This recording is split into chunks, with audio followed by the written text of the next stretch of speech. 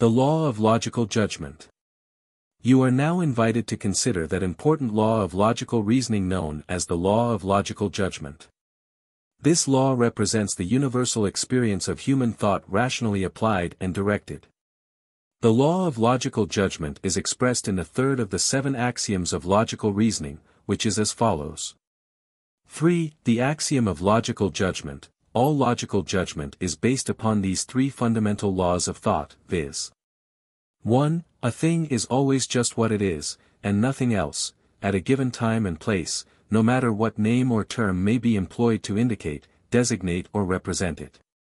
2. A thing cannot both be and yet not be just what it is affirmed to be, at the same time and place. 3. A thing must either be, or not be, that which it is affirmed to be, at a given time and place. There is no third alternative. This axiom embodies the essential principles of the ancient 3 laws of thought, which were first stated nearly 2,000 years ago by the old Greek philosophers. In their original form they were as follows: whatever is, is. No thing can both be and not be, everything must either be or not be. These laws are known, technically, as the law of identity, the law of contradiction, and the law of excluded middle, respectively. Jevons has said of these laws, students are seldom able to see at first their full meaning and importance. All arguments may be explained when these self-evident laws are granted. It is not too much to say that the whole of logic will be plain to those who will constantly use these laws as their key. The 3 divisions of the axiom of logical judgment, embodying these 3 laws of thought, will be considered in detail as we proceed with our instruction concerning the law of logical judgment in this section of this book. Judgment is that mental process involving comparison and discrimination, i.e., discernment of resemblances and differences in the qualities of respective percepts or concepts, where the mind forms opinions and decisions concerning the nature of the things under consideration. Judgment is that power of the reason whereby it perceives the agreement or disagreement between 2 objects of thought. Reason, in the process of judgment, compares and decides. It is manifest in every act of reasoning thought. It manifests when you form your percepts, when you create your concepts, when you state your propositions, when you make your inferences. The mind cannot reason without employing judgments. To reason is to judge is to reason. Reasoning is a continuous process, and judgment is always involved in it. Reasoning is the golden thread upon which are strung the pearls of successive judgments. Logical reasoning is one logical judgment after another. Let us now consider in detail the 3 elements involved in the axiom of logical judgment which expresses the law of logical judgment. The law of identity. The first element of the law of logical judgment is that originally known as the law of identity, which in our axiom is as follows: thing is always just what it is, and nothing else, at a given time and place. No matter what name or term may be employed to indicate, designate, or represent it.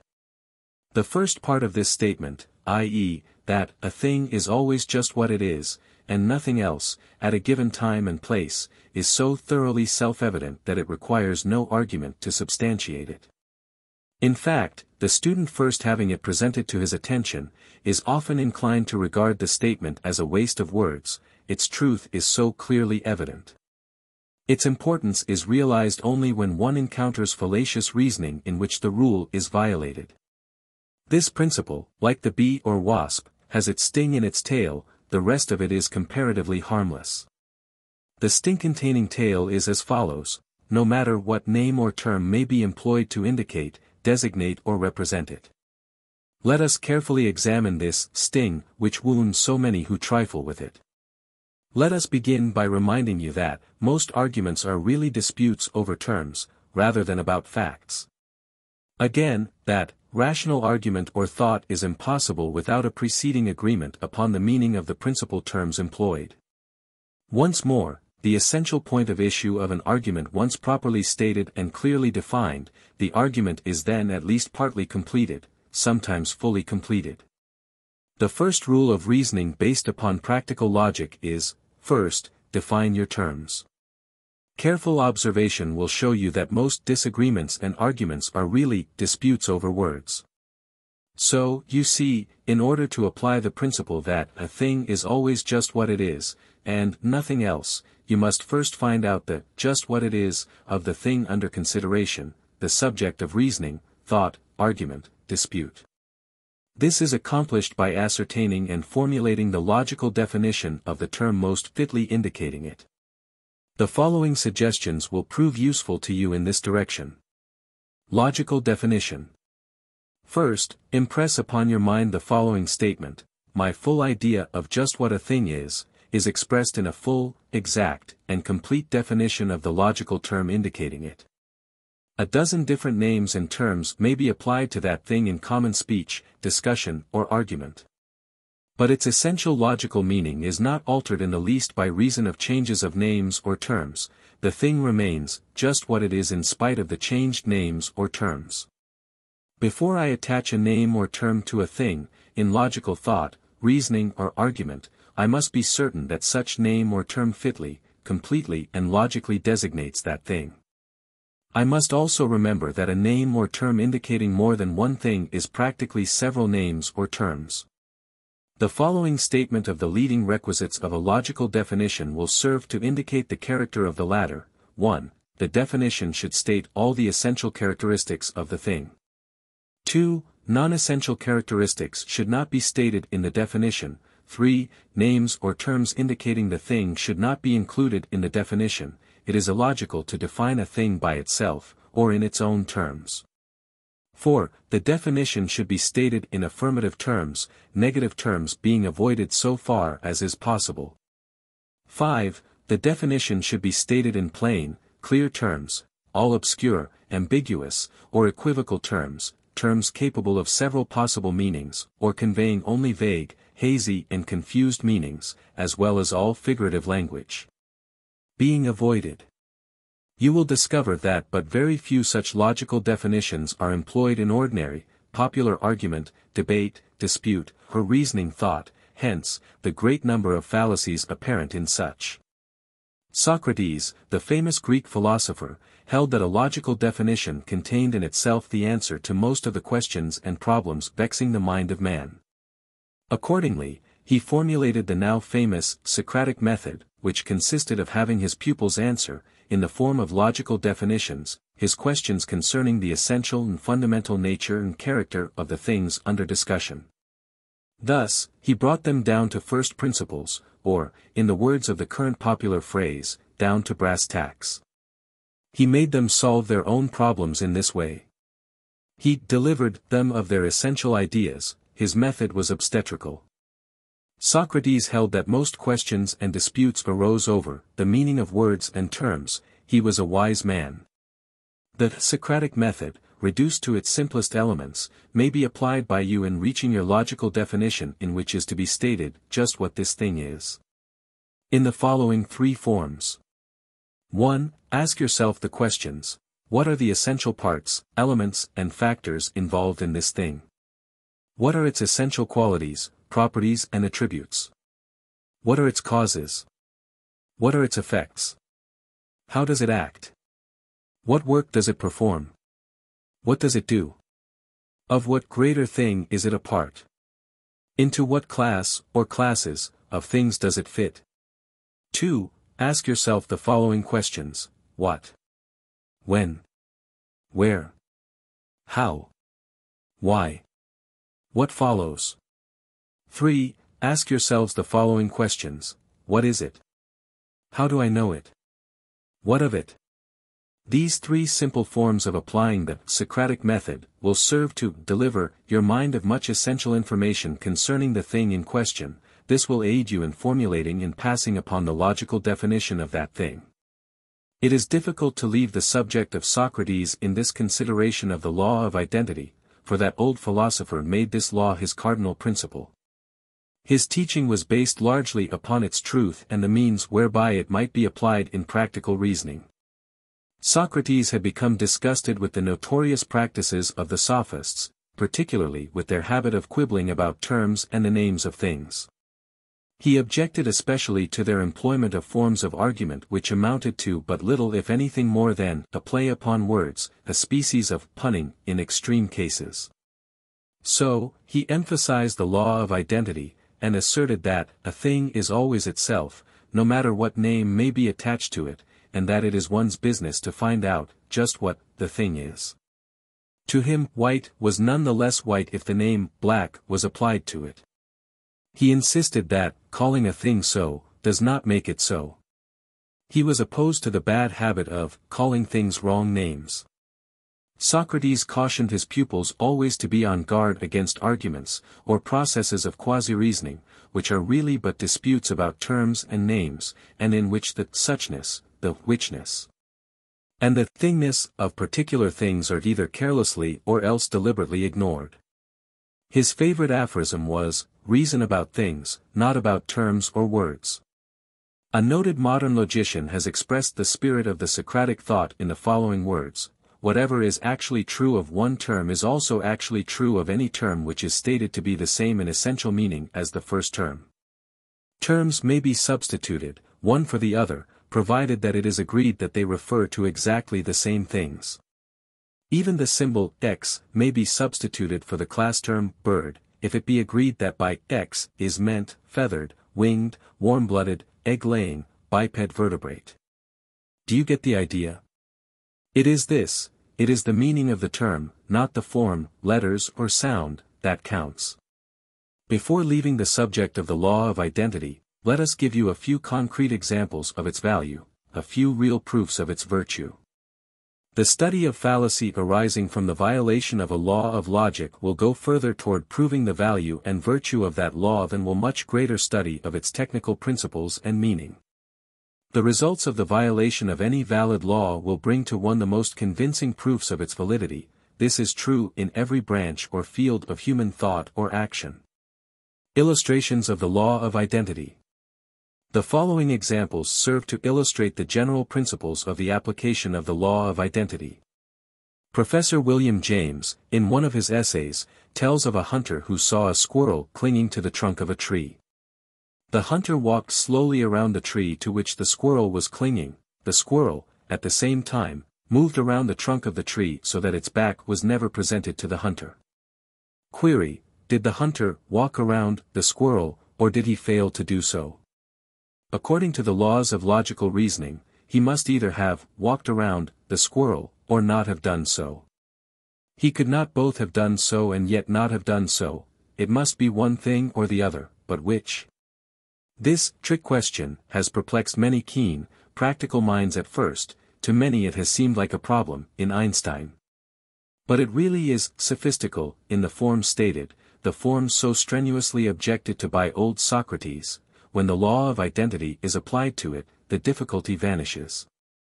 The gist of the question depends upon another question, viz. Just what is meant by walking around the squirrel? If by walking around the squirrel is meant that the man proceeded so as to face in turn both the back and the front of the squirrel, then the answer must be that he did not do so. If, on the contrary, by walking around the squirrel is meant that the man proceeded so as to move completely around the place where the squirrel was situated, i.e., the trunk of the tree, then the answer must be that he did so. Without an agreement upon just what is meant by walking around, the logical meaning of the term, there can be no logical judgment. But this agreement once reached, this meaning once established, there can be but one logical judgment, and that a very easy one at which to arrive. The law of identity governs this case, when its principles are logically applied. And in it you have an example of the virtue of the rules: define your terms, and reason about things, not about words. Another example: a whale is popularly known as a fish. It looks like a fish, it swims like a fish, it lives in water like a fish. Then, is or is it not a fish? Popular opinion holds that it is a fish, because of the characteristics above noted. Naturalists hold that it is not a fish, because it is a mammal, has lungs, is warm-blooded, and suckles its young at its breast and gives it milk, just as does any other mammal. Which is right? The disputants might argue indefinitely unless there was some agreement upon the meaning of the term fish, some logical definition of it. Reference to capable and competent authorities show that, a fish is cold-blooded, has gills, and does not suckle its young, having no teats or mammary glands to do so. This scientific meaning of the term fish being ascertained and accepted, this answer immediately follows: the whale is not a fish, though it looks like one and lives and swims in the water like one. On the contrary, the same reasoning shows that the whale, having all the essential qualities of a mammal, is and must be a mammal. Another example: a person asserts that the water in the bathtub is hot, another says that it is merely warm, a third holds that it is tepid, a fourth believes that it is cool. How is the dispute to be settled? Each reports the degree of heat sensation, or rather the heat perception, experienced by himself. Yet the temperature of that water remains certain, definite, fixed, at least for the moment. Lacking a standard of meaning governing the use of these several terms, there can be no agreement. The thermometer gives the certain, definite, fixed temperature. But it does not report whether such be hot, warm, tepid, or cool, neither does the dictionary. Let us suppose that the disputants agree to accept the definition given by certain authorities on bathing. These authorities report that, water is hot when its temperature is above 98 degrees, FAHR, that it is warm from 85 to 98 degrees, FAHR, that it is tepid from 75 to 85 degrees, FAHR, that it is ice cold at 32 degrees, FAHR. This, or any similar standard, once accepted or adopted, the judgment becomes certain, the thermometer gives the true answer. Another example, a particularly dangerous form of fallacy claiming the protection of the laws of thought is that which arises from the assumption of some relative, comparative or personal opinion by which the actions of persons or the character of things are measured. The fallacy consists in assuming that such relative, comparative or personal opinion represents an actual, fixed, certain standard, instead of being one dependent entirely upon the personal views, opinions, training or prejudice of the individual employing it. For instance, it is often argued that such a person is noble, courageous, virtuous, vicious, selfish, unbusinesslike, etc., etc., etc. Such reasoning or arguments are always more or less futile and inconclusive, because no fixed standard is agreed upon or accepted, no fixed measure of value agreed upon or accepted by the disputants. If some such fixed standard, as, for instance, one representing the best opinion of the time and place, is agreed upon and accepted, then the judgment is speedily reached. In absence of such, the reasoning or argument travels round in a circle, ever moving but never reaching a conclusion. The rule in such cases is this: define your terms, obtain an agreement upon the standard of measurement or value, and then reason logically from such. One is even justified in inquiring of others, or of himself, good for what, when the argument or reasoning is concerned with the question or whether or not a certain thing or action is good. Other examples illustrating the need of clearness of definition of terms are found in the later section of this book, entitled The Law of Deduction, under the head, The Terms Must Be Unequivocal and Not Ambiguous. That portion of our instruction should be studied and considered in connection with the present statements, and vice versa, for they are both concerned with the same principle of judgment. The Law of Contradiction. The second element of the law of logical judgment is that originally known as the law of contradiction, which in our axiom is stated as follows: a thing cannot both be and not be just what it is affirmed to be, at the same time and place. We shall consider this logical principle in connection with the law of excluded middle, inasmuch as the same essential principle is involved in each, and in both, the two laws being complementary one to the other. The law of excluded middle. The third element of the law of logical judgment is that originally known as the law of excluded middle, which in our axiom is stated as follows: a thing must either be, or not be, that which it is affirmed to be, at a given time and place. In the case of these two respective laws, as in the case of the one which we have just considered, the sting is found in the tail. In these cases, the sting consists of the clause contained in the statement of each, i.e., at the same time and place, or at a given time and place. When this point of time and place, and that of definition of terms, are fully understood, the application of these two principles becomes easy. The words, at the same time and place, or at a given time and place, give additional definiteness to the proposition, and serve to bring into a clear relief its essential meaning. The valid application of these two principles is illustrated by the following familiar examples. You are either just where you are, or not just where you are, at the time you are reading these words. You must either be there, or not be there, you cannot both be and yet not be there, and there is no third alternative in which the two extremes are harmonized, or in which neither is the truth. This requires no argument, it is self-evident. Again, a dog must either be an animal, or else not be an animal, at a given time and place, it cannot both be and yet not be such, and there is no third alternative. This is self-evident. Again, a particular rose, at a given time and place, must either be red, or else not red, it cannot both be and yet not be red, and there is no third alternative. Again, a whale must either be or not be a fish. It cannot both be and yet not be, and there is no third alternative. Such cases might be multiplied indefinitely. The principle involved is self-evident, it is, as plain as the nose on your face. It is only when we consider the unwarranted and fallacious attempts to employ the principle that its importance is made clear. Let us now consider a few examples of this fallacious application. 1. The element of time and place.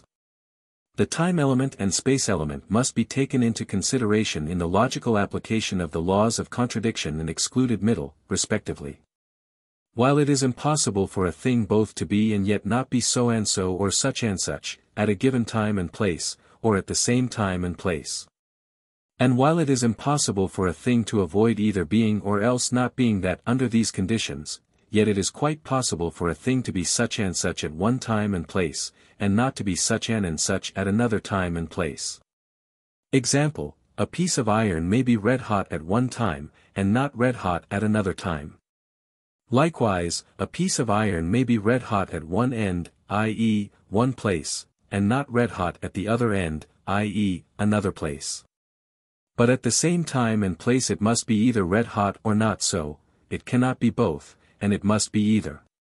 Again, a man may be angry at one time and place, and not angry at another time and place. But at the same time and place he must be either one thing or the other, he cannot be both. Again, a piece of cloth may be red in one place, one part, and blue at another at the same time. Or it may be red today, and be dyed purple tomorrow, but at the same time and place it must either be red or not red, it cannot be both. Query, a man has cold feet and a hot head, is he hot or is he cold? If so, why? Are the principles of logical judgment overcome, or their laws violated, in such a case? In this connection, you are asked to note that even in such cases as those above cited, the law of identity governs, the thing or man, at any given time and place, is always just what it is, at that time and place, notwithstanding just what may be found to be. 2. The element of relative terms. The distinction between absolute terms and relative terms, to which we have alluded in the preceding pages, also plays an important part in the application of these two laws or principles. Relative, comparative or personal terms must not be employed as absolute, fixed, certain, definite terms in such application. We have already given you a typically illustrative example in the case of the water in the bathtub. Differences of opinion concerning the warmness or coolness or just rightness of the temperature of a room furnish another example. Here, the absolute, certain, fixed, definite, just what the temperature is consists of the report of the thermometer that it is so many degrees, Fahrenheit. Whether it is cool, warm, or just right, is a matter of individual feeling, unless a fixed standard be accepted or adopted, by means of which these terms acquire a definite meaning. Here is a variation, illustrating the same principle. A man stands before 3 different basins filled with water. The right-hand basin contains water heated to 120 degrees Fahrenheit, the left-hand basin, water cooled to 35 degrees, Fahrenheit.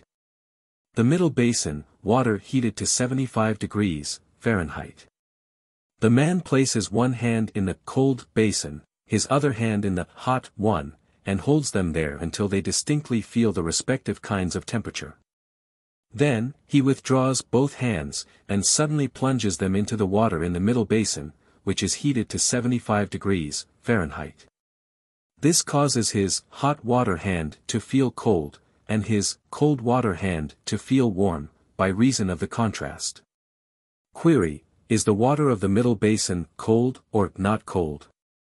One hand says one thing, the other hand, another. How and why do the laws of logical judgment apply in this case? The answer is, the only certain fact is that the water in the middle basin is of a temperature of 75 degrees Fahrenheit. Only this and nothing more, the rest is a matter of interpretation of sensation according to the existing conditions. If water of 75 degrees Fahrenheit be regarded, as it is, by authorities as tepid or lukewarm, then the water must be regarded as so. The law of logical judgment notwithstanding the conflicting reports of sensation made by the respective hands. Note: if two thermometers disagree in their reports, get a standard one, and abide by its decision. We advise you to fix the words lukewarm water in your memory, associating them with the above typical example.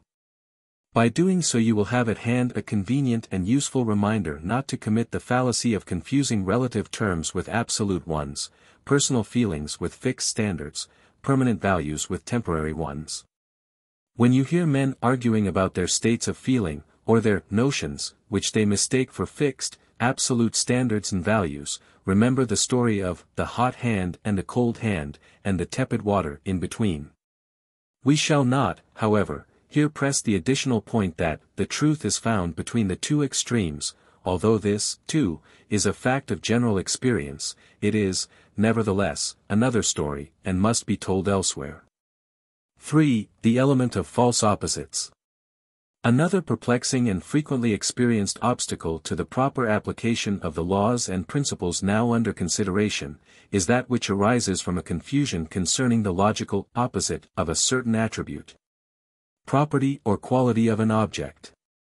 Thus, many persons think that the true opposite of white is black.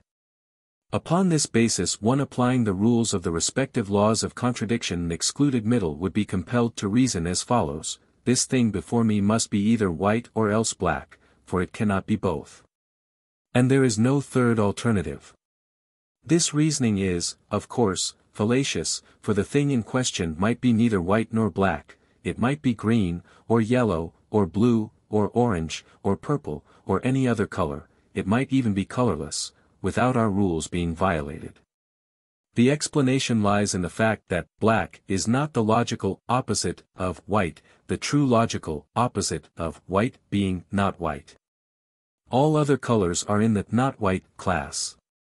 And it may be stated with logical certainty that everything that exists must be either white or else not white, it cannot be both, and there is nothing else for it to be but one or the other of these. The same state of affairs is found in the respective cases of the apparent opposites known as hot and cold, sharp and dull, and of all other cases in which the contrasting terms represent conditions manifested by the two extreme poles of a general class of things or characteristics. There being many degrees of difference between these two extreme poles. The same rule applies in cases like Republican and Democrat, Catholic and Protestant, etc. A man may be neither a Republican nor a Democrat, neither a Catholic nor a Protestant, for there is always a third alternative, or a something else to be, in such cases. The proper grouping of the opposites in these cases is as follows: Republican or non-Republican, Democrat or non-Democrat, Catholic or non-Catholic, Protestant or non-Protestant. Thus, each and every man that lives, no matter what may be his politics or religion, even if he be without political or religious affiliations, must be either a Republican or a non-Republican, a Democrat or a non-Democrat, a Catholic or a non-Catholic, or, for that matter, either the King of England or not the King of England. The little prefixes not or non indicate the true logical opposite to anything whatsoever, when attached to the name or term designating that thing. The combined laws of contradiction and excluded middle, rightly understood and logically applied, are found to possess the absolute character of arithmetical or geometrical laws and principles. No true exceptions to these laws ever have been discovered. Every apparent exception, when analyzed and explained, becomes an additional verification. The human mind is compelled to think according to these laws, when it reasons logically. The Law of Logical Analogy. You are now invited to consider that important law of logical reasoning known as the Law of Logical Analogy. This law represents the universal experience of human thought rationally applied and directed. The Law of Logical Analogy is expressed in the fourth of the 7 axioms of logical reasoning, which is as follows. 4. The axiom of logical analogy: a few things which are alike in many respects are probably, though not certainly, alike in some other respects. The principle of reasoning is the one most frequently employed by the average person. Many, indeed, but seldom use any other form. Rightly understood, and employed within proper limits, it constitutes an important rule of rational thought. But the possibilities of the careless and unwarranted extension of its employment by those not recognizing its limitations has caused logicians to advance but cautiously its claims. Reasoning by analogy is the most primitive form of reasoning, and it certainly was the only form employed by primitive man, just as today it is the only form known to the undeveloped races, and, indeed, the only one used by untrained, uncultured minds even in civilized communities. It has a valid foundation in observation and experience, and, when a single-story structure is erected upon it, it frequently serves well its purpose.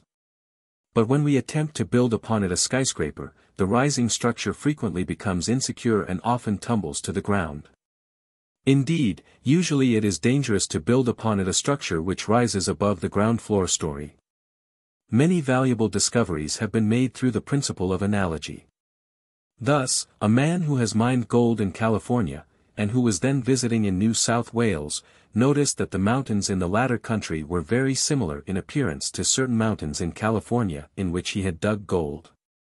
He, reasoning by analogy, concluded that the mountains being alike in some respects, also should be alike in other respects, and so he dug for gold in them. His guess proved to be correct. He found rich ore in the hills, and the result was the great discovery of gold in Australia. Geologists employed the principle of analogy in their judgment that certain rocks were originally formed by processes similar to those observed to be in operation in the present period of the Earth's history. Noticing the marks on a sandy sea beach from which the waves had just receded, they reasoned that the similar marks on certain rock formations were produced in the same way at some early period of the history of the Earth. The soft material afterward becoming hardened by natural processes. Seeing on certain rocks marks similar to those now impressed upon clay by raindrops and by the footprints of birds, mammals and insects, they reasoned that the markings on the rocks were caused in the same way, by prehistoric creatures. At some early geological period and the rocks were in a plastic condition. In the same way, it is reasoned that the printed tables of logarithms used by the Chinese were either copied from similar tables of the English, or else both had a common origin. The probability of mere coincidence was overcome by the discovery that certain errors in the English tables were duplicated in the ones used by the Chinese. The analogy was so complete that the hypothesis of copying or a common origin was the only reasonable one. In the same way, it is reasoned that inasmuch as the planet Mars is found to have certain areas believed to be seas, and certain others believed to be land, therefore conditions on that planet must resemble to some extent those of the Earth. Moreover, at each pole of Mars there is observed to be a white, rounded spot which is perceived to decrease in circumference when exposed to the sun's direct rays, and to increase at other times. Just as do the masses of ice and snow found around the poles of the Earth. Here the analogy is so close that astronomers feel justified in believing that Mars has ice and snow at its poles, just as has the Earth. The same kind of reasoning has led to the belief that Mars has an atmosphere, with winds, clouds, rain and snow, very similar to corresponding phenomena manifested on the Earth. The reasoning, indeed, is often carried so far as to reach the conclusion that there is probably life of some kind on the planet Mars. On the other hand, this form of reasoning often proves dangerous.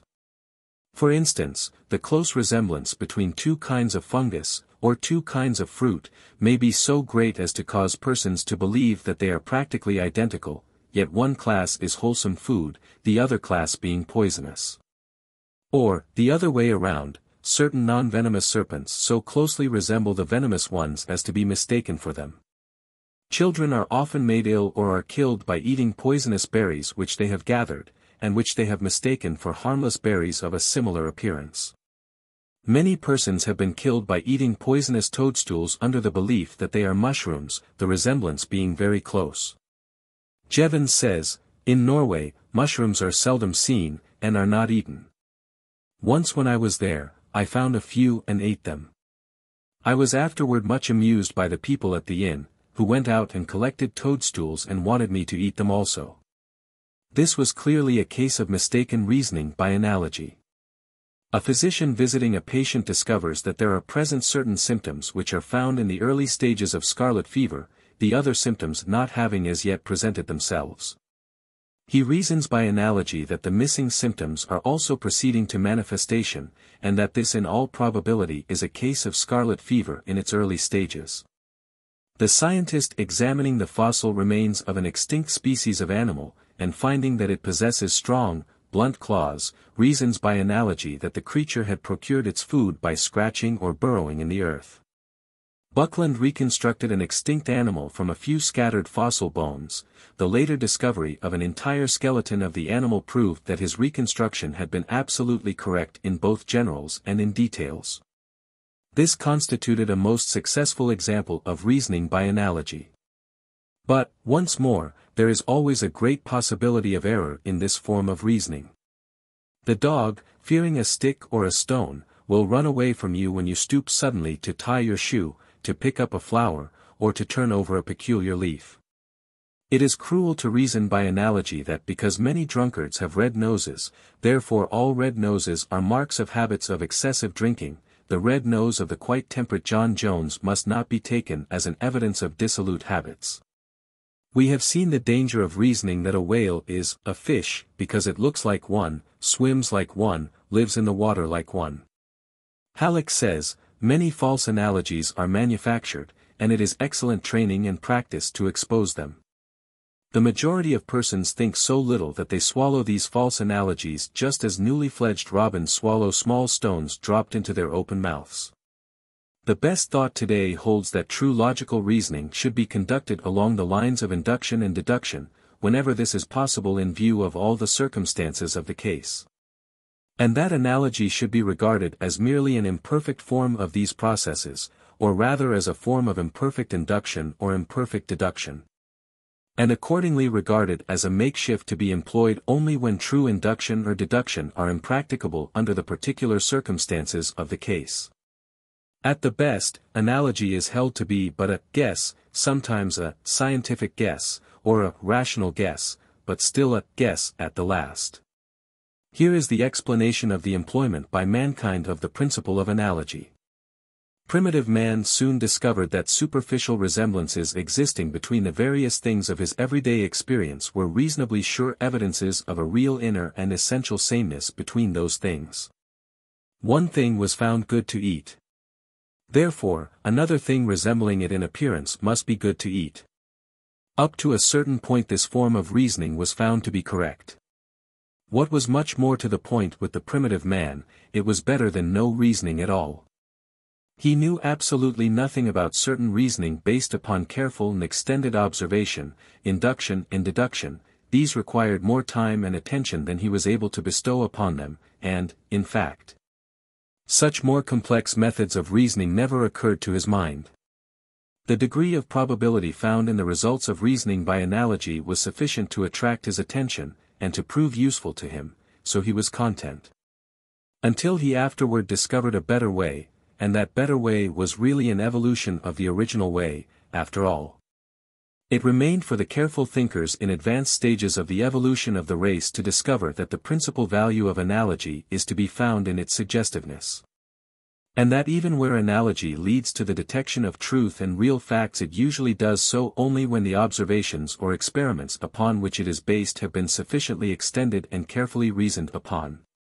It has been said, analogy may be applied with even reasonable confidence only when the degree of ascertained similarity is great, and when the extent of the preliminary observation is sufficiently wide.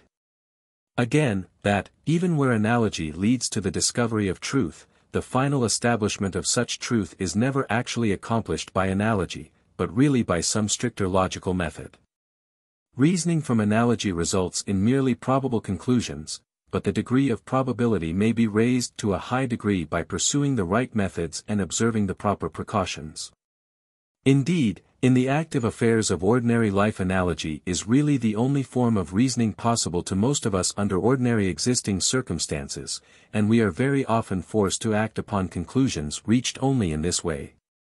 Reasoning by analogy, carefully and cautiously exercised, has led to many important discoveries of natural science, mechanics, medicine, psychology, etc., and it is often effectively applied in the practice of law and in judicial decisions. In short, analogy is useful, often necessary, frequently the only possible way, but its application must always be surrounded by the greatest care, and exercised with the greatest caution. The essential distinction between analogy and induction is as follows. Analogy proceeds upon the general principle that, a few things having many characteristics in common, also have other characteristics in common. Induction proceeds upon the general principle that, many things having a few characteristics in common, all other things of the same class also have all these same essential characteristics. Further, in analogy we usually confine ourselves chiefly to the observation of the external and incidental characteristics of the several things in question. In induction, however, we extend the observation and apply it particularly to the internal and essential characteristics of the things examined. We go deeper into the examination and search for the essential elements. The following diagram will illustrate the principal points of distinction between the processes of analogy and induction, respectively. Examples: if we find that X has the characteristics known as A, B, C, D, E, F, respectively, and then find that Y has the characteristics A, B, C, D, respectively, we reason by analogy that Y also possesses the additional common characteristics E and F, respectively, because these are found in X with which Y has so much else in common. Thus, finding that the planet Venus has the attributes of light, heat, water, and atmosphere in common with the Earth, we reason by analogy that Venus probably possesses the additional attribute of the presence of living things in common with the Earth, the latter having been found to possess it.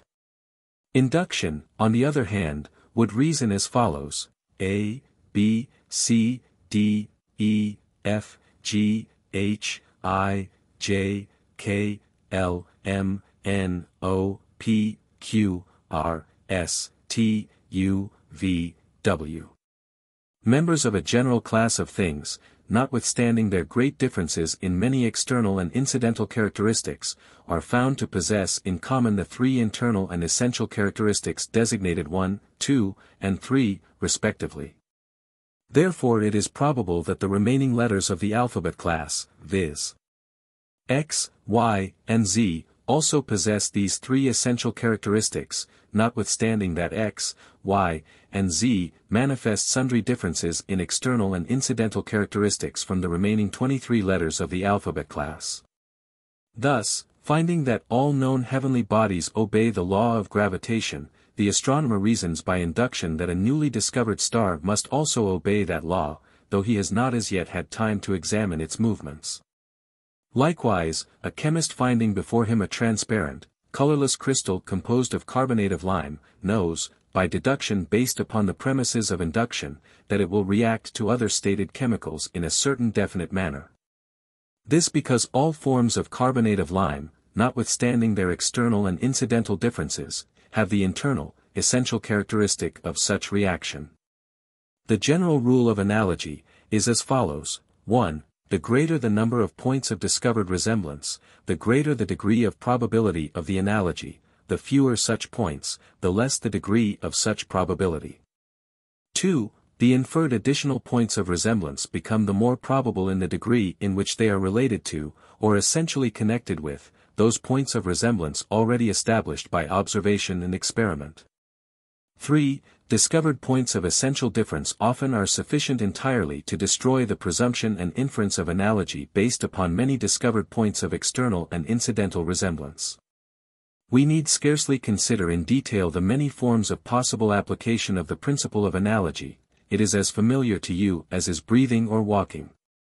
You employ it in some form during almost every hour of your waking periods. It has its evident uses in forming everyday conclusions, opinions, judgments and decisions. You could not do without it, even if you so desired. The most that you can do in the matter of its application is to endeavor to employ it correctly, always recognizing its weak points and dangers, and always observing carefully and consistently the above-stated rules concerning its degree of value and probability, its use, and its limitations. Probably the best use of analogy is that in which its conclusions are recognized as being merely tentative, i.e., adopted experimentally and for a trial, afterward to be subjected to more careful observation, examination and testing. By its employment in this way we often arrive at a valuable idea of a probable cause, or a working hypothesis, which afterward may be verified or disproved. Its reports must always be recognized as probable truth, never as certain truth. Jevons ably sums up the matter when he says, in order to be clear about our conclusions, we ought never to rest satisfied with mere analogy, but ought to try to discover the general laws governing the case. In analogy we seem to reason from one fact to another, without troubling ourselves either with deduction or induction. But it is only by a kind of guess that we do so, it is not really conclusive reasoning. We ought properly to ascertain what general laws of nature are shown to exist by the facts observed, and then to infer what will happen according to those laws. We find that reasoning by analogy is not to be depended upon, unless we make such further inquiry into the causes and laws of the things in question which really necessitates the employment of inductive and deductive reasoning. The Law of Logical Induction. You are now invited to consider that important law of logical reasoning known as the Law of Logical Induction. This law represents the universal experience of human thought rationally applied and directed. The law of logical induction is expressed in the fifth of the 7 axioms of logical reasoning, which is as follows. V. The axiom of logical induction: what is discovered to be true of a great number of observed objects, things or individuals of a definite general class, is practically certain to be true of that general class as a whole. The characteristics assumed to be possessed in common by all the individual objects or things in a definite general class, constitute the accepted essential characteristics of that class as a whole. This fundamental principle of induction has been stated in many forms, among which are the following: what is true of the many, is true of the whole. That which belongs or does not belong to many things of the same kind, belongs or does not belong to all things of the same kind. Mill's statement of the principle of induction is very comprehensive.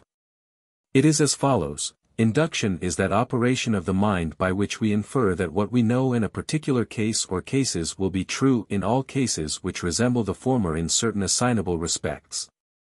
In other words, induction is the process by which we conclude that what is true of certain individuals of a class is true of the whole class, or that what is true at certain times will be true in similar circumstances at all times. In the early days of logic, the principle of induction was largely neglected by reason of the great emphasis placed upon the principle of deduction. The followers of the old philosophies and systems of logic, which were fathered by Aristotle and long afterward wet-nursed by the scholastic school of philosophy, and which for many centuries dominated the world of logical thought and philosophy, believed that it was possible to arrive at all human knowledge by the methods of formal logic applied along the lines of deductive reasoning. The syllogism was elevated to the highest rank, and logicians bowed down before it and worshipped it. As Jevons says, men preferred trusting to Aristotle, rather than using their own eyes. Of course, it was necessary to find bases for the premises employed in such deductive reasoning, and a certain degree of induction was employed in finding these. But, at the best, but imperfect induction, or a sublimated form of analogy, served the purpose in most cases. In other cases, resort was had to a priori judgments, i.e., propositions assumed to be true more or less independent of extended observation, experiment, or wide experience, more often held to be innate ideas or universal intuitions. Logicians reason from assumed causes to effects, but too often without first being sure that the assumed causes were real causes. They ignored a posteriori reasoning, i.e., reasoning proceeding from effect to causes, judgments based upon experimental proof. They contented themselves with deducing particular facts from assumed general principles. They neglected the correlated logical process of reasoning by induction from particular facts to general principles, and thus assuring themselves of the validity of the general principles which formed the basis of their deductive processes. The rise of inductive reasoning to its proper place was due in a great measure to the influence of Roger Bacon, d. 12141292, and of Francis Bacon, d. 1561–1629. The former laid the basis, the latter advanced the idea and formulated methods of applying the principles. Francis Bacon is often styled the father of inductive reasoning and the founder of the scientific method. But the preliminary work of Roger Bacon must not be overlooked nor forgotten.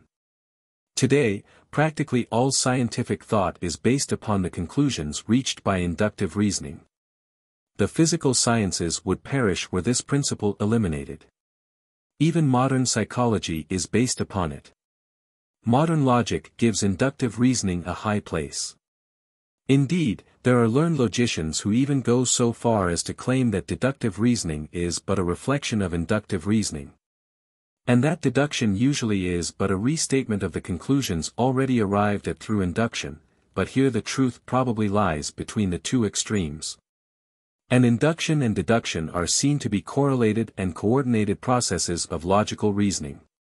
In our consideration of the subject of logical synthesis, or classification, we have shown you how and why individual objects possessing certain common characteristics are grouped or generalized into classes. The common characteristics of all these individual objects thus becoming the essential characteristics of that class. The same principle, as you have seen, governs the grouping or generalization of these classes into larger classes, and so on.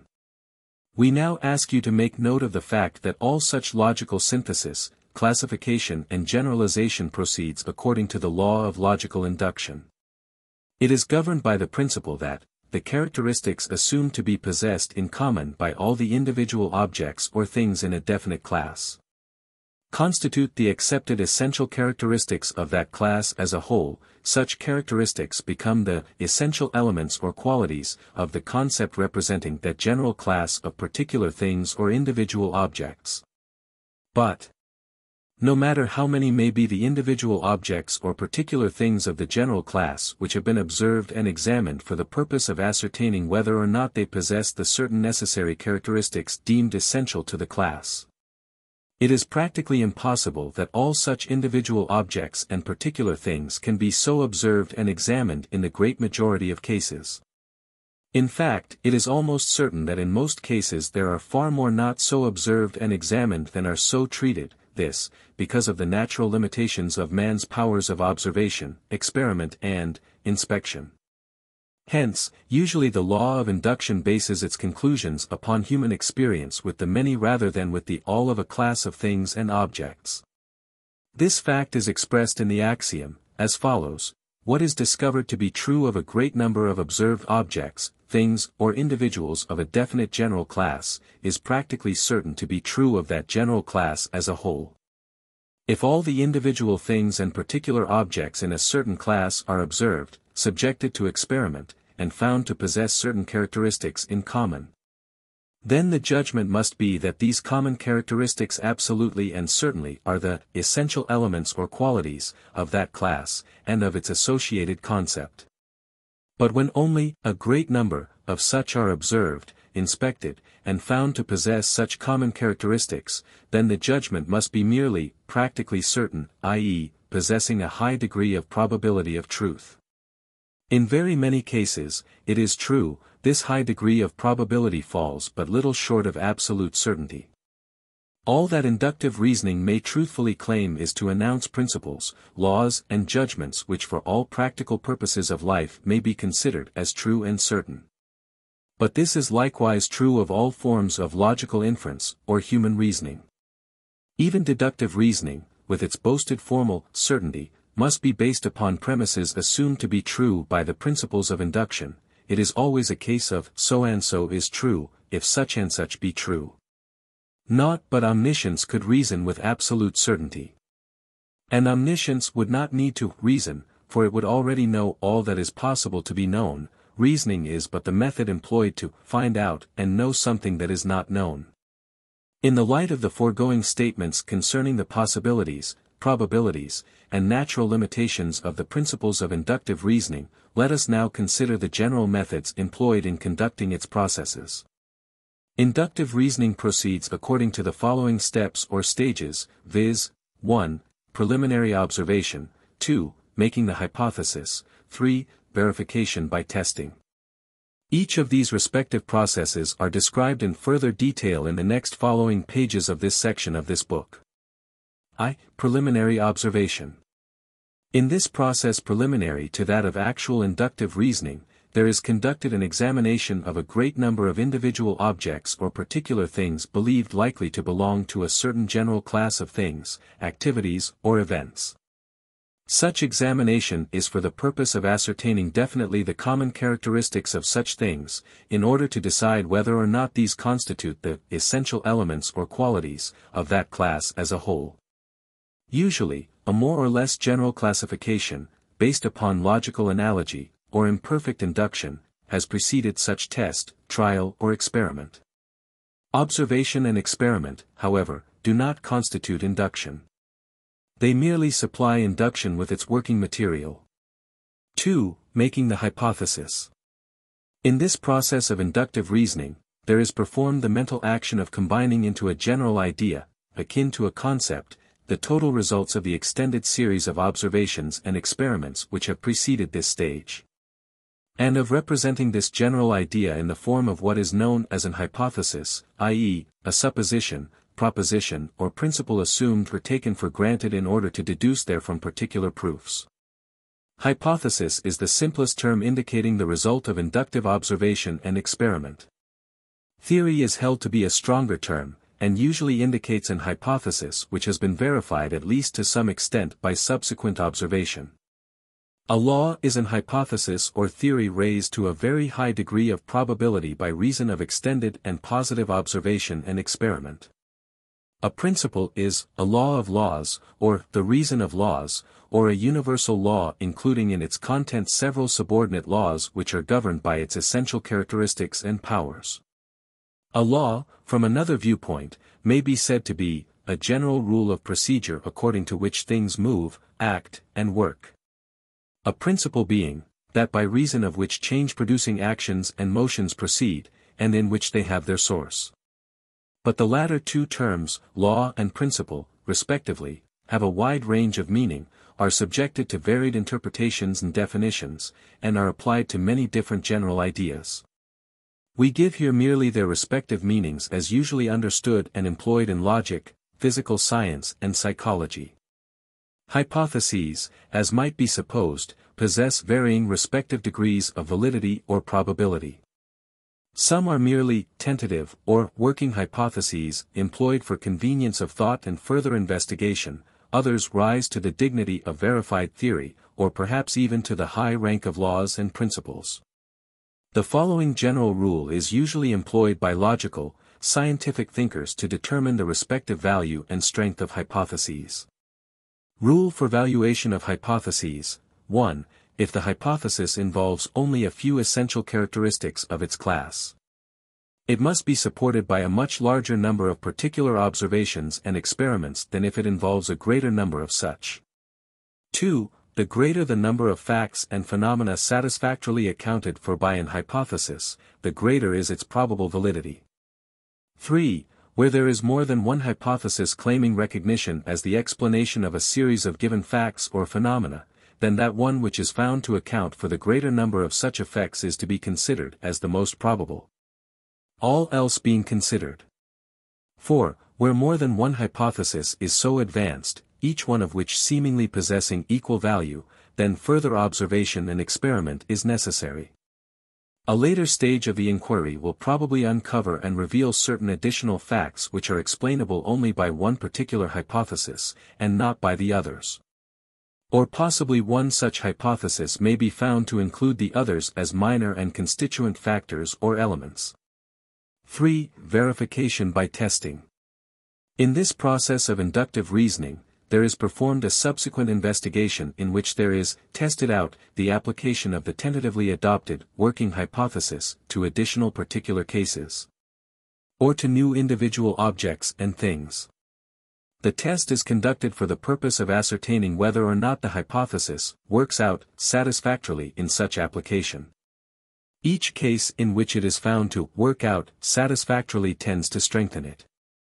But if there are found one or more cases in which it will not work out satisfactorily, provided that the failure cannot be accounted for or explained away logically and rationally, it is weakened to that extent.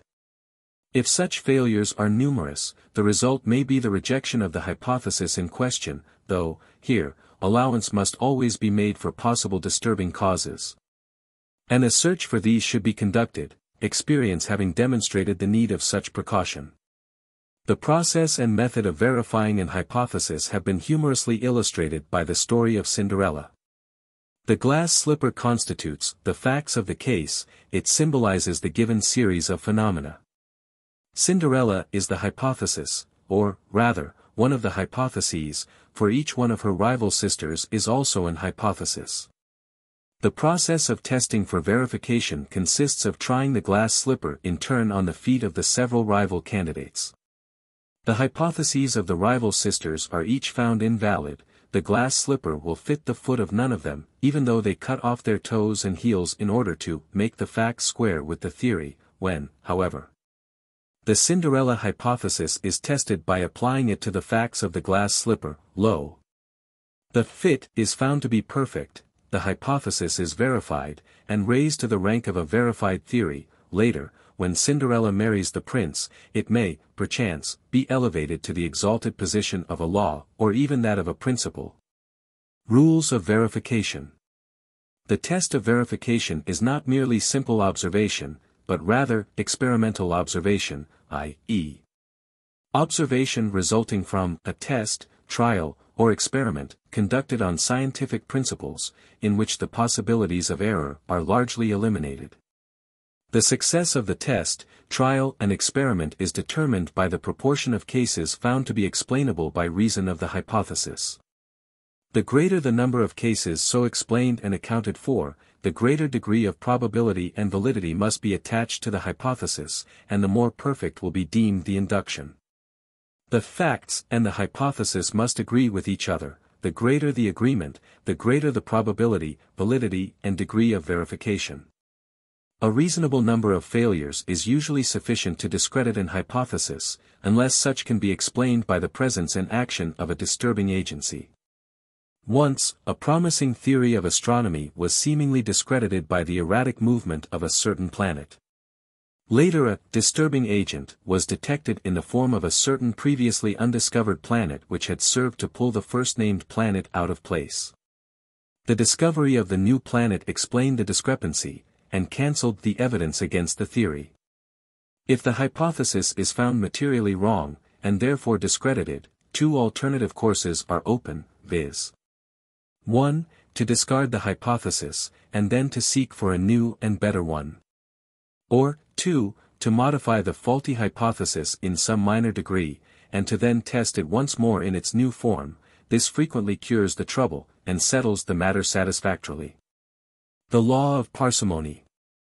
The law of parsimony, carefully applied, often results satisfactorily in deciding between two or more promising hypotheses. This law is stated as follows: 1. Explanations should not be unnecessarily extended, multiplied or complicated, but should be limited so far as is possible, and rendered simple so far as is possible. 2. All else being equal, a simple explanation should be preferred to a complex one, a limited explanation to a more extended one. A close, ready, immediate explanation to a remote one. 3. An unknown must not be accounted for or explained by one still less knowable, or still more unknown, when a known explanation is at hand. The law of parsimony has also been called the law of the economy of thought. It is a valuable and efficient, though comparatively little known, principle of logical thought. We advise you to commit it to memory, and to apply it. The law of logical causation. You are now invited to consider that important law of logical reasoning known as the law of logical causation. This law represents the universal experience of human thought rationally applied and directed. The law of logical causation is expressed in the sixth of the 7 axioms of logical reasoning, which is as follows. 6. The axiom of logical causation: every change, happening, event, or entrance into or exit from existence, proceeds from precedent conditions or causes. Given the same causative factors, the same material elements, and the same environmental conditions, the same results and effects will follow in all cases so determined and conditioned. This axiom states a truth which is verified by all human experience, is supported by the common-sense reports of the race, and is substantiated by the judgment of the keenest logical and philosophical thought. It is regarded as self-evident truth, and as a proposition which may be taken for granted. It is assumed in all logical thought, and is implied in all true reasoning. The following consideration is not intended to be offered as proof of its truth, but is designed merely to elucidate and make clearer the manifestation of this principle in the world of thought and things. The law of causation is expressed in popular terms as follows: everything that happens is the result of a cause. Without a cause, nothing happens. A more technical statement is, all changes in things, and, therefore, all actions, movements, events, happenings, and occurrences involving change, are the results or effects of certain antecedent activities, conditions, forms or states of things, known as causes. These causes being present, the results and effects must occur; these causes being absent, the results and effects cannot occur.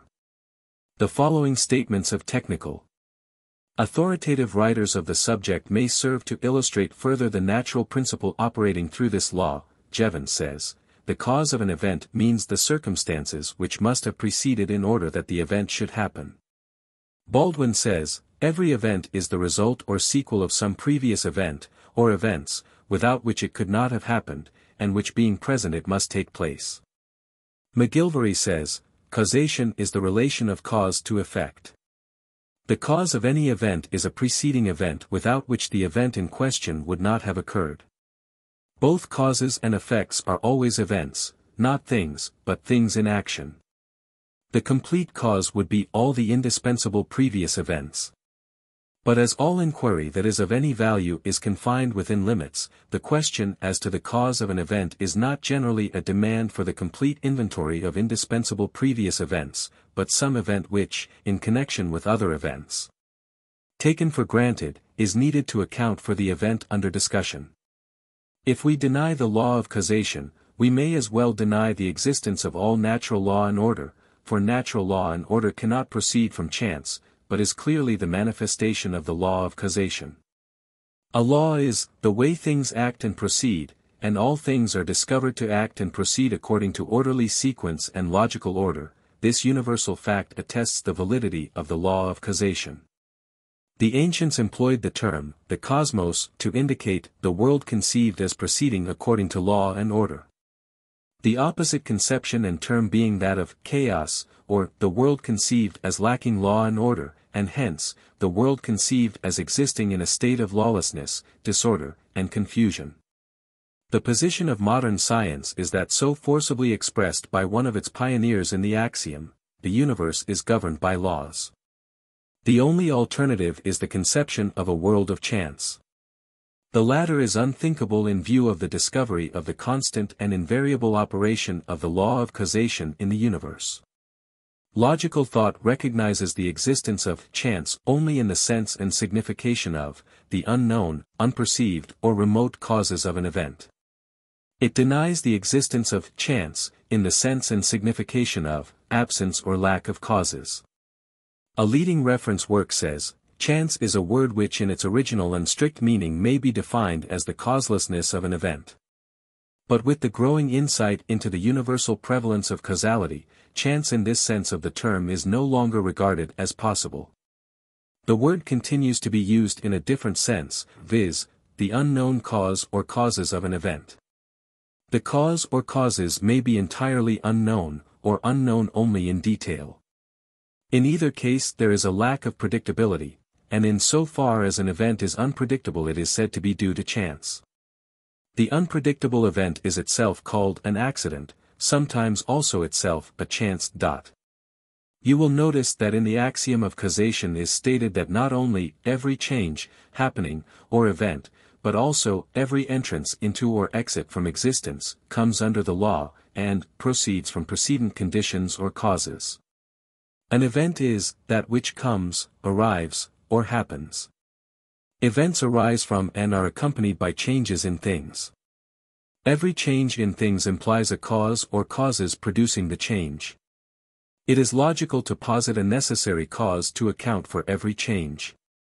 Now, every entrance into or exit from existence is a change, or becoming, consequently every coming into existence or exit from existence must have its cause. But, note this important fact, if there be posited a something or somewhat which is eternal, and which, therefore, has never come into existence, or entered into existence, or become existent, then the existence of that something or somewhat does not imply the necessary precedent existence and action of a cause. And, logically, we have no right to demand a cause for such. Consequently, each and every school of philosophy, metaphysics, or theology equally is entitled to be absolved from the necessity of explaining by cause the fact of the existence of its own particular posited eternal ultimate principle, law, process, or being, upon some one of which all philosophies, systems of metaphysics and theologies based their respective reasoning. If there exists anything that is eternal, then such thing must of necessity be causeless. Only that which is conceived as coming into or entering into existence requires the positing of a cause to explain such becoming. As Bound says, it is not existence as such that demands a cause, but a changing existence. It is entrance and exit only that give rise to this demand. Whatever manifests them must have a cause. Whatever does not manifest them can dispense with a cause. However, in this particular instruction we are dealing only with natural things, things which become objects of perception and conception. All such things are temporal things. Things which have come into existence, which manifest constant change during their period of existence, and which are destined to pass out of existence, all through a process of becoming. Such things, then, are clearly under the law of causation.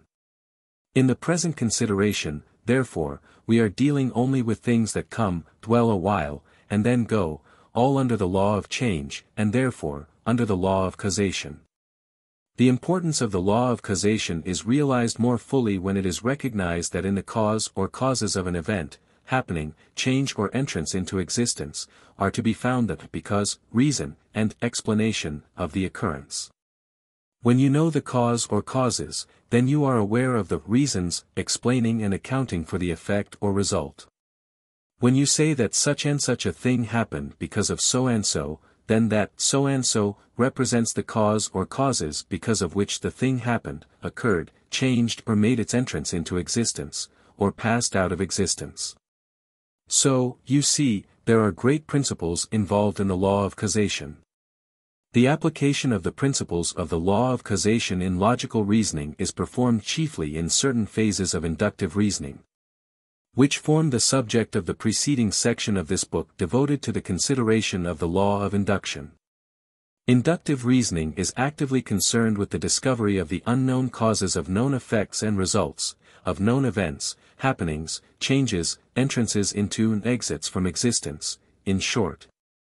With the relations of cause and effect existing between all things.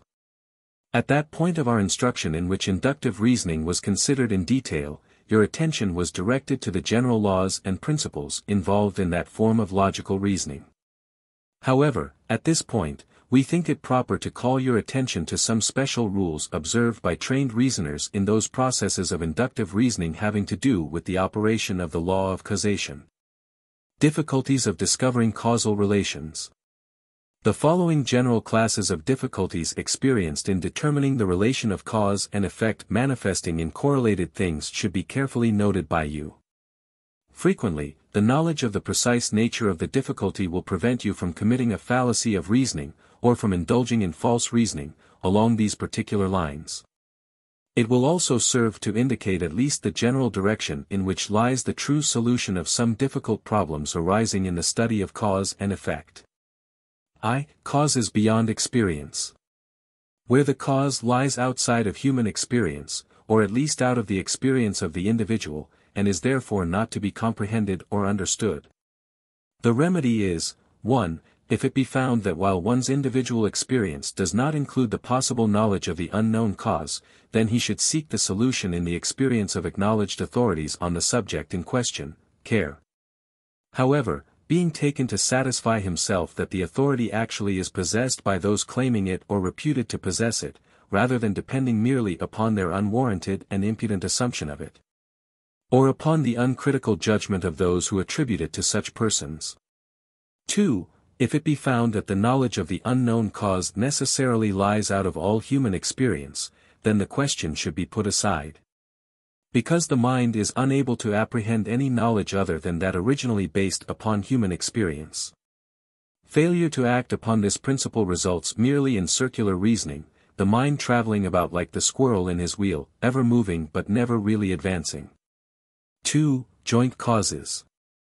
Where there are two or more causes acting conjointly, thereby rendering it difficult to determine which is the predominant cause, or to eliminate from the problem the associated causes. Then the remedy is to observe other cases in which some one of the several possible causes has by itself operated to produce similar results independent of the other possible causes. If any one of the said possible causes is found to be capable of producing an effect identical with or quite similar to the effect under observation, without the possible presence or action of the other possible causes, and where the other possible causes are not found to be capable of so producing such identical or similar effects, then it is logical to reason that the successful possible cause is the true cause. In the absence of such decisive result of the test, you must either label the question as undecided, or else tentatively assume that the effect is the result of the several possible causes necessarily acting conjointly. Tests along these lines will frequently eliminate certain of the factors as non-essential in the joint action, thus narrowing the unanalyzed combination to the remaining factors. 3. Modifying causes. Where there are found to exist some modifying or counteracting cause or causes, which tend to confuse the investigator and to cloud the result of his investigation, then the remedy is that of elimination, see the below stated rule of elimination. 4. Plurality of possible causes.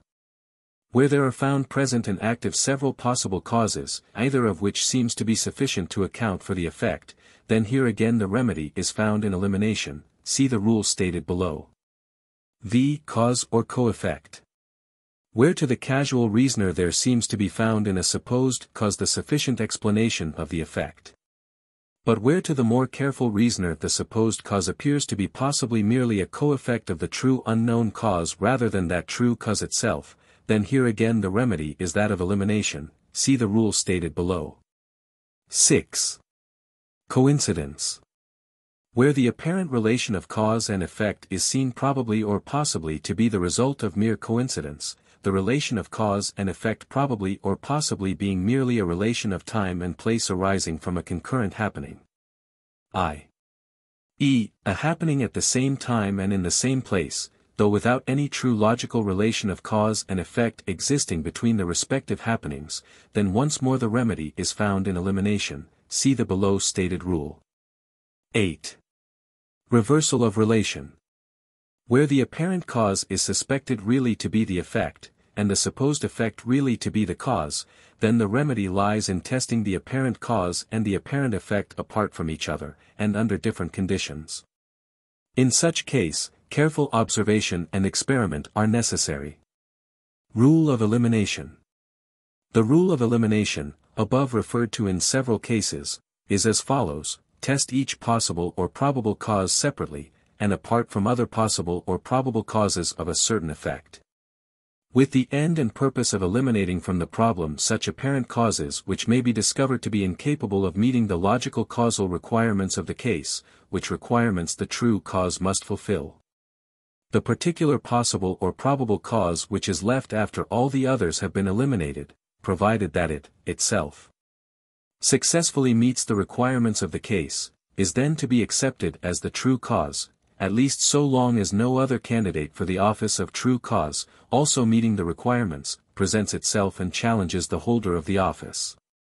Illustrations of elimination.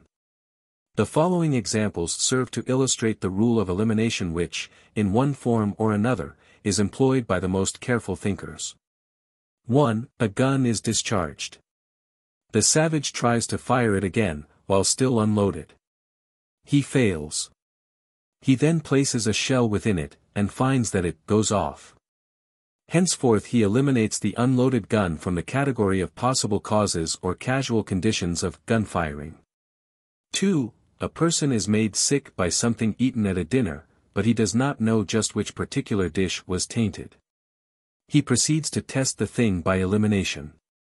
He remembers that he ate soup, meat, fish, bread and vegetables.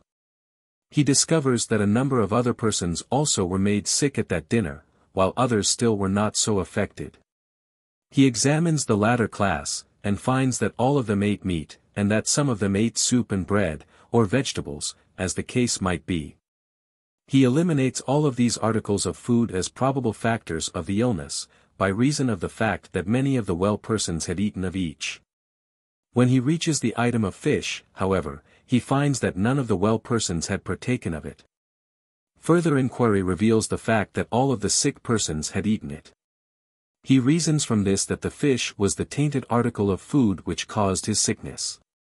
If he alone had been made sick, his test would have shown either, a, that his particular portion of some article of food had been tainted, or, b, that his stomach was in bad order.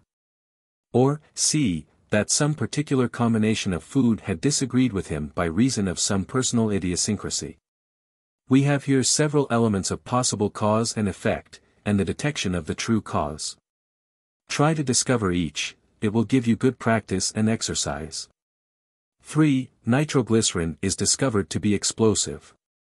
A man wishing to discover the prime explosive factors of the composite article tried separately the several constituent ingredients, i.e., glycerin and the nitric and other acids which composed it. He found that none of the several separated ingredients exploded, and that no other than a certain special combination of these exploded. In the case of many explosives, the explosion occurs only when the several ingredients are combined in certain proportions. Hence the conclusion that all of these factors, in certain combination and coordination, are the necessary factors of the cause, and constitute the true cause of the effect. 4. A man finds that his cup of tea is bad. He tries the experiment of using a different brand of tea, boiling it in the same kind of water. This results in another bad cup of tea. He then separately tries both brands of tea, using a different kind of water from that first used. Both cups are found good. He decides that something was wrong with the water, and that the water was the true cause of the effect. 5. A scientific man fills a receiver full of air, and causes a bell to ring within the closed receiver. He hears the sound. Then he exhausts the air from the receiver, and causes the bell to swing. He hears no sound. Hence he reasons that the effect, i.e., the sound of the bell, which was present in one case, and absent in the other, resulted from the discovered essential cause, i.e., the presence of their air which conducted the sound waves. 6. A man finds a room well lighted. He notices a number of peculiar glowing globes about the room. He had never seen an electric light lamp before. He experiments by turning off the globes, one after the other. And then turning them on again, one by one. He finds that the light in the room decreases by reason of the first action, and increases by reason of the second. Therefore he reasons that the peculiar glowing globes are the true cause of the light in the room. 7. A man weighs a barrel filled with flour. He finds that it registers 210 pounds. He knows that the empty barrel alone weighs 14 pounds. He reasons that he has 196 pounds of flour in that barrel, which is the cause of that part of the effect which was not attributable to the barrel. These are trifling examples and illustrations, you may say. Well, they are so, provided that you fail to grasp the basic principle involved in each. But these basic principles are precisely the ones employed by the great scientists, and by reason of which they have made their great discoveries of laws and principles. Perhaps, however, you may grasp these principles better when we present to you illustrations of certain fallacies resulting from a failure to apply them. Here are a few familiar and typically illustrative cases involving such fallacies. I. Mistaken causes. The rooster thought that his crowing caused the sun to rise, because, always just after he crowed, up came the sun. His fallacy was exposed when one day he overslept himself, and the sun rose without his crowing. Again, in ancient times, from the coincidence of the simultaneous appearance of a comet and an epidemic of the plague, it was reasoned that the comet was the cause of the plague. The fallacy was exposed when it was shown that other comets had appeared without the coincident appearance of the plague. And likewise, that other plagues had appeared when no comet accompanied them. Again, a child reasoned that because deaths in that town were always preceded by the visits of a physician, therefore, the doctors were the causes of the deaths. You may expose this fallacy for yourself. Again, ignorant and violently prejudiced people have sought to attribute the occurrence of bad crops, unfavorable seasons, bad weather in harvesting season, etc., to the fact that a particular political party happened to be in power. You may smile at this, but cases of this kind actually have been experienced. Other cases just as silly are those in which a certain administration, or political party in power, has been held to be the cause of things which were utterly beyond its power to affect one way or another, and which proceeded from entirely different causes. 2. Confusion of cause and effect. Some ignorant persons think that the eruptive pimples which are the symptoms of certain diseases are really the cause of the disease instead of its effect. Again, it might be argued that silk hats are the cause of civilization, because the greater the degree of civilization the greater the number of high hats appearing on the streets. Again, that, for the same reasons, automobiles are the cause of prosperity instead of an effect of it. Again, that, for the same reasons, straw hats are the cause of hot weather. Again, that certain royal personages were the respective causes of the high degree of culture, prosperity and progress during certain periods, instead of their being merely incidental and coincidental facts. This is quite a common fallacy. The foregoing examples may seem to be absurdly exaggerated cases of fallacy of this kind. But others of the same general character, and equally contrary to reason, are being manifested by presumably intelligent persons every day in the year, and often are undetected and unexposed. When you train your mind along the lines of practical logic, you will by habit escape perpetrating these offenses against logical reasoning, and will instinctively recognize and detect such when seriously and solemnly advanced by others. This is quite worthwhile, is it not? The Jevons Rules of Discovery of Causes and Effects. Concluding our consideration of the subject of the application of the law of cause and effect, we would call your particular and especial attention to the well-known, generally accepted, and very practical and useful rules laid down by Professor Jevons, that eminent teacher of logic, which rules will serve to aid you in discovering and identifying true cases of cause and effect. These rules are as follows. 1. Whenever we can alter the quantity of the things experimented on, we can apply the following rule for discovering which are causes and which are effects, viz. Vary the quantity of one thing, making it at one time greater and at another time less, and if you observe any other thing which varies just at the same times, it will in all probability be an effect. 2. When things vary regularly and frequently, there is a simple rule by following which you can judge whether changes are connected together as causes and effects. This rule is as follows: those things which change at exactly the same times are in all likelihood connected together. The above, and the previously presented rules, when applied by common sense and according to experience, will render you an efficient reasoner along the lines of the relations of cause and effect, and such lines really extend over a vast field of your practical thought. Knowledge of the causes and effects of things under consideration is sometimes the most valuable of all possible knowledge. The second, and concluding, part of the axiom of logical causation states, given the same causative factors, the same material elements, and the same environmental conditions, the same results and effects will follow in all cases so determined and conditioned. This principle is so intimately and absolutely bound up with, correlated to and coordinated with, the first principle announced in that axiom, that it inevitably, invariably and infallibly follows as an absolute necessity of the truth of the former. The two cannot be divorced. Reason has joined these two together so firmly that they cannot be put asunder. To deny either, or both, is equivalent to asserting the reign of chance, rather than that of law and order, to regarding the universe as chaos, rather than as the cosmos. This truth is expressed in many strong phases employed by eminent thinkers. For instance, from the same causes, the same effects proceed.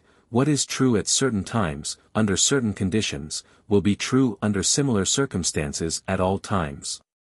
It is based upon the realization that nature proceeds according to fixed and certain law, according to a uniform, constant, invariable routine and sequence of orderly trend. That the universe is governed by law, and not by chance, and proceeds according to rule, and not in any higgledy-piggledy, irregular, non-uniform course. If we deny the validity of natural law, we may as well stop thinking at all, for the most important part of our thought is based upon the conception and premise of universal law and order. We are justified in believing in nature's common course, for all experience supports such belief, and all logical reasoning verifies it. It has been said that, we do not ask for the reasons of this uniformity, we cannot help believing in it even if we try not to do so. It is a necessity of rational thought. The Law of Logical Deduction. You are now invited to consider that important law of logical reasoning known as the Law of Logical Deduction. This law represents the universal experience of human thought, rationally applied and directed. The law of logical deduction is expressed in the seventh of the 7 axioms of logical reasoning, which is as follows. 7. Axiom of logical deduction: what is true of the class as a whole, must be true of each, every, and all the individuals composing that class. The principle, law and truth embodied in this axiom is employed in all logical reasoning. It is regarded as self-evident truth, properly to be taken for granted. It is assumed in all logical thought, and is implied in all true reasoning. The law of logical deduction from the earliest times has been recognized and employed in logical reasoning. In fact, until the rise into favor of inductive reasoning, the logicians held that deduction was the only valid form of logical inference. At present, it is clearly perceived that inasmuch as the material for all deduction must be furnished ready-made by induction, and inasmuch as induction must be verified by subsequent deduction, consequently, these two great forms of logical reasoning cannot be divorced one from the other. Some ardent advocates of inductive reasoning, in fact, go so far as to claim that deduction is really nothing more or less than a method of making practical application of the results of induction, and that the conclusions reached by deduction have been previously implicitly asserted in the judgments passed upon the individual objects when they are admitted into their respective logical classes. We shall, however, not enter here into such technical discussion, particularly as we believe that in this, as in most cases, the truth is to be found in the middle course, between the two extremes. Deduction is the logical process whereby we deduce by inference an unknown particular truth from two already known general truths. As has been said by an eminent logician, it is getting some knowledge from other knowledge. Again, it has been stated as finding out what is true if certain other things are true. Examples of deduction follow: all men are mortal, Socrates is a man, therefore, Socrates is mortal. All horses are animals, this creature is a horse. Therefore, this creature is an animal. All magnets attract steel, this piece of steel is a magnet, therefore, this piece of steel will attract other steel. All mushrooms are good to eat, this fungus is a mushroom. Therefore, this fungus is good to eat. No fish is a warm-blooded mammal, the whale is a warm-blooded mammal, therefore, the whale is not a fish. All A is B, this thing is an A, therefore, this thing is B. In the above stated examples you find that there are two already known facts, two propositions, two judgments, these are called the premises. There is also a third fact, a newly discovered fact, a third judgment. This is called the conclusion, or deduced judgment. A premise is a proposition antecedently supposed or proved, from two of which a conclusion is drawn by deductive inference. The most general of the two premises is known as the major premise, the less general is known as the minor premise. For instance, in the classical illustration, the major premise is, all men are mortal, the minor premise is, Socrates is a man. The conclusion is, Socrates is mortal. The syllogism. To the average student, one of the most forbidding things revealed in formal logic is that bearing the unfamiliar name of the syllogism. The name itself seems to suggest terrifying possibilities in the form of technicalities and academic hairsplitting. An cursory examination of the distinction between the manifold forms of the syllogism is calculated to add to this feeling of apprehension. But, really, the only difficult feature of the syllogism, in its simpler forms, at least, is its name. As a matter of fact, you use syllogism every day in your ordinary thinking, and have always done so, though perhaps you have not realized the fact. A syllogism is simply the regular logical form of every logical argument or process of deductive reasoning. Each of the examples given above to illustrate the principle of deduction is a syllogism. The classical example is, all men are mortal. Socrates is a man, therefore, Socrates is mortal. Each syllogism consists of three elements, viz., the major premise, the minor premise, and the conclusion. The major premise contains the most universal term, in the above example, this is, mortal. The minor premise contains the most particular term, in the above example, this is, Socrates. The conclusion contains the most particular term as its subject, and the most universal term as its predicate, as, for instance, Socrates is mortal.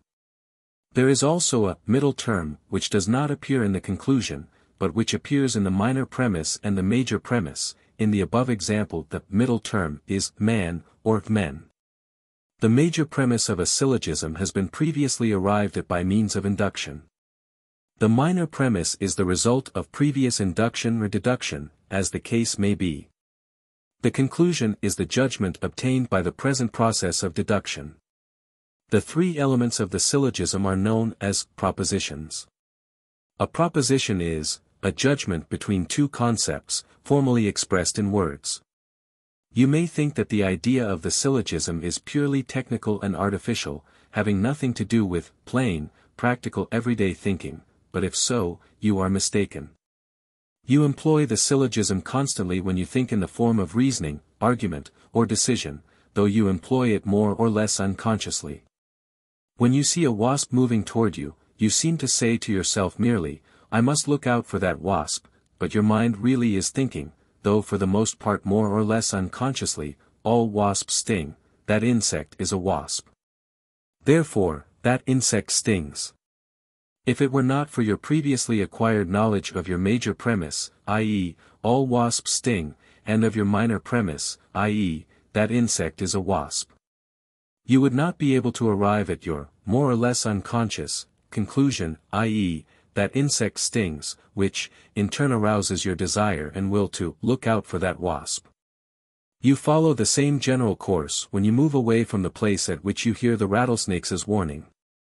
You follow it when you retreat rapidly from the presence of the skunk, though you do not stop to analyze your thought into its elements, or to translate it into words.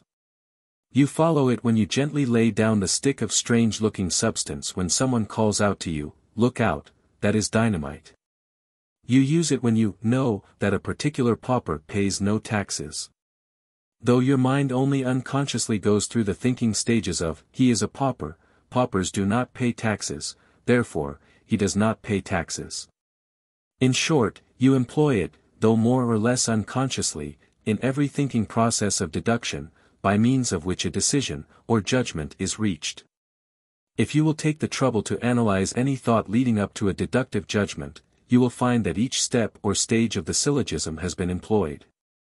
But, here is an important point: in ordinary thought and deductive thinking, there is a slurring, suppression, or omission from conscious thought of one or more of the three respective propositions composing the syllogism.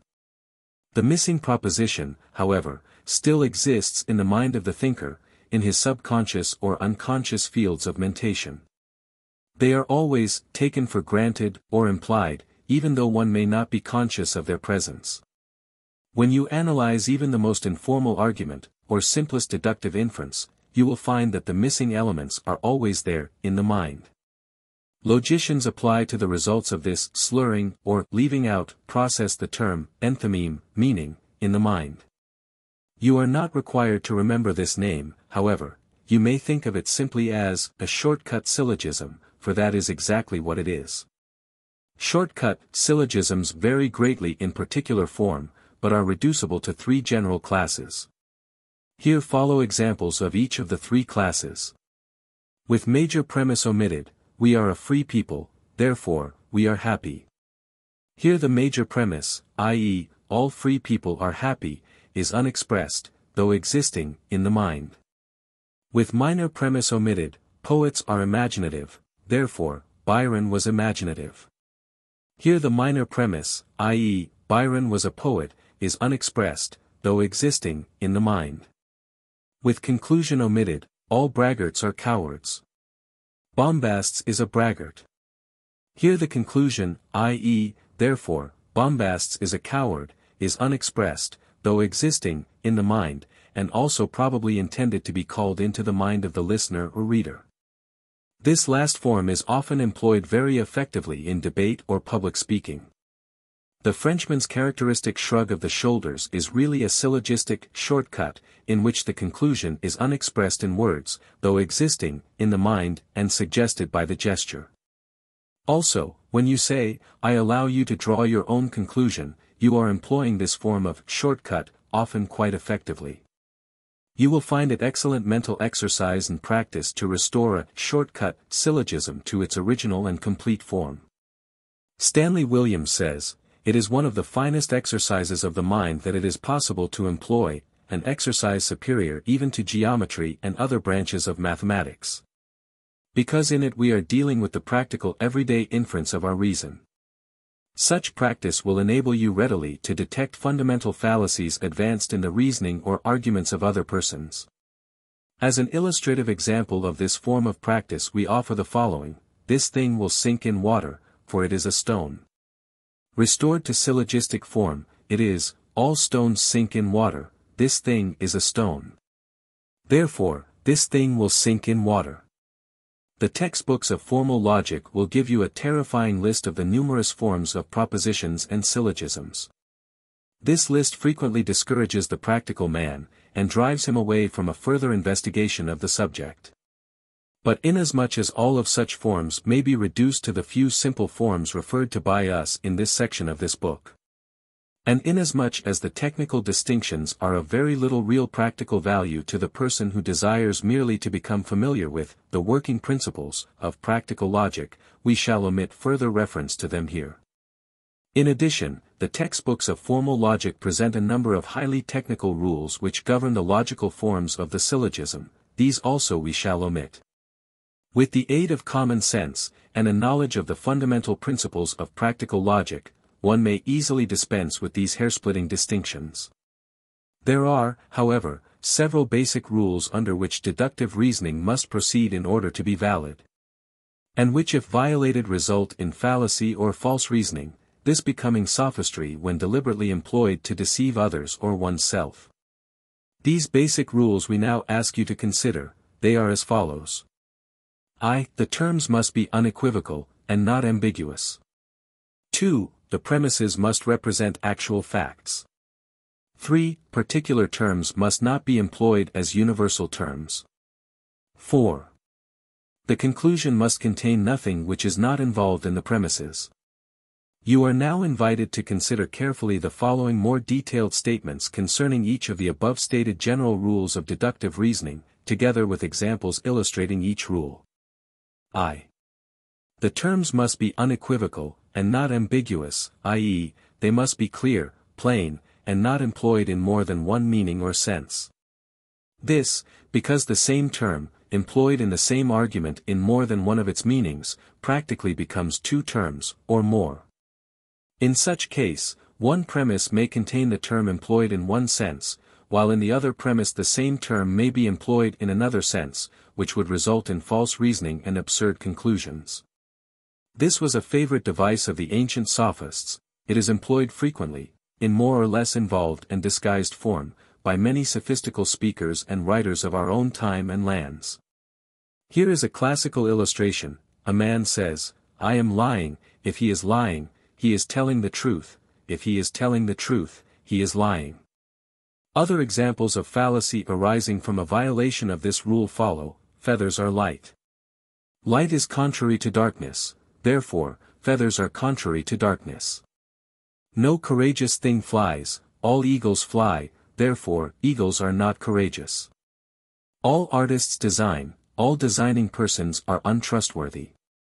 Therefore, all artists are untrustworthy. Vice ran in the family, the police ran in the family, therefore, the police were vicious. No cat has two tails, every cat has one more tail than no cat, therefore, every cat has three, i.e. one more than two, tails. One form of this fallacy consists in placing the mental or verbal accent or stress upon the wrong term, as for example, thou shalt not bear false witness against thy neighbor. All that is not against thy neighbor is for him, therefore, thou shalt bear false witness for thy neighbor. The above examples, in more complex and subtle form, illustrate the favorite devices of certain sophistical reasoners, debaters and teachers. Another variety of this form of fallacy consists of the use of the words, all, or similar terms, in one place as a collective term, denoting a combined and united whole. And in another place as a singular term, denoting any, each, or every single individual or object forming a part of a whole. Example, the statement that, any man can carry away all the sticks in this pile, meaning to carry away all the sticks singly, one by one, is far different from the assertion that any man can carry away all such sticks at once, in a single load. Likewise, the statement that, no man can carry away all the sticks in this pile, meaning to carry them away in a single load, is far different from saying that no man could carry away all of them, one by one. This form of fallacy is far more common than you might imagine from the above stated simple examples. It becomes more dangerous when expressed in more complex and involved form. Another variety of the same form consists in confusing the meaning of a grammatical phrase. Example, the animals walked in 2 by 2, 2 and 2 make 4, therefore, the animals walked in by fours. You have said that what you bought in the market yesterday, you ate today. You bought raw meat in the market yesterday, therefore, you ate raw meat today. You have said that it is not true that virtue consists of utility. If this be true, then virtue lacks utility, therefore, you hold that utility is a thing lacking in virtue.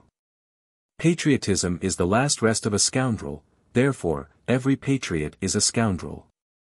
Such sophistical quibbles and tricks distinguish shyster lawyers, smart aleck debaters, and others of their kind. They are beneath contempt when employed in argument with serious intent, and they are so employed far oftener than you might suspect. Did you ever hear of the shyster who asked the witness under cross-examination, the question, "Have you quit beating your wife?" and insisted upon a yes or no answer? The man had never beaten his wife. Imagine his dilemma. Another variety of the same class of fallacy is that in which the principles of a general law are sought to be applied to a particular case in which the circumstances are entirely different. Example, all who kill are murderers, soldiers kill. Therefore, soldiers are murderers. This sophistry is discovered when one refers to the definition of murder, which is, illegally killing a human being with malice aforethought. Yet public men of a certain type have sought persistently to perpetrate this sophistry, and thus to influence the public mind in certain directions. Once more, the sophistry that, in Aesop's fable the fast hare was beaten by the slow tortoise. Of the two horses entered in this race, one is fast, the other slow, therefore, the slow horse should win this race. Here, of course, Aesop's tortoise won, in spite of its slowness, not because of it. 2. The premises must represent actual facts, i.e., they must represent facts derived from one's own careful observation and experiment, or from his own logical reasoning. Or else from carefully considered and accepted reports of the experiences, observations, or reasoning of others deemed to be capable and in a position to observe, experiment, or reason carefully and correctly, and to judge with logical precision. The importance of this rule becomes apparent when one realizes the truth of the ancient aphorism, one can prove anything whatsoever, if he be permitted to assume certain premises, this, without violating a single technical rule of deduction. Admitting the premises of an argument or process of reasoning, the conclusion proceeds certainly, inevitably and invariably to a logical conclusion, without regard to the actual truth of the premises so employed. But, remember always, that a logical conclusion is never truer than are the premises from which it is deduced, even though the processes of reasoning or argument be logically perfect. If you start with the major premise that, all white is black, you may reason with absolute logical correctness to the conclusion that, this is black snow. Your premises must represent correct observation, experiment and the experience of yourself, or of others deemed to be competent authorities. Your own experience must be subjected to logical inspection, and must bear the test of logical induction and deduction. The evidence of other persons must be subjected to logical and critical inspection and judgment. The two main factors determining the degree of the validity of this last-mentioned class of evidence are as follows: 1. Ability, and 2. Veracity, but alas! Such associated virtues are rare, for some able men lack veracity, and many veracious men lack ability to observe, reason and judge. Many a good man and true lacks critical perception and logical judgment. Such a man is particularly dangerous, because his virtue is apt to be mistaken for the ability which he really lacks. Again, a man may be very able in his own particular line of thought and work, but still like a child or a dunce in certain other lines. The man recognized as an authority in one line may be an ignoramus in another line.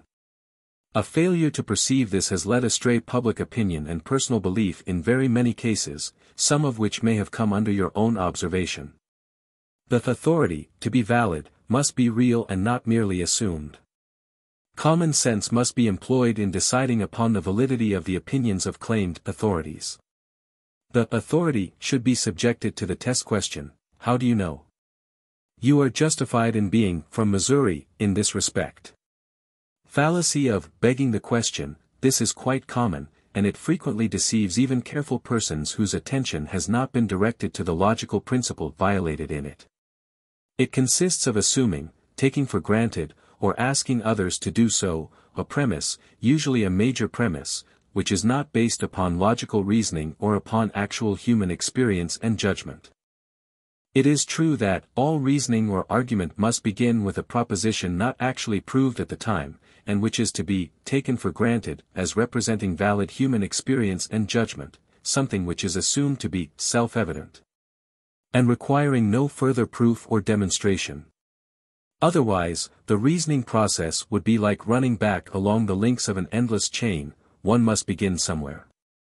But such self-evident truth must really be one based on universal human experience, a well-verified hypothesis, or a valid logical deduction from these. A mere assumption or claim will not answer. Likewise, it is illogical and contrary to common sense to hold that a proposition or premise must be accepted as true and valid until it is actually disproved. The contrary is true. The rule is that the burden of proof lies upon the person advancing the proposition. He who affirms must prove, if called upon to do so. A favorite device of some debaters, writers of a certain type, and some persons engaged in argument, is to shift the burden of proof, and to hold that unless the proposition is disproved it must be admitted to the argument. The absolute rule is, the proposition must be positively proved. If demanded, no mere negative failure to disprove it can constitute or serve as positive proof of the proposition. The fallacy of begging the question is a very common and, often a very dangerous one. It appears in many forms, and under many disguises.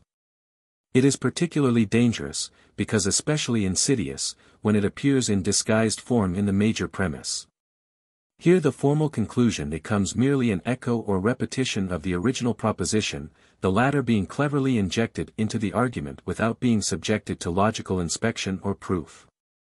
Once admitted to the argument, the proposition, thus boldly assumed, becomes the valid basis for subsequent deduction and reasoning of a perfectly logical character.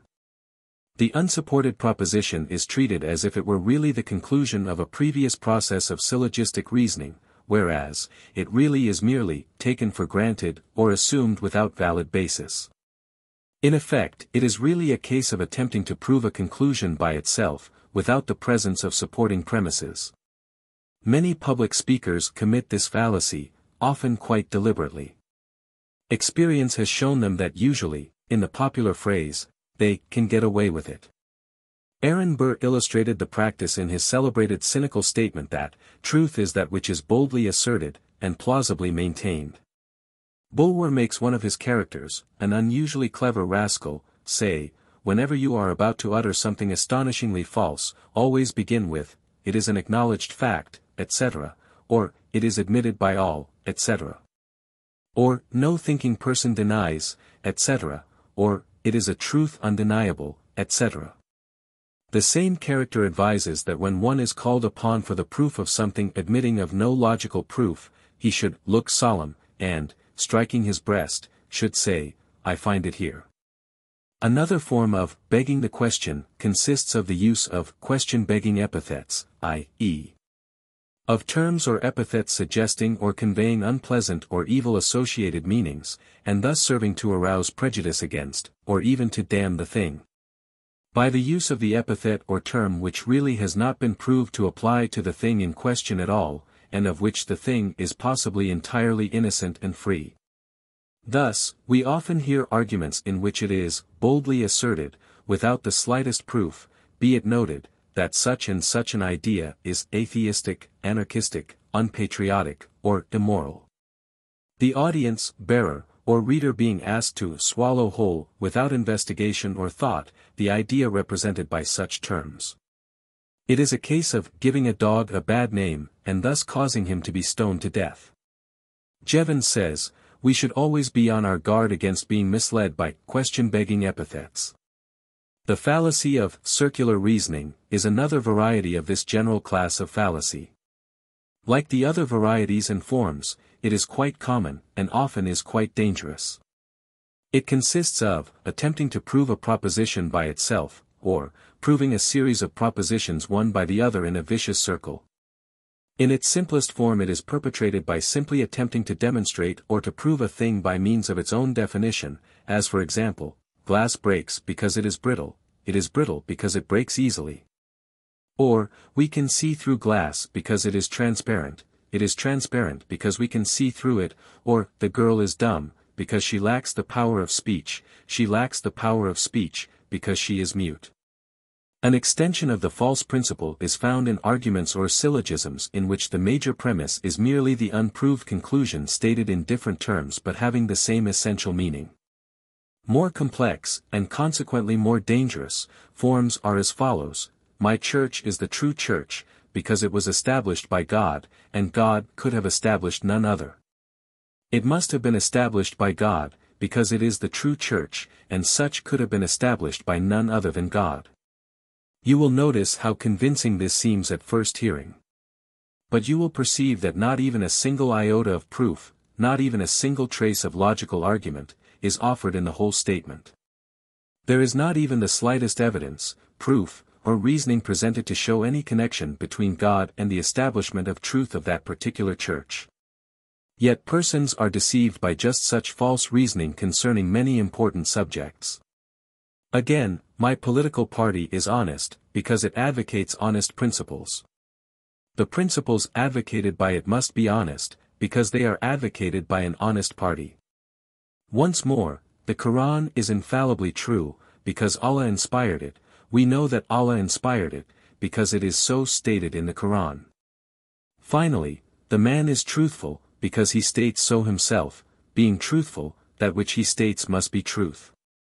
Circular reasoning, however, is most successfully employed in long arguments, where its detection is difficult. While in simpler form the same false reasoning would be readily detected. Frequently it is perpetrated by the use of synonyms which are suggested and assumed to express more than the original term employed in the proposition, but which really do not do so. A particularly dangerous and subtle form is that in which, as McGilvray says, there are two or more syllogisms interrelated in such a way that the conclusion of each syllogism is the premise of some other. In this way, the conclusion, or what is proved, in one syllogism is used in another syllogism as a basis of proof for a proposition which, in its turn, ultimately comes to be used as a basis of proof for the first syllogism. Read over this last statement until you thoroughly understand it. When you are able to do this, you will be prepared to give battle to the vicious circle. 3. Particular terms must not be employed as universal terms. That is to say, terms denoting only part or some of a class of things must not be so used that they seem to denote all or the whole of that class. In order that you may thoroughly understand this rule, we shall now call your attention to the essential distinction between particular terms and universal terms expressed in the form of particular judgments and universal judgments, respectively. Particular judgments are judgments which are not general, i.e., which do not include all or the whole of the class of things to which it applies. But which, instead, include only a part, portion, or some of that class, or at least some of that class. Particular judgments are marked by the presence in them of the words, some, certain, a few, many, most, or similar terms indicating that merely a part, portion, or at least some of the entire class is denoted. The terms, this, and these also usually denote particularity, but in exceptional cases they are sometimes employed to denote whole classes. Exactness of meaning should be ascertained when such terms are employed in forms possible of being interpreted in either way. Examples of particular judgments are as follows: some bread is biscuit, certain snakes are venomous, many men are vain, most mules are stubborn, a few Negroes are albinos, that Virginian is a Republican. This Irishman is a Protestant. When particular judgments are announced or employed, they indicate expressly that only a part or portion of a general class is involved in the statement. In them is also implied the fact that there is something left in the class. Here, however, is an important point to remember in connection with that implied something left in the class, viz. that the remaining portion so left in the class may lack the characteristics affirmed of the portion denoted by the particular term, or it may not lack them. By employing the particular term, i.e., some, or its equivalents, we may mean either, 1, that the remaining or other part or portion lacks the characteristic in question, or, 2, that our certain knowledge of the class extends merely to that particular part or portion indicated by the particular term and involved in the particular judgment, or, 3, that there remains a general doubt or possible indecision concerning the remaining part. The meaning, at least some, covers each and all of the above stated three respective contingencies. Therefore, this meaning should always be kept in mind when dealing with particular terms or particular judgments in deductive reasoning. Universal judgments are judgments which are general, i.e., which include the entire class of things to which it applies, all the parts, portions, or individuals in that class, and not merely a part, portion, or some of the class. For instance, when we say that all men are mortal, we mean that the entire class of men possess the characteristic of mortality. Universal judgments are marked by the presence in them of the words, all, every, each, any, the whole, or similar terms denoting all the number or class, also by no, i.e., not any of the number or class. Universality either takes in the entire number or class, or else leaves out the entire number or class. The principle is the same in both cases. Examples: all men are mortal, every dog is an animal, each man was armed, any dog will eat meat. The whole family was present, or, no dog is a cat, none of the family were absent, not any of the fishes have warm blood. Note the following important point: universality is also sometimes implied and tacitly indicated in certain particular terms employed for convenience to denote entire numbers or classes of things, and not merely single individual things. For instance, man is mortal. Here the term man is employed in the universal sense and meaning of all men, and therefore becomes a universal term, the judgment becoming a universal judgment. Terms like the horse, or the cow, etc. Or a horse, or a cow, meaning any horse or any cow, are also frequently employed in this way. When so employed they become universal terms, and mark universal judgments. In such cases, the universality of the judgment is tacitly indicated, the magic words, all, each, every, any, etc., always being implied. Care must always be taken to determine whether such terms are employed in the ordinary particular sense and meaning, or, instead, in this special universal sense and meaning. Many grave fallacies arise from confusing or confounding universals and particulars in this way. Examples of fallacies arising from a violation of the rule now under consideration are as follows: white is a color, black is a color. Therefore, black is white. Here, color is used in its universal sense of all color, instead of its particular sense of some color. The same fallacious use of particular terms for universal terms results in the following several false conclusions: all birds are bipeds, no man is a bird, therefore, no man is a biped, some Chinamen are highbinders, this man is a Chinaman. Therefore, this man is a highbinder, some Russians are Bolsheviks, Ivan is a Russian, therefore, Ivan is a Bolshevik, biscuit is bread, this loaf is bread, therefore, this loaf is a biscuit, Indians are Americans, John Smith is an American. Therefore, John Smith is an Indian, all thieves are human, the bishop is human, therefore, the bishop is a thief. But why multiply examples? The principle is plain, once it is grasped. Once understood, it is seen to apply to countless cases. And is found to be violated in the reasoning and arguments of many persons who should, or do, know better. When used for the purpose of deceiving, it becomes sophistry or casuistry. And it is often so used, particularly by subtle suggestions and in disguised form. Here is the essential principle: terms denoting merely some must not be used to denote all.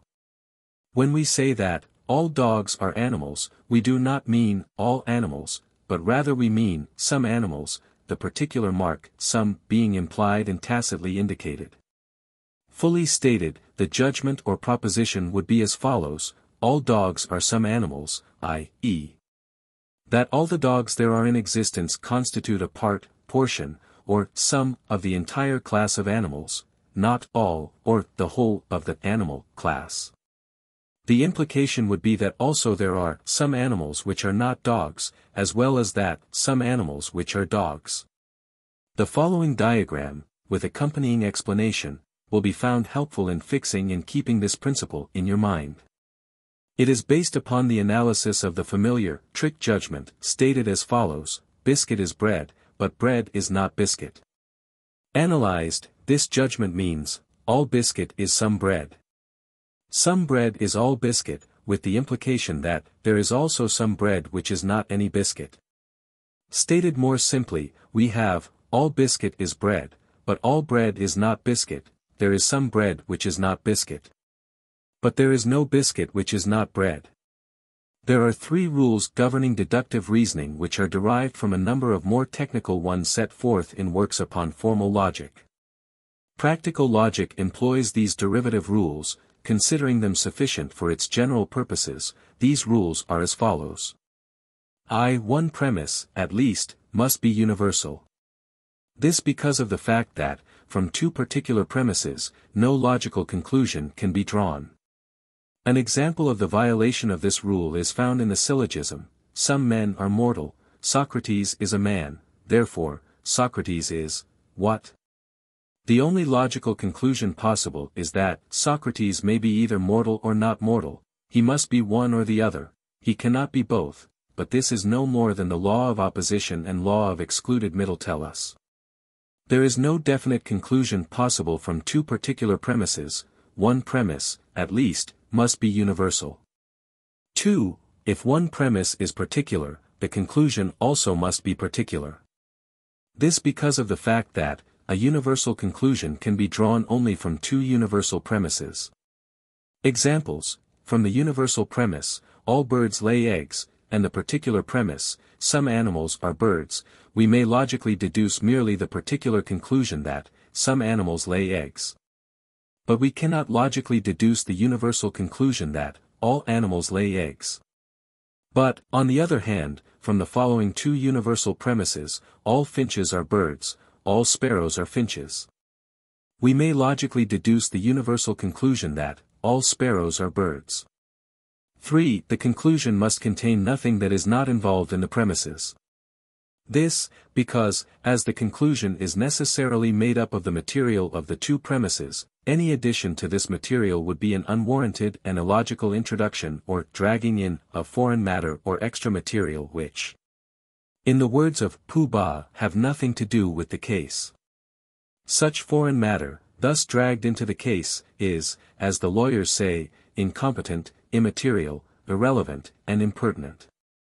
Yet this fallacy, often deliberately employed as specious sophistry, is frequently perpetrated, and often succeeds in accomplishing its purpose. The fallacy consists in the statement of irrelevant conclusions. In one of its phases the irrelevant conclusion is caused by the employment of certain terms as universal terms in the conclusion, while in the premises they were used as particular terms. We have already considered this form of the fallacy. The second phase consists of the introduction into the conclusion of judgments entirely foreign and alien to the issue, and which are not in any way logically involved in the premises. This last mentioned form is sometimes known as non sequitur, meaning, it does not follow.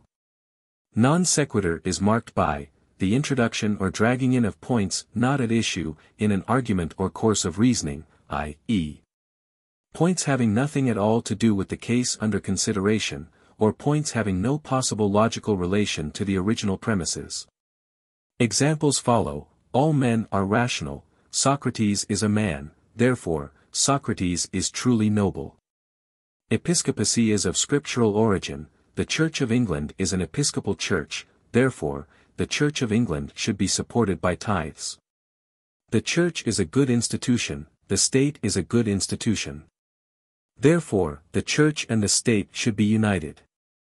The evidence shows that John Smith is a liar, all murderers are liars, therefore, John Smith should be hanged. This place is called Stony Stratford. I was never so bitten by fleas in my life as here, therefore, rightly is this place called Stony Stratford.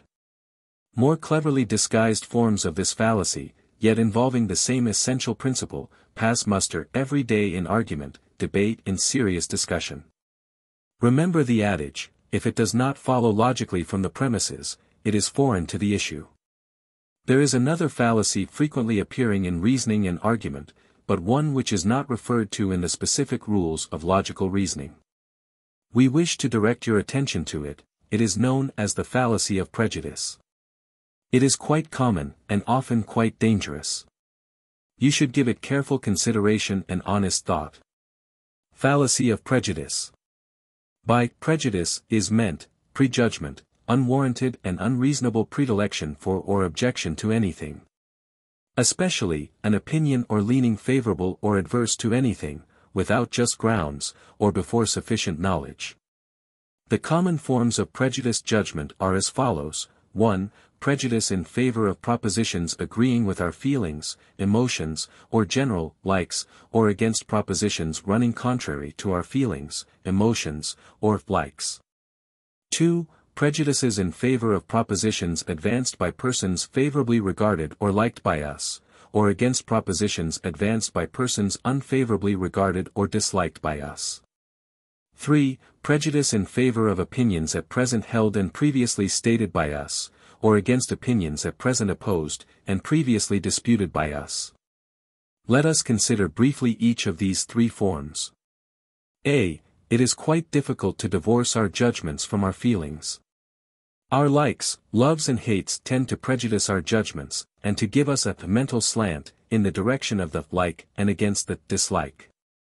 Bernard Shaw tells us that most of our reasoning consists of either trying to excuse or justify our previous judgments and actions caused by our states of feeling, or else of trying to invent excuses for present or future judgments or actions likewise so caused.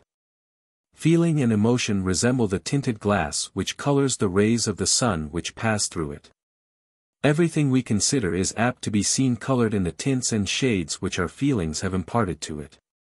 You should ever be on your guard against the interposition of the colored screen between your reasoning faculties and the objects or subjects of logical thought. Strive ever to secure the clear, unimpeded passage of the white light of pure reason. Let it shine upon the objects of your thought. B. We find it difficult to give the proper value to an opinion, proposition or judgment announced by a person or persons disliked by us.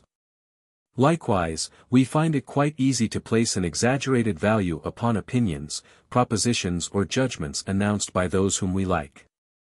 Here, once more, feeling seeks to usurp the office of reason.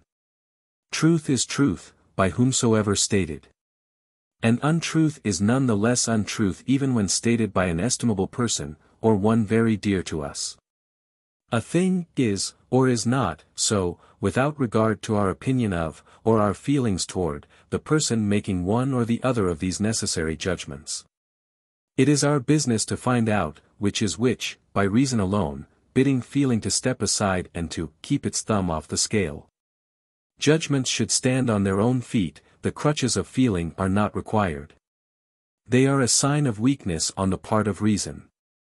C. It is characteristic of the human mind to incline to support even the weakest opinion or judgment already lodged in it, and to defend such against the attacks of even the strongest truths and reasons. Even when the conflict is confined to one's own mind, and no other person is involved in it, this remains true. Even though the preconceived opinion or judgment may have been based originally upon insufficient and unstable grounds of reasoning, the slightest proof and the weakest evidence, nevertheless it often requires the very strongest evidence and proof, the most positive reasoning and most certain logic to cause us to budge an inch from our position.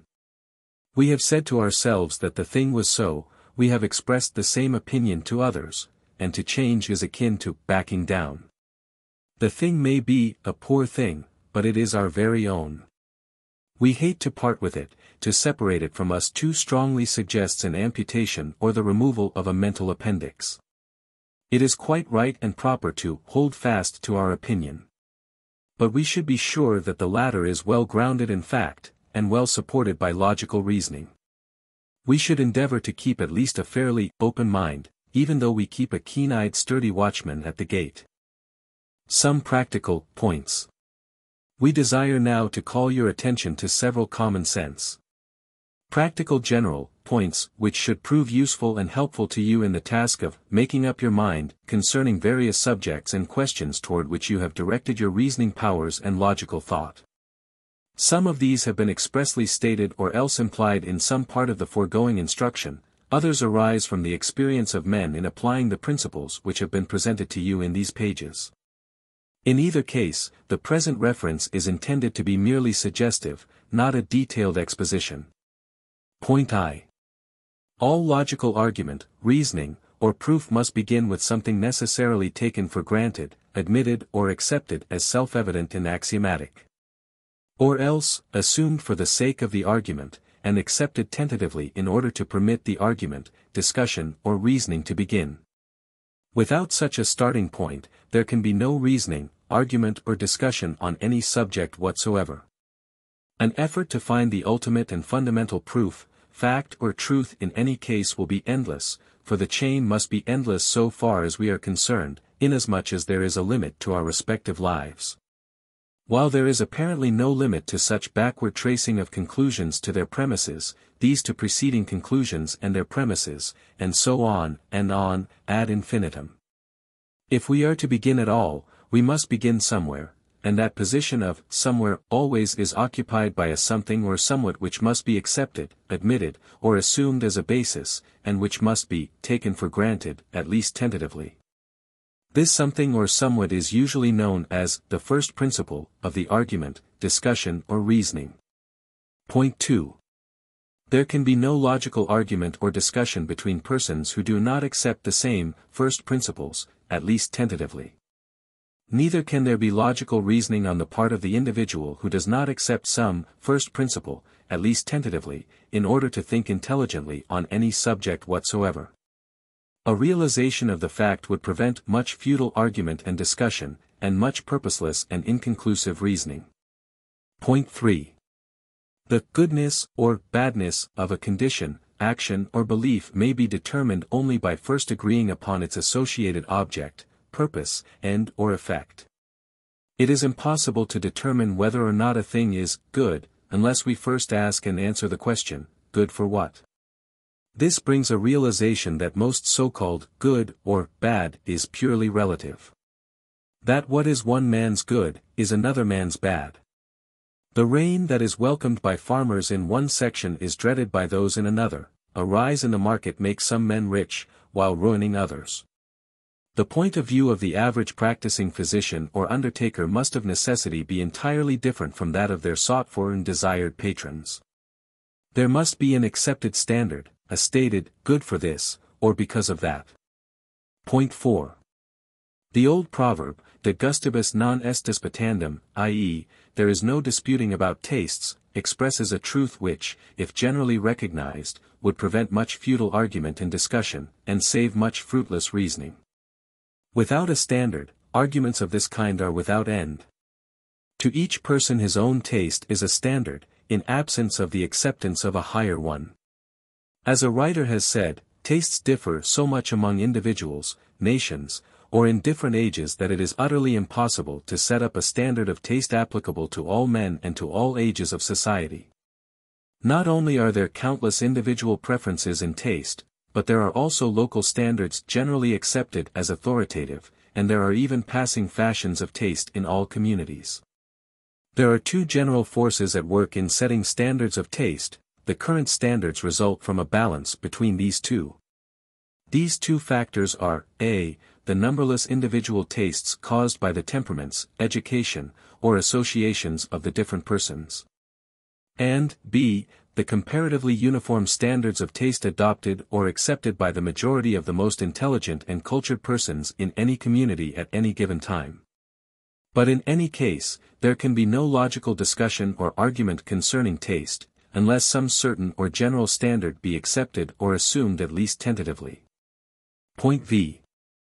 Likewise, there can be no logical argument or reasoning concerning the subject of the merits or demerits of particular or general behavior, unless a definite, certain standard of conduct and behavior be accepted, adopted, admitted, or assumed at least tentatively, by the reasoning person or the parties to the argument. This standard may be the law of that time and place, the accepted common general rule of good behavior and conduct, the accepted customs of that time and place, the accepted principles of ethics of the best thought of that time and place, or the moral codes, commandments, or teachings of some particular accepted religion. The religious standards, for instance, may consist of the 10 Commandments, or of Christ's 2 Commandments, or of the Golden Rule, or of the Sermon on the Mount, or of the teachings and rules of the Church, in other lands, this being true of the particular religions accepted and at least nominally followed by the people of the land.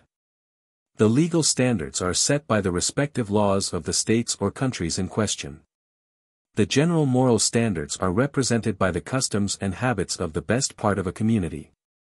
The modern ethical standards are represented by the following statement of Professor Davidson: "It is not enough for a man to understand the conditions of rational life in his own time.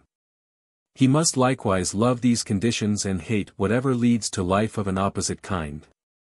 This is only another way of saying that he must love the good and hate the evil. For the good is simply what conduces to rational and moral life, and the evil simply what leads away from it. But, whatever may be the standard adopted, accepted or assumed, there must be some such standard, else all argument, discussion or reasoning on the subject must be futile, meaningless, and endless." Point 6. Reasoning and argument about the nature and characteristics of things in general, or in particular, should always be conducted on the basis of things as they are, rather than upon things as they ought to be. The ought to be question is quite proper in its place, but its place is some other place. It has no place in the thought concerning the nature, characteristics, and present state or conditions of the thing or things in question. A failure to observe this precautionary measure is the cause of much futile and endless discussion, and of much muddled thinking. Nature, life, society, and things in general, must first be known as they are, before any improvement or progress is possible. We must know what things are, and how they behave before we can reason out possibly better ways. Many persons shrink from seeing things as they are in nature. They are afraid to look facts in the face. They are afraid of the naked truth, evidently considering it unnice, if not, indeed, actually indecent. Your premises should be, all A is B, or this A is AB, if such be the case, rather than, all A should be C, or this A should be AC, that is, if you are arguing or reasoning about the nature of, or the truth concerning the thing in question, or of the present facts of the case. The should be, or ought to be, or the it is a pity that it is not, is quite another matter. Such requires a new premise, involving an entirely different line of argument or course of reasoning. In logical reasoning, the scientific spirit, not that of the sentimentalist, should govern. This is not asking too much of you. If omniscience sees and knows everything, then it must see and know things as they are. You are merely asked to endeavor to follow the same course to the best of your ability. Point 7. You will do well to realize and recognize that everything has its opposite, that there are always two sides to every question, that most statements of truth are merely half-truths, the other half being left unstated. That truth is usually discovered in the middle of the road, or to be the golden mean between the two extremes. Truth usually is found to consist of a reconciliation of the opposites, or the harmonization of the two opposing, but not really contradictory, aspects of the case. In most cases it will be found that neither all A is B is true, but that the truth is that some A is B, and some A is not B. Consequently, when you encounter a case in which each of the two sides has many capable adherents, and each is well supported by fact and argument, you may be reasonably sure that the whole truth lies in between the two extremes, and may be found by reconciliation and a broader and deeper solution. There formerly raged a violent dispute as to whether heredity or environment is the prepotent factor in shaping character. Much was said on each side, and each side arrayed strong facts to support it. Then, along came Herbert Spencer with his deeper and broader solution, that heredity is merely the results of past environment, and that present environment is merely heredity, in the making. Likewise, the same gifted philosopher harmonized the old dispute between the adherents of intuition, of a certain kind, and those of experience regarded as the basis of certain universal notions. He showed that such universal notions might be called intuitive, but that this intuition originally arose from the actual experience of the race, and in time, through inheritance, become fixed in the race as necessary beliefs. All this brings us to a realization that, as a writer has said, anything may be defended by logical argument or reasoning that does not involve a logical contradiction in terms, i.e., that does not conflict with the universal laws of thought which we have presented to you in this instruction. Point 8. Much attention of late years has been given to the pragmatic aspect of things, to the aspect of practical use and utility. The pragmatic test, i.e., how will it work? What will it do? What use is it, is now being applied in every field of human thought, every branch of study, every important question of judgment and of logical reasoning. There is in the air of the times a disposition to demand of everything the answer to the great question, what of it? You will remember the three questions suggested by us to you in a preceding part of this instruction, viz., what is it? How do you know it? What of it? This last is the pragmatic factor. There is found a strong tendency on the part of modern writers and teachers on the art of thinking to advise that one should not waste time and effort on reasoning which leads nowhere, and which is purely academic in character, scholarly but not scientific, but should confine one's thought to practical questions admitting of definite answer and practical, useful application. A writer voices this bluntly as follows: put away from you all questions which do not admit of a definite answer, and also those of which the answers can have no practical meaning, importance, service or use to you. Henry Hazlitt states this idea with more gentleness, as follows: the pragmatic method can be applied with profit to nearly all our positive problems. Before starting to solve a question, while deciding, for instance, on the validity of some nice distinction in logic, we should ask ourselves, what practical difference will it make if I hold one opinion or the other? How will my belief influence my action?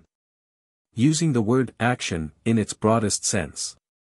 This may often lead our line of inquiry into more fruitful channels, keep us from making fine but needless distinctions, help us to word our questions more relevantly, and lead us to make the distinctions where we really need them.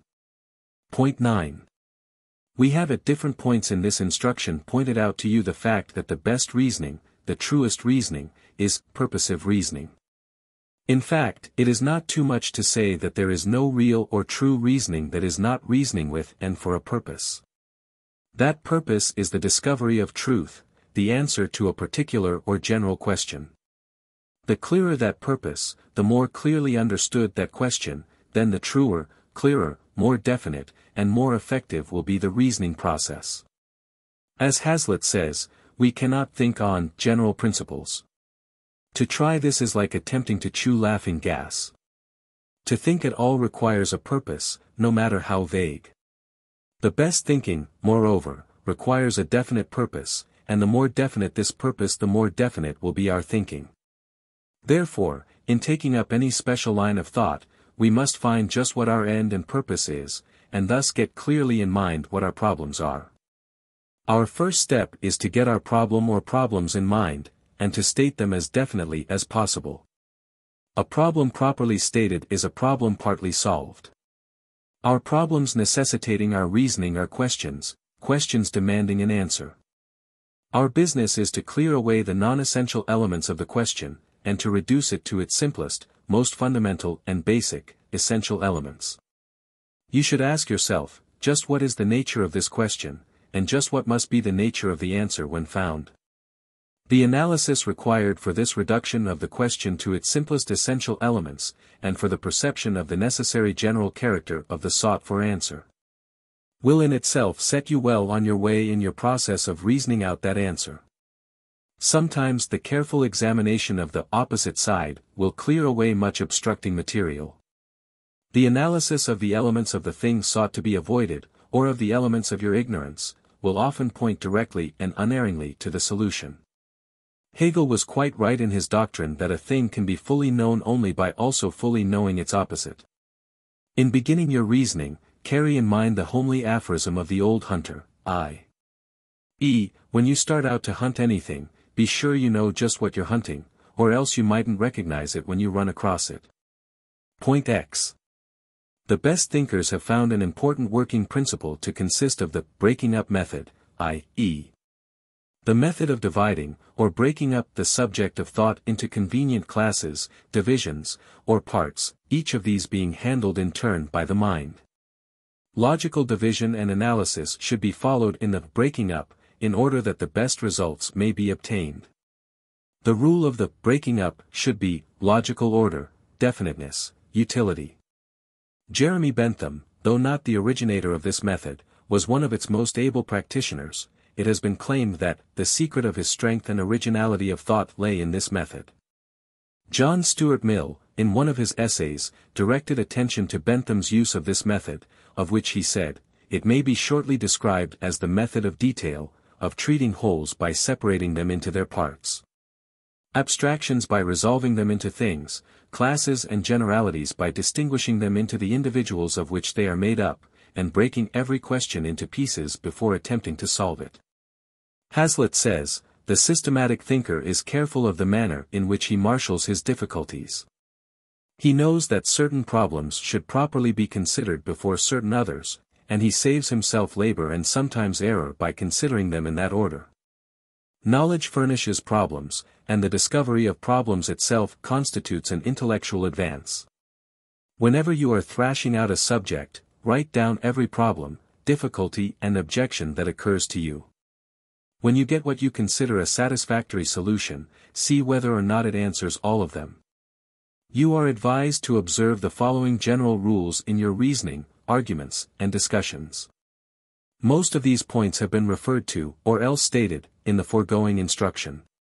1. Define and understand your principal terms, and demand the same of your opponent. 2. Be certain of the premises employed. Beware of begging the question, and of allowing your opponent to do so. 3. Proceed logically, observing the laws of thought rationally interpreted, and insist upon your opponent doing the same. 4. Avoid prejudice, and unwarranted preconceived opinion, but respect your own opinions, and do not discard them unless better are obtained. 5. Understand and observe the distinction between particular judgments and universal judgments. And be on guard against confusing or confounding them, on your own part and that of your opponent. 6. Admit and permit nothing in the conclusion which is not involved in the premises. 7. Apply always, to yourself and to your opponent, the leading questions: what is it? How do you know it? What of it? An observance of the 10 general points set forth in the foregoing pages, and of the several general rules briefly stated above, will serve to furnish you with what a writer has expressed as an equipment of tests and requirements which would save many people from wasting their time and thought upon discussions, arguments and reasoning, of which they realize neither the origin nor the end. In your task of attaining efficient reasoning power, you will be aided by a study and the observance of the principles of the master formula of attainment, which forms an important element of our instruction.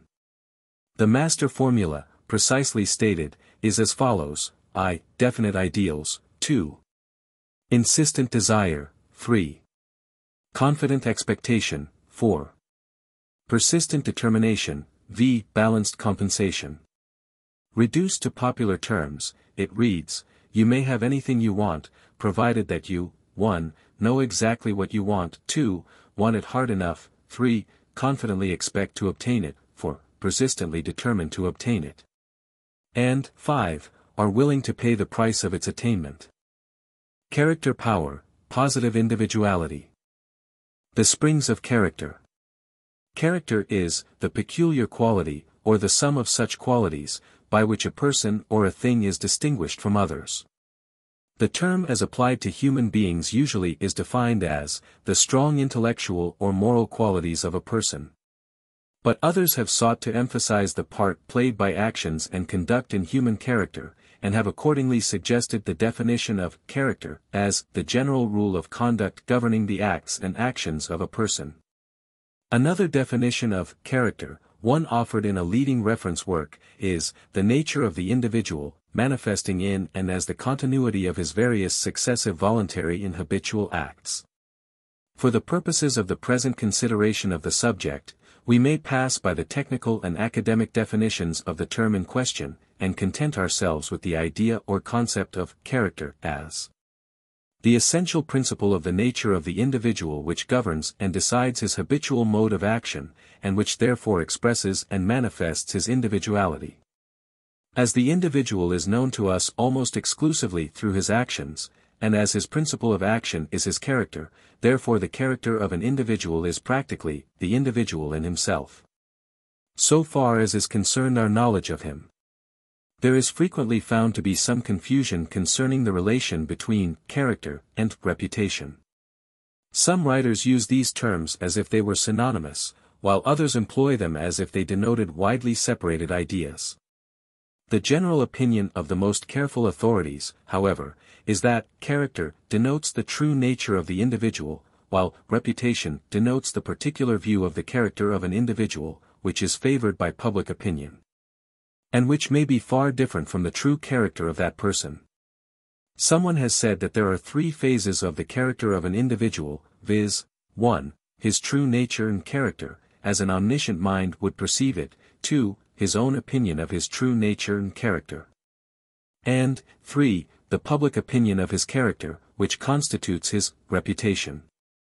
As there is a cause and a because of and for everything, reason and explanation of and for every fact discovered by human knowledge, so there must be a causal reason and explanation of that principle of human conduct and action which we know as character. The individual is perceived to have such and such character, and to act in accordance with it.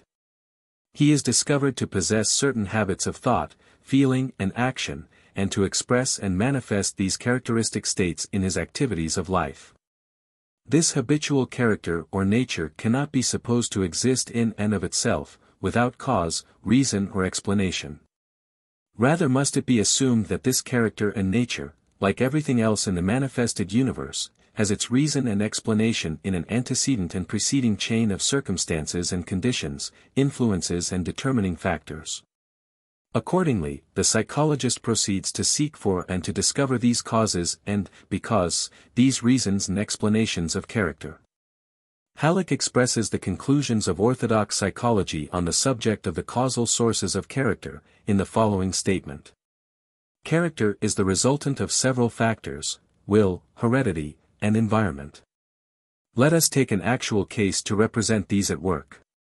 Shakespeare was born of parents who could neither read nor write. There was something in the boy more than either of them. A part of that additional something was due to his will, which, by always acting in a definite way, often in the line of the greatest resistance, gave him stability when others were wavering like reeds in the wind. Unlike Marlowe, Shakespeare was not killed in an alehouse, although he must have felt promptings to waste his time and nervous force there, as did so many of his fellow dramatists. In resisting these tendencies, in putting the best of himself, not into revels, but into his dramatic work, he acquired character. That heredity was not all in his case is shown by the fact that he had brothers and sisters, who never climbed the heights with him. His limited earlier opportunities show that environment was not all that made him. Besides, environment did not make Shakespeare's out of others born in that age. There was will power in him that rose above heredity and environment, and gave him a character that breathes forth in every play. The modern tendency is to overestimate the effects of heredity and environment in forming character, but, on the other hand, we must not underestimate them. The child of a Hottentot put in Shakespeare's home, and afterward sent away to London with him, would not have given the will sufficient material to fashion over into such a noble product. We may also suppose a case to show the great power of environment. Had a band of gypsies stolen Shakespeare at birth, carried him to Tartary, and left him among the nomads, his environment would never have allowed him to produce such plays as he placed upon the English stage. Heredity is a powerful factor, for it supplies raw materials for the will to shape. Even the will cannot make anything without material. Will acts through choice, and some kinds of environment afford far more opportunities for choice than others. Shakespeare found in London the germ of true theatrical taste, already vivified by a long line of miracle plays, moralities and interludes. In youth he connected himself with the theatre, and his will responded powerfully to his environment. Some surroundings are rich in suggestion, affording opportunity for choice, while others are poor. The will is absolutely confined to a choice between alternatives. Character, then, is a resultant of will power, heredity, and environment. A man cannot choose his parents, but he can to a certain extent determine his environment. Shakespeare left Stratford and went to London. He might have chosen to go to some insignificant town where the surroundings would have been uninspiring. In middle life a man's decisions represent his character. He will be swayed by the resultant force of all his preceding choices, in other words, by his character. What has the will to do with character? Character is largely a resultant of every voluntary act from childhood to the grave. We gradually make our characters by separate acts of will, just as the blacksmith by repeated blows beats out a horseshoe or an anchor from a shapeless mass of iron. A finished anchor or a horseshoe was never the product of a single blow. A man acquires character by separate voluntary acts. We apply the term conduct to those actions unified into a whole, which relates to the welfare of the self either directly or indirectly, through the welfare of others. We are coins, the metal of which has been dug from the mines of our inborn intellectual and moral faculties by the will power. If we properly work those mines, we may find metal enough in us to justify a stamp of a very high value. On the other hand, though there is much unmined metal beneath the surface, we often form a character marked with a penny stamp. It may be true that circumstances stamp us to a certain extent, but it is also true that the way in which we use them stamps us indelibly. While the above quotation from Professor Halleck gives an exceptionally clear and full view of the representative thought of modern orthodox psychology concerning the springs and sources of character, and is deserving of the most respectful consideration and careful study, nevertheless there is a view of the subject which transcends that of even such able psychological thought, and which enables us to interpret the latter in terms of a higher knowledge. This view is accepted and employed in the present instruction. There is no particular name applied to this higher presentation, however, and we must content ourselves with allowing it to explain and define itself as we proceed to consider it. We may say, however, that it may be thought of as the new psychology or applied psychology, with the addition of a certain spiritual element. Let us consider this view of the subject by means of its teachings, rather than by attempting to define it or to give it a name. In the first place, in this new view of the subject the will is not accorded the supreme place.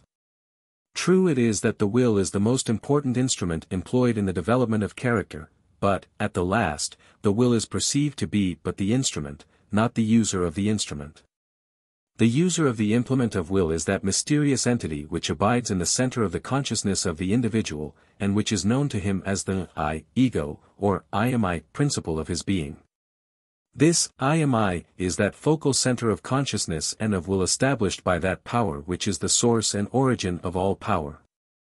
It is the supreme center of the personal power of the individual. It is that something or somewhat which is the user of the physical, mental and spiritual tools, instruments and implements of the being of the individual. This I am I of the individual is the user of the instrument or implement of will in the process of the development of character.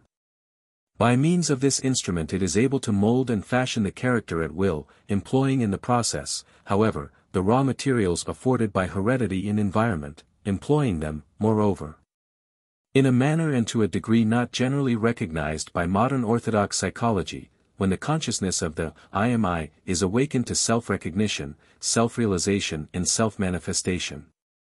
In order to understand more clearly how these raw materials are so employed in the fashioning and creating of character, let us briefly consider just what are these raw materials, i.e., heredity and environment, in their last analysis. The last analysis shows each of these in some ways to be less than we had expected, and yet in other ways more than we had suspected. Each is, moreover, shown to be a most efficient servant of the I am I, yet in itself by no means the master of character. Heredity is usually defined as hereditary transmission of physical or psychical qualities of parents to their offspring. The term, however, has a far more extended meaning than that thus indicated. Instead of being limited to the transmission of the qualities to the individual from his parents, its meaning may be extended to include the transmission of qualities to the individual from the entire line of his ancestors, the racial qualities, the tribal qualities, the general family qualities. Heredity, in fact, is the transmission of the essence of the entire experience of the human race, and even of the experience of the life forms which were the ancestors of the race of man. At the last, heredity is seen to be the transmitted record of the past experience of the life forces of the universe. Heredity is the impressed records of the past experience, the past environment, of the life forms. It must include the best as well as the worst, and all that lies in between. Special combinations of these records may serve to give a set or a tendency toward certain lines of action on the part of the individual. But these may be overcome or transcended by the employment of the will. And other combinations may be thus built up or fashioned from the other elements of character which abide in the deeper subconscious regions of the self, just as truly as from those elements lying nearer to the surface of consciousness. The determined will may oust from the throne of character those elements of heredity which seem to be objectionable, and may supplant them by the more desirable elements which abide in the subconscious self merely awaiting the call or demand of environment or will. It has well been said that we have the whole menagerie of heredity within us, the tiger, the ape, the peacock, and all the rest. But equally true is it that in each of us is to be found the master of the show, who is able to control the animals, to summon forth those which serve best his purposes, and to confine safely those of an undesirable character. Sometimes, alas, this master of the show is asleep, or at least drowsy, and the animals conduct the show themselves. But the master once aroused into self-recognition and self-realization, he then proceeds to exercise his powers of self-manifestation. The I am I is the master of the show, the tamer of wild beasts, the trainer of the animals of the menagerie of the self. Heredity, at the last, is seen to be but the transmitted records of the past experiences of the race. These racial experiences were the result of the contact of countless generations of individuals of the race with their respective environments. These reactions to the stimuli of environment, repeated over and over again through innumerable generations, gradually tended to become set or fixed to some degree in the plastic mental substance of the race. We have instances of this transmission and fixation in the case of the instinct of animals, which results from the gradual fixing and setting in the mind substance of certain habits of action, or rather of the tendency toward those habits. The duck takes naturally to water, the wild goose tends naturally toward migration in winter, by reason of this inherited instinct or acquired habit of action. The water acts as a stimulus to arouse this instinct in the duck. The approach of cold weather arouses it in the wild goose. Heredity, then, is seen to be nothing more than the transmitted germ of the acquired habits of past generations to respond in a certain way to certain phases or conditions of environment. Habit, in the individual, is the acquired tendency to respond in certain ways to certain forms or conditions of environment. So, as you see, heredity is but one phase or form of tendency or habit to respond to the stimuli of environment.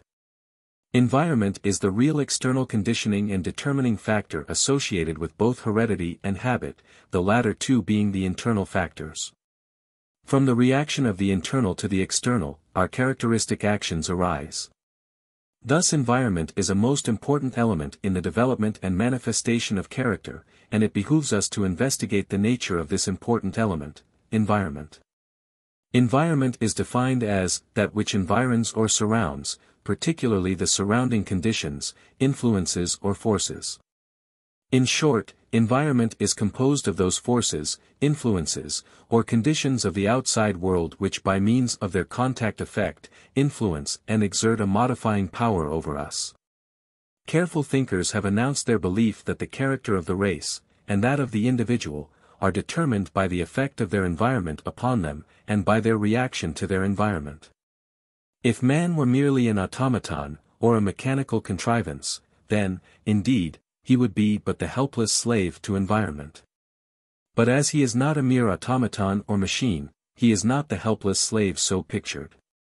As man emerges into the higher forms of self-consciousness and begins to experience the consciousness of egohood, he also begins to become aware that at least to some extent he can overcome the power of environment. He finds himself able to modify his environment, to change his environment in many cases, by the power of his will. He is able to do this even before he arrives at the stage of fully awakened egohood in which he becomes consciously aware of the being and power of his I am I. When he reaches the latter stage, he is able consciously to employ his will in the direction of modifying his physical environment. And also of creating new mental representations of environment, this last a most important though but little understood principle and process. The real environment which affects the individual is not the external environment in itself, but rather the mental representation, the mental images, of that environment. If a person from his birth were deprived of the report of the senses of sight, hearing, feeling, etc., then the effect of the external environment upon him would be lacking, it would not exist for him. In such case he would have no ideas of the external things of his environment, and it is these ideas of things which so largely influence and determine his character. It is the mental images of things, often of purely imaginary things, for that matter, which exert the greatest effect upon his character. This being perceived, it may be then realized that if we can supply the person with the right kind of mental images we can do much toward determining and developing his character.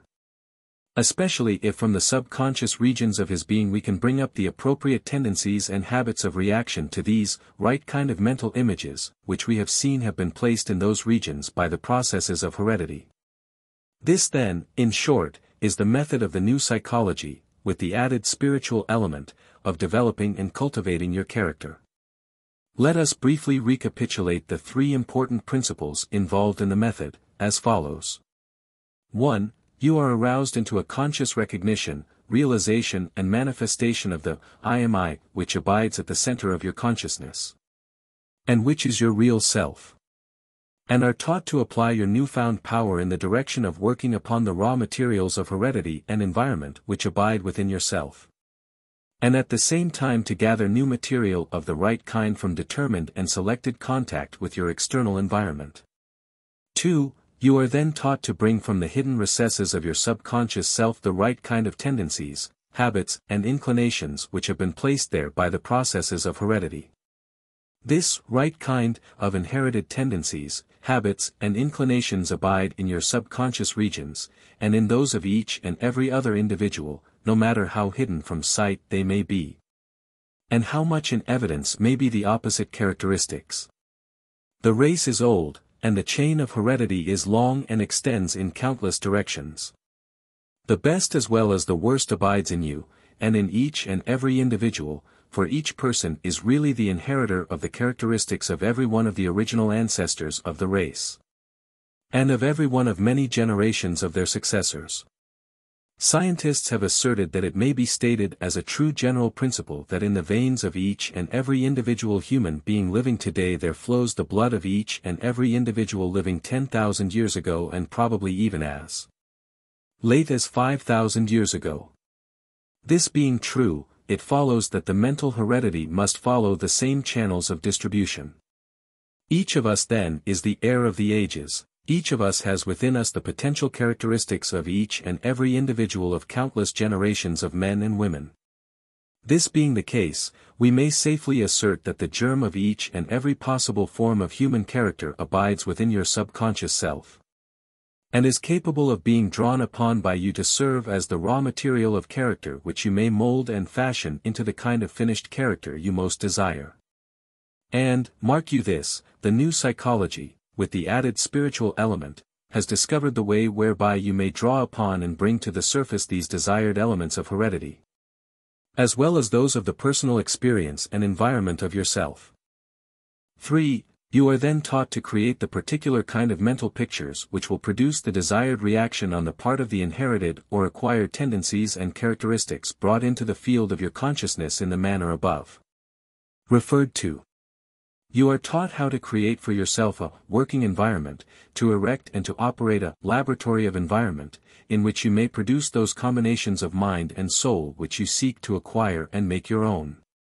You are taught how to condense the essence of environmental influences in such a manner as to render them available in your experimental and creative work of character building.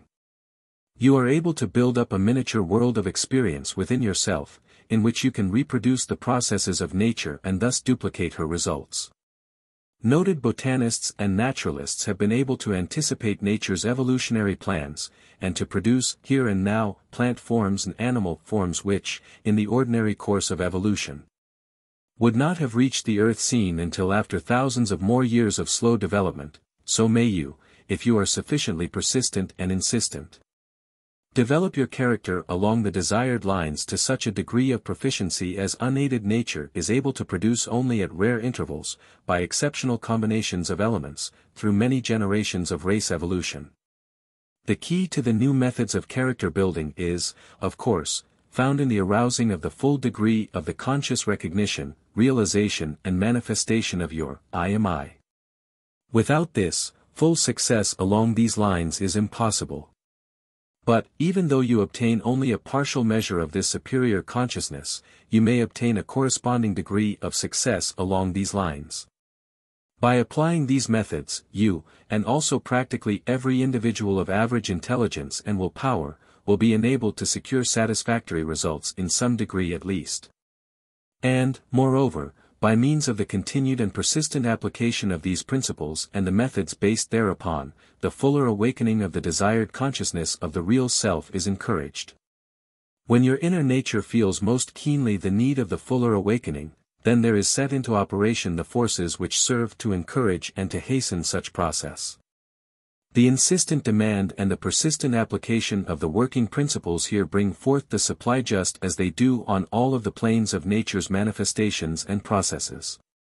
The plan and methods of the development of character which are taught in this book are not necessarily based upon the purely metaphysical theories concerning the nature of mind, although, of course, they fit very well into such conceptions and afford efficient channels for their expression. Those who base their conceptions of mind upon the functions and activities of the brain will, likewise, find in these plans and methods an efficient and useful means of putting into application the practical features of their phase of mental philosophy or mental science. Just as electricity may be employed and set to work along certain lines, and under certain laws of application, with satisfactory results, notwithstanding the different particular theories concerning the essential nature of the energy itself, so the powers of your mind may be set into operation effectively by means of these plans and methods, without regard to your particular views concerning the essential nature of mind. So far as the actual practical application of the powers of the mind is concerned, it makes little or no difference whether you regard mind as a substance, or even as an entity, or whether, on the other hand, you regard mind as a product of the activities of the brain, or even as simply the processes of brain activity. So far as this instruction is concerned, you may proceed either upon the theory that mind produces the brain cells, or upon that which holds that brain cells produce mind. Personally, we are inclined to the opinion that the truth concerning this matter consists of a reconciliation of these two opposing hypotheses. And that mind, as we know it in our experience, is the product of the mutual action and reaction between the spiritual and the material aspects of our mental nature. But we do not insist even upon this. You are left free to choose for yourself, and even to build up an entirely new and different hypothesis. The plan and methods will be found to work out equally well in either case. Scientific experiments have demonstrated the fact that your brain cells may be greatly and rapidly increased in number by means of proper exercises and active use. Moreover, it is now an accepted scientific fact that there are certain areas of the brain which are concerned with respective particular mental and emotional states or faculties. Certain areas of the brain which are concerned with certain particular forms of thought and feeling, and even of will activity, have been discovered to be capable of increase of area and of power under the stimulus of scientifically arranged systems of exercise and employment. The old-time phrenologists insisted upon this fact, derided as were their theories when first promulgated. And modern psychological experiments have served to corroborate and to verify the general principles of these old teachings, once so ridiculed. Modern psychology teaches that the number of brain cells actively developed depends materially upon the degree of active use of the particular mental faculties employing these cells. It is estimated that the brain of the average individual contains many billions of brain cells in various stages of active development. In some cases it is estimated that not more than 500 million cells are actively employed and developed, while in others as many as 5 billion are actively developed and employed. It is also stated that the number of brain cells present always is far in excess of those actually employed and fully developed. Nature preserves an enormous reserve stock for possible emergencies. It is also held that active employment of the brain cells in any particular area tends to hasten the full development of the reserve cells in that area. And also that nature causes the brain cells to multiply themselves in any area in order to keep pace with the demands made upon it. So, you see, there is no danger of your stock of brain cells becoming depleted. Professor Elmer Gates has conducted important and interesting experiments along these lines, all of which tend to corroborate the facts above stated. The following statement made by this scientist a few years ago will prove interesting and instructive in this connection. We ask you to consider it carefully, for it contains the hint of wonderful future achievements along the same line of investigation and experiment. Professor Gates says, "The first experiment in my investigations regarding the mind consisted in giving certain animals an extraordinary and excessive training in one mental faculty, e.g., seeing or hearing, and in depriving other animals, identical in age and breed, of the opportunity of using that faculty. I then killed both classes of animals, and examined their brains to see if any structural difference had been caused by excessive mental activity, as compared with the deprivation or absence thereof. During 5 or 6 months, for 5 or 6 hours each day, I trained dogs in discriminating colors. The result was that upon examining the occipital areas of their brains I found a far greater number of brain cells than any animal of like breed ever possessed. These experiments served to localize mental functions, and above all to demonstrate the fact that more brains can be given to an animal, or to a human being, in consequence of a better use of the mental faculties. The trained dogs were taught to discriminate between 7 shades of red, and 6 or 8 of green, besides manifesting in other ways more mental ability than any untrained dog. The application of these principles to human education is obvious. A child that had been trained for 6 weeks after birth in the excessive use of the temperature senses, detection of heat and cold, was found, after dying of scarlet fever, to possess in the temperature areas of the brain more than 24 times the average number of cells. As a matter of fact, the child was able to detect differences in temperature unrecognizable by other children of its age. Under usual circumstances in education, children develop less than 10% of the cells in their brain areas. By processes of brain building, however, more cells can be put in these otherwise fallow areas, the child thus acquiring a better brain and more power of mind. Brain building should properly begin a few weeks after birth, because, as soon as the brain is fully developed in all its areas, the child is prepared to acquire, by technical and professional education, special knowledge and particular kinds of skill. Phrenological measurements, made at different periods of the life of the same adult individual, have demonstrated beyond question that there occurs a perceptible increase in the area of the brain concerned with the activity of certain mental faculties, providing that such faculties have been actively employed in the occupation, the vocation or avocation, of the individual. In cases in which the occupation of the individual has been changed by circumstances, and his activities directed into different channels of mental expression, there has been noted a cessation of development of certain brain areas, and a corresponding increase in other brain areas. The increased areas being found to be those concerned with the processes of the particular faculties involved actively in the new line of work or channel of mental expression. So, you see, physiology as well as psychology furnishes us with sufficient facts to corroborate the principle upon which this instruction is based, namely, that in the mind or the brain of man there abides abundant material to serve for the building up of the qualities of character, the mental and emotional qualities, faculties, and powers. And that by scientifically designed and directed methods and exercises each or any of the qualities, faculties, or powers of your character may be increased, strengthened and rendered more efficient, and that your undesirable qualities may be restricted and inhibited by means of the development of their opposites. You have the power to make yourself over, and to mold your character closer to your heart's desire. To a great extent, every man is self-created. You are creating character every day of your life, consciously or unconsciously, then why not create a character power consciously, scientifically, and according to a purpose and plan designed by your reason and approved by your conscience? Positive and negative qualities. Your mental and emotional qualities may be classed as either 1. Positive, or 2. Negative. The terms positive and negative, respectively, as used in the present connection, denote the character of these qualities in their relation to the successful accomplishment of your rightful aims, ambitions, purposes and ends, either the successful accomplishment of your general rightful purposes, or of your special rightful purposes. Positive qualities contribute to your successful accomplishment, attainment, manifestation and expression of rightful ideals. Negative qualities contribute to your failure to accomplish or attain, or to manifest and express rightful ideals. Positive qualities push and pull you forward, negative qualities push or pull you backward. Positive qualities tend to urge you upward and onward, negative qualities tend to drag you downward and backward. Positive qualities are helpful to you. Negative qualities are harmful to you.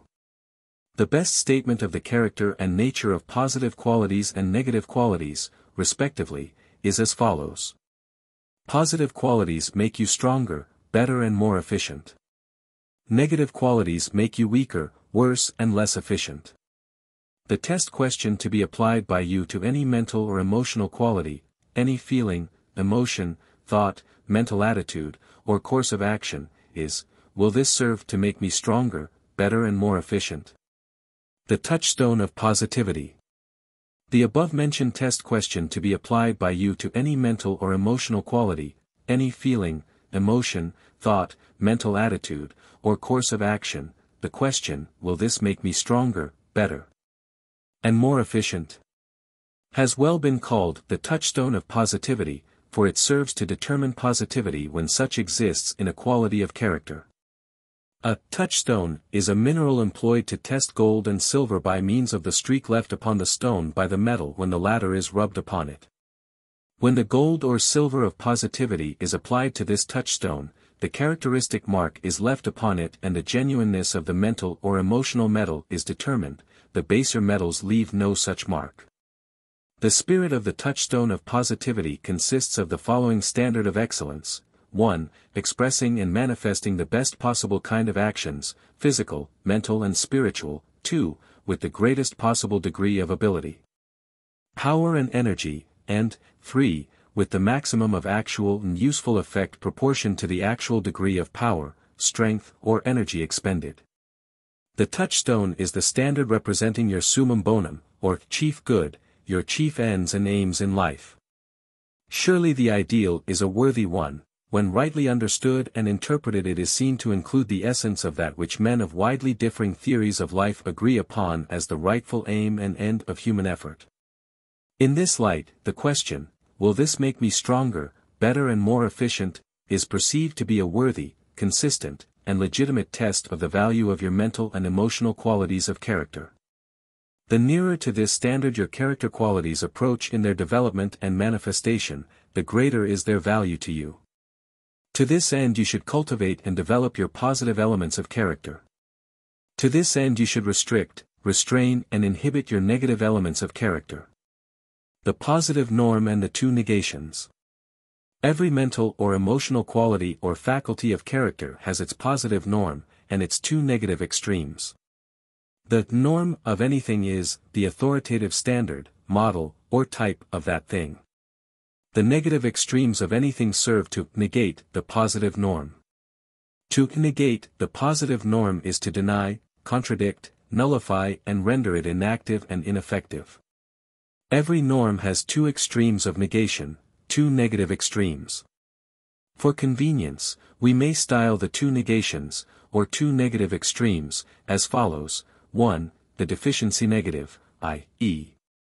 the state or condition in which the norm is negated by the absence of its essential character, or by the presence of its antithetical opposite, and 2. The excess negative, i.e.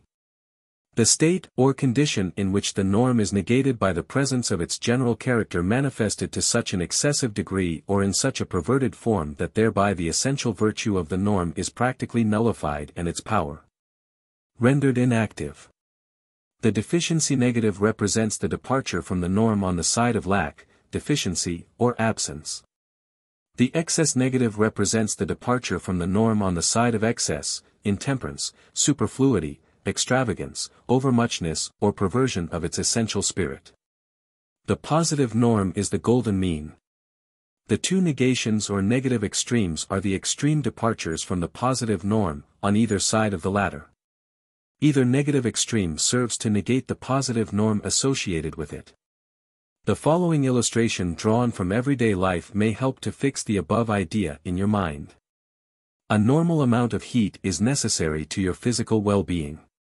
That normal amount is a matter of but comparatively few degrees of temperature, a narrow space between fixed limits on the great scale of heat vibrations. It represents your positive norm of heat. Below that limit, you begin to suffer, and finally you will die for lack of heat, or as we usually call it, from too much cold. This represents your deficiency negative of heat. Above that limit, or norm, you begin to suffer from excess heat, and finally will die therefrom. This represents your excess negative of heat. Increase the temperature of the earth by a comparatively few degrees, and every living thing on it would perish. Decrease it correspondingly below the normal limit, and every living thing on the earth would perish just as truly as in the event of extreme cold. Application of the ultra-cold liquid air to the surface of the skin will result in the production of a blister similar to that caused by scalding hot water.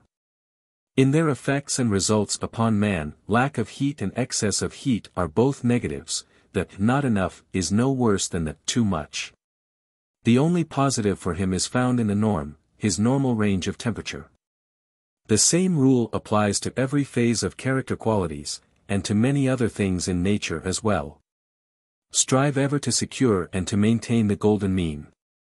Few persons realize that by carrying a good thing too far, they tend to negate its norm as truly as if they manifested the opposite quality or deficiency negative of that thing, but such is the actual result of such an extreme course of action. When you manifest the excess negative of a positive mental or emotional characteristic, you really negate its property of making you stronger, better and more efficient, quite as truly as if you had negated it by manifesting its opposite or deficiency negative. In either case, the negation serves to make you weaker, worse and less efficient. You must never lose sight of this great principle of polarity. When in this instruction we warn you against manifesting negative mental or emotional states, we mean either negative, i.e., excess negative as truly as deficiency negative. You have been shown that every element of character has its positive phase, and its two phases of negation, each of the latter constituting a true negative to the positive phase. You are now asked to consider a correlated fact. By a law of nature, positive and negatives cannot coexist in active manifestation at the same time and place. If one is present and active, the opposite must be non-active and practically absent. Just as a thing cannot be both hard and soft, or sharp and blunt, or heavy and light, or rough and smooth, at the same time and place, so positive and negative mental qualities cannot both be actively manifested at the same time and place. This being likewise true of the two opposing negatives associated with each positive. The presence and activity of a positive tends to inhibit the activity of either and both of its associated negatives. The activity of one negative tends to inhibit the activity of its associated positive and also of its opposite negative. Inhibit means to check, to hold back, to restrain, to forbid, to prohibit, to interdict. Inhibition means act or state of being inhibited, state of restraint, prohibition, or embargo. General rules for development or inhibition. Based upon the above stated laws or principles of the relation and correlation of the positives and negatives of character qualities, we have the following general rules concerning the respective development or inhibition of the qualities of character. I. To develop a positive. To develop a positive character quality you should, a. Earnestly and consistently express and manifest it in action, so as to obtain the benefits arising from exercise, practice, and use. b. Supply it with the appropriate suggestive mental environment, in order to obtain the natural reaction to such and the stimulus from it. c. Carefully and faithfully refrain from expressing or manifesting its deficiency negative, or from supplying such with appropriate suggestive mental environment. D. Hold firmly in mind, and adhere faithfully to, the essential idea and basic conception of the positive norm of the quality, and add to it the positive elements of discrimination, balance, and the sense of humor. In order to prevent the excessive expression and perverted manifestation of the quality which tends to transform it into its excess negative and thus to rob it of its essential positive virtue. 2. To inhibit a deficiency negative. To inhibit a deficiency negative character quality, you should, a. Carefully and faithfully refrain from expressing it, or from supplying it with appropriate suggestive mental environment.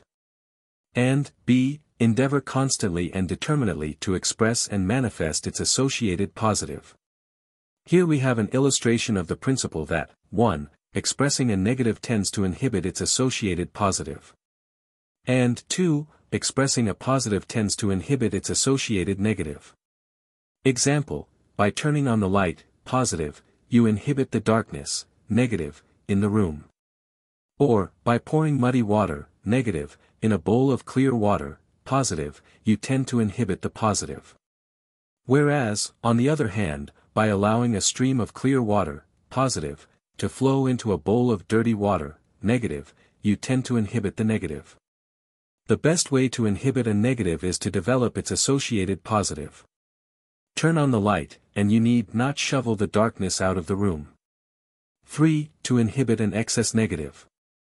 To inhibit an excess negative character quality, you have but to, a. Strongly idealize and visualize the associated positive norm, thus having before you a clear, strong picture of the positive quality rationally and properly manifested. And, b. Adding to and blending with the quality a liberal and sufficient mixture of the elements of judgment, reason, moderation, sense of real values, sense of balance and proportion, and, last but not least, a goodly portion of the sense of humor. Excess negatives usually are really perversions, or corruptions, of the positive norm of a character quality. The positive quality has been turned away from the right road of expression, and has wandered into the quagmire of excess, morbidity, and misapplication. The addition of other positive elements of character tends to bring about the necessary reaction to the normal, and the positive quality once more is set upon the right road of manifestation. You will see the application of this principle more clearly when you consider the illustrations of excess negatives given in the following sections of this book. You are here asked to commit to memory the following suggestive aphorism: excessive expression or manifestation of a positive character quality is equivalent to a perversion or corruption of the essential spirit of that quality. By means of it the positive nature of the quality is transformed into a negative, and thus loses its virtue. Charting your character qualities. Before you can proceed intelligently to develop your character along the true lines of strength, goodness, and efficiency, you must come to an agreement with yourself concerning the matter of your present development of character, an understanding of just what qualities of your character are strong, just which of them are weak, just which need developing, just which require restricting. You should take stock of your mental equipment, carefully noting the state of activity and strength being manifested by your positive qualities, and by your negative qualities as well, so that you will know just where you stand in the matter of character qualities. In a general way you know your strong qualities, and your weak ones. If you are honest with yourself you will have no difficulty in noting down on your character chart the degree of development and activity which you have attained in the case of most of your mental and emotional faculties. But unless you have made a careful analysis of character qualities in general, you will fail to some extent in preparing an efficient character chart for use in your work of character building. Therefore, we have thought it well to prepare for you, and to present to you in this book, a comprehensive character chart showing the principal qualities of character manifested by men in general. You will find this character chart to be quite useful to you in your work of character building. The sight of the word indicating some positive quality will cause your mind to form a clear and strong concept of that quality, which will serve as a mental mold or framework around which your work of building up that quality may proceed. Likewise, the word denoting some negative quality will cause that quality to take on a definite form and aspect in your mind, thereby enabling you to combat it more effectively. You can fight a flesh and blood enemy much better than you can combat an antagonistic, ghostly, nebulous form. When you know your enemies, and see them actually before you, you are the better prepared to fight and conquer them. As someone has said, an enemy known is half beaten. Drive the enemy out into the open, into the clearing, and you will have him at a disadvantage. Self-examination. We suggest that you study carefully the following character chart, and that at the same time carefully study yourself, your character.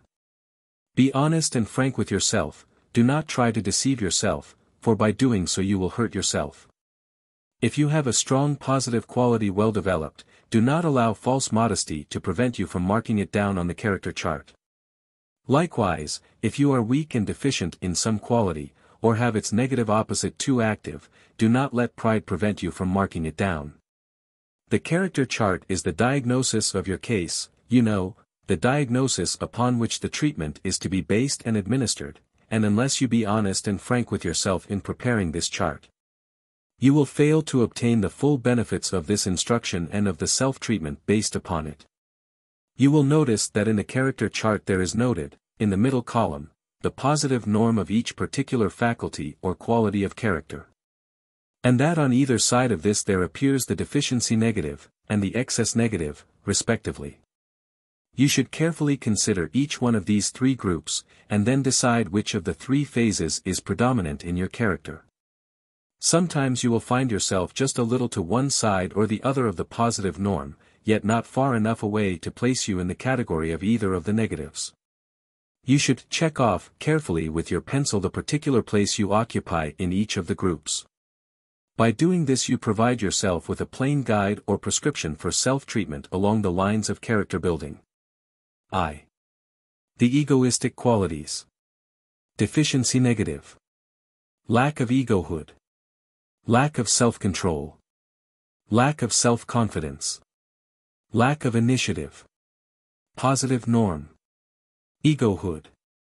Self-control. Self-confidence. Initiative. Excess negative. Egotism. Asceticism. Egotistic conceit. Egotistic rashness. 2. The intellectual qualities. Deficiency negative. Inefficient perception. Careless observation. Fallacious reasoning. Lack of imagination. Inefficient memory. Positive norm. Efficient observation. Efficient perception. Logical reasoning. Constructive imagination. Efficient memory. Excess negative. Purposeless observation. Non-discriminative perception. Hair-splitting reasoning. Idle fancy. Memory of non-essentials. 3. The motive qualities. Positive norm. Concentrated attention. Persistent determination. Stability. Industry. Deficiency negative. Lack of concentration. Lack of persistency. Instability. Slothfulness. Excess negative. Overconcentration. Stubborn obstinacy. Inertness. Slavery to work. 4. The emotive qualities. Deficiency negative. Cowardice. Lack of spirit. Improvidence. Hopeless doubt. Apathetic lethargy. Lack of ambition. Positive norm. Courage. Balanced temper. Provident acquisitiveness. Hopeful faith. Earnest interest. Ambition. Excess negative. Recklessness. Ill temper. Miserly greed. Visionary credulity. Unbalanced enthusiasm. Inordinate ambition. V. The associated qualities. Deficiency negative. Undue gravity. Cheerlessness. Tactlessness. Positive norm. Humor. Cheerfulness. Tact. Excess negative. Undue levity. Strained cheerfulness. Insincere suavity. 6. The moral qualities. Deficiency negative. Untruthfulness. Inequity. lack of sympathy, disloyalty, refusal to serve, temperance, chastity, positive norm, veracity, equity, kindliness, loyalty, service, intemperance, sexophobia, excess negative, morbid candor, censoriousness, maudlin sympathy, blind partisanship, servility, austerity unchastity. 7. The spiritual qualities. Positive norm, spirituality, reverence, deficiency negative, lack of spirituality, lack of reverence, excess negative, perverted spirituality, superstitious awe. The above chart of the principle. Character qualities is not offered as an all-inclusive or complete list or table of each and every character quality noted by observers and known in our own experience. Rather, it is intended merely as a general suggestive list or table of such general qualities. However, it is thought that but few if any typical general character qualities are absent from it. Those qualities not specifically designated in the list or table are believed to be covered by those which are so designated and included, in one or more of the following ways, viz. 1. Where the undesignated quality is included under some other name or term. 2. Where the undesignated quality is treated as a phase, form, aspect or degree of some one of the designated qualities. 3. Where the undesignated quality is a composite attribute, its elements being represented in the list or table of the designated qualities. In all such case, however, we believe that you will find the missing character quality present in spirit and meaning, if not in name and form. The numerous character qualities designated in the character chart are considered in detail in the several succeeding sections of this book. We advise you to study carefully this detailed analysis of the several qualities, so that you may understand each one fully. And that you submit yourself to an honest, vigorous, and exhaustive self-examination concerning the form and degree in which each respective quality is now being manifested and expressed by you. Remember the old adage, man, know thyself. The egoistic qualities. The first of the several classes of the character qualities is that known as the egoistic qualities. The several particular qualities composing that class are as follows. I. The egoistic qualities. Deficiency negative. Lack of egohood. Lack of self-control. Lack of self-confidence. Lack of initiative. Positive norm. Egohood. Self-control. Self-confidence. Initiative. Excess negative. Egotism. Asceticism. Egotistic. Conceit. Egotistic. Rashness. You are now asked to consider each of the above stated several particular character qualities composing the class of the egoistic qualities. Egohood consists of the conscious recognition, realization and manifestation of one's individuality. True individuality is based upon the conscious recognition and realization that one's self, or ego, is a reality, a center of real power and life in the great cosmic manifestation of power and life. Egohood is the state of full conscious realization of oneself as the ego or permanent subject of all mental and physical experience of the individual. Egohood is the quality of the conscious recognition, realization, and manifestation of the I am I of the individual. Egohood possesses two general phases, namely, 1. The recognition of the real relation and correlation between the ego and its world of experience. And 2. The recognition of the real relation and correlation between the ego and the universal principle of power. In the first phase, above noted, the ego perceives and realizes the distinction between itself, on the one hand, and its experiences of thought, feeling, will action, etc., on the other hand. In this phase, the ego is conscious of itself as an entity endowed with and possessing certain mental and physical instruments of expression and experience, which belong to it but which in no way constitute its essential being. This recognition brings with it a sense of the right and power of mastery over these mental and physical instruments of expression and experience. The individual in whom egohood is awakened is conscious of his mental and emotional faculties as rightfully being servants of his will, and not as the masters of his will. In the second phase, above noted, the ego perceives itself to be a center of life, consciousness and power in and of the great universal principle of power. As a consequence, it experiences a conscious certainty of true being and reality. A certainty of eternal and immutable existence, and a certainty of security and safety, notwithstanding the storms and tempests of the personal existence in the world of experience and expression. The consciousness of this relation to universal power and ultimate reality gives to the ego a sense of power and certainty which nothing else can impart. It links it to the eternal verities, and imparts to it a confidence and sense of security impossible to those who have not unfolded into this consciousness. The subject of egohood has been referred to in a preceding section of this book. It has also been considered in considerable detail and to a greater extent in that initial book of this series entitled Personal Power, to which we refer the student wishing to proceed further in his study of this particular branch of our general instruction.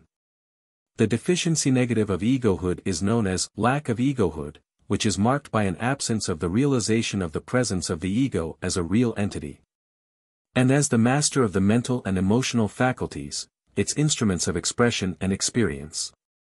And also by an absence of the realization of the relation of the real self, or ego, to the universal principle of power, the ultimate reality, and the correlation existing between that and the ego. The excess negative of egohood is that known as egotism, which is marked by a false sense of the importance of one's personality, and which results in self-conceit, overweening vanity, arrogance, and inordinate desire for admiration and public notice. It differs essentially from egohood inasmuch as it is based upon vanity concerning one's real or assumed personal qualities, traits, abilities, or powers. Whereas egohood bases its sense of power upon the conscious fact of its individual, impersonal, reality and importance. Lack of egohood, the deficiency negative of egohood, cannot exist in coordinated being with egohood. For the two are antithetical opposites. Neither can egotism exist in coordinated being with true egohood. Egohood is based upon the true conception of the I am I focus or center of universal power as being the basic fact of individual existence. Personality being regarded by it as merely the part in the play, performed by the individual, the manifestation of the instruments of its expression and experience, worthy of being regarded with true pride and satisfaction, but in no wise to be mistaken for the real self or to become the ground of arrogance, conceit, vanity, etc.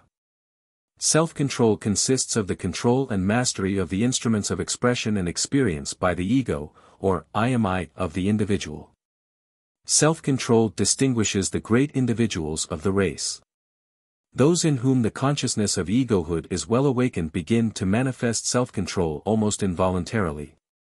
Discovering the ego to be the I am I at the center of the being of the individual, they begin to assert that sovereignty which is a prerogative of that dominant position.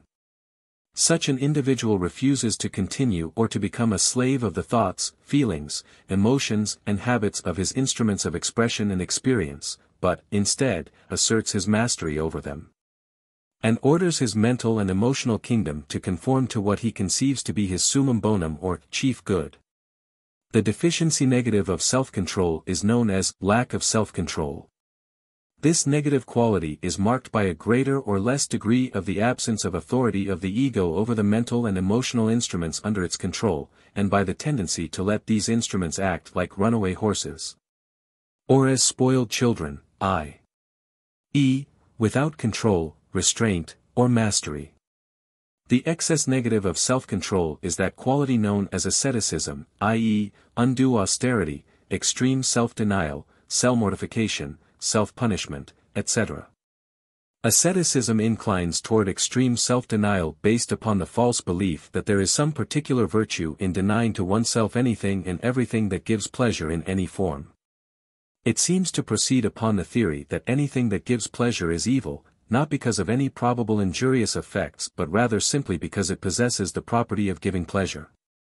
Asceticism seems to regard pleasure as evil, and pain as good. This is an abnormal, morbid and pernicious doctrine in the view of sane, thoughtful individuals. Self-control, the positive norm, is based upon no such ideas or ideals. Instead, it holds that all things are good to be used, in their right time and place, but nothing is good enough to use, dominate or master the individual. True self-control is the sane middle ground, or golden mean, between uncontrolled indulgence, on the one hand, and asceticism, on the other hand. It is the perfect flower which supplants the two weeds of the extremes of the negatives. Self-confidence consists of the conscious confidence, reliance, and belief in oneself. It arises from an underlying conviction that the ego, or I am I, is in control of the instruments and faculties of expression and experience, and has developed these to an extent sufficient for them to function effectively and efficiently. It is a healthy, normal, rational mental and emotional quality, and is present in all individuals who dare to attempt to accomplish things in the world of experience. Its keynote is, I can, I will, I dare. I do I. It employs the master formula of attainment, viz. 1. Definite ideals, 2. Insistent desire, 3. Confident expectation, 4. Persistent determination, 5. Balanced compensation. It is the spirit of the I am I, conscious of its nature and of its inherent powers, pressing forward to expression and realization in objective form. Self-confidence is one of the most positive of the positive qualities, and should be developed carefully and persistently by all who wish to do things in the world. The deficiency negative of self-confidence is known as lack of self-confidence, and is marked by the absence of all the essential qualities which characterize the positive norm of self-confidence. It is the quality so prominent in the I can't, and I'm afraid to try individuals. It paralyzes all human effort and endeavor. Many persons having many other positive qualities well developed fail to demonstrate and manifest them effectively because they lack self-confidence. Self-confidence is an important element of character, the absence of which prevents the expression and manifestation of many of the other positive qualities. The excess negative of self-confidence is that known as egotistic conceit, which is composed of vain conceit, false assurance, and an overweening arrogant cocksureness. Self-confidence is based upon one's belief in the development of his own faculties, his control and efficient direction thereof, and his innate and inherent powers. Egotistic conceit, on the other hand, is based upon the vain feeling that one's talents, capacity, personal qualities, and attractions are of a superior order.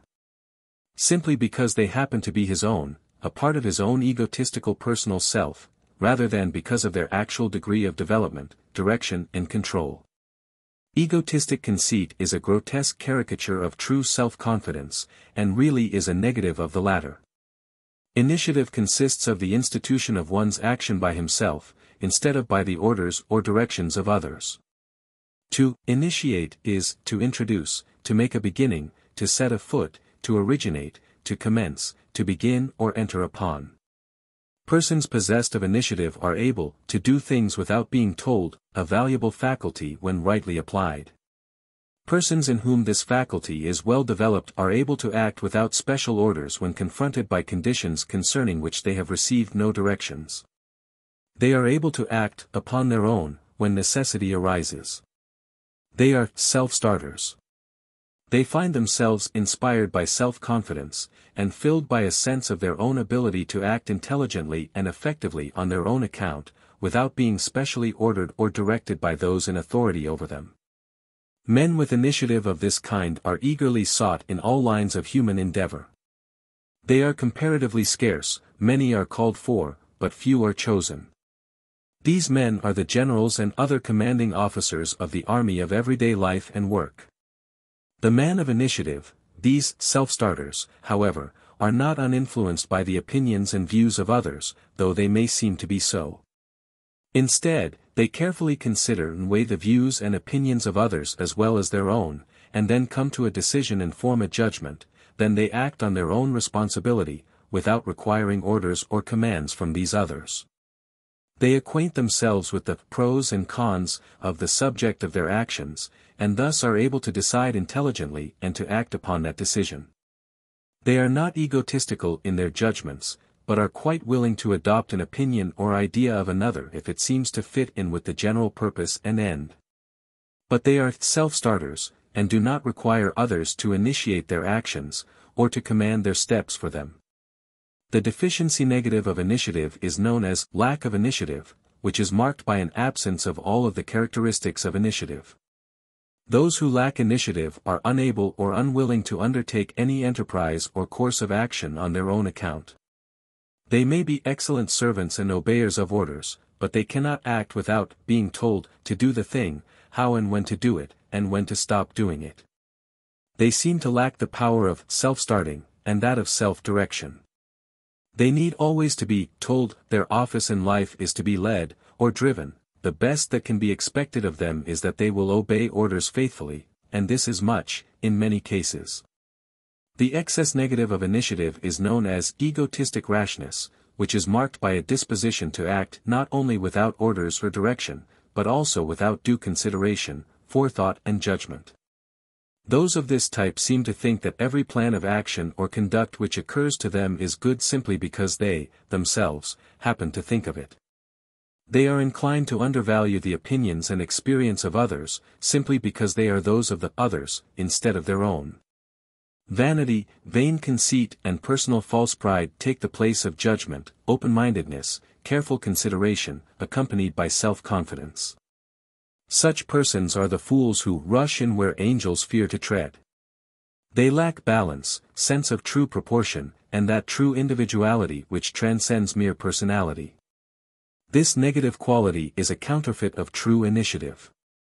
It is the donkey wearing the lion's skin, the peacock wearing the feathers of the eagle, the ape wearing the garb of the man. Egohood is based upon true individuality, egotism is based upon self-exalted personality.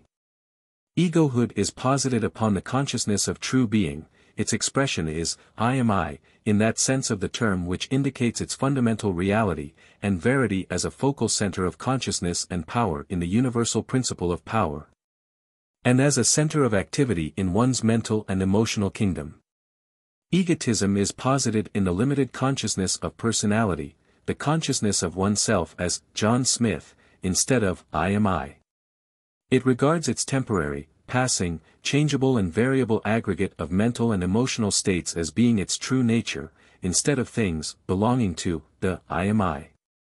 Egohood has true pride based upon its essential, constant and fundamental nature. Egotism has false pride based upon its superficial, inconstant, and non-essential nature. An understanding of the above-stated distinction between egohood and egotism will explain the difference between the counterfeit and the real in the list of the qualities above considered. The positive norm in each case will be found to rest upon the consciousness of true egohood, whereas in each case the excess negative will be found to rest upon the consciousness of false selfhood or egotism.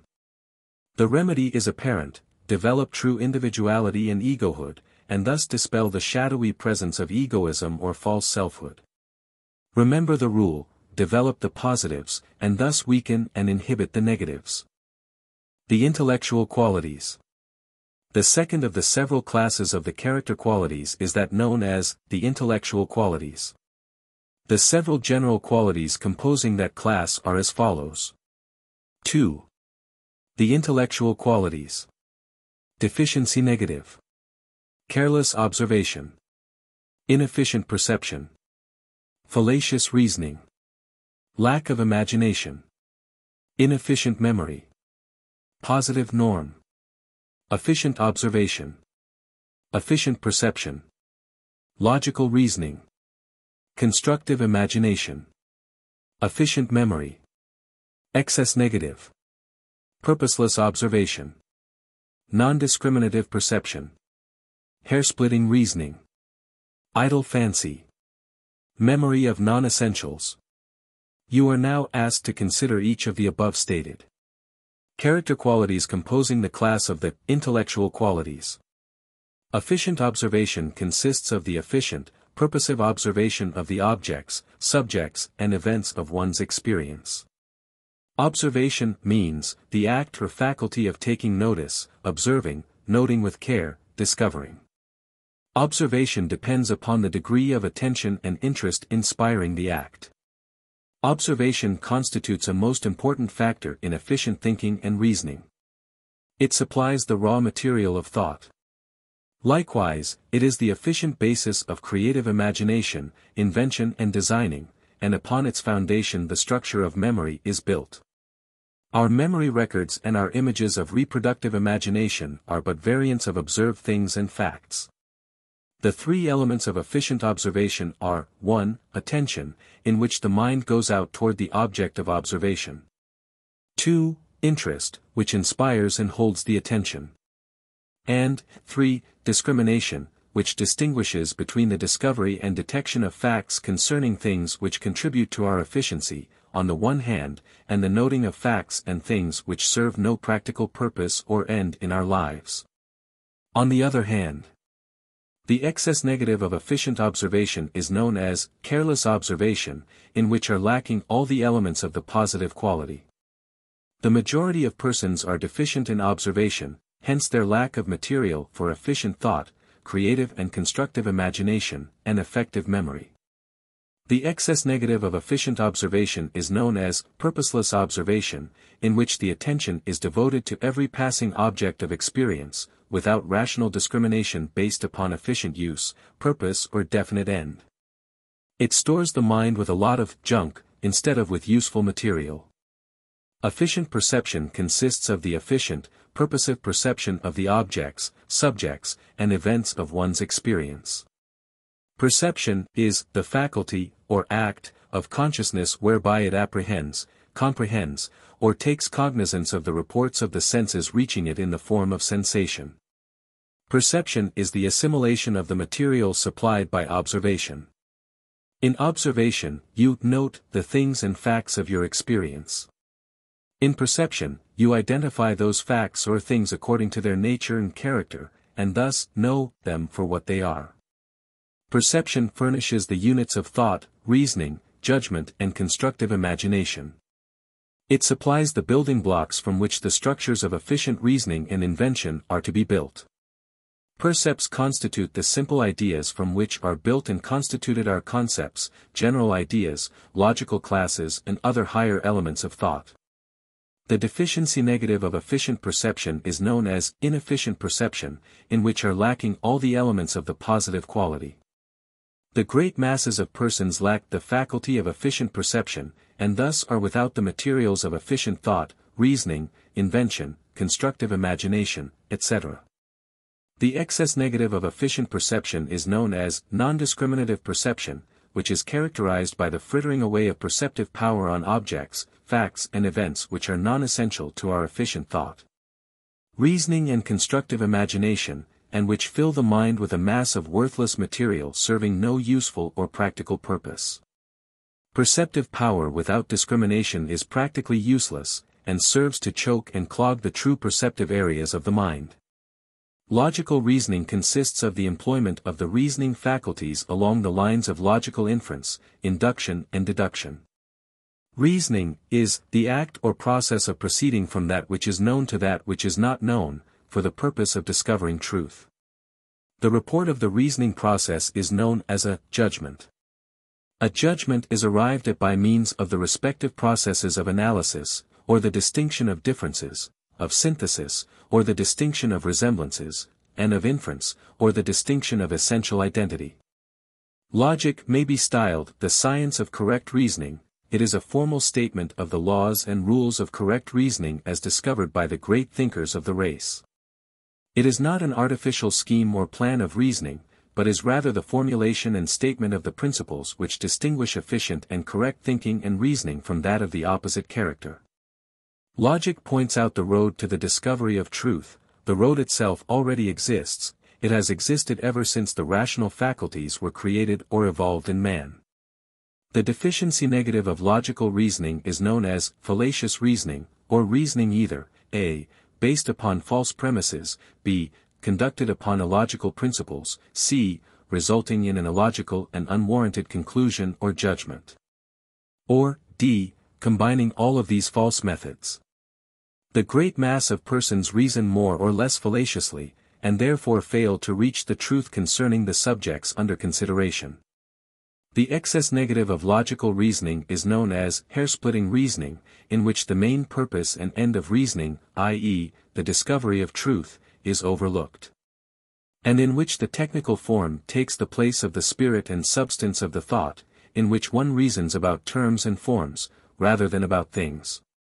The counterfeit reasoning is inefficient, because it results in no real and practical advantage, use or purpose, and, also, because it tends most readily to false and deceptive reasoning, casuistry and sophistry.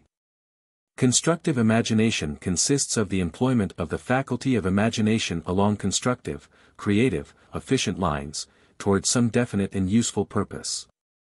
Imagination, in its true sense, is the power of the mind to create mental images of objects of sense previously perceived.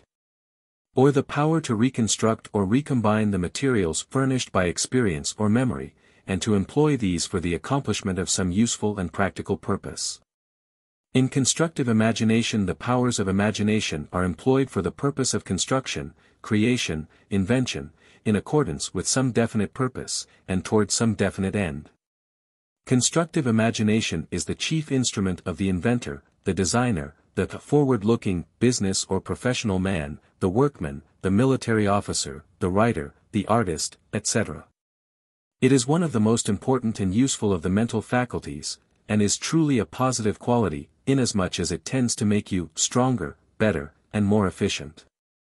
The deficiency negative of constructive imagination is known as lack of imagination, in which the powers of imagination are not actively employed and applied, or in which they remain in an undeveloped state.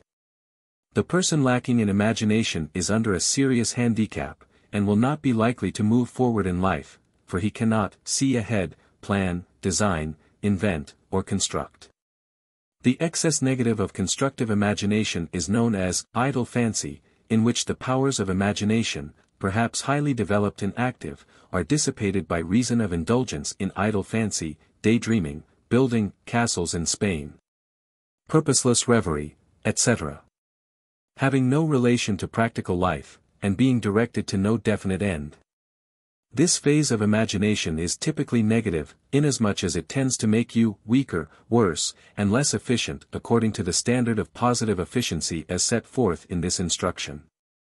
Efficient memory consists of the efficient, purposive employment of the faculty of memory, the direction of the powers of memory to some definite, useful purpose and end. According to the true principles and methods governing the employment of the processes of memory. The importance of an efficient memory need not be urged here, it is too well known to require argument. The usable knowledge of the individual is stored away in his memory, subject to efficient recollection, remembrance and recognition. Memory is to the mind what the reproducing instrument is to the phonograph.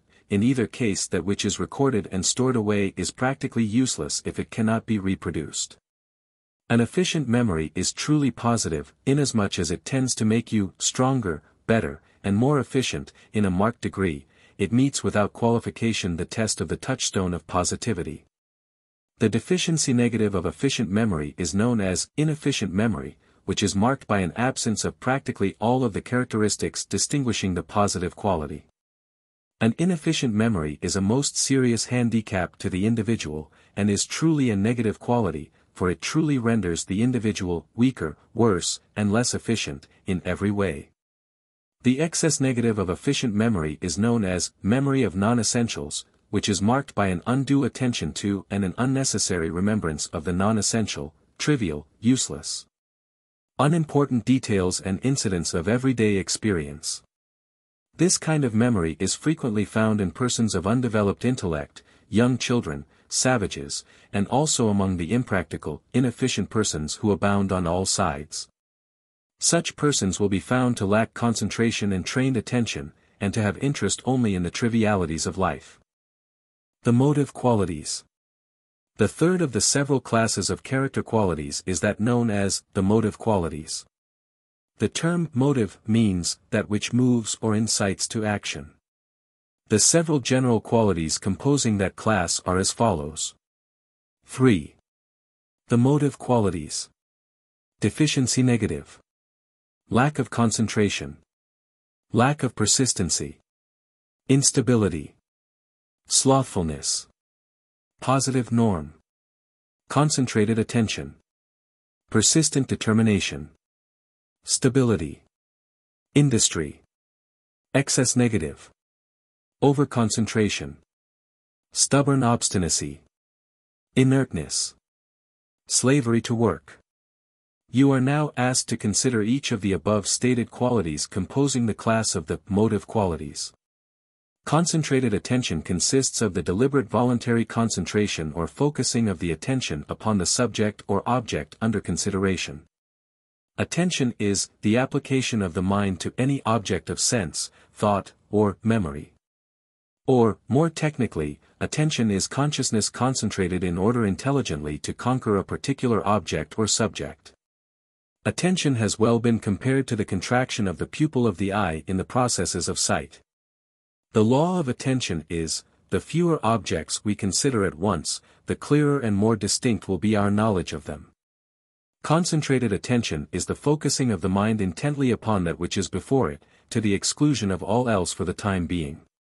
The power or faculty of concentrated attention distinguishes the great individuals of the race who have done things, the mental masters. It has been stated as a general principle, every individual who has accomplished anything worthwhile in any field of voluntary endeavor, has done so largely by his or her developed and trained powers of voluntary attention. No individual lacking in development of the power of voluntary attention ever has accomplished anything worthwhile while such lack persists. Concentrated attention meets the requirement of the touchstone of positivity, and is to be considered as a positive character quality, for it truly tends to make you stronger, better, and more efficient. It is one of the characteristics of a strong and well-trained will, and by some is held to constitute one of the most important of the typical activities of the will.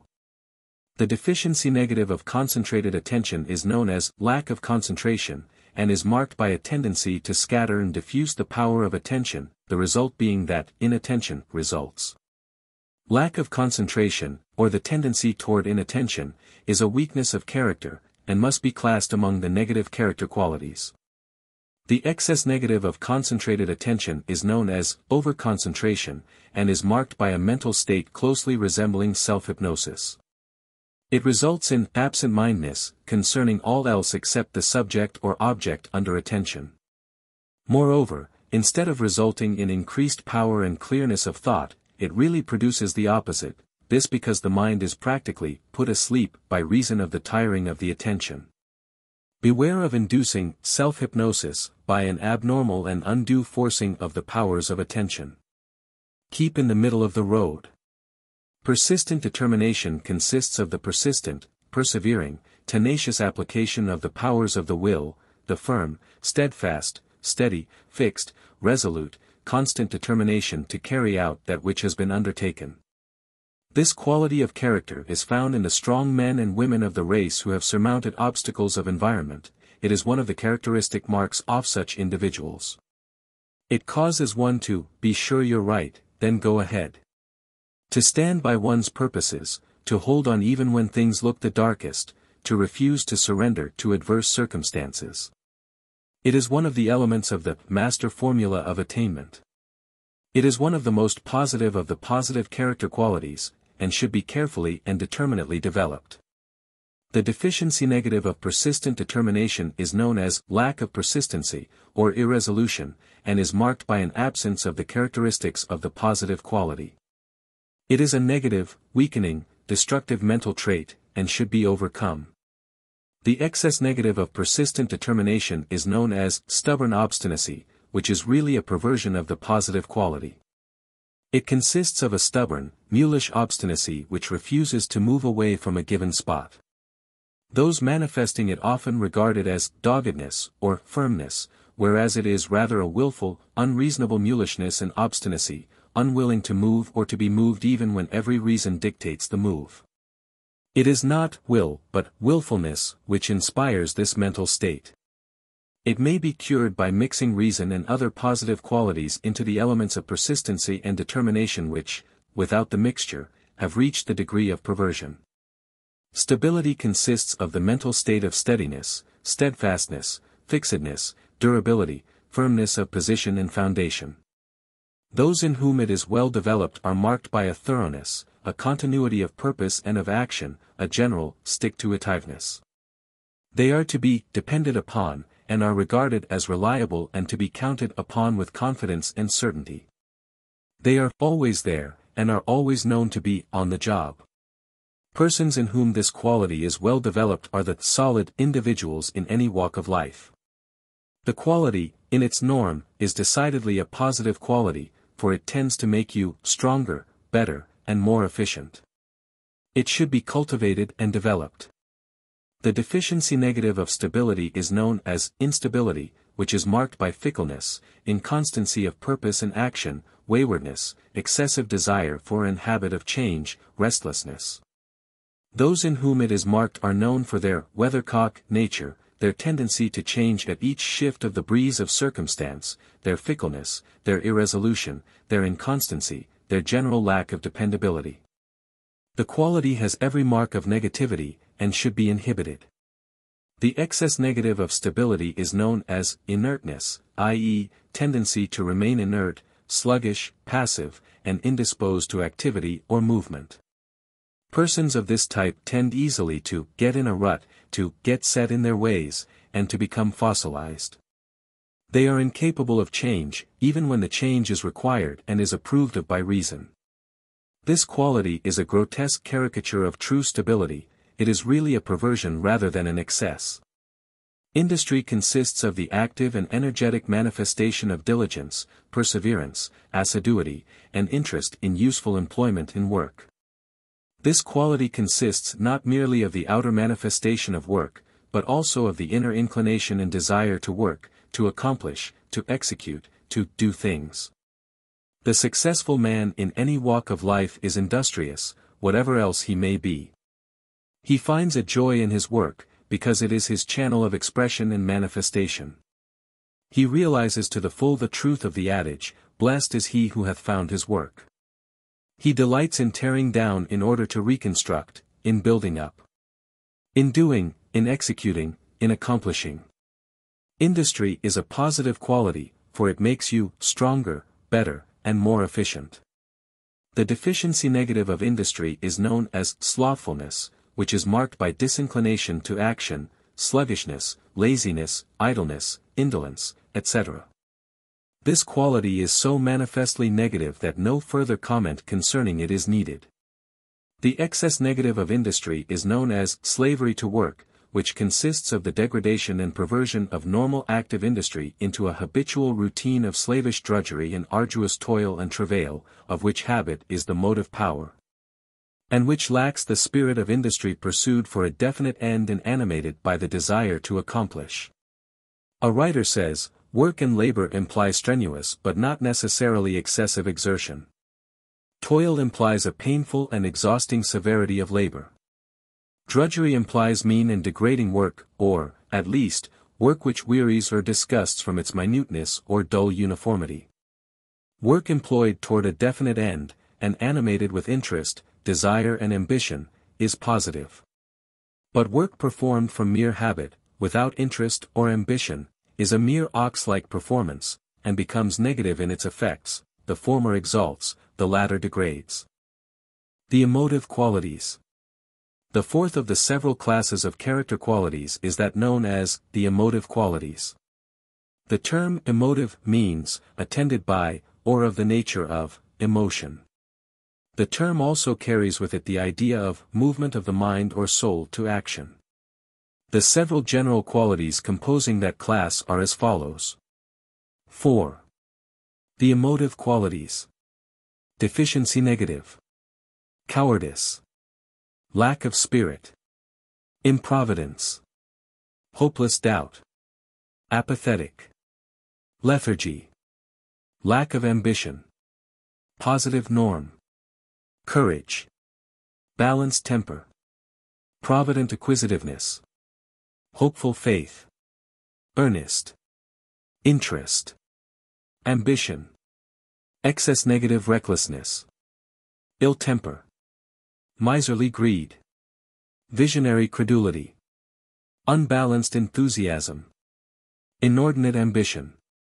You are now asked to consider each of the above stated qualities composing the class of emotive qualities. Courage consists of those qualities of the mind which enable one to encounter danger and difficulties with firmness, without or despite fear. Those qualities may be summed up as heroism, bravery, intrepidity, valor, gallantry, daring, firmness, hardihood, stoutness of heart, boldness, dauntlessness, resolution, etc. It is a most positive quality, when manifested in its normal degree and form. The old adage asserts that, faint heart never won fair lady, and we may add, nor anything else worth acquiring. That courage makes one stronger, better, and more efficient, and therefore is a positive quality, requires no argument, for all human experience proves it. The successful individual must have courage to encounter dangers and difficulties.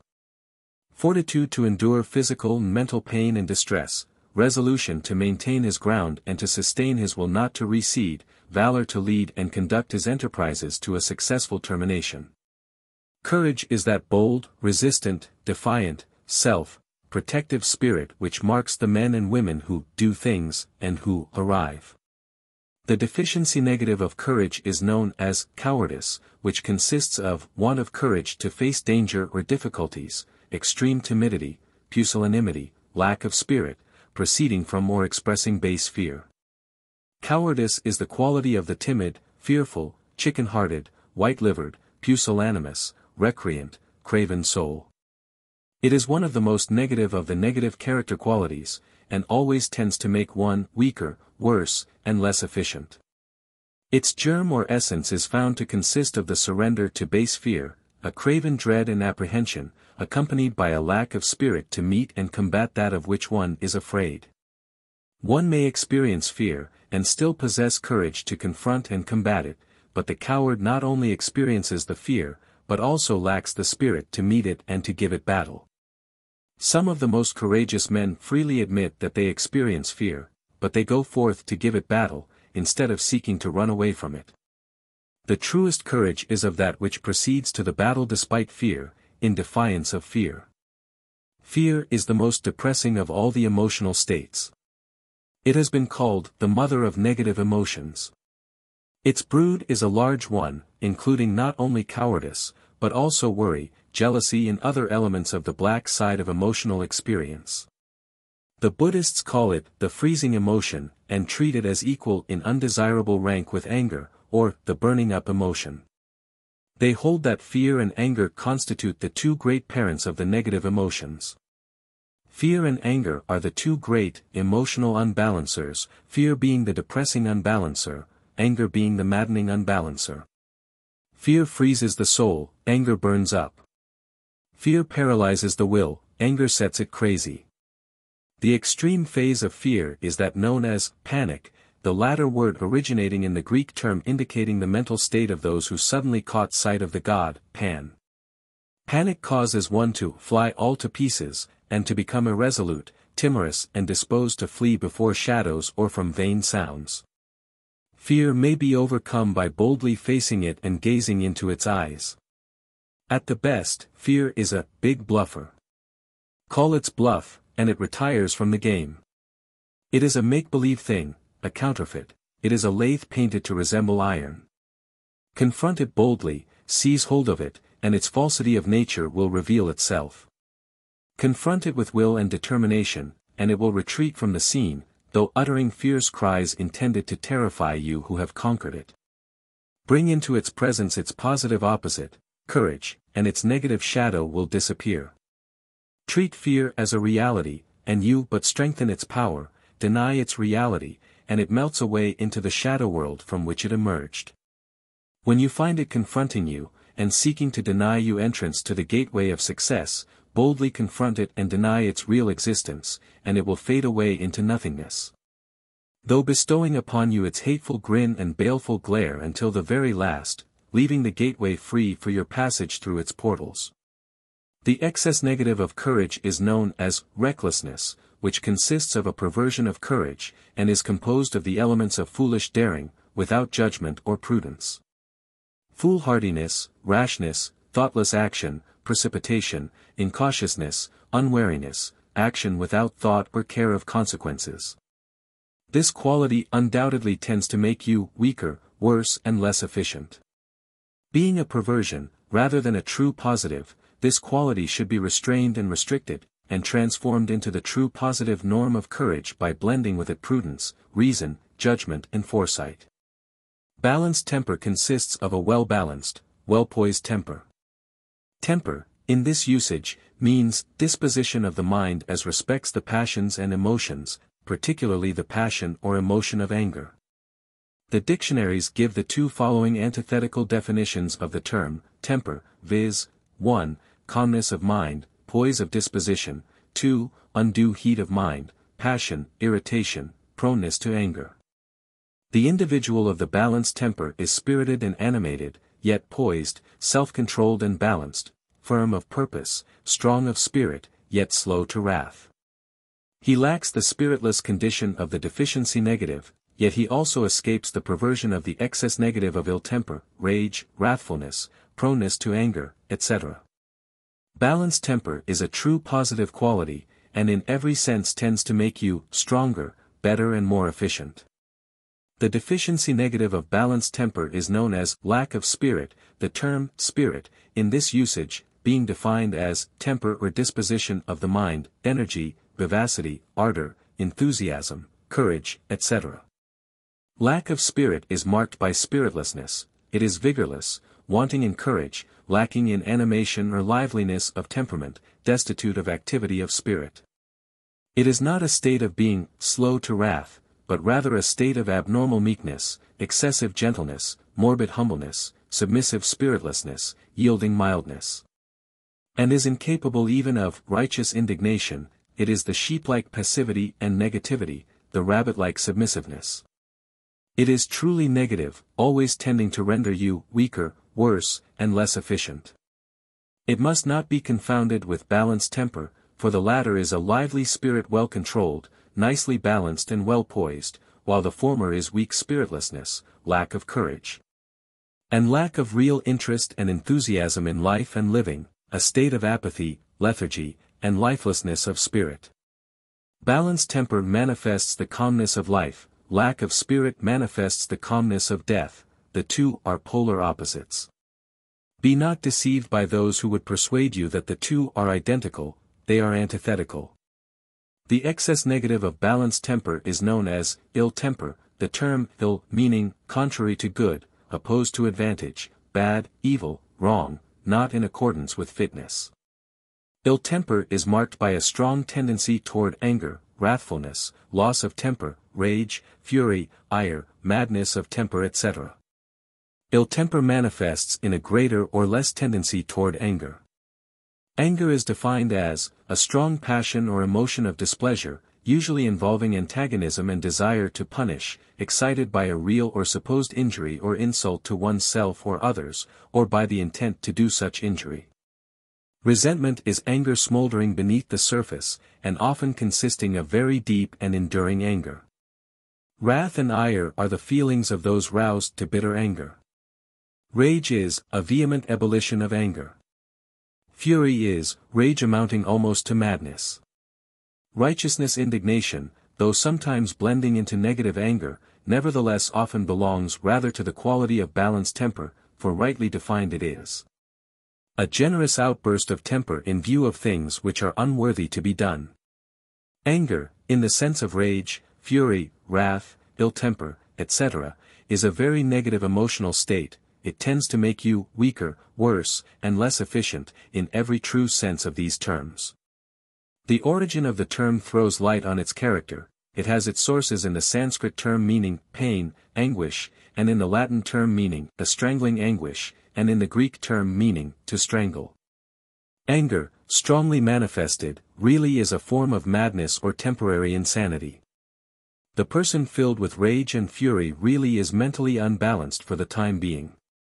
Surely no further warning against anger is needed here. All the best psychological, physiological, philosophical, and religious teachings indicate the danger and viciousness of anger. Listen to these statements: he that is slow to wrath is of great understanding. He that is slow to anger is better than the mighty. The discretion of a man mocketh him slow to anger. Make no friendship with a man that is given to anger, and with a wrathful man thou shalt not go. So much for the morality phase, or the worldly wisdom side, of the subject. For the physiological-psychological side or phase, note the following statement of Dr. Benjamin Ward Richardson. The passions which act most severely upon the physical life are anger, fear, hatred and grief. Of all of these passions which I have enumerated, as most detrimental to life, anger stands first. He is a man very rich in physical power who can afford to be angry. The richest cannot afford it many times without incurring the penalty, a penalty that is always severe. We say that a man was red with fury, or that he was white with rage, by which terms we seek to express the extent of his fury. Physiologically, we are speaking of the nervous condition of the minute circulation of his blood. Red fury means partial paralysis of the minute blood vessels. White rage means temporary suspension of the action of the heart, the prime mover of the circulation itself. But such disturbances cannot often be produced with the occurrence of permanent organic evils of the vital organs, especially of the heart and brain. The control of anger, like the control of fear, is most important. The ancient Greeks, and the ancient and modern Buddhists, hold that the man who has learned to control these two negative emotions is well advanced on the road to mastery. And that he who has mastered these two twin evils has thereby gained sufficient strength whereby he may easily overcome and master the remaining negative qualities. Here, you will do well to remember that, 1. Deficiency negatives are overcome by manifesting and cultivating the positive norm associated with them. And that, 2. Excess negatives may be overcome by so blending them with tempering, modifying, and harmonizing elements that they are transmuted into the positive norms associated with them. Provident acquisitiveness consists of the feeling and desire prompting toward the prudent, careful, thoughtful acquisition of material, useful things tending toward the well-being, comfort and happiness of one's self and those in whom one is interested. The term provident means foreseeing wants and making provision to supply them. The term acquisitiveness means the quality of acquiring, gaining, obtaining, attaining, procuring, winning, securing, earning, desired things, usually by one's own exertions. That this character quality is a positive one, cannot be doubted. Expressed and manifested in the normal and positive degree, it certainly tends to make you stronger, better and more efficient. Some so-called philosophers and moralists have sought to identify this character quality with its excess negative, or perversion, and have either actually or tacitly condemned it as unworthy or even reprehensible. But, at the last, such teachings are seen to be a more or less hypocritical pretense, or a more or less vain pose, the lives of such teachers frequently being in direct contradiction to their teachings.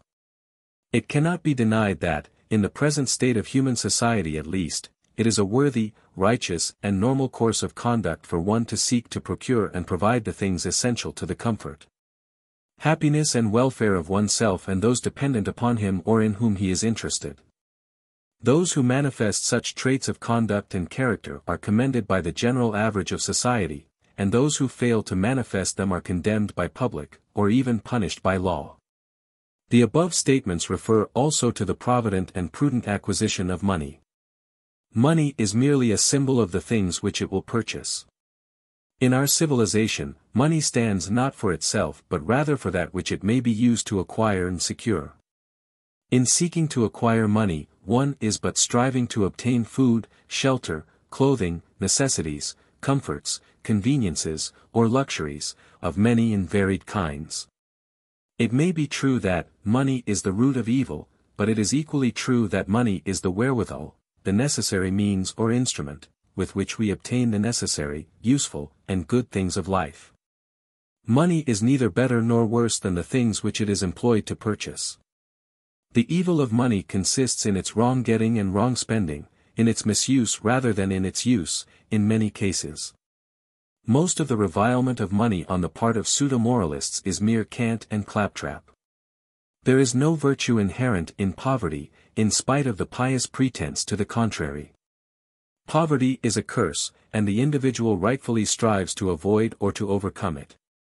The deficiency negative of provident acquisitiveness is known as improvidence, which consists of failure to provide for the future, not only in the direction of being careless, wasteful, shiftless, prodigal, etc., but also in the direction of failing to acquire, make, gain, procure, secure, and earn a reasonable and just recompense for one's services, time and labor. Improvidence may consist either of a failure to get or a failure to hold, or both. The excess negative of provident acquisitiveness is known as miserly greed, which consists of either, or both, of the qualities of 1. Unduly greedy, avaricious, rapacious desire for gain and wealth, and 2. Miserly, parsimonious, penurious, stingy, niggardly hoarding of wealth or property. In either case, or phase, miserly greed overreaches itself, and defeats its original object of happiness and content. This, because, instead of mastering and using wealth and property, it allows itself to be made a servant of, and to be used by, wealth and property. Neither of the two negatives just mentioned meet the test of the touchstone of positivity, viz. Will this make me stronger, better and more efficient? The positive norm of provident acquisitiveness, on the contrary, meets the test fully. Therefore it is worthy of being cultivated, developed, expressed and manifested by those who wish to become stronger, better, and more efficient, according to the rule of positivity. Hopeful faith consists of the mental attitude which is marked by a harmonious combination and blending of hope and faith. Hope is the desire for good, accompanied by an expectation of obtaining it. Faith is firm belief in regard to important truth. The mental attitude of hopeful faith is a most positive one, and certainly tends to make one stronger, better and more efficient, when manifested in normal and well-balanced degree and form. This mental attitude comprises that confident expectation, which is one of the elemental principles of our master formula of attainment, of hope, the thoughtful write and speak in words of praise. Spurzheim says, hope is necessary to the happiness of man in almost all situations. Johnson says, hope is the chief blessing of man, and that hope only is rational of which we are sensible that it cannot deceive us. Whatever enlarges hope, will also enlarge courage. Collier says, hope is a vigorous principle, it is furnished with light and heat to advise and to execute. It sets the head and heart to work, and animates a man to do his utmost. And thus, it is perpetually pushing and assuring it. It puts a difficulty out of countenance, and makes a seeming impossibility give way. Tennyson sings of the mighty hopes that make us men. And Coleridge warns us that work without hope draws nectar in a sieve, and hope without an object cannot live. Of faith, the wise also speak in glowing terms. St. Paul says, faith is the substance of things hoped for, the evidence of things not seen. A writer says, faith is the soul going out of itself for all it wants. Parkhurst says, faith is the heroism of the intellect. Hazlitt says, faith is necessary to victory. Elizabeth Oakes Smith sings, faith is the subtle chain which binds us to the infinite. The voice of a deep life within, that will remain until we crowd it hence. To many who have wearied of dogmatism and blind faith upon assumed authority, the word faith has lost some of its original charm, power and meaning. But faith has a far deeper and more fundamental meaning. Its roots are embedded in that universal principle of power, of which the ego or I am I is a focal center of expression and manifestation. The positive individual has hopeful faith, faith in the cosmic laws, faith in the powers that be, faith in himself. His faith in himself is the natural result of his faith in the ultimate meaning of things, and in the cosmic law. Coming in contact with power, he allows its forces and energies to be transmitted to himself. Feeling its inflow through the channels of his inner being, he cannot escape having hopeful faith. But his is not the weaker faith which merely believes and dares to expect, his is the strong, hopeful faith that knows. The deficiency negative of hopeful faith is known as hopeless doubt, which is marked by an absence of all that makes hopeful faith what it is. As might be expected, this is a most negative quality, and tends ever toward making you weaker, worse and less efficient. The individual possessing it is damned to a hell of his own making.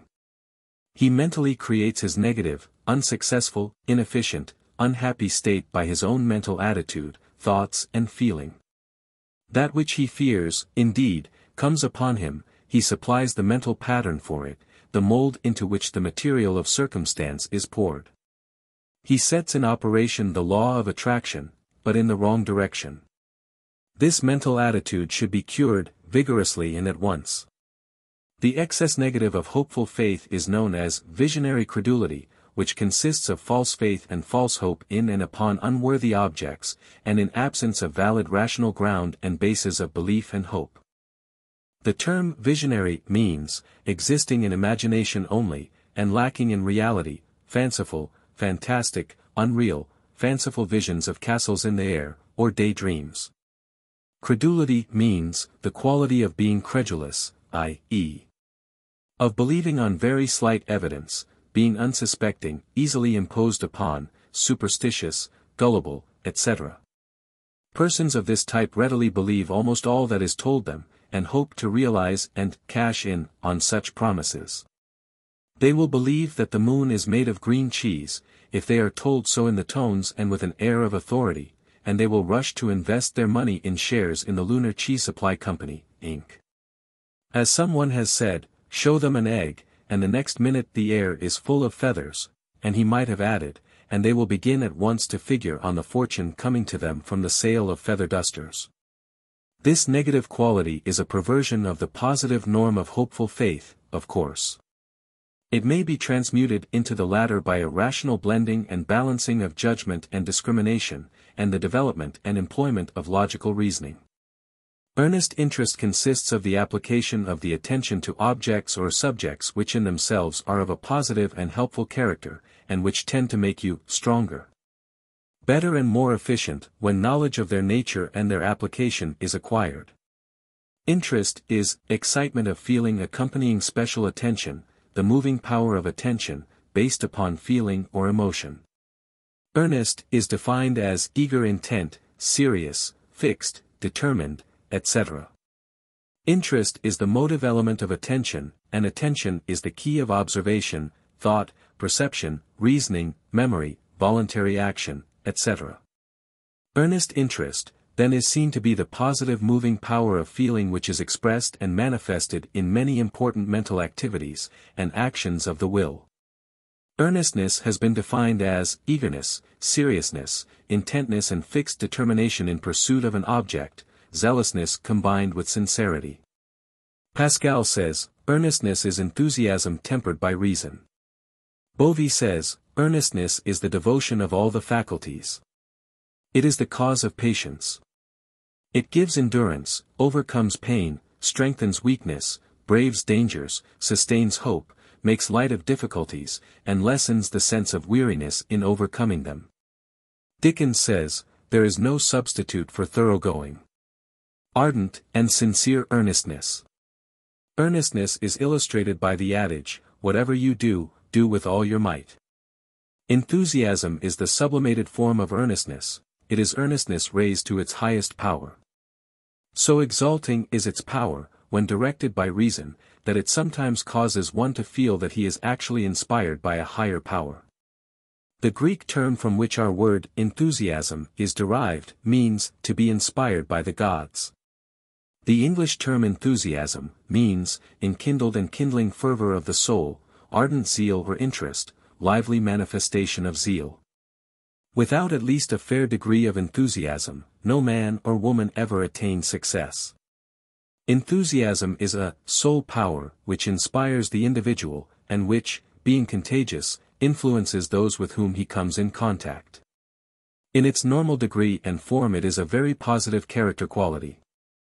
The deficiency negative of earnest interest is known as apathetic lethargy. Apathy is want of feeling, privation of passion, emotion, or excitement, supineness, sluggishness of emotional feeling. Lethargy is morbid indifference to feeling and desire for action, listlessness, inattention, heaviness of mind and soul. This negative quality is deadening to the soul. It paralyzes desire and will, and consequently kills out all ambition and incentive to action. It renders one a living corpse. By all means inhibit this negative quality if it is manifesting in you. Its influence is pernicious. Destroy the foul weed by cultivating the sturdy plant of its positive opposite, earnest interest. Take an interest in things, manifest zeal in your activities, flood your soul with balanced enthusiasm. The excess negative of earnest interest is known as unbalanced enthusiasm, which consists of an irritating, ill-judged, unbalanced manifestation of emotional excitement and enthusiasm. This is a mark of that neurotic, hysterical, superficial, semi-delirious flightiness which by some is mistaken for enthusiasm. This wild enthusiasm, however, does not rise from the deep places of the soul, but is a surface manifestation. It dissipates emotional energy which might otherwise be usefully employed, it defeats its own object by reason of its excessive expression, its superficiality, and its lack of balance. It may be transformed into true enthusiasm by a liberal addition of and blending with reason, judgment and discrimination, which serve to give body and consistency, depth and weight, to its otherwise volatile substance. Without such treatment, this perverted quality is quite negative in its effects, and tends to render you weaker, worse and less efficient. Ambition is an eager desire for success, achievement, power, attainment, preferment, honor, or superiority. Properly understood and interpreted, properly balanced and poised, it is a valuable quality of the individual. It is the insistent desire, the want to hard enough, that animates the men who do things in the world. Without it, there would be no progress, no success, no attainment, no achievement. The extreme form and excessive manifestation of ambition has caused the term to suffer some degree of reproach, but this need not attach to the term properly employed, and representing the right quality of thought, feeling and will.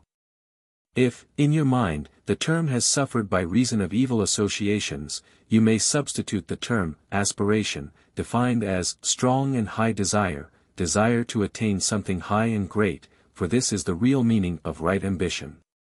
Ambition, or aspiration, is a positive quality, it tends to make you stronger, better, and more efficient.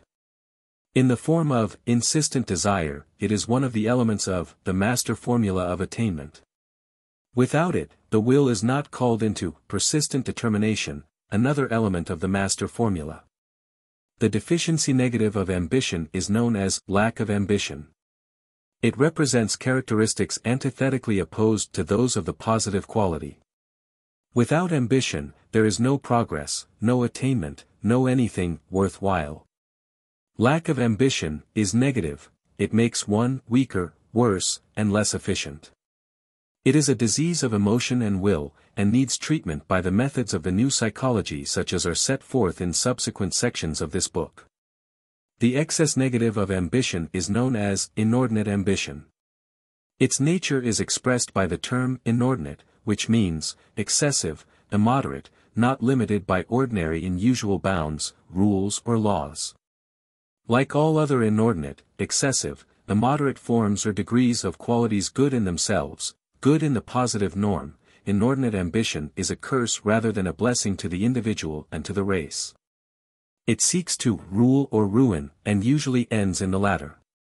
History and common experience supply illustrative examples of convincing power. No further argument is required to point out that inordinate ambition is negative in its nature, that it tends to make the individual weaker, worse, and less efficient. In the end and often from the very start. Beware the extremes. The associated qualities. The fifth of the several classes of character qualities is that known as the associated qualities. The term associated is applied to this class because of the fact that its several qualities are associated closely with one or more of the qualities forming other classes, rather than forming an independent class of their own. The several qualities composing this class are as follows. V. The associated qualities. Deficiency negative. Undue gravity. Cheerlessness. Tactlessness. Positive norm. Humor. Cheerfulness. Tact. Excess negative. Undue levity. Strained cheerfulness. Insincere suavity. You are now asked to consider each of the above stated qualities composing the class of the associated qualities. Humor consists of that quality of human thought, imagination and feeling, which enables one to perceive the incongruous or fantastic aspects, elements or phases of the subjects or objects under consideration. Which tends to induce or produce laughter or mirth, and which is expressed in wit, satire, facetiousness, jocularity, etc. Humor causes one to see the funny side of things, and thus to escape the effects of over-seriousness, ponderous gravity, tendency to overestimate the comparative value or importance of particular views of things, one-sidedness, etc. The sense of humor has well been called the saving grace, for it saves men from fanaticism, bigotry, and undue partisanship by causing them to see the incongruous, absurd, and ludicrous aspects of such one-sided views.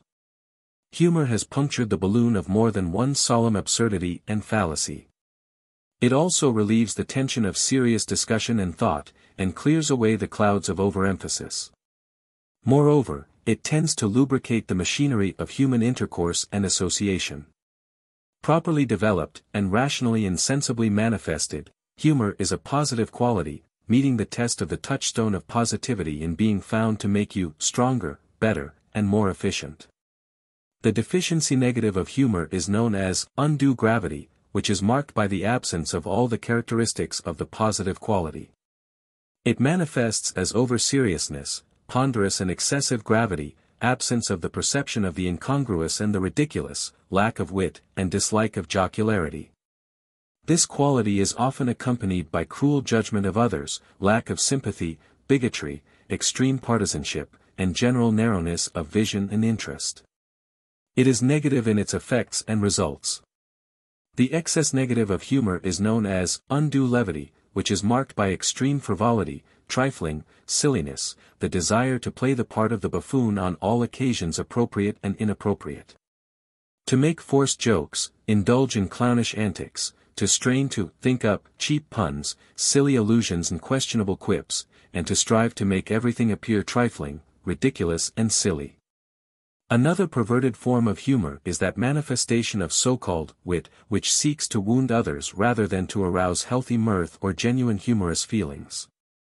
These perversions may be overcome by the addition and blending of reason, judgment, discrimination, and, in the last case, of kindness and sympathy.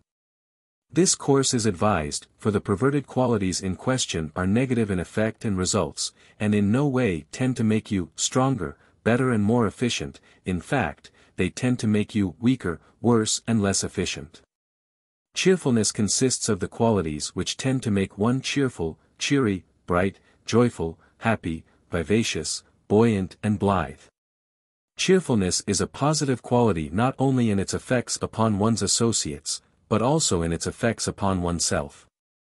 Modern physiological psychology informs us that the mental attitude of cheerfulness tends to create the most beneficial physical conditions, the opposite mental attitude producing the contrary effect. Cheerfulness keeps the brain clear, keys emotional nature to a desirable pitch, and lets the sun shine in, on life in general. Moreover, it renders one an agreeable companion and associate, makes friends, promotes human intercourse, and does much to create a pleasing personality, the latter being a decided asset. Its advantages and desirability are seen more plainly when we contrast this quality with its negative opposite. The deficiency negative of cheerfulness is known as cheerlessness, which consists of the qualities creating the mental atmosphere of gloom, sadness, discouragement, dejection, forlornness, melancholy, the blues, in short. This quality is quite negative and harmful to the individual, both in its effects upon his physical and mental being, and also in its effects upon his associates and those with whom he comes in contact. It poisons his blood, depresses his vitality, impairs his judgments, clouds his feelings, and muddies his emotions. It causes others to avoid his company, to flee his presence, and to regard him as a depressing, discouraging visitor. The confirmed pessimist is not popular, his presence is depressing. The sunny Jim is preferred to the gloomy Gus, for obvious reasons. Human wet blankets are avoided. Men prefer sunshine to gloom in their atmosphere. The world proceeds on the lines indicated by the writer of the following lines. Laugh, and the world laughs with you. Weep, and you weep alone. For this sad old earth is in need of mirth. It has troubles enough of its own. You would act wisely to adopt that principle of the ancient Japanese code of Bushido, which instructed the young noblemen of that country to maintain always the cheerful, pleasant demeanor, concealing ever their pain, sorrow, and grief from those with whom they come in contact. The code taught this course not as a matter of policy, but as a matter of politeness and right conduct toward others, particularly toward strangers, and as a manifestation of proper stoical pride and self-respect. It regarded the opposite course as an indecent exposure of one's sacred emotions, griefs and sorrows. It taught the virtue of emotional modesty. The excess negative of cheerfulness is known as strained cheerfulness, which consists of a forced and unnatural assumption of pleasure and gladness unwarranted by the true feelings and the facts of the case. This is a perversion of the true cheerfulness which comes from the heart. It differs from the honest inhibiting of cheerlessness and gloom, inasmuch as it proceeds to counterfeit the real feeling, or to carry the latter to a ridiculous and unwarranted extent. This artificial gladness and counterfeit pleasure is quite in favor with many at the present time. The social fields are well supplied with gladiolus, Pollyanity is in vogue. They deceive no one, and disgust many honest persons. This unnatural dragging in of gladness upon all occasions is as unconvincing as the repeated assertion of "I am an honest man" by the man whose honesty and truthfulness are under suspicion. Or the similar strained and constantly repeated assertion of virtue by the woman of questionable character. A stoical cheerfulness under even the worst happenings is honest, natural and commendable. But to make pretended virtues of pain and adversity, and to loudly claim to be glad despite them, rings false, and is not deserving of praise. The addition and blending of discrimination, truth and honesty is needed in such cases. Hysteria always is negative, despite its shrill assertions and excited affirmation of gladness. Tact consists of the faculty of nice perception and discernment, and of the ready power to appreciate and to say and do what is required under the circumstances. It is a judicious mixture of the quality of agreeableness and desire to please, and that of caution and secretiveness. Its expression is politeness and suavity, its manifestation is diplomacy. Politeness consists of courteous, obliging, civil manners, directed toward the recognition of the wants and wishes of others, the anticipation of such, and the observance of a pleasing demeanor toward one's associates. Suavity consists of the quality of being pleasing in manner and demeanor, urbanity, agreeableness. Diplomacy consists of the observance of a tactful suavity, accompanied by a certain caution and reserve concerning one's own desires, plans, and designs. It is characterized by tact, shrewdness, and mental dexterity.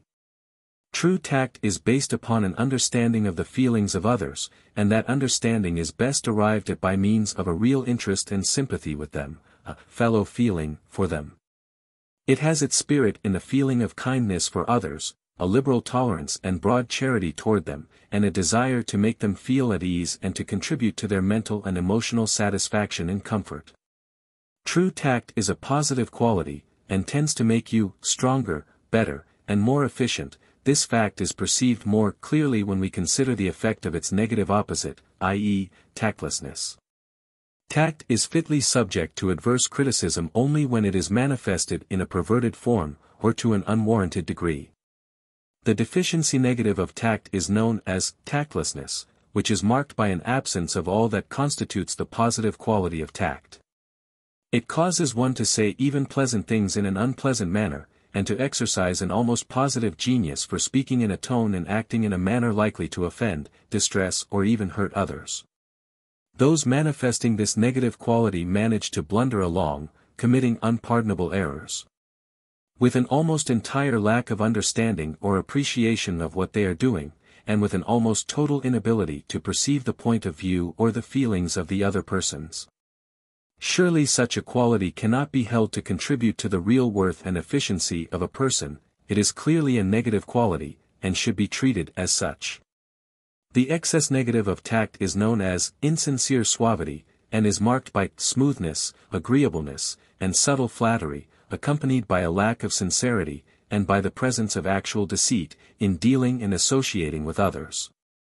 It tends toward hypocrisy, duplicity, deceit, deception, double-dealing, and false pretensions. It acts to flatter, to soft soap, and to praise falsely those persons sought to be taken advantage of. It is like the actions of the boa constrictor, which first covers with saliva the small animals which it plans to swallow a little later. This quality, fortunately, frequently defeats its own ends. It is a perversion of the positive quality.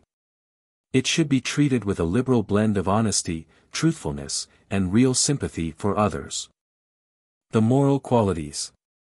The sixth of the several classes of character qualities is that known as the moral qualities. The term moral means relating to duty or obligation. Pertaining to those intentions and actions of which right and wrong, virtue and vice, are predicated. The several general qualities composing that class are as follows. 6. The moral qualities. Deficiency negative. Untruthfulness. Inequity. Lack of sympathy. Disloyalty. Refusal to serve. Intemperance. Unchastity. Positive norm. Veracity. Equity. Kindliness. Loyalty. Service. Temperance. Chastity. Excess negative. Morbid candor. Censoriousness. Maudlin sympathy. Blind partisanship. Servility. Austerity. Sexophobia. You are now asked to consider each of the above stated qualities composing the class of the moral qualities.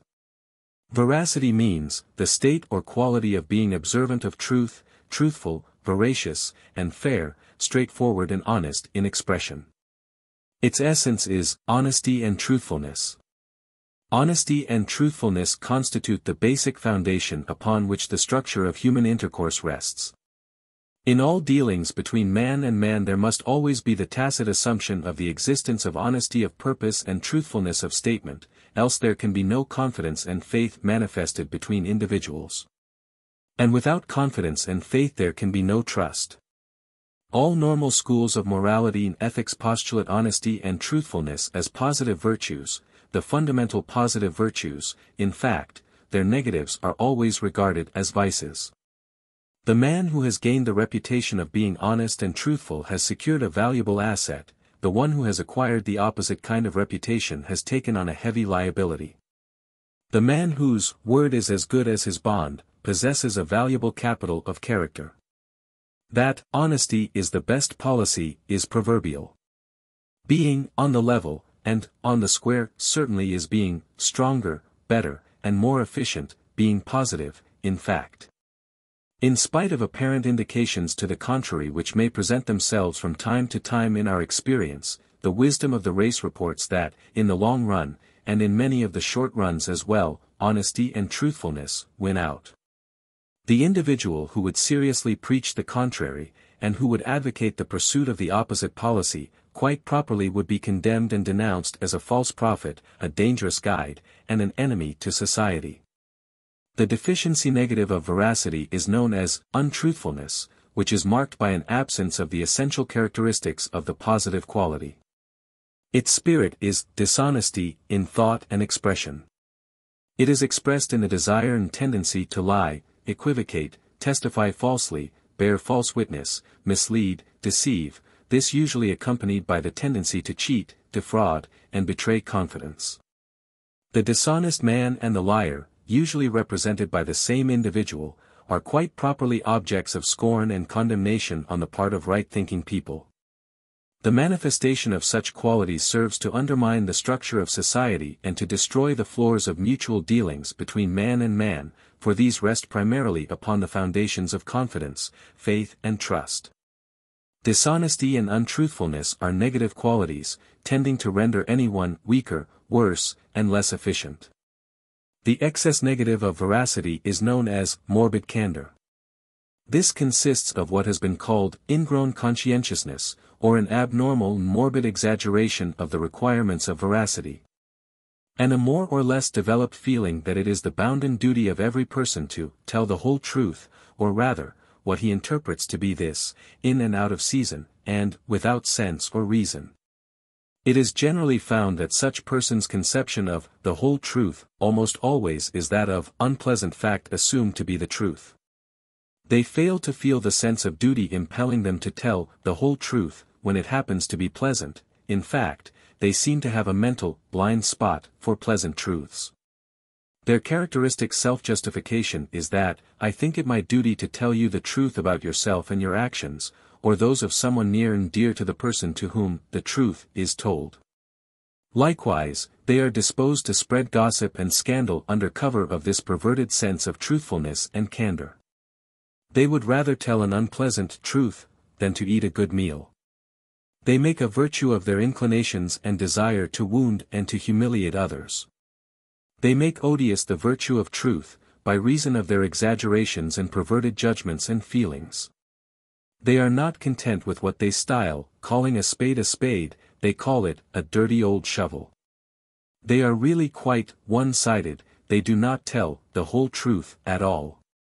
They tell only the unpleasant and disagreeable parts of the facts of the case, only that which appeals to their perverted tastes. Like the scavenger birds, they scent only carrion, only that upon which their depraved thought feeds. This perverted quality is decidedly negative, it makes one weaker, worse, and less efficient, and, also, a nuisance. Equity consists of the desire and tendency to observe and comply with the rules of justice and fairness, and to give to each man his due while exacting from him his rightful due. In the popular terminology, equity consists of the desire to give everyone a square deal, and to expect everyone to act likewise. The synonyms of the term equity are right, justice, impartiality, rectitude, fairness, honesty, uprightness. Its spirit is equality of treatment, and justice, the meaning of the latter being, the rendering to everyone of that which is his due, and the impartial judgment of one's conduct or motives. Grotius, the old Dutch jurist, summed up man's duty to man in the following adage, the words of which are worthy of being inscribed in letters of gold over the doors of every public institution: you will do well to commit them to memory. The adage runs, wrong no man, and render unto every man his due. Equity is a positive quality, and renders you stronger, better, and more efficient. The deficiency negative of equity is known as inequity, which is marked by a lack of desire for fairness, justice, and equity. It tends toward an easy invasion and violation of the rights of others, and toward general unfairness, dishonesty, and lack of squareness in dealings with others, and toward at least a tacit approval of such behavior on the part of others. It is a negative element of character, and its results in the long run are injurious to the individual ruled by it. The excess negative of equity is known as censoriousness, or the tendency to censure unduly either oneself or others because of the failure to observe the formal requirements of justice, custom or law. The letter of the law being exalted, while the spirit is lost sight of. When one is unduly censorious of oneself, he is disposed to indulge in self-condemnation and self-reproach concerning matters of formal observance. When he is unduly censorious of others, he becomes intolerant, persecuting, condemnatory and overcritical of their formal actions. Rabid reformers, self-constituted censors of the general public, and others of this general kind have this negative quality highly developed. It may be cured by adding a liberal blend of the elements of reason, judgment, discrimination, tolerance, charity, sympathy, and understanding of human nature, with a sufficient quantity of the element of humor. Kindliness consists of the manifestation of a humane, sympathetic, benevolent, kind, tolerant, charitable and helpful mental attitude toward others, inspired by affection, fellow feeling and goodwill. It manifests in the direction of a sympathetic and kindly desire to make others happy and prosperous. It expresses the spirit of benevolence, generosity, and philanthropy. It is regarded as a positive virtue by all schools of ethics. And all practical philosophers consider it a positive character quality. In the long run, it tends to make you stronger, better, and more efficient. Manifested normally, it draws to one the kindly sympathy and liking of others, and thus promotes his own well-being and happiness. The manifestation of the opposite quality tends to repel the kindly interest of others, and thus is negative in its effects. The deficiency negative of normal kindliness is known as lack of sympathy, and is marked by the absence of sympathy, tolerance, charity, fellow feeling, affection, or love, and by the lack of all inclination to help, aid, assist, or render kindly services to others. It is a repelling, deadening, negative character quality which should be inhibited by the cultivation of its positive opposite. The excess negative of normal kindliness is known as maudlin sympathy, which is marked by the presence of sickly sentimentality. It is a neurotic, hysterical emotional state in which the feeling of love for one's fellows is reduced to a state of mushy gush, and is manifested in a perverted display of morbid sympathy for and toward often quite unworthy objects. To many, the term brotherly love has lost its real and positive meaning by reason of the perverted and misdirected manifestations of so-called love and sympathy on the part of many persons of the type just indicated. The perverted excess negative should be cured by an addition of common sense and discrimination, a blending of head with heart, and a goodly portion of normal equity and justice, with a dash of the ability to detect incongruity. Here, once more, an excess of a virtue becomes a vice. Loyalty consists of the state or quality of being loyal, i.e., of being faithful and true to principle, or to those to whom one owes fidelity, truthfulness and honest dealings. Loyalty is a staunch virtue, and one upon which enduring human relations must be based. The man whose loyalty is beyond question, the man you can depend upon, and who sticks by you to the end, is a real man. The reputation of possessing such character quality is a valuable asset to anyone. Not only is the reputation gained by the manifestation of this quality valuable and helpful, but the practice and manifestation of the quality itself is strengthening, invigorating and, backbone, producing in its effects. It tends to make you stronger, better, and more efficient. The deficiency negative of loyalty is known as disloyalty, which is marked by faithlessness, treachery, desertion, perfidy, inconstancy and general unreliability. Disloyalty is a despicable quality of character, and is condemned by all men. It is negative in nature and in effects. It most decidedly tends to render one weaker, worse, and less efficient. The excess negative of loyalty is known as blind partisanship, which is marked by an unreasoning adherence to a person, party, or faction. An attachment based upon the fact of habit or prejudice rather than upon actual merit, quality, virtue, or truth. This is a state of loyalty gone to seed, and having lost its essential spirit and life. It is a counterfeit of true loyalty, and has no real meaning in fact or truth, yet it is a most common quality among mankind. It may be cured by the addition of logical thought, discrimination and equity. Service consists of the desire to perform the duty due to others, and to manifest the proper and equitable labor or effort for those to whom it is owing. All men owe service to society, to their fellow men, to their dependents, and to those with whom they have dealings. The law of compensation exacts the performance of service. One must pay for what he gets, must pay in service. He must be willing to pay the price, to render compensation. The price of service received, is service rendered or to be rendered. He who seeks to get everything and to render no equivalent service for it, is a thief or a parasite, he is a slacker. The negation of the quality of service is weakening, degrading, demoralizing and degenerating in its nature and effects. Service, properly understood and equitably performed, is positive in nature and effects. It tends to render you stronger, better, and more efficient. The motto, Ich diene, i.e., I serve, rightly understood, is a worthy one.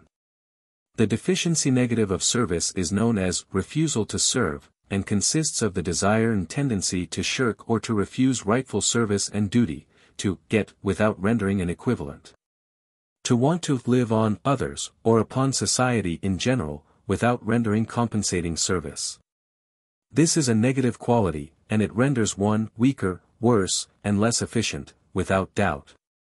The excess negative of service is known as servility, which consists of the servile mental attitude, the slave spirit, and the actions arising therefrom. It is marked by slavishness, meanness of spirit, cringing, fawning, and often is accompanied by sycophancy, base flattery, and toadying. This perversion may be cured by a liberal addition of true egoism, self-respect, equity, etc. True service is distinguished by a blending of self-respect and equity, and is the antithesis of servility. The latter is a base caricature of the positive quality, and should never be mistaken for it. Temperance consists of habitual moderation of the appetites and passions. It has for its motto, nothing too much. It seeks to maintain the golden mean, by means of which one may use every fit thing at the right time, in the right place, and in the right manner, and yet never misuse nor abuse even the best thing. True temperance does not mean the total inhibition of the natural appetites, tastes and passions, nor the total abstinence from the satisfaction of these. Rather does it mean their self-controlled restraint, accompanied by the right to manifest them in moderation, lawfully, righteously, and morally, under the control of the conscience, judgment and will. Its essence is well-balanced moderation. That temperance is a positive character quality cannot be denied. It is perceived to make one stronger, better, and more efficient, and its negative opposite, i.e., intemperance, is seen to render one weaker, worse, and less efficient. The positive should be developed and cultivated, the negative should be inhibited. The deficiency negative of temperance is known as intemperance, which is marked by the absence of all the characteristics of temperance. And, accordingly, by the tendency toward excessive, uncontrolled, unbridled indulgence of the appetites, tastes, and passions, without regard to reason or right. Intemperance is a negative quality, and should be overcome by the cultivation of its positive opposite. The excess negative of temperance is known as austerity, which consists of extreme and unreasonable severity, sternness, strictness, rigorousness regarding judging, living and acting. The code of extreme, severe and unreasonable self-denial of the appetites, tastes, and passions, the manifestation of the ideals of asceticism. Persons in whom this quality is well developed and active are inclined to regard practically all of the natural appetites, tastes, and passions as unworthy and depraved, and as therefore to be rigorously inhibited and repressed. This quality violates the spirit of true temperance, which is moderation in all things. It leads to intolerance, fanaticism, persecution, and general narrowness of heart and spirit. Chastity is the quality or state of being chaste, i.e., pure, clean, virtuous, especially in the matter of sexual relations. Chastity is a positive quality, a positive virtue, approved of and encouraged by the best religious, moral, ethical, and common sense thought of civilized lands. It is held to promote the welfare of the race, the protection of society, and the well-being of the individual. Individuals, communities and nations habitually and extensively violating the rule of chastity are pushed to the wall in the course of evolution, as all history informs us, and as all human experiences corroborates. Sexual cleanliness is not only a virtue for the individual and for society in general, it is also a necessity of ultimate well-being, success, and survival. Individual exceptions only serve to verify the general rule. Unchastity exacts a tremendous toll in the long run, and on the average. Chastity is a positive quality, it makes you stronger, better, and more efficient. The deficiency negative of chastity is known as unchastity. It lacks every characteristic of the positive quality, and is its antithetical opposite. It is marked by lewdness, lust, lasciviousness, lechery, profligacy, licentiousness, sensuality, wantonness, impurity, and viciousness. In its train follow practically all of the vices of mankind.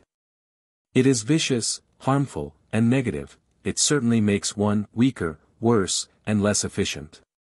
The poet truthfully tells us that, to be hated, it needs but to be seen, and likewise warns us against that familiarity which causes us to lose our first disgust and hatred for it.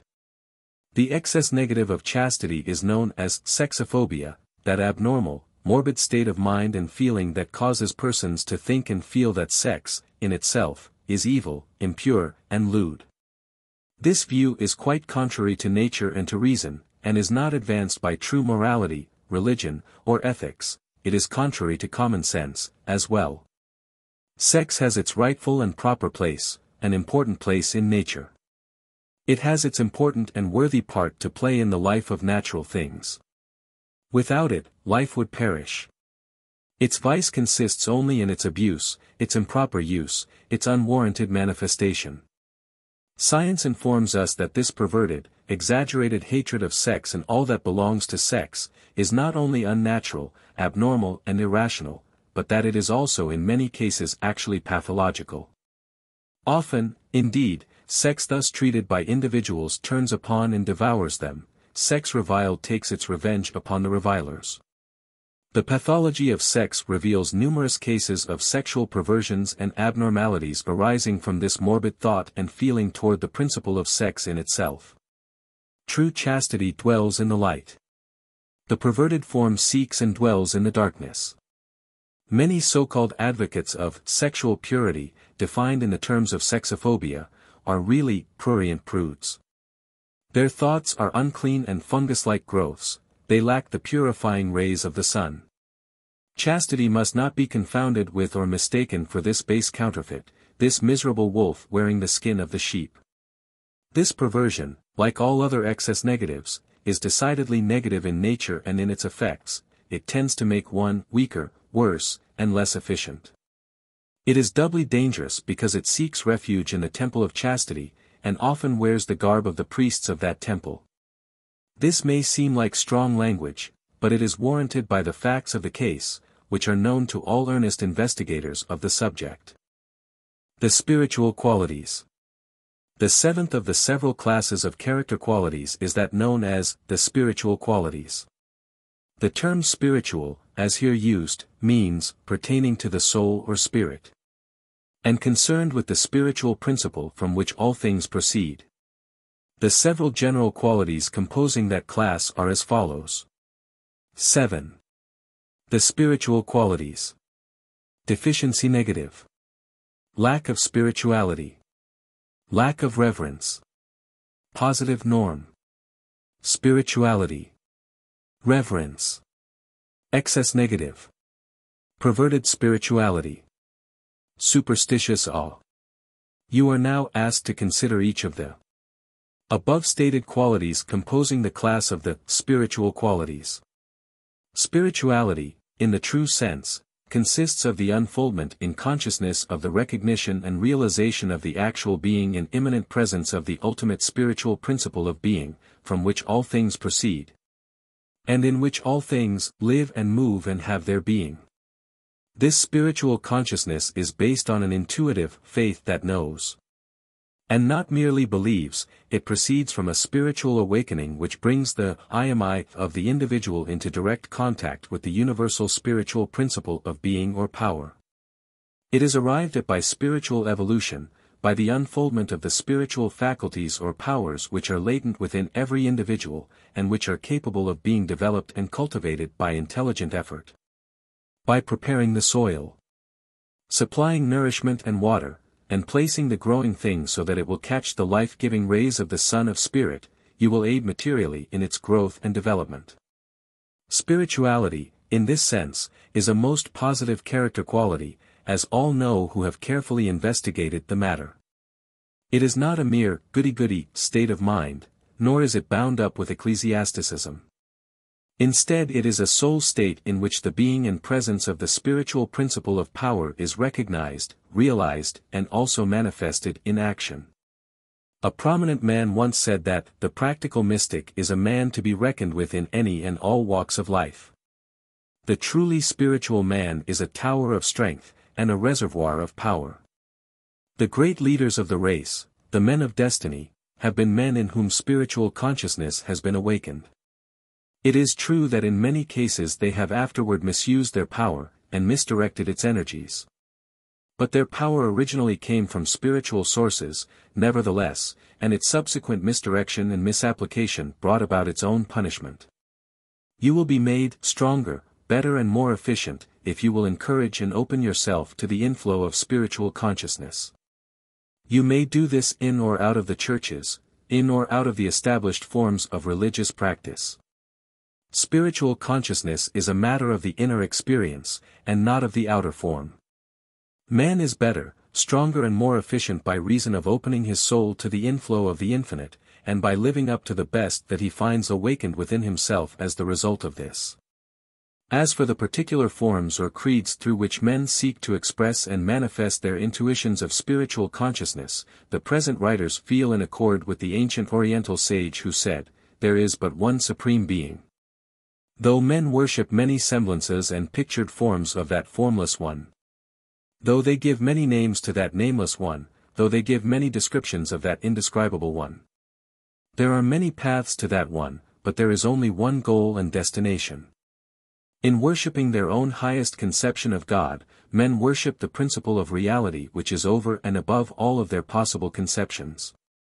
To that one, all worship arises, even from altars erected to the worship of men's pitifully conceived deities, with their petty images and childish pictures. There is but one, though men call it by many different names, and explain it in many different ways. The deficiency negative of spirituality is known as lack of spirituality, and is marked by an absence of the characteristics of the positive quality. Here the spiritual faculties are asleep, the spiritual intuition undeveloped. This state may exist in the case of the formal church member, as well as in the unbeliever, or in anyone in whom the higher consciousness has not been awakened. Real religion is a matter of inner experience, and not of outer formalism with its creeds, rites and observances. The absence of spiritual consciousness is a weakness, and is negative in effect and results. The excess negative of spirituality is known as perverted spirituality, which is marked by gross superstition, unreasoning credulity, religious vagaries, fanaticism, the running after new religions and strange doctrines. The cultivation of the so-called psychic powers, of doubtful value or even of harmful effect, the joining of strange cults, and the craze for new isms, ologies, and inspired doctrines. This perversion often takes on the form of pathological religion. It may be relieved or cured by the proper addition of logical thought, observation, deduction, judgment, and discrimination, and, above all, by the cultivation of the consciousness of the reality of the I am I, and of its relation to and correlation with the universal principle of being. When the gods come, the half-gods disappear. Reverence consists of profound respect and esteem manifested toward that which is deemed sublime and sacred. It is the feeling or emotion entertained by men toward the subject or object of their highest conceptions of being and reality.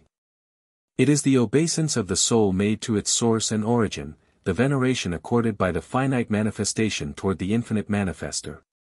It is a worthy emotion, and tendency, and is expressed by man in his various forms of worship.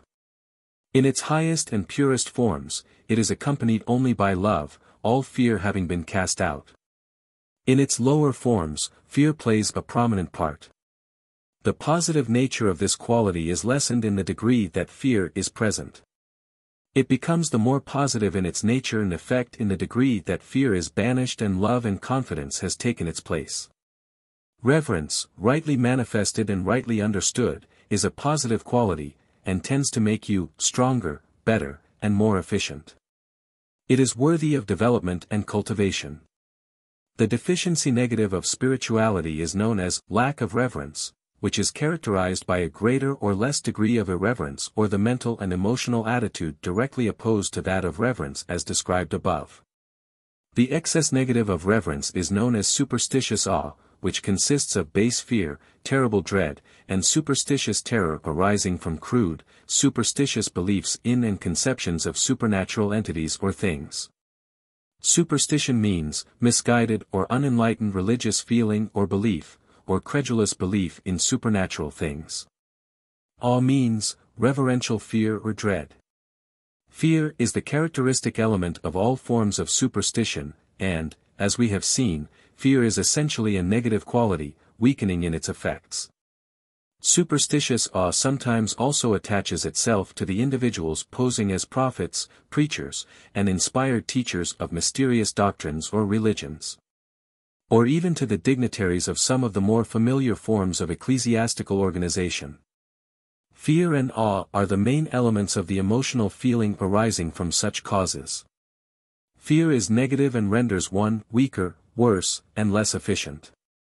Love and confidence are positive and render one stronger, better, and more efficient. The 7 principles of character building. There are 7 special principles governing the cultivation and development of the positive character qualities. Each of these general principles is embodied in a particular psychological method based upon strictly scientific foundations. The practice and application of these methods have been found by experiment and actual employment to be highly efficient in the direction of the cultivation and development of the character qualities which reason and experience have determined to be positive. i.e., to tend to make one stronger, better, and more efficient. There is nothing fanciful or visionary in these methods. They are based upon cold, scientific facts, carefully tested and subjected to trial and experiment, and may be verified by anyone who will faithfully put them into practice and use. The 7 principles of character building, above referred to, are as follows. I. The principle of idealization. 2. The principle of visualization. 3. The principle of mental declaration, or affirmation. 4. The principle of nourishing with suggestive ideas. V. The principle of rehearsing in imagination. 6. The principle of directing the physical expression. 7. The principle of establishing the habitual manifestation. You are now asked to consider in fuller detail each of the 7 principles of character building, with a statement of the facts upon which it is based, and the general method whereby it may be effectively applied. I. Idealization. Idealization is the act or process of giving an ideal form or character to the character quality under consideration. Of combining its full meaning and content in a unitary idea embodying the basic conception involved in the thought or term designating it. The principle of idealization is employed not only that a full, intelligent conception of the quality may be had, but also that there may be created an ideal mold or pattern, design or framework, in or around which the substance of the quality may arrange and build itself into the perfect form and shape to be expressed in objective manifestation. In order to build up a desired trait or quality of character, it is necessary first to create in the mind a strong and efficient idea of that trait or quality.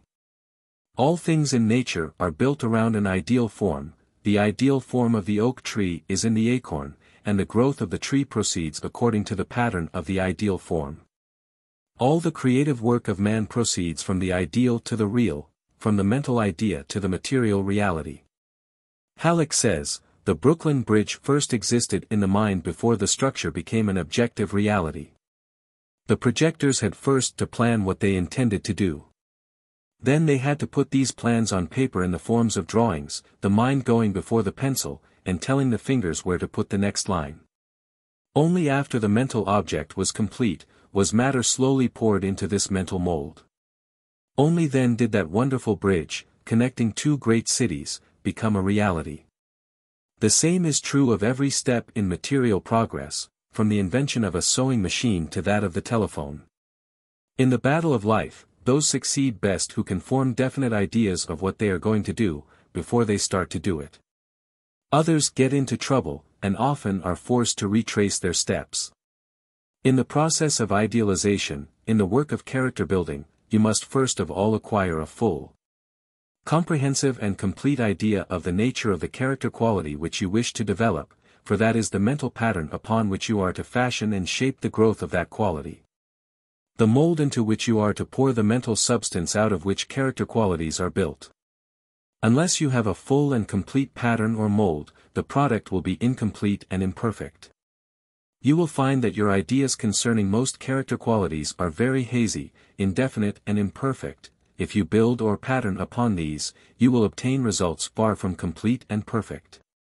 You will do well to begin by referring to a dictionary, then exercising your general recollection and thought concerning the report furnished you by that reference work.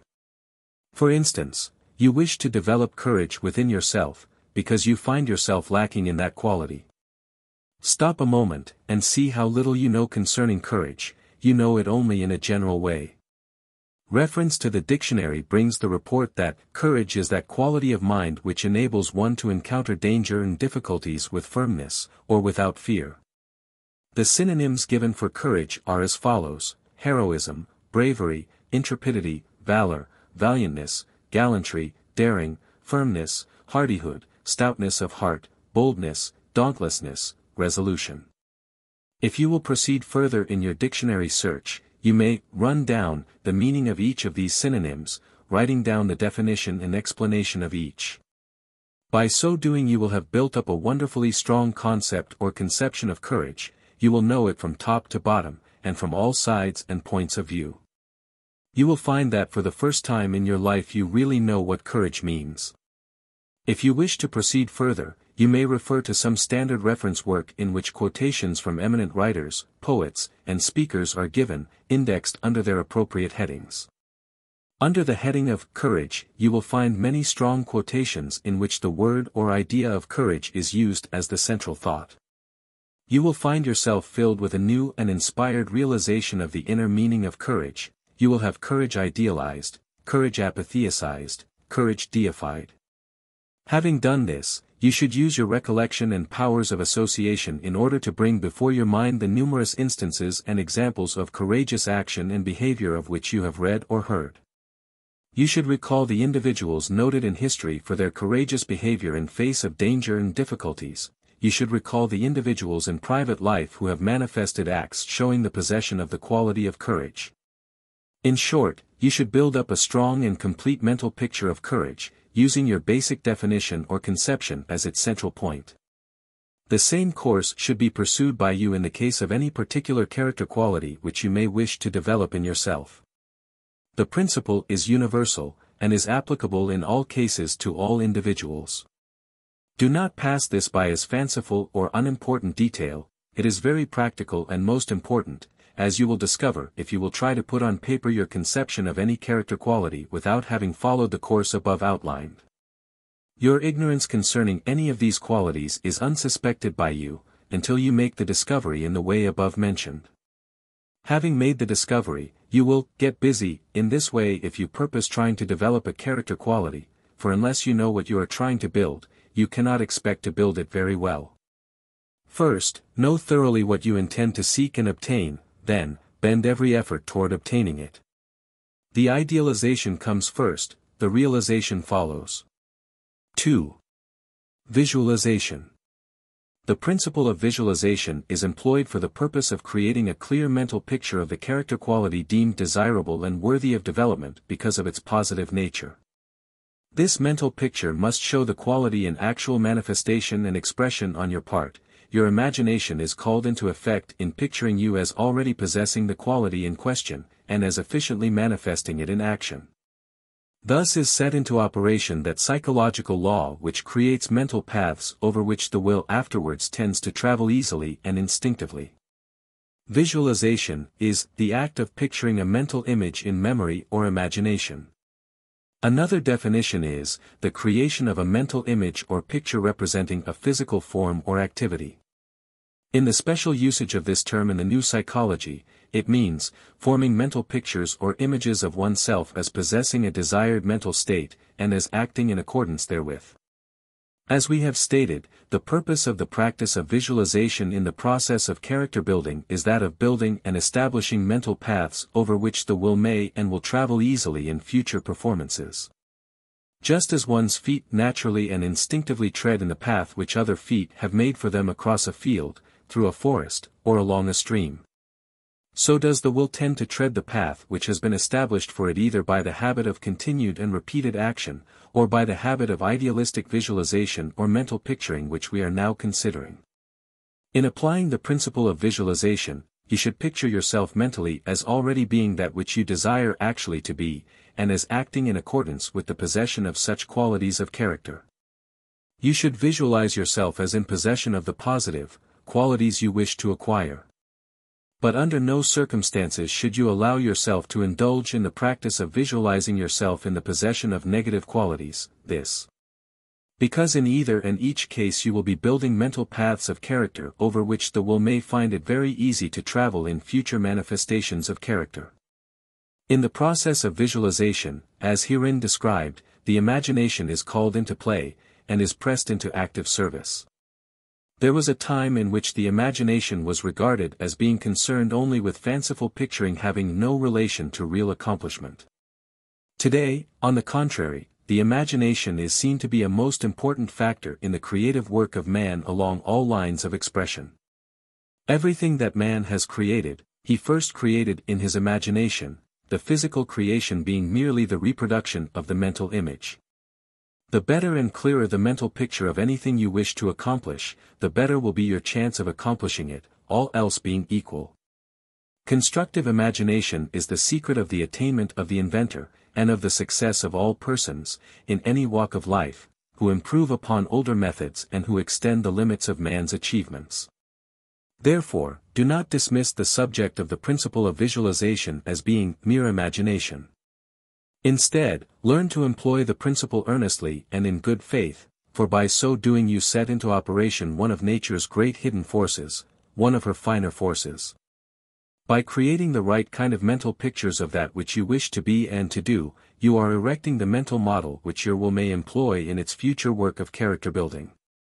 It will try to copy faithfully the model you give it, so be careful to give it the right kind of model. Build carefully on the plane of the ideal, for your work will be reproduced on the plane of objective reality.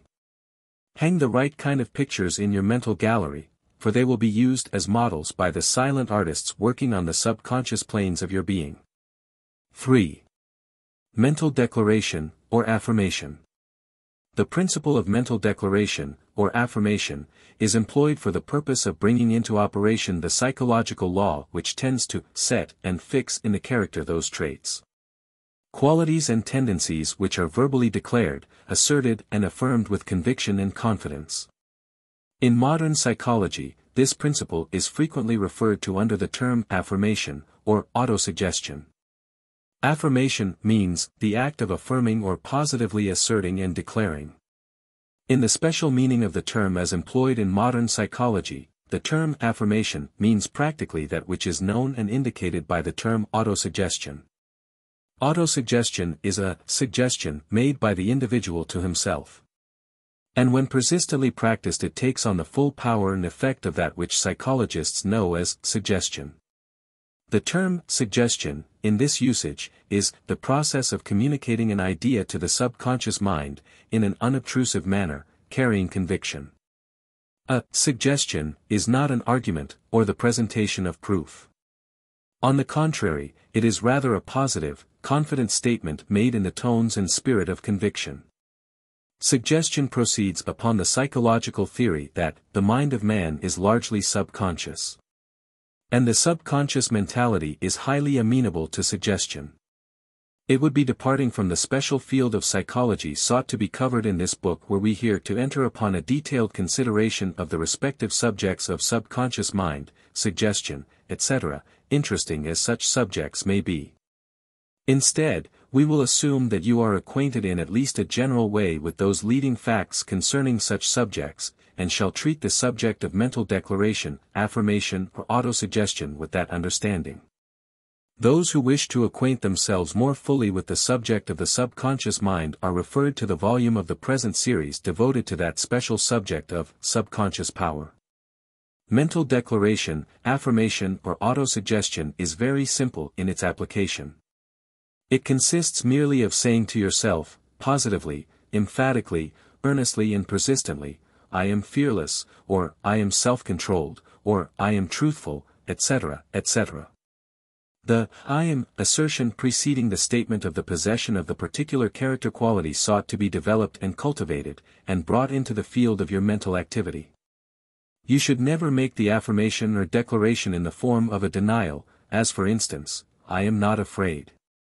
I am not untruthful, etc. This, because in such a denial you are really suggesting the negative term to the subconscious mentality, and thus bringing it into the field of attention, thereby strengthening it instead of weakening it as you desire to do. Mental declarations, affirmations and autosuggestions should be positive, and never should be expressed in negative terms. The power of mental declaration, affirmation or autosuggestion is augmented greatly by an accompanying acting out of the character quality as described later in our explanation of the direction of physical expression. And by the practice of visualization, as previously described, and also by the practice of the principle rehearsing in imagination, as later explained. The combination of 1. Direction of the physical expression, 3. Visualization, and 4. Mental rehearsal, furnishes an ideal method of cultivating and developing any desired character qualities. In declaring, affirming or autosuggesting the desired character qualities, be careful not to fall into a parrot-like repetition of the words. There is no special virtue in the words themselves, the entire virtue consists of the lively meaning of the words which the mind absorbs. Your declarations or affirmations must be alive, full of energy and animation, not dead, meaningless statements of words repeated without a vivid consciousness of their meaning. Mental declaration, or affirmation, is not by any means a mumbo-jumbo process of repeating mysterious words constituting a charm, it is not a superstitious magic rite. Instead, it is a purely scientific process, based upon definite psychological law, and is dearly explainable in psychological-physiological terms. Remember, always, that there is a reason for this process of says I to myself, says I, and that this reason is a valid, scientific one, based upon efficient observation, experimentation and demonstration. 4. Nourishing with suggestive ideas. The principle of nourishing with suggestive ideas is employed for the purpose of bringing into operation an effect that psychological law under the operation of which mental qualities are fed and nourished by means of the presentation of suggestive ideas. Or starved by the withholding of such ideas from them. This psychological law, simply stated, is as follows: feed your positive qualities with appropriate suggestive ideas, starve your negative qualities by withholding appropriate suggestive ideas. In considering the application of this principle, you should take note of the fact that the element in the character qualities which is to be fed, or starved by giving or withholding suggestive ideas, as the case may be, is the feeling or emotional element of such qualities. The feeling or emotional element is present in every character quality, and, in fact, is the element which supplies the motive power of the manifestation of the quality itself. This being perceived, it follows that an understanding of the nature of emotion must be had in order that you may be able to grasp the principle involved in the case now before you for consideration. Emotion is made up of two elements, two streams combining to form a mighty river. These two elements are, 1. Simple feeling, and 2. Representative ideas. Emotion is technically feeling combined with idea. A leading psychologist has compared the river of emotion to the lower Mississippi River, which is composed of the waters of 1. The Missouri River, representing representative ideas, and 2. The upper Mississippi, representing simple feelings. The two streams combining, the lower Mississippi River, representing completed emotion, is formed, and thenceforth flows toward the Gulf of Will, much broader and deeper than before the junction. The waters of both the Missouri and the upper Mississippi are always present in every part of the lower Mississippi, and the elements of feeling and idea are always present in every emotional state, even when emotion flows into the Gulf of Will. The above statement, and the accompanying illustrative figure, will give you the secret of the application of the principle now before us for consideration. If you withhold the stream of suggestive ideas, the river of emotion will consist merely of simple feeling, never rising to the power, never displaying the depth, never extending to the width of the true river of emotion. But, on the other hand, If we let flow into the stream of simple feeling a copious and abundant stream of suggestive ideas, then will the river of emotion be given increased power, depth and width. Completed emotion never comes into being except in response to definite suggestive ideas. These ideas may arise from the direct perception and observation of some suggestive object, which object awakens either the memory of direct experiences or else of inherited race experience, and thus sets the imagination to work.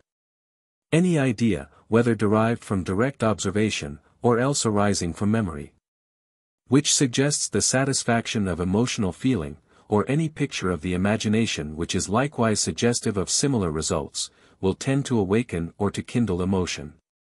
This, because such ideas combine with the inherited or acquired elements of simple feeling, and, fusing with these, create emotion, or become emotion itself.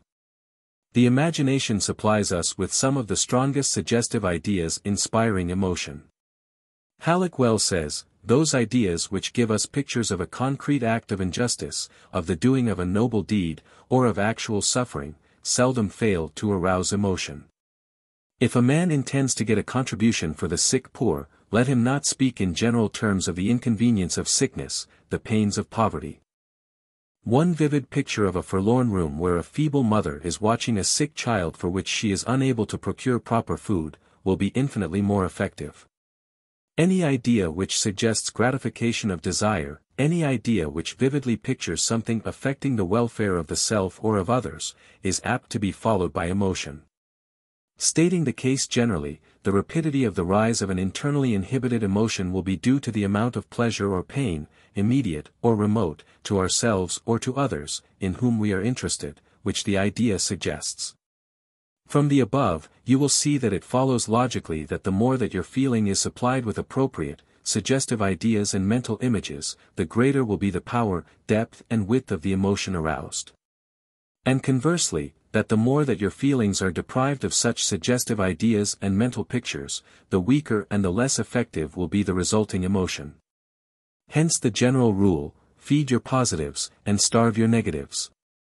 Keep your mind well filled with the suggestive ideas and mental pictures which logically suggest the positive character qualities. And keep it as free as possible from the suggestive ideas and mental pictures which suggest the negative character qualities. In following this course you will be proceeding scientifically with your work of character building. Visualize yourself as manifesting the positive qualities, as expressing your feeling and desire for their objects, as gratifying your desire and craving for such objects, and you will be setting into operation a powerful law of mental activity in the direction of the attainment of the positive qualities which your reason dictates should be cultivated and developed. See yourself as you wish to be, i.e., in possession of the positive qualities, and manifesting freely, efficiently and effectively such positive qualities. Emotions are hungry creatures. Feed well those which you desire shall thrive, and starve into submission those which you are determined to restrain, restrict and inhibit. Remember, always, that, suggestive ideas constitute the natural food of emotion. And the imagination is the great department store of suggestive ideas. V. Rehearsing in imagination. The principle of rehearsing in imagination is employed for the purpose of acting out in imagination those actions which you desire to render habitual, and which result naturally from the manifestation of the character qualities which you are seeking to develop. Thus bringing into operation the psychological law which operates in the direction of causing ideals to become real, and in creating mental patterns of action which will be reproduced in actual manifestation. Just as the actor who wishes to become proficient in the representation of his part must practice, rehearse, and act out in private the part which he wishes to play, so must you practice, rehearse, and act out in imagination the parts which you desire to play when you have fully developed and cultivated the positive qualities to which you are applying the methods of character building. Careful and extended experience and experiments in the psychological laboratories have demonstrated the correctness of the above-stated principle of character building. It has been found that when the individual experimented upon will earnestly, diligently and faithfully carry out the instructions to rehearse in imagination the actions which will naturally result from the possession of the developed character qualities in question, Then he will rapidly develop those qualities which are necessary to cause his ideals to become real. It would seem that nature feels the demand upon it for the development of the qualities in question, just as it feels the demand of the growing plant for certain elements of growth. And thereupon responds to that demand by supplying that which is needed. When you are engaged in the work of developing and cultivating a desired positive character quality, you should avail yourself of the materials gathered by you in the processes of idealization and visualization, respectively. Thus forming a clear conception and mental picture of just how you would act if you were really in possession of that positive character quality fully developed and in a state of normal activity. Get this idea and picture well fixed in your mind, as perfect in detail as is possible to you, then proceed to act out the part in imagination. Go about it just as if you were actually learning a part to be played on the stage, and for which you would be handsomely rewarded if you succeeded in playing the part successfully. Go about it seriously, earnestly, and in good faith, and with persistent determination. Learn well the part, then play it out well in your imaginative rehearsals. Imagine yourself in all sorts of positions in which you will be called upon to exercise the positive quality in question, invent circumstances, conditions and events in which you must play this part in order to be successful. Then mentally picture yourself as successfully playing the part, going through the motions, displaying the necessary strength, power and fortitude, saying and doing the right things, and, finally as meeting with success in the matter.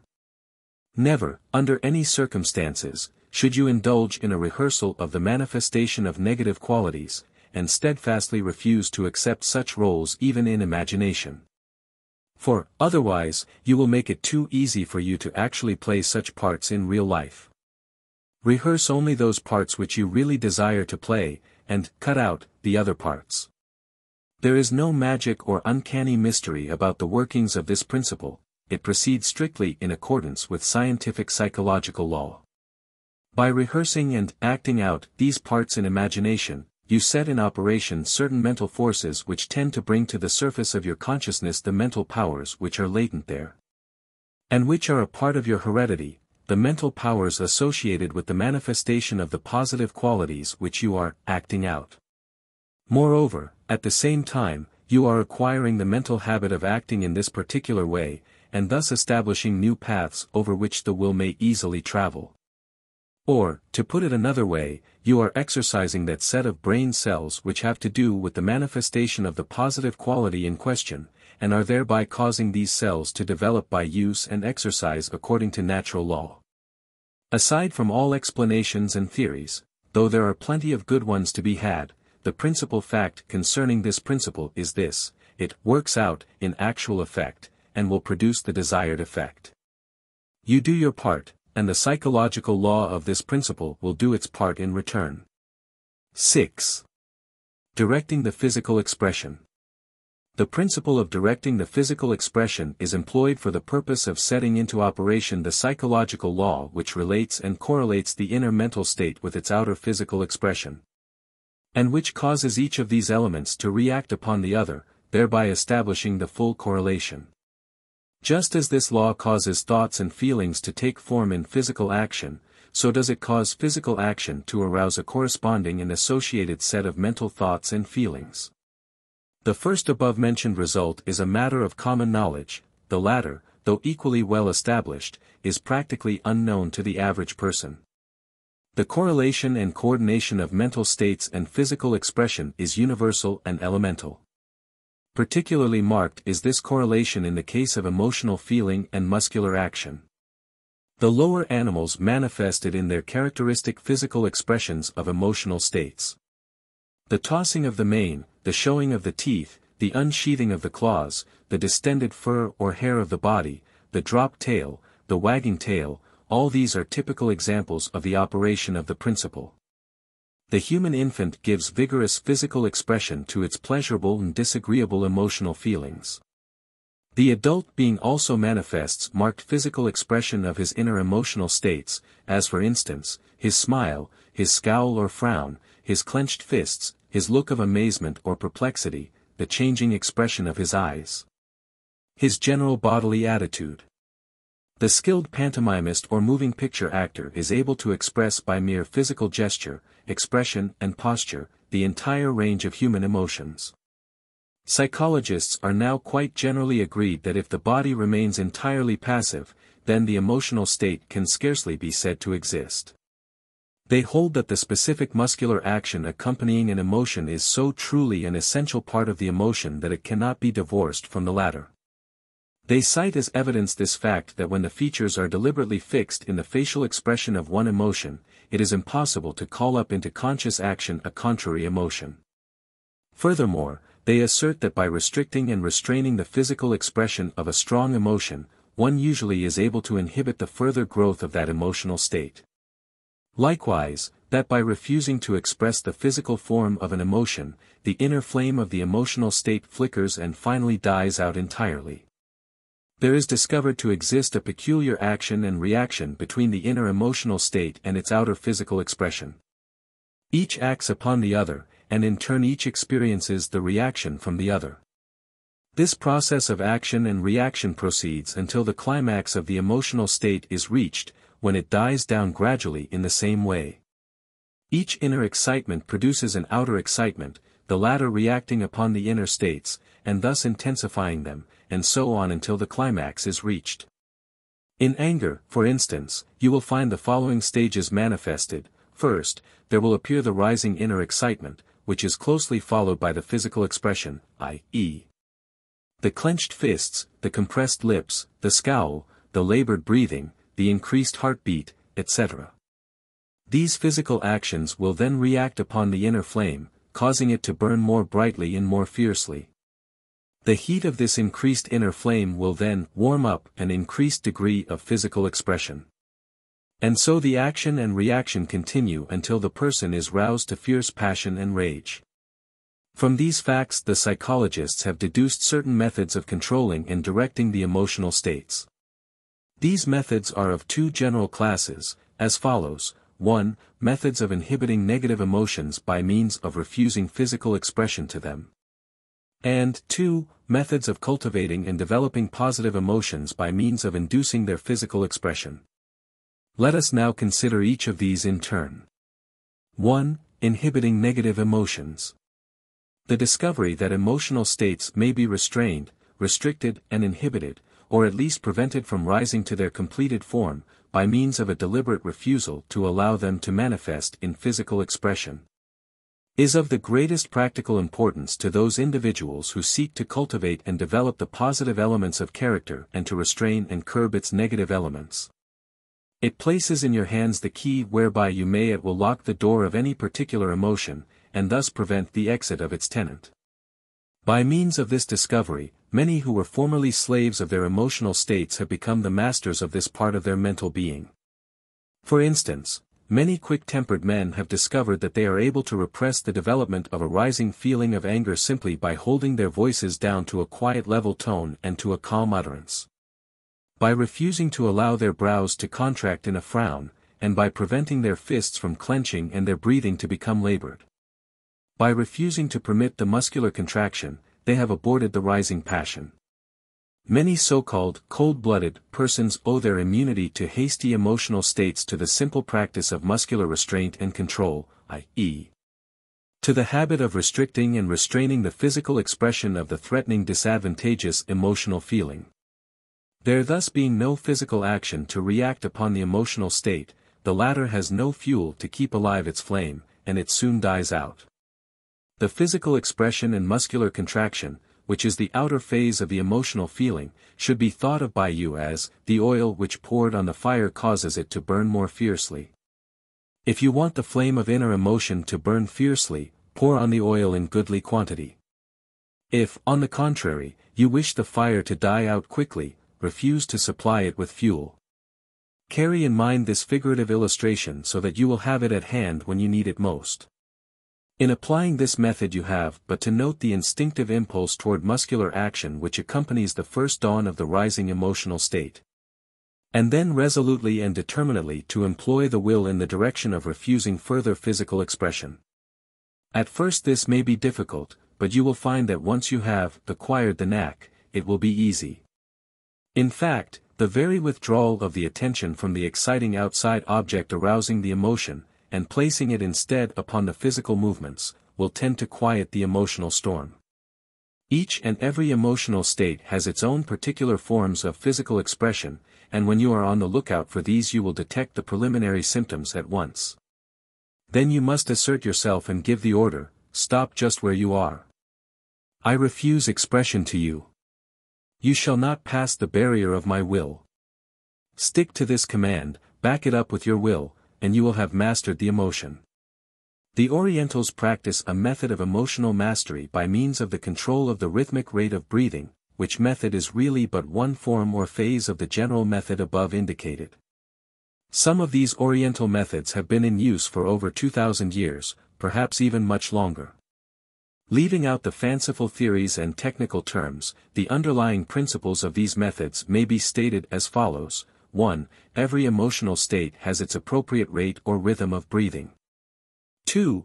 If one will refuse to allow the breathing process to proceed according to this appropriate rate or rhythm, then the associated emotional state cannot rise to its completed stage. As an illustration of the above stated principle, you have but to think of yourself as becoming angry.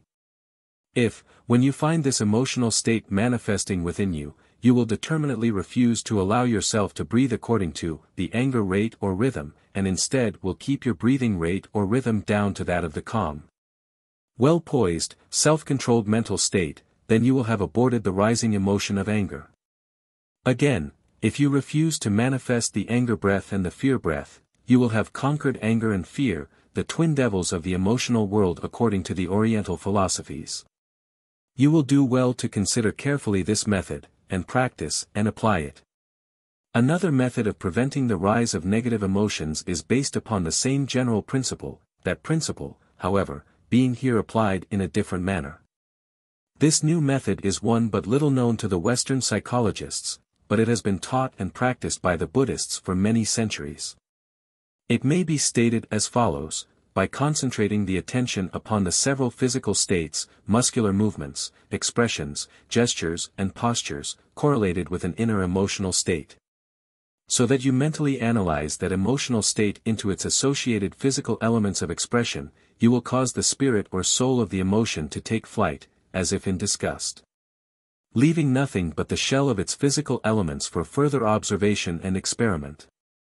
Example: if you feel yourself growing angry, or jealous, or worried, for instance, you should begin to think about the several forms or elements of physical expression accompanying the emotional state. Analyze the physical expression into its ultimate elements, proceeding in a cold-blooded scientific spirit. When you are through with this task, you will find yourself contemplating merely the lifeless shell of the departed emotional state, from which the soul has fled in disgust and despair. When you are able to see in the feeling of anger merely the physical elements, the clenched fists, the frown, the scowl, the compressed lips, the flushed face, the labored breathing, the increased heartbeat, you will have left but very little of the original internal feeling of anger.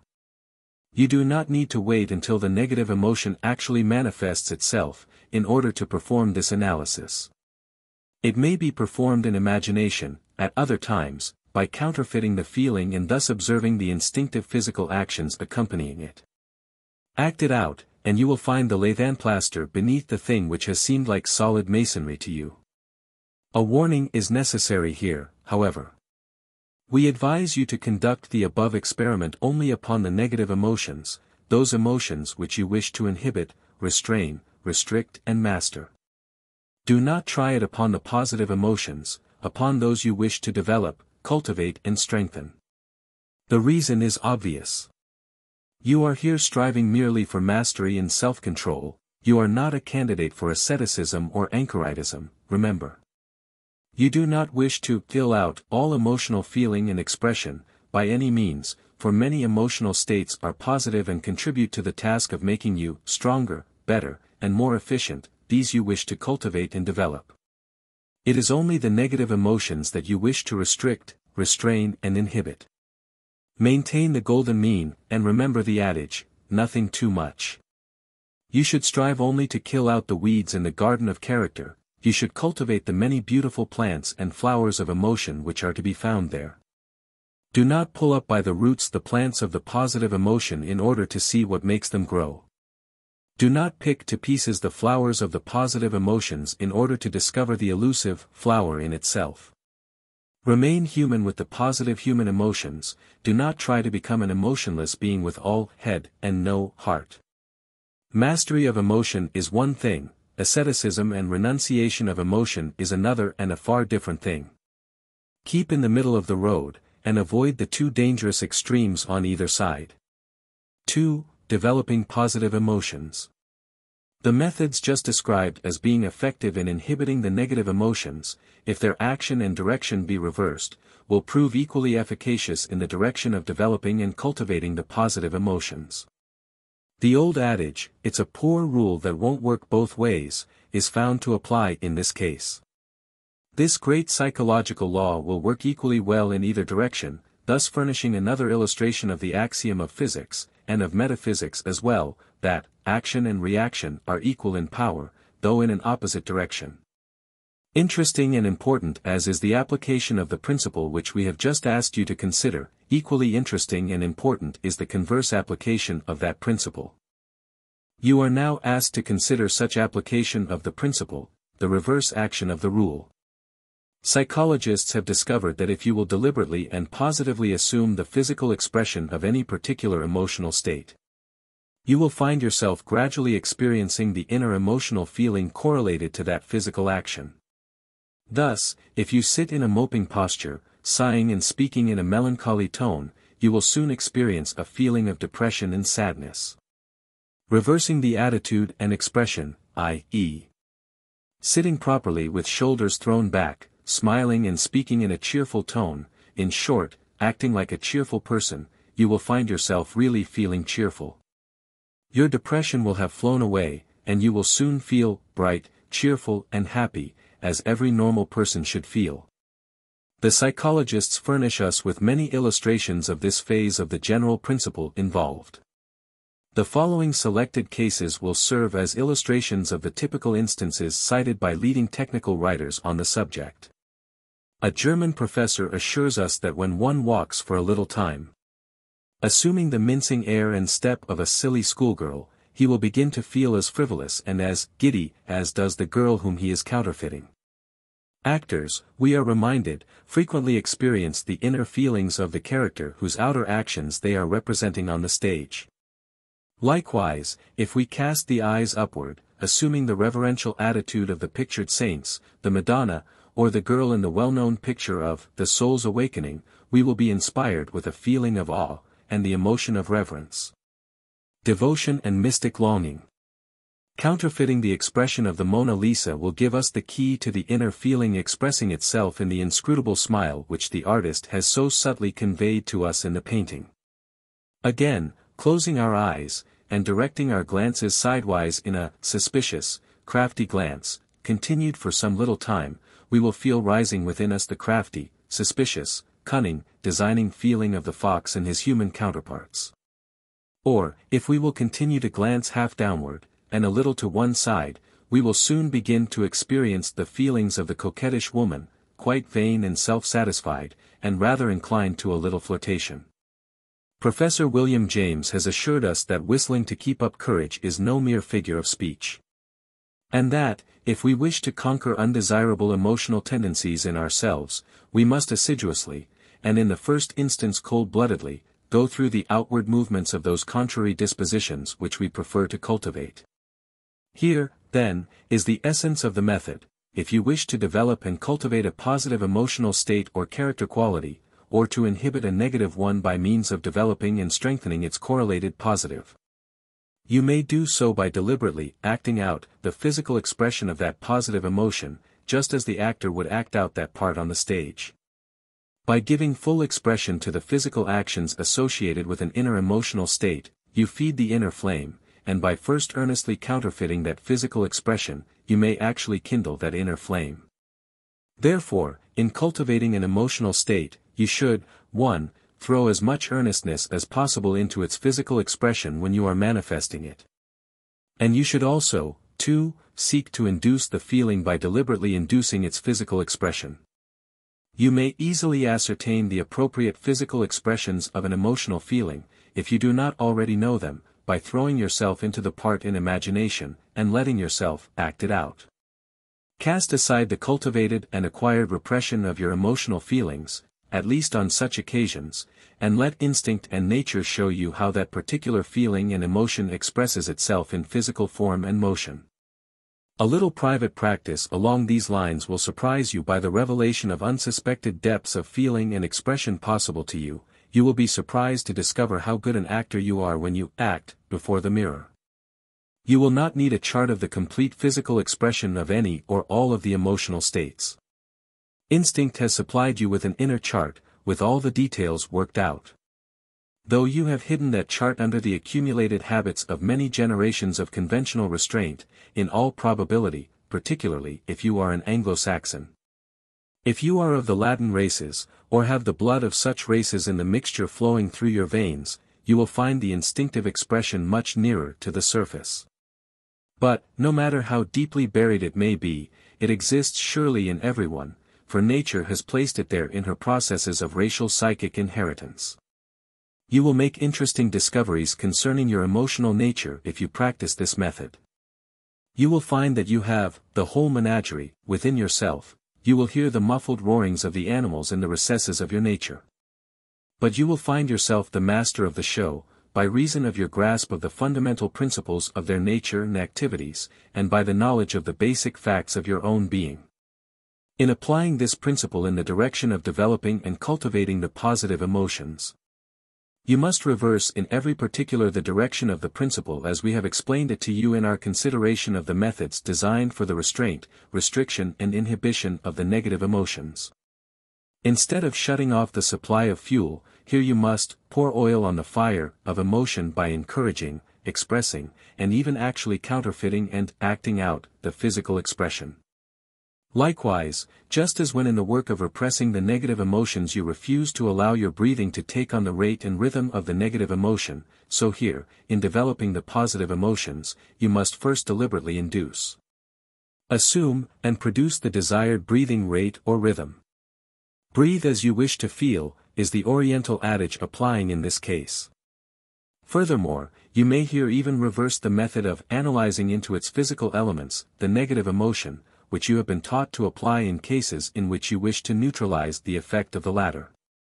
In this reversed action, or converse method, instead of analyzing the negative element into its physical elements, you proceed to synthesize, i.e., combine, put together, these physical elements so as to create an inner emotional state. Instead of driving out the soul of the emotion by dissecting its body, you here build up an appropriate body into which the soul of the emotion may enter. This analysis, and the synthesis, as the case may be, is performed mentally, of course. In the synthesis you form a mental picture of the coordinated and combined physical elements of expression, visualizing these as animated by the soul or spirit of the positive emotion. In this way you awaken the sleeping spirit of the positive emotion, which then proceeds to live, and act, and breathe through its physical form. We ask that you do not dismiss as fanciful and impractical these methods of controlling the physical expression of emotion. While they may be new to you, and while they may be different from anything you have previously thought or learned concerning this matter, nevertheless they are the most practical and efficient methods discovered by modern psychology, or perhaps we should say, rediscovered, for these methods have long been known to the Orientals. 7. Establishing habitual manifestation. The principle of establishing the habitual manifestation of the positive character qualities is employed for the purpose of building up a line of least resistance, and establishing a second nature, along which and according to which course the will tend to travel in future actions. This principle is based upon the well-established psychological law that the expression of the emotions and the manifestation of the will proceed along the line of least resistance, the latter being the line of established habit. And upon the fact that in establishing a new set of habit action there is created a second nature, of even greater power than that of the original nature of the individual. Habit is that tendency of the mind, feelings, emotion, and will to move along the line of least resistance established by previous actions of the same or similar nature. When one performs with difficulty a voluntary act several times, the repetitions of that act become steadily easier, more involuntary, more instinctive, more habitual. Here follows the technical statement of psychology concerning the nature and operation of habit. An acquired habit is an established and traveled pathway of discharge of nervous energy, over which subsequent currents ever after tend to travel or escape into action. The two laws governing such habitual action are as follows. 1. All actions tend to recur and to be manifested more easily after each performance. 2. Actions, at first voluntary, by frequent repetition tend to become involuntary, and are performed principally by the subconscious will. Here the mind is seen to work and perform just as does material substance such as, for instance, the piece of paper or cloth which after being once folded thereafter tends to fold more or less easily along the lines of the original crease. This principle being perceived, it logically follows that if you are desirous of cultivating and developing the positive character qualities, you will do well to start to acquire the habit of actually expressing them. The more often you actually manifest such character qualities, the more easily, instinctively, and automatically will you express them subsequently. You must create a wide, clear mental path over which your will may travel in future manifestation. Such a path may be created by firmly establishing the habit of actually manifesting the desired positive character qualities. Here follow the classical, well-established psychological rules of habit, adapted to the particular task before you. Acquire momentum at the start. When you undertake the task of cultivating a positive character quality either for its own sake or for the purpose of inhibiting its correlated negative quality, give the positive quality a good running start, so that it will be launched with a strong and vigorous initiative. Be in earnest, and put enthusiasm and vigor into your work of character building. Beware of slipping at the start, when you undertake the development of a positive character quality. This, because such a failure discourages the will, and renders easier any subsequent slips or stumbles. Your positive character quality must be given the habit of success from the very start. This will put new life, vigor, and confidence into it. Beware of early discouragements, before the habit has been established and the tendency set. Express promptly in action your positive qualities, when they present themselves in consciousness to you. Do not allow procrastination or delayed expression to deaden your will to action in such cases. Let the positive qualities express themselves in action at the first possible opportunity. This gives the inner spirit of the feeling a body to inhabit, and causes it to take on an objective form. Exercise the positive quality in actual work, this as early and as often as possible. Character qualities, like muscles, grow and develop by use and exercise. If you cannot find an opportunity to exercise the quality in actual work, then do the next best thing and give it a good rehearsal, or acting out, both of inner feeling and of physical expression. Keep the faculty fit and in good condition by trotting it around the track every once in a while. Character qualities, also like muscles, tend to atrophy, stiffen and weaken, if not used and exercised. Beware of allowing your positive character qualities to become muscle-bound. In your work of character building, in your task of building up a positive individuality, as in any other form of mental work, you will be aided by employing the principles of the master formula of attainment, which is frequently referred to in the instruction contained in the series of books of which the present volume is a part. The master formula of attainment is composed of the following several elements, viz. 1. Definite ideals, 2. Insistent desire, 3. Confident expectation, 4. Persistent determination, 5. Balanced compensation. Its principles may be expressed in popular form as follows: you may have anything you want, provided that you, 1. Know exactly what you want, 2. Want it hard enough, 3. Confidently expect to obtain it, 4. Persistently determined to obtain it, and 5. Are willing to pay the price of its attainment. We suggest that you apply the principles of the master formula in your work of building up a strong positive character. Poise and power. In this instruction we have sought to lead you to concentrate upon, and to exercise, express and manifest the positive norm of the various classes of character qualities which are present within you in at least some form of development and cultivation. And also to lead you to inhibit and starve out the deficiency negatives of those positive qualities. And to transform the excess negatives into their appropriate positive norms by the addition and blending of the positive elements which serve to neutralize the perversion excess constituting the negative form of the positive qualities. The two negatives, i.e., the deficiency negative and the excess negative, respectively, represent the extremes of any particular class of character qualities. Situated exactly at the central point between these two poles or extremes, is to be found the positive norm of the quality in question. Many find it difficult to attain and maintain the state of the positive norm. They find that the pendulum of expression and manifestation tends to swing from one extreme to the other, the swing being wide in some cases, and narrow in others. Human nature tends to run to extremes. Becoming tired and disgusted with one extreme of a character quality, it seeks to escape from it, and in so doing tends to swing equally far in the other direction, and thus reaches the other extreme. The reformed libertine often becomes an ascetic.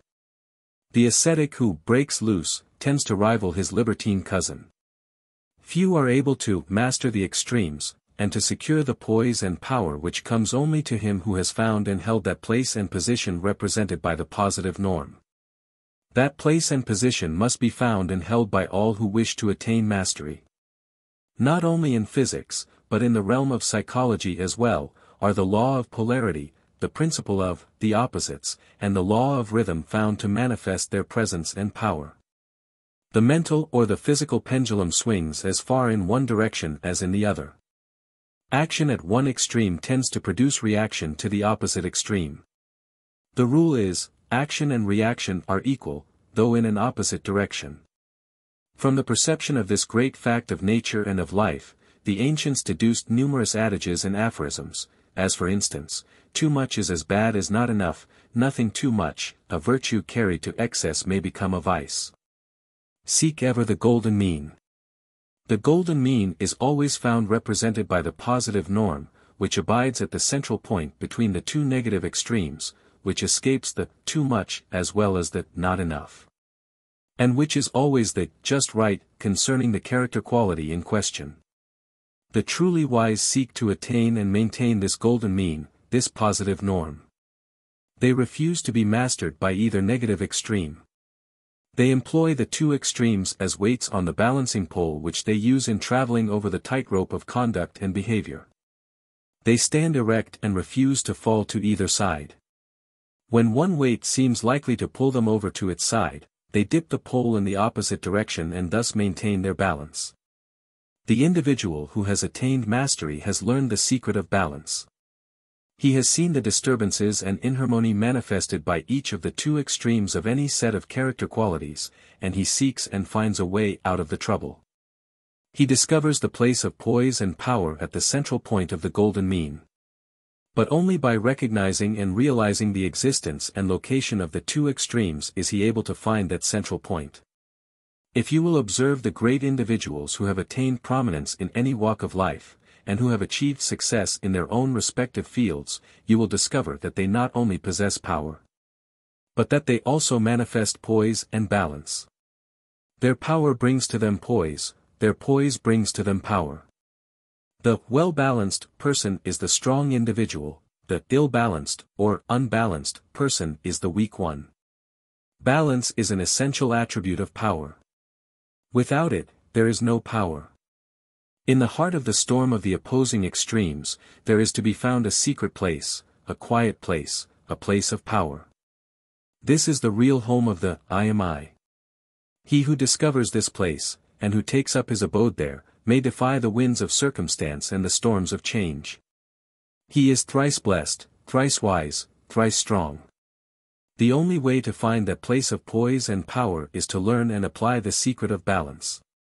We have given you here, in a few simple words, the essence of a certain bit of the ancient wisdom. It is as true today as when it was first announced many thousands of years ago by certain wise men who came out of the East, and who pointed out the direction of that place in which the demand for light, more light, might be supplied, and from which all light comes. The man of character power, of positive individuality, is he who has discovered the secret of balance, of the positive norm, of the golden mean, and who thereby has attained poise and power, that power which comes from poise. And that poise that comes from power. We conclude this phase of our instruction with the admonition. Seek ever to attain and maintain the golden mean. Regenerative power, vital rejuvenation. Regeneration. In this book we shall present for your consideration certain facts and principles concerning the conservation and the efficient employment of the life forces or vital force generally known as vitality. Or rather of certain of its subtle forms.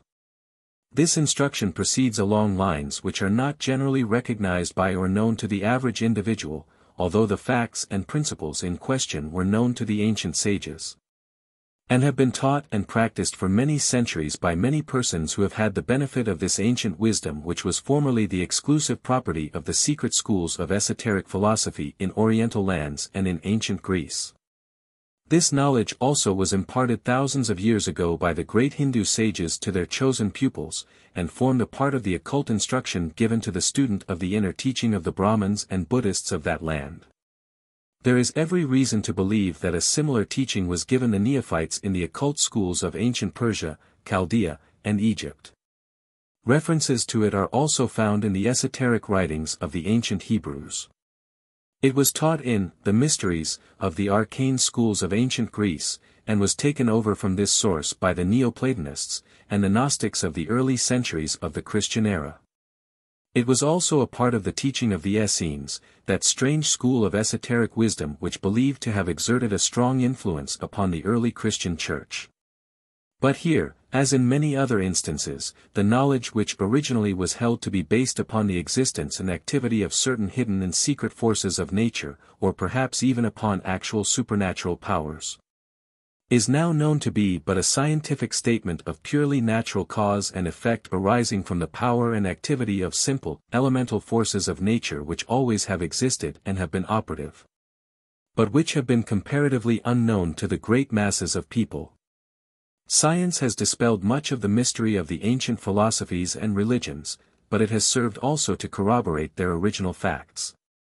Thus, electricity and magnetism, long known to the ancients and ascribed by them to supernatural causes, have been brought under the authority of natural law, and then harnessed and made to work efficiently in the service of man. Likewise, for many centuries the phenomena of mental influence were known to the ancients, and ascribed by them to occult and supernatural causes. Modern science was at first disposed to deny such phenomena, and to regard the whole belief as pure superstition. However, in time their true causes were discovered, and the subjects of hypnotism and mental suggestion is now taught in the highest schools, and is given a place in all of the authoritative textbooks.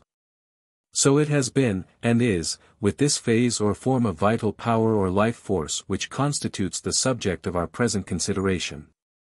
For many centuries, and in many lands, it formed a part of the esoteric instruction in the secret schools of the occult philosophies, and in the temples of the ancient religions. Its principles of application were discovered, and methods for their employment were evolved. It was taught only to the chosen few, being regarded as a precious secret to be withheld from the masses and to be reserved for the elect. It was believed to be supernatural in origin and nature, and was treated with an almost religious awe and veneration. In fact, in many cases it formed a part of the inner and higher religious teachings of the priesthood, from which the laity were debarred. Later, it formed a part of the secret and occult doctrines which were held and taught by the arcane schools of philosophy in the Middle Ages, traces of which are now found in the rituals of many of the modern secret orders and societies. Though their real meaning and spirit has been lost and only the verbal outer covering or shell remains. It was this knowledge which was the real and true underlying reason for the advocacy of celibacy in the priesthoods and holy orders of many religions, including those of the early Christian Church.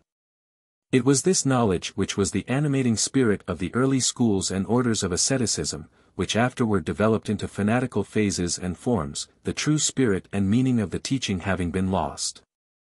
Modern science, true to its customary procedure, for a long time was disposed to regard this ancient teaching as fantastic superstition, ignorance, and supernaturalism, and to deny to it any virtue or validity. However, in time the physiologists discovered the existence and activity of certain principles concerned with the reproductive organism, and with its effect and action upon the entire physical and mental system of the individual. The investigations and observations of the effect of certain glands of the body upon general health and vigor gave new interest to the subject, and certain recent experiments along the lines of gland transplantation have revealed marvelous results. There is every indication that the present century is destined to witness many important discoveries along these particular lines. However, it is not necessary to wait for these anticipated discoveries in order to benefit by what is already known to careful thinkers concerning this subject. While such discoveries may be regarded by some as necessary before the seal of authority of science may be formally placed upon the general principles and facts concerned with the general subject, nevertheless there are thousands of careful investigators and conservative thinkers, who feel that sufficient is already known concerning these facts and principles to justify their being accepted as a basis for theory and practice by all persons of average intelligence. Such individuals have long known of these facts and principles, and have had practical demonstrations of their value to mankind when properly and intelligently applied. The essence and spirit of this body of knowledge, principle and mass of facts, is indicated by the term regeneration, employed with a special meaning and content. We ask you to consider carefully this term in such special meaning, to the end that you may catch the spirit of the idea and principle embodied in it. As we have sought to impress upon you in other volumes of this series, it is always well to begin with a clear understanding of the principal terms employed in a discussion, argument, or presentation of a proposition or principle, to know just what is being considered and discussed. So many terms are employed with so many different shades of meaning, and often with forms of meaning quite opposed to each other, that it is always proper to investigate a term employed in a particular sense, in order to ascertain just what is sought to be indicated by it, and is involved in its content. The term regeneration, of course, is derived from the term generation. The prefix re means again, anew, etc. The term generation means the act, process, or result of generating, and is derived from the verb to generate. The term generate means to beget, to produce, to engender, to cause to be, to bring into life, to originate, especially by means of a vital or chemical process. It is usually employed in the sense of begetting, reproduction, or procreation, or the production of the young of animal or plant life. Regeneration is defined as the act of regenerating, or of generating or producing anew. And, in a special sense, of giving new life, strength, or vigor to a living being. A person is said to be regenerated physically when by any means or method he acquires new life, new energy, new vigor. The theologians, recognizing the strength of the word, employed it more or less figuratively in the sense of being born anew in spirit. In such usage the term is frequently employed in theological expression and religious teaching. This theological usage, however, is noted here merely for the purpose of general statement. Our present employment of the term has no reference whatever to such special usage and meaning. In the special meaning of the term regeneration, which has grown around it in the course of thought along the lines of our subject, the giving of new life, strength, or vigor to the individual is literally true, and not merely figurative. By means of such regeneration, the individual is given continued new life, strength, and vigor, mental as well as physical. Just as every living thing has been given original life, strength, and vigor by generation, so may it be given new life, strength, and vigor by regeneration. In both generation and regeneration, moreover, the same potent forces of nature are involved and set into activity, i.e., the forces concerned with the sexual or reproductive organism. The secret doctrine, inner teaching, arcane wisdom, etc. of the ancient philosophies and religions, and of the more modern secret societies and schools, concerning the secret of regeneration, is this: nature's generative power may be employed as regenerative power. The same forces which bring man into life, strength, and vigor, will renew and reproduce his life, strength, and vigor, if rightly applied and directed. This is a somewhat startling doctrine when announced for the first time to the average individual. To him it seems contrary to common sense and opposed to common experience. It is only when he begins to understand the basic principles of the idea, and when the misconceptions concerning it have been removed by explanation, that the light begins to dawn upon him. When B has fully grasped the fundamental principles, and the essential reasoning involved in the idea, he tends toward becoming quite enthusiastic concerning it, and to him it seems self-evident. The more he considers it, the more reasonable and certain does it become, and when he learns of the discoveries of modern science concerning it, he passes beyond the point of possible doubt or distrust. Before presenting to you the conclusions of advanced modern scientific thought concerning this subject of regeneration, we shall ask you to undertake a general, brief and cursory consideration of the history of this idea of regeneration as it was conceived by the ancient philosophers and sages. This, not only because of the general interest connected with such consideration, but also that hereafter you may recognize the hidden and cryptic references to regeneration which appear in many of the old mystic, occult and esoteric writings and formulas, among those of alchemy as well as those of mysticism. An understanding of this will throw light on many hitherto dark subjects, and will prove the key which will unlock the doors of many old and strange doctrines. In the light of modern knowledge, many of these old presentations of occult knowledge may be read and studied with profit, but without this light, they will ever remain dark subjects to the modern student.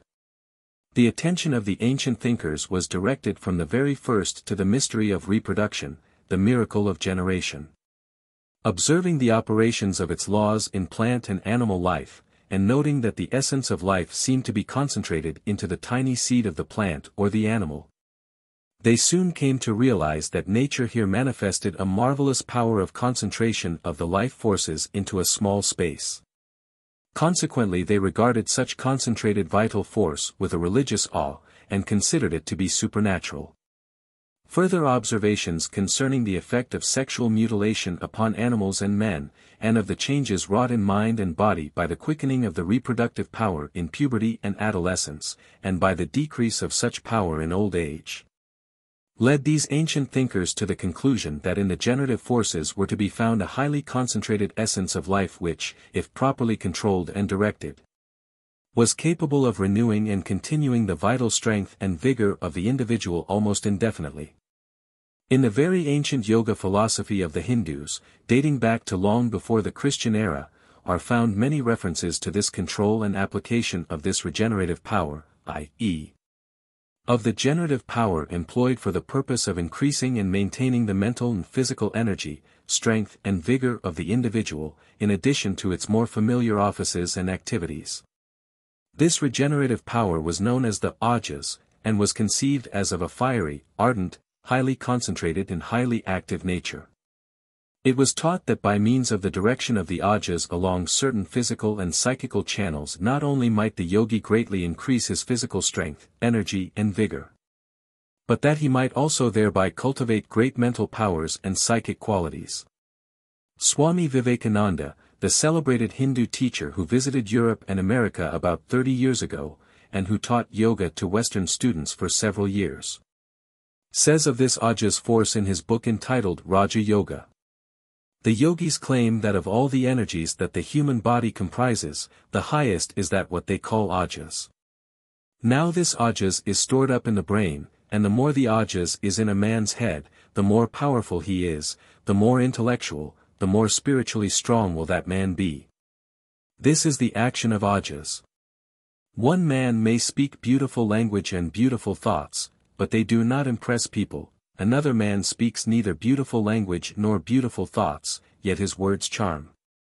That is the power of ojas coming out. Every movement coming from him will be powerful. Now in mankind there is more or less of this ojas stored up. And all the forces that are working in the body, in their highest form, become ojas. You must remember that it is only a question of transformation.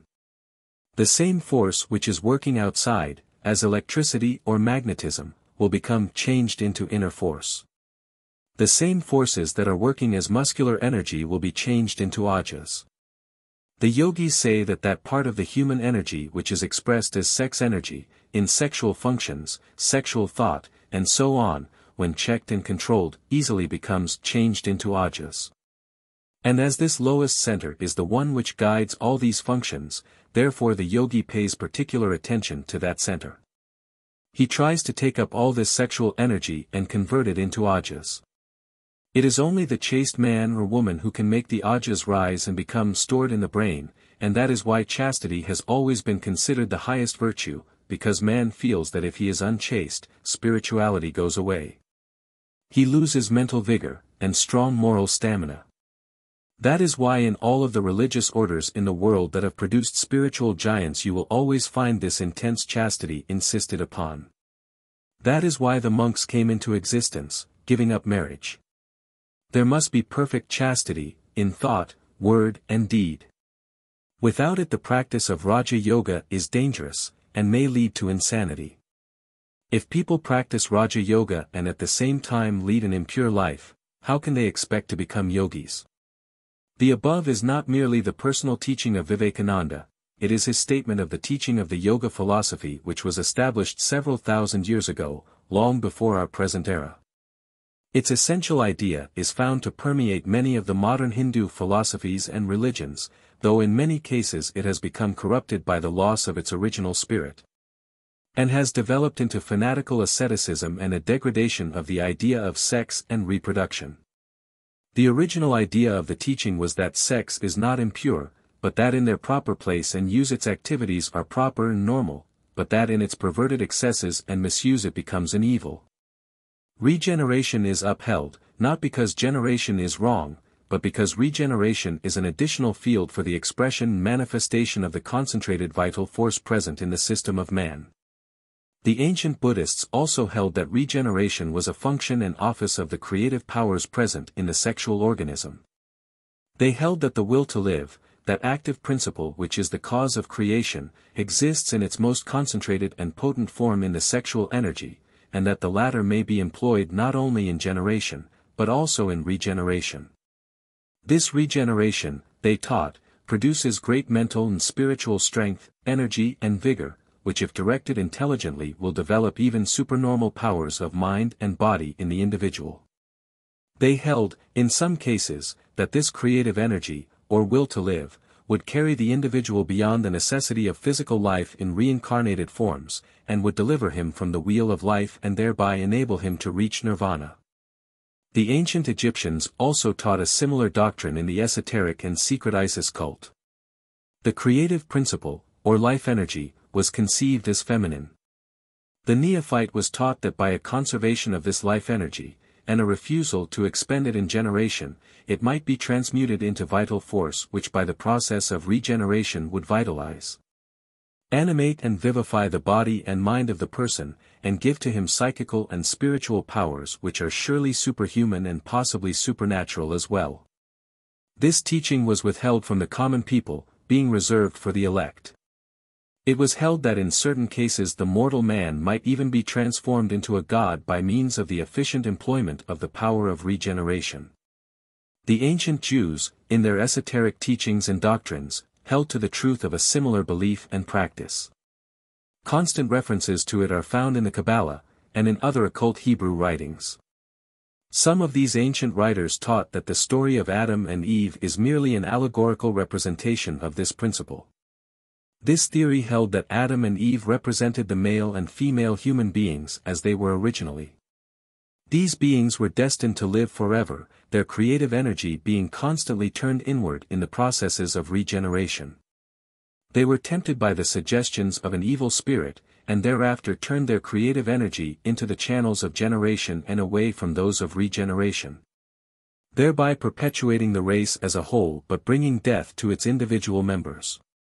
The Neoplatonists, and the Gnostics, two great schools of mystical philosophy which flourished in the early centuries of the Christian era, taught the doctrine of regeneration in various forms. And many of the members of the early Christian Church were influenced by it. These schools obtained their teaching from both Oriental and ancient Greek sources. The ancient Greek mysteries included teaching and practice of regeneration. Gradually, however, the spirit of the teaching was lost, and all that was left was the pitiful husk of perverted asceticism, and a degradation of the sexual ideals. Sex grew to be considered unclean. Repression and asceticism became gloried as holy.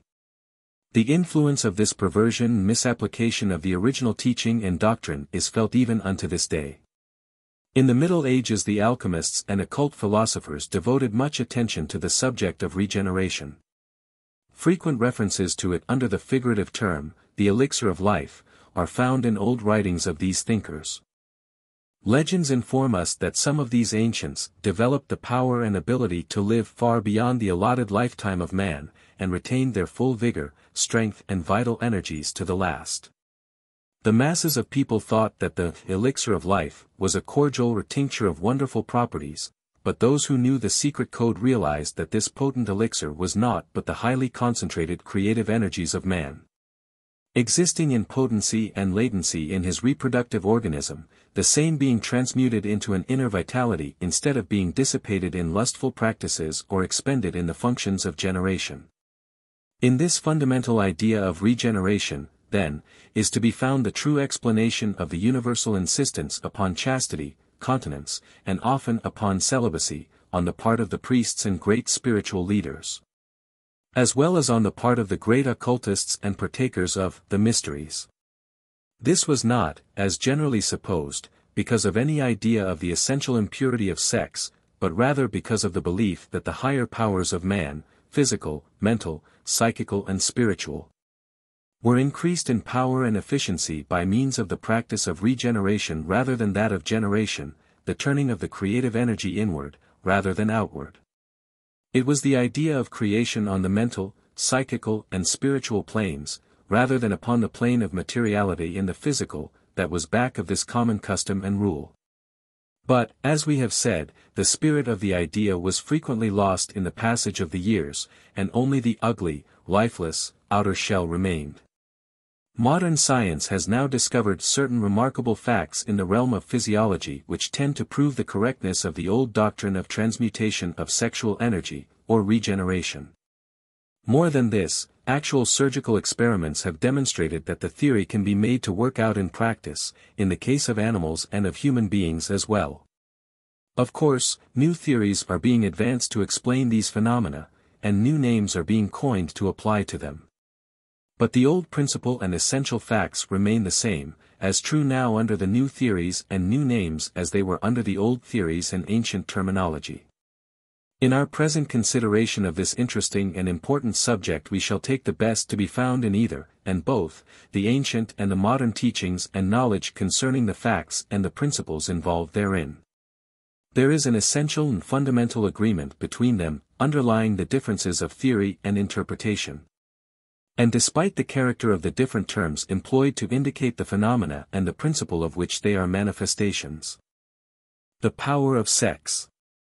The term sex, in its original and general meaning, is defined as the distinguishing peculiarity of male and female, or the distinction of the offices and functions of the male and female living individuals.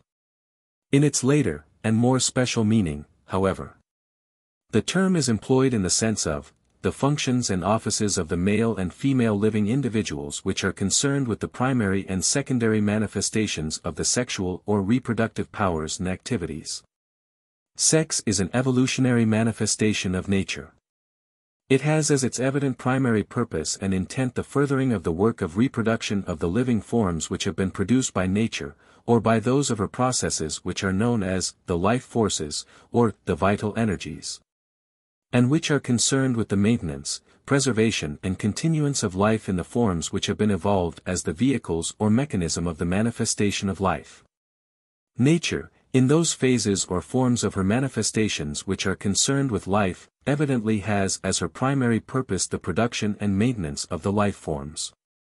To these ends she devotes an enormous amount and a high degree of energy, force and power, and manifests an almost incredible degree of activity.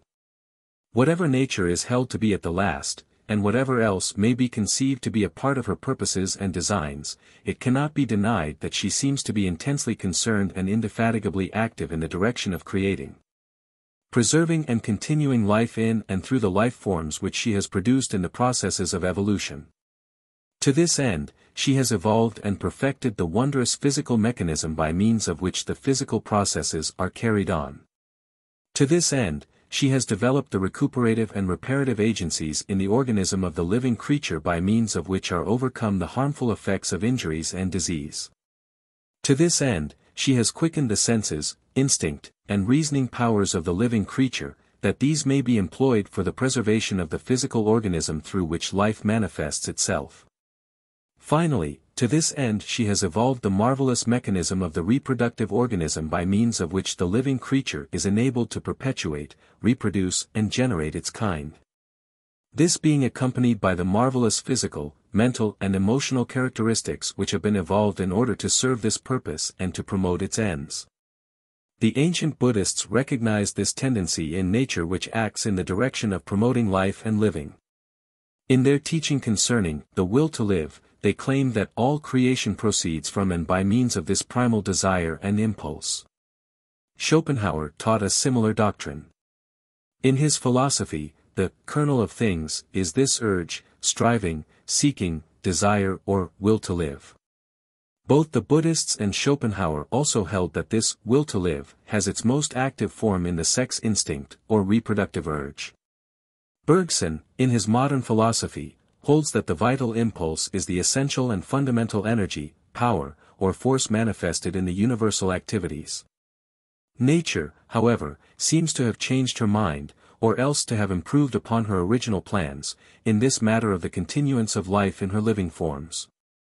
It would seem that from the very first, however, she found herself under the law of change, and that by reason of this she was either unable, or else not desirous of, continuing the existence of the living creature permanently in its original form. At any rate, there seems to have been an inherent desire and tendency toward change and variation in the life forms. The processes of evolution seem to establish this fact, whatever may be its real reason or cause. It was apparently in the manifestation of this evident intent, purpose, tendency, or necessity, that nature evolved sex in living forms. Those who have not studied the subject are generally of the belief that the distinction of sex is manifest in all the living forms, even among the lowest and most elemental forms. But this is not correct. The distinction of sex was absent in the first manifestations of life, and was not evolved until the processes of creative evolution had proceeded comparatively far in the scale of life. The lowest and most elemental life forms of course were possessed of the power of reproduction or generation. This, indeed, is one of the most essential of the characteristics of plant life and animal life. But the distinctions of sex were not present in the elementary life forms of the past, nor in the existing primitive life forms.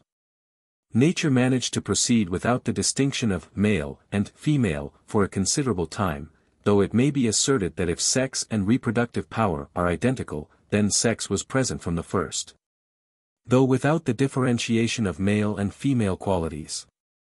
The simplest and most elementary life forms are those of the single-cell creatures which are found in the slime of the ocean beds. These forms are very minute, and are of such extreme simplicity of organization that they are not, strictly speaking, organisms at all, for they are not possessed of true organs. They resemble minute globules of gelatinous substance, very much like glue. Yet they perform the processes of assimilation and digestion of food and of its elimination, also those of reproduction. These lowly life forms do not manifest the differentiation of male and female sex characteristics. According to which viewpoint we adopt, we may state that they are either, a, without sex, or, b, are all female, or, c, are bisexual, i.e., a combination of both sexes. These elementary creatures reproduce their kind, just as truly as do the highest species of plant life or animal life. But they reproduce themselves in a very primitive manner, namely, by division or separation. The elementary parent creature grows in size, and finally assumes the appearance of a miniature dumbbell, with two swollen ends connected by a tiny, thin filament or connecting rod. Finally, this filament or connecting rod breaks, and there exist two living creatures where before there was but one. It has been said that if these creatures were possessed of reason, each would be unable to decide whether it was the mother or the daughter, the parent or the offspring. So far as science has been able to determine, there is present in this reproductive process no union of cell elements, no conjugation of reproductive factors. The creature is but a single cell, and no differentiation of sexual elements has been discovered to exist in it. A little higher in the scale of elementary life forms we find that division of the animal kingdom called the protozoa. These tiny creatures are also but single-celled individuals, but in many cases these unite into groups and form a compound organism. These creatures also reproduce by subdivision, or separation, similar to that above noted. But before this subdivision or separation takes place there occurs what is known as sexual conjugation, in which two single-celled creatures unite and coalesce. And when the subdivision begins there appear on the parent form a number of tiny buds, the latter afterward dropping off and thereafter existing as separate individuals. These uniting and coalescing two cells, however, are not true male and female. Instead, they are bisexual, and the male element of each fertilizes the female element of the other, or, more technically stated, the male elements of the two individuals are exchanged. And the new male nucleus fuses with the original female portion of each. The two reorganized individual cells separate from each other after the conjugation, and reassume their original existence before beginning again to divide in the usual manner.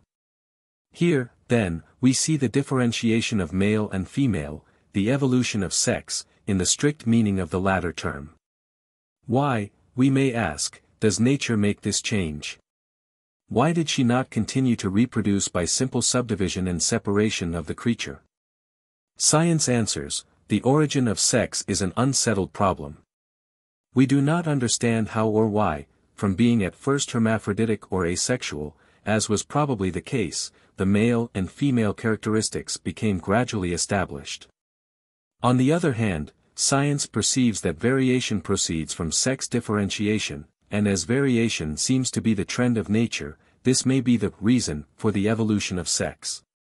The following quotation from an authoritative reference work points to this conclusion: the male is the more active, more variable, and specialized sex, while the female is passive, conservative, and departs less from the normal standard.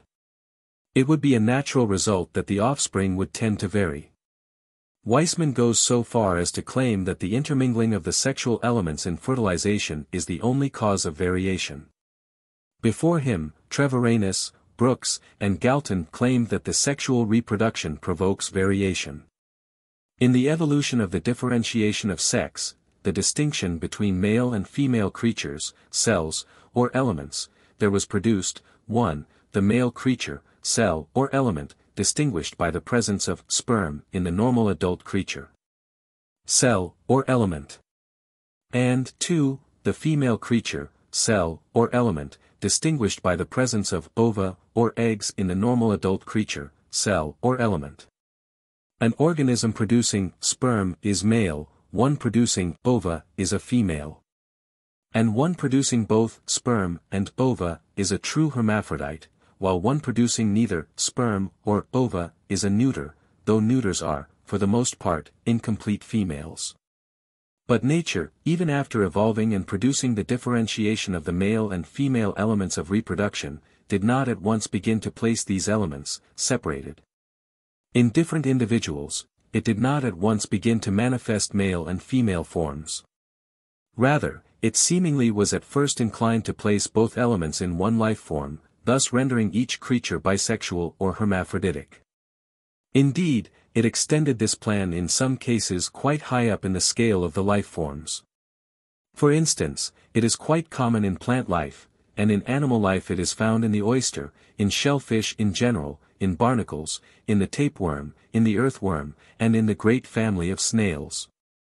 Science entertains differing opinions concerning the procedure of the evolution of sex, and the place in time and order in it occupied by the bisexual condition or hermaphroditism. The following quotation from Geddes, an authority on the subject, will show these divergent views in brief form. Geddes says, One view of the matter is that hermaphroditism was the primitive state among the multicellular animals, at least after the differentiation of the sex elements had been accomplished. In alternating rhythms, eggs and sperms were produced. The organism was alternately male and female. On this primitive hermaphroditism, there may be more or less of a recapitulation in the life history of the organism. Gagenbohr states the common opinion in the following cautious and terse words: the hermaphrodite stage is the lower, and the condition of distinct sexes has been derived from it. Unisexual differentiation, by the reduction of one kind of sexual apparatus, takes place at very different stages in the development of the organism, and often when the sexual organs have attained a very high degree of differentiation. Quite different is the view which regards hermaphroditism as a secondary condition, derived from a primitive unisexuality. Thus Pelsenir maintains that the study of certain of the lower forms of life shows that in these groups the separation of the sexes preceded hermaphroditism, various cases in other groups tending to show that this is true universally. And the same conclusion applies to plants. In certain groups, at least, hermaphroditism is grafted upon the female sex. Whatever may have been the precise order of the conditions of unisexuality and bisexuality, respectively, all investigation seems to show that in the beginning the female distinctive element was predominant, and, in a sense, really the original element. The male distinctive element seems to have been developed by evolutionary differentiation. The female element is concerned primarily with the actual reproductive process, the male element serving rather to energize by fertilization the female element, and thus affording a greater possibility or probability of variation. Even in the hermaphroditic forms, moreover, the fertilization is effected by the conjugation of the two elements of different creatures, instances of self-fertilization being rare and always more or less abnormal. In the conjugation of the hermaphroditic creatures the male element of each fertilizes the female element of the other, the dual fertilization being simultaneous in most cases. As the scale of life is ascended, the male element becomes more active and more highly developed, and more important. Placed in separated individuals, the male element becomes better adapted for fertilization of the female element in the female creatures far removed in space from the females of the immediate family group to which the male belongs. And thus still greater variety becomes possible. The male element, high or low in form, however, is always the subordinate reproductive element, the female element or mother element being the original and the always predominant factor in the reproductive process. In short, the female element is the factor essentially necessary for reproduction in any form of life, while the male element is the factor evolved for convenience in the reproductive processes. The female element brings into being the form of the offspring, the male element being at the best an accessory. Nature has devised and perfected many very ingenious methods by means of which the male, or fertilizing element of sex is conveyed to its female, or generative element. In both plant life and animal life the most intricate and delicate mechanism for this purpose has been produced by nature. In fact, nature seems to have devoted a very large portion of her time and work for this particular purpose, thus showing the importance of the reproductive processes in her general economy.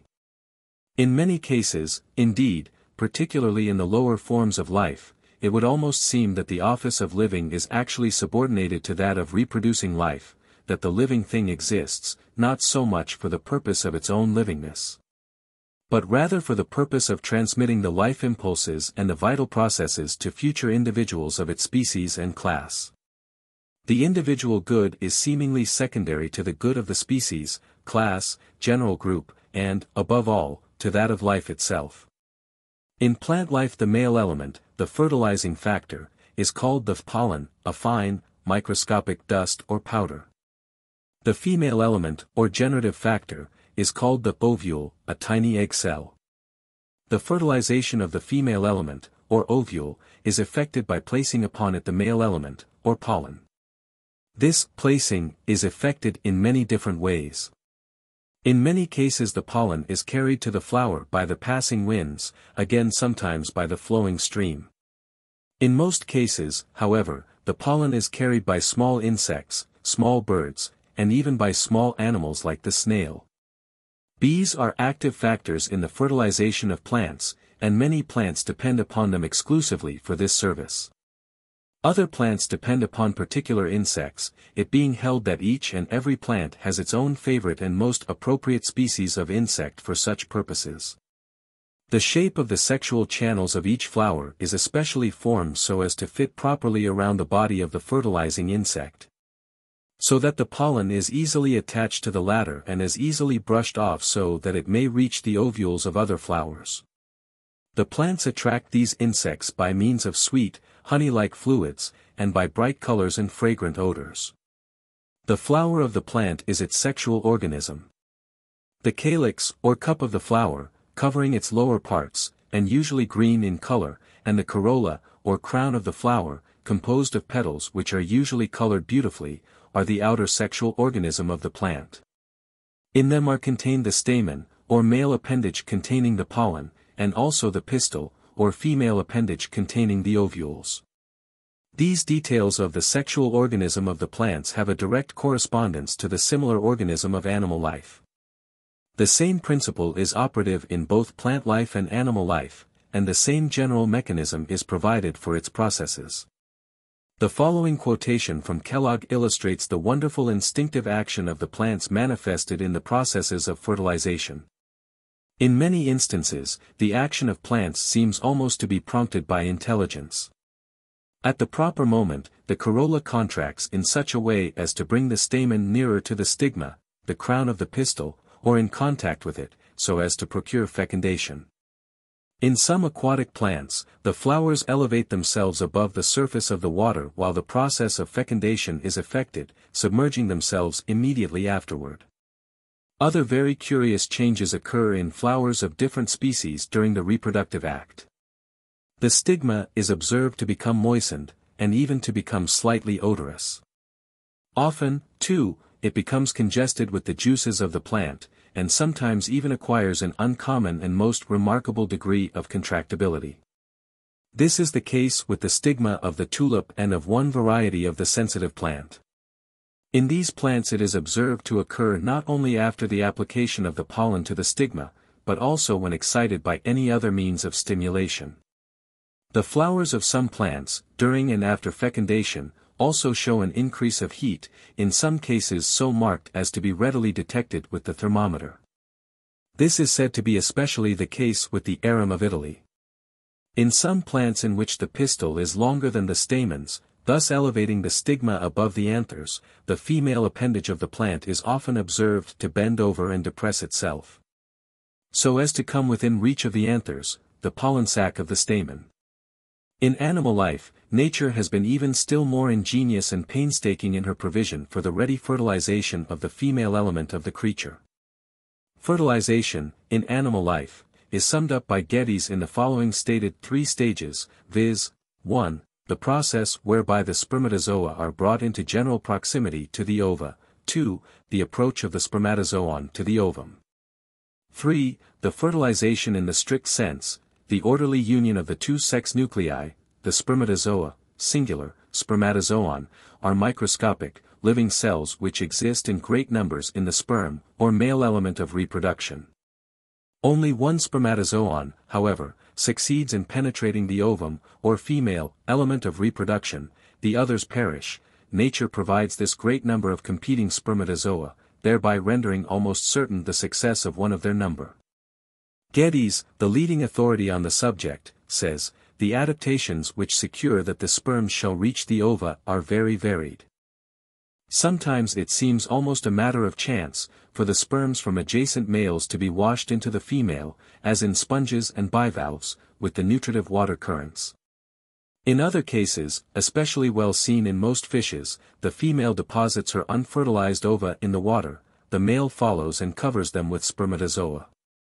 Many may have watched from a bridge the female salmon plowing along the gravelly river bed depositing her ova, careful to secure a suitable ground, yet not disturbing the already laid eggs of her neighbors.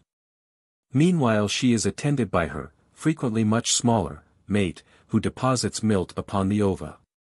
In the frog, again, the eggs are fertilized by the male just as they leave the body of his embraced mate. Or it may be that the sperms are lodged in special packets, which are taken up by the female in most of the newts, or which are surrounded by one of the male aims in many cuttlefishes, or passed by one of the male spider's palps, i.e. feelers attached to the mouth of certain insects and crustaceans, to the female receptacle. In the majority of animals, e.g., insects and the higher vertebrates, however, the sperms pass direct from the male to the female. Even here the history is very varied. They may pass into special receptacles, as in insects, to be used as occasion demands, or, in higher animals, they may with persistent motor energy work their way up the female ducts. There they may soon meet with and fertilize ova which have been liberated from the ovary, or they may persist for a long period, as in the case of certain animals, to be used thereafter, or they may eventually perish, unused. When the sperms have come, in any of these varied ways, in close proximity to the ovum, there is every reason to believe that a strong osmotic attraction is set up between the two kinds of elements. The spermatozoa, which seems so well to deserve Rolf's epithet of starved, appear to be powerfully drawn to the well-nourished ovum, and the latter frequently rises to meet the sperm in a small, attractive cone. Often, however, there is an obstacle in the way of entrance in the form of the egg shell, which may be penetrable only at one spot, well called the micropyle.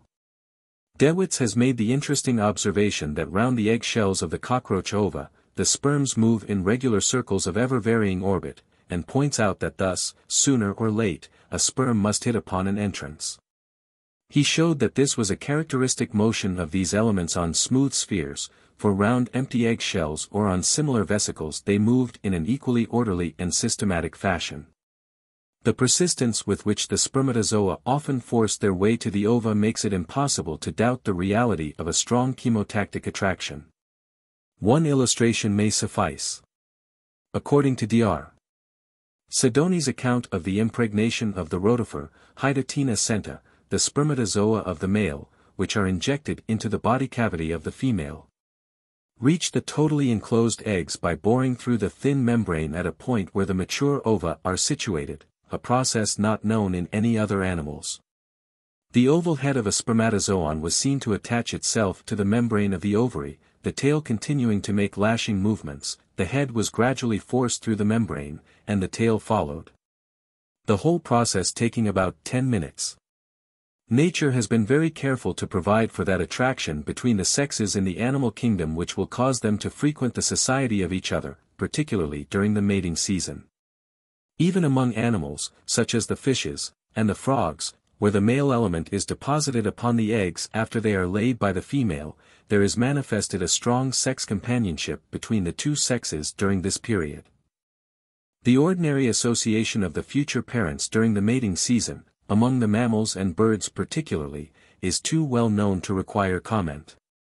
In the case of a species of fluke known as Diplozoon, the two individuals, male and female, physically combine in an almost lifetime union.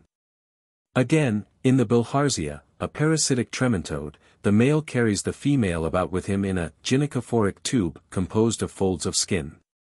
Once more, in certain species of barnacles the female carries her mate around with her, safely and securely secreted in a pocket-like contrivance in her body. This mate is much smaller than the female, and was formerly mistaken for a parasite. Derivative sex attributes. In addition to the primary attributes or characteristics of sex which you have considered in the preceding section of this book, there are certain secondary or derivative sexual attributes or characteristics which you are now asked to consider in the present section. By derivative attributes are meant those characteristic qualities which are not primary or original, but which are secondary, incidental and obtained by derivation, in short, those characteristic qualities which flow and proceed from the primary, original, and fundamental nature of the thing under consideration, which thing in the present instance is sex. First among the secondary or derivative characteristics or attributes of sex is that known as sexual dimorphism, or the distinction of form and physical appearance of the two sexes of certain species. An authoritative reference work contains the following reference to this subject. Sexual dimorphism is due to the rise of secondary characters. Such features are the male lion's mane, the horns of the buck, the gay plumage which distinguishes the cock from the hen, and the plumes, colored combs and wattles, topknots, brilliant, conspicuous bands and spots, spurs. And those markings or new plumage especially developed during the breeding season. Males tend among vertebrates to be larger, they lead the flock, guard the females and young, in character they are more jealous and pugnacious. This is the case not only with mammals and birds, but with reptiles and frogs. The vociferous cries in spring of frogs and toads are mainly from male throats, the females being much less noisy. Certain fishes, such as the salmon, during the breeding season, are distinguished by bright colors and ornamental appendages. Of the invertebrates only insects, spiders, and crustacea afford examples. Among Coleoptera the stag beetles are remarkable for their size and the enormous jaws and horns of the males. And there are two sets of males, those which in lack of armature resemble the females, and those which are much larger and remarkably aberrant, i.e., deviating from type. In certain spiders the males are gaily colored and their legs greatly modified in shape. Darwin has explained sexual dimorphism by his theory of sexual selection. Sexual dimorphism reaches its acme in the males of certain solitary barnacles. They are minute, very much reduced in structure, living inside the mantle cavity of the female, where they are anchored by their antennae. The same authority explains the above reference to sexual selection as follows. The principle of sexual selection depends, as Darwin states, not on a struggle for existence, but on a struggle between the males for possession of the females. The result is not death to the unsuccessful competitor, but few or no offspring. In many cases, however, victory depends not on general vigor, but on the possession of special weapons confined to the male sex, as the spurs of the cock or the horns of the stag. The war is perhaps severest between the males of polygamous animals, and these seem oftenest provided with special weapons of offense. Among birds the contest is often less gross and fierce, the males rivaling each other in attracting the females by their powers of song or display of plumage. Darwin concludes that when the males and females of any animal have the same habits of life, but differ in structure, color, or ornament, such differences have been mainly caused by sexual selection, i.e., by individual males having had, in successive generations, some slight advantages over other males, in their weapons, means of defense, or charms, and having transmitted these advantages to their male offspring. Although Wallace does not accept the theory of sexual selection, claiming that bright colors were originally normal in both sexes, but have been eliminated in the females, yet the facts seem to substantiate the views of Darwin. As observed by Romanes, it is a theory wholly and completely distinct from natural selection. Whatever may have been the predominant evolutionary cause leading to this distinctive marking and equipment of the male animals, the fact remains unquestioned that the female animals are attracted by these special characteristics of the male, and bestow their favors upon the attractively marked individual males, the less fortunate males being comparatively discarded. Nature has evolved this means of attracting the sex element of the females by the special physical appearance or weapons of the male. The manifestation of such characteristics is unquestionably a derivative sex attribute. The attractive male animal succeeds in propagating his kind, just as truly as the attractive flower tends toward greater fertility by reason of being favored by the visiting insects which serve the purpose of fertilization. The primary characteristics or attributes of sex are those immediately or very closely associated with the processes of fertilization, namely, a. the power of producing respectively the sperm and the ova, and b. the possession of the organs necessary for conjugation, oviposition, gestation, parturition and nutrition of the immature young in any stage. The secondary, or derivative characteristics of sex are those which are concerned with the differences between the sexes is size, shape, appearance, ornamentation, armament, color and coloration, voice, and instincts and habits not directly associated with the reproductive processes. The primary or original sexual characteristics or attributes are those which are concerned directly with the sexual act of fertilization. The secondary or derivative sexual characteristics are those which are concerned with the attraction between the individuals of the two sexes. whereby at least some degree of sexual selection is performed, in the love-making or falling in love of the animals, and in the simpler corresponding processes in plant life. Darwin devoted much attention to these secondary or derivative sexual characteristics in animals, and, as before stated, explained the same by his theory of sexual selection, i.e. the hypothesis that as the females almost invariably select as mates those individual males so attractively marked, these special characteristics thereafter in time become fixed in the male offspring, the unattractive males, having fewer offspring, being unable to exert a corresponding influence on the characteristics of the species.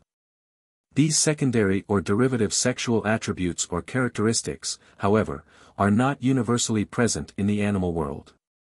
On the contrary, among many mammals, and among many birds, there are no distinguishing marks between the two sexes excepting those of the primary sexual attributes or characteristics, i.e., the reproductive organism itself. But, almost invariably, when such secondary characteristics are found in a species, they are found in the male animal rather than in the female. In many cases the male possesses the attractive markings, etc.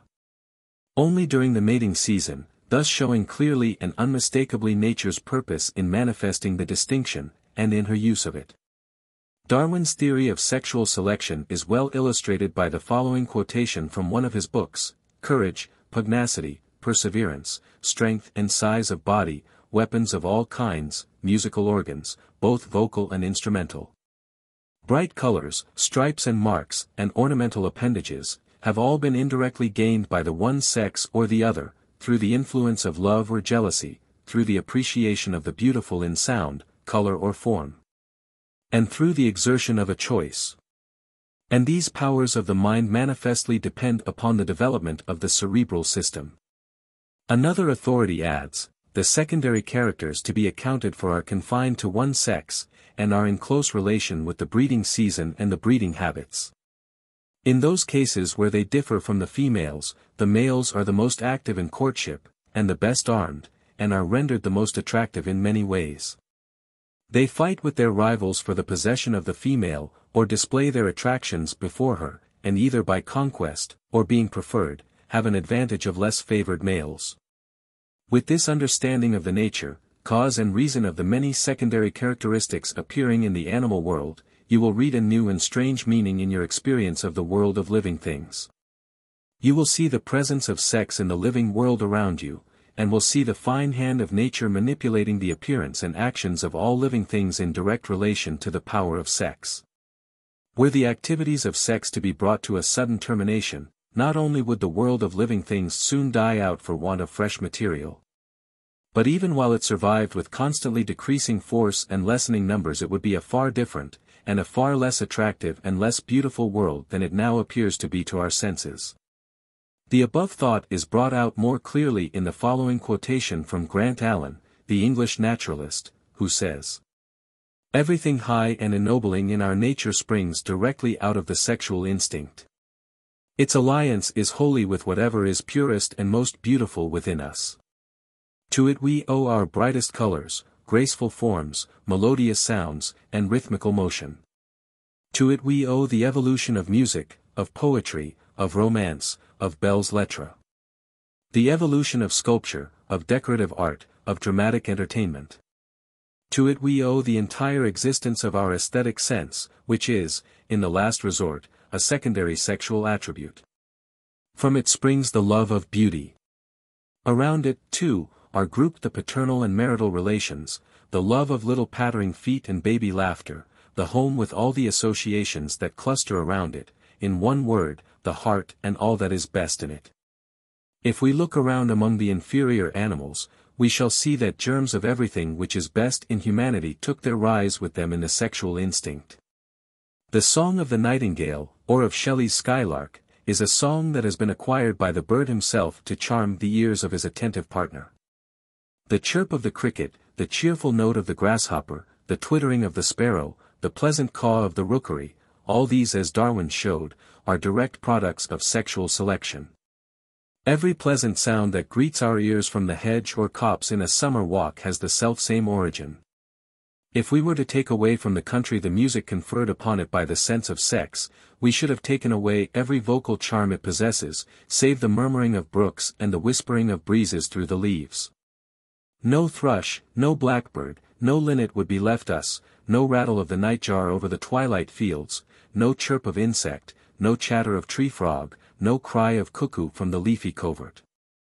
The whippoorwill and the bobolink would be as mute as the serpent.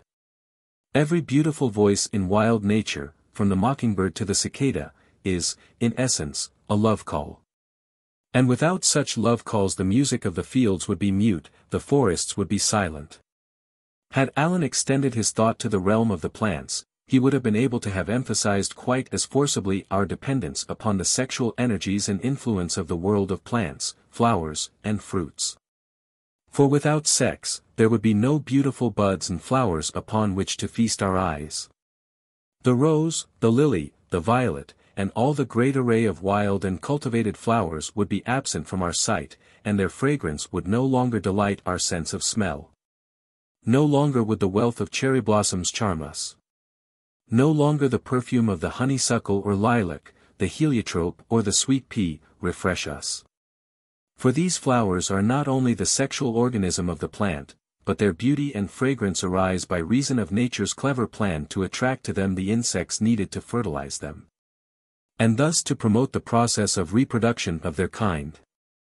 Likewise, absent also would be the delicious fruits and berries, those cleverly designed carriers of the seed of the plants and trees. Gone also would be the nuts, great and small.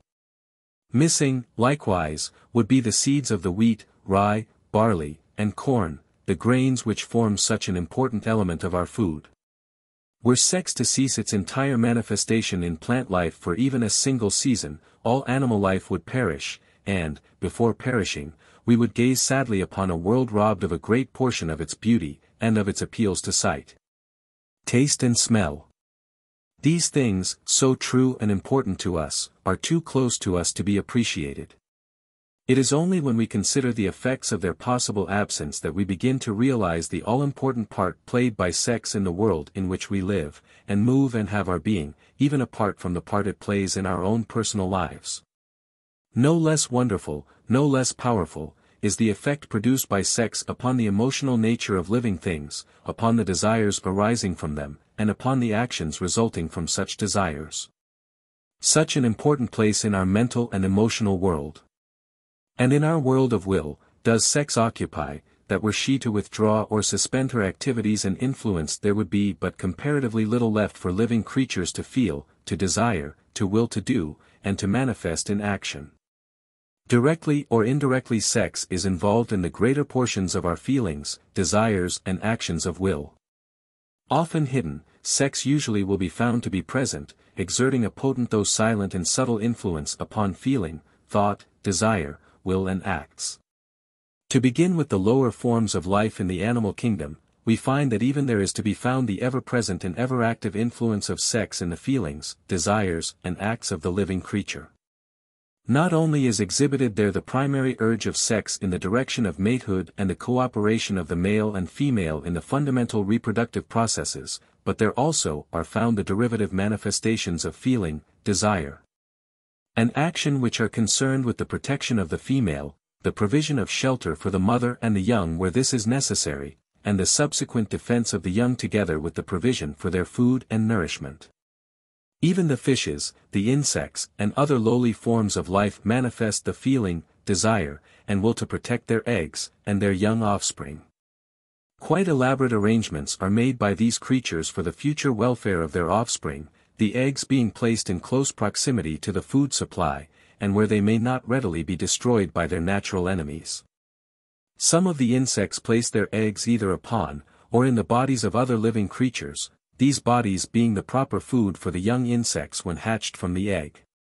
One is amazed in reading scientific works upon insect life, such as Fabre's for instance, to discover how complex and ingenious are some of the devices of the parent insect directed to this end.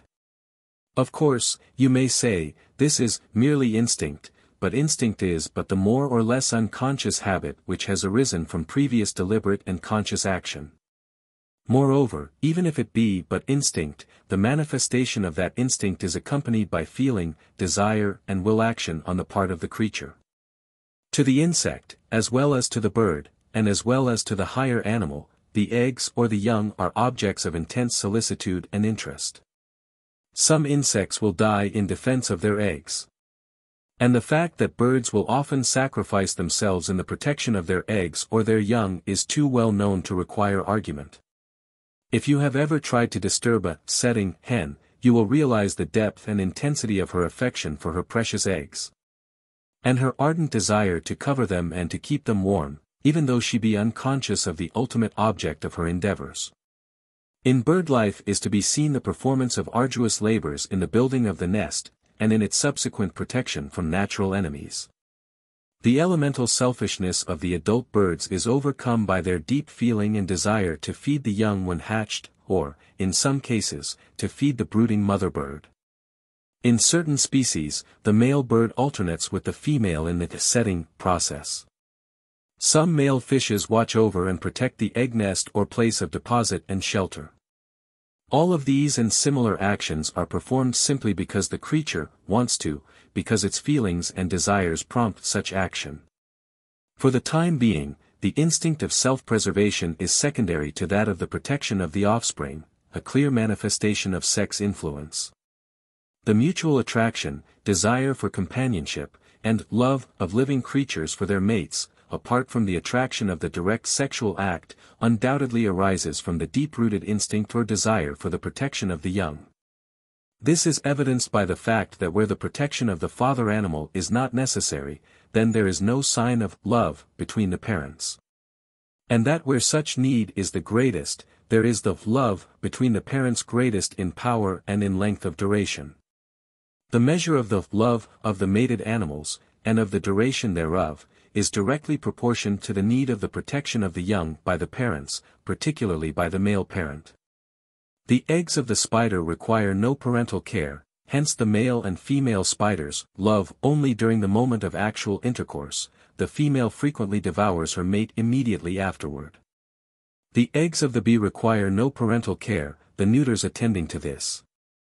Hence the male drones are put to death after their services have been rendered, and the mother bee, the queen, evinces no interest whatever in her offspring, or in her mates after the act of fertilization is performed.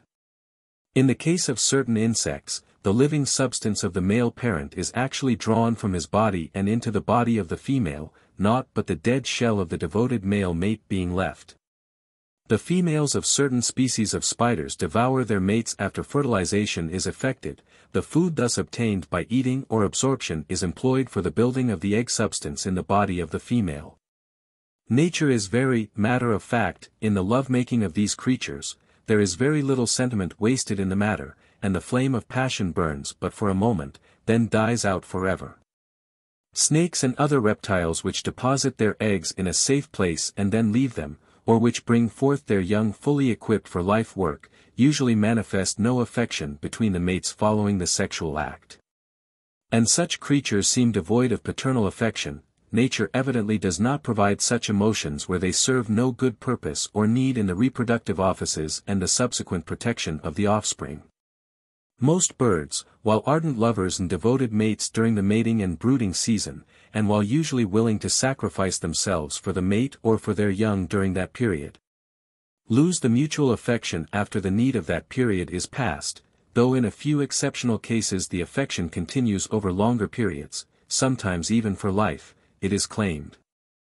The cuckoos and similar birds which deposit their eggs in the nests of other birds, there to be hatched along with the legitimate brood of the foster parents, are inveterate polygamists and polyandrists, cohabiting indiscriminately and showing not the slightest signs of permanent or continued affection for their whilom mates. On the other hand, those birds and other animals whose young require careful and continued attention always are found to manifest a strong mate love during the period of that need. Nature has evidently established this rule for the protection of the young, and the continuance of the species. Darwin explains this upon the theory that the ancestral creatures who manifested the necessary mate love transmitted it to their numerous well-protected offspring. while those not manifesting it had but comparatively few offspring to inherit their unfavorable tendencies. Consequently, the habit and custom soon became set and fixed in the species. Other thinkers, however, while admitting that the rule would work out as Darwin indicated, nevertheless believe that the original impulse was there in the beginning. And that in addition to the survival value of such habits there is also to be taken into consideration an unconscious intuition which manifests in action through instinct, and which gradually becomes set and fixed as habit.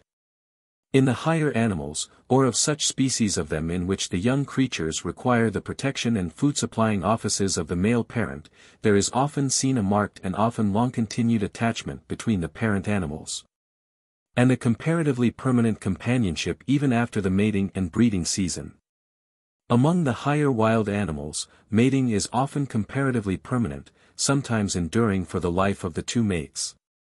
And here, as might be expected, there is to be found a need for such association, for by the time one brood is ready to be cast off to pursue life on their own account, nature has begun preparations for the following brood. This rule is true among the lower races of man, as well, and in about the same degree. The human infant is probably the most helpless thing in the world. It can do nothing for itself except to nurse its mother's breast, and it must even be held up during that performance. Moreover, its period of dependence continues for a long time, so long in fact that its younger brother or sister is held in nature's vision before the first child is ready to do anything much for itself. As might be expected, here we find a comparatively strong and long-continued attachment between the parents, even in primitive human society. Here, again, according to Darwin, the survival value of such a custom is great, and soon becomes set and fixed as a habit of the race. As mankind advances in culture, knowledge, and experience, there occurs the grafting of many new and strange mental and emotional growths upon the parent stock of human love for the mate. The original purpose, need and instinct is always there, nature attends carefully to this, but there exists in addition many new requirements of the emotional nature which often cause the original and elemental urge to be overlooked. At least for a time. As Carpenter says, nature, personifying under this term the more unconscious, even though human, instincts and forces, takes pretty good care in her own way that sex shall not be neglected. She has her own purposes to work out, which in a sense have nothing to do with the individual, her racial purposes. But she acts in the rough, with tremendous sweep and power, and with little adjustment to or consideration for the later developed and more conscious and intelligent ideals of humanity.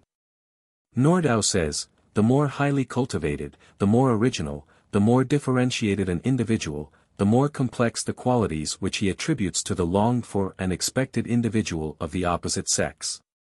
The lower and simpler the ideal, the easier it is for the individual to find the realization of it in corporate form.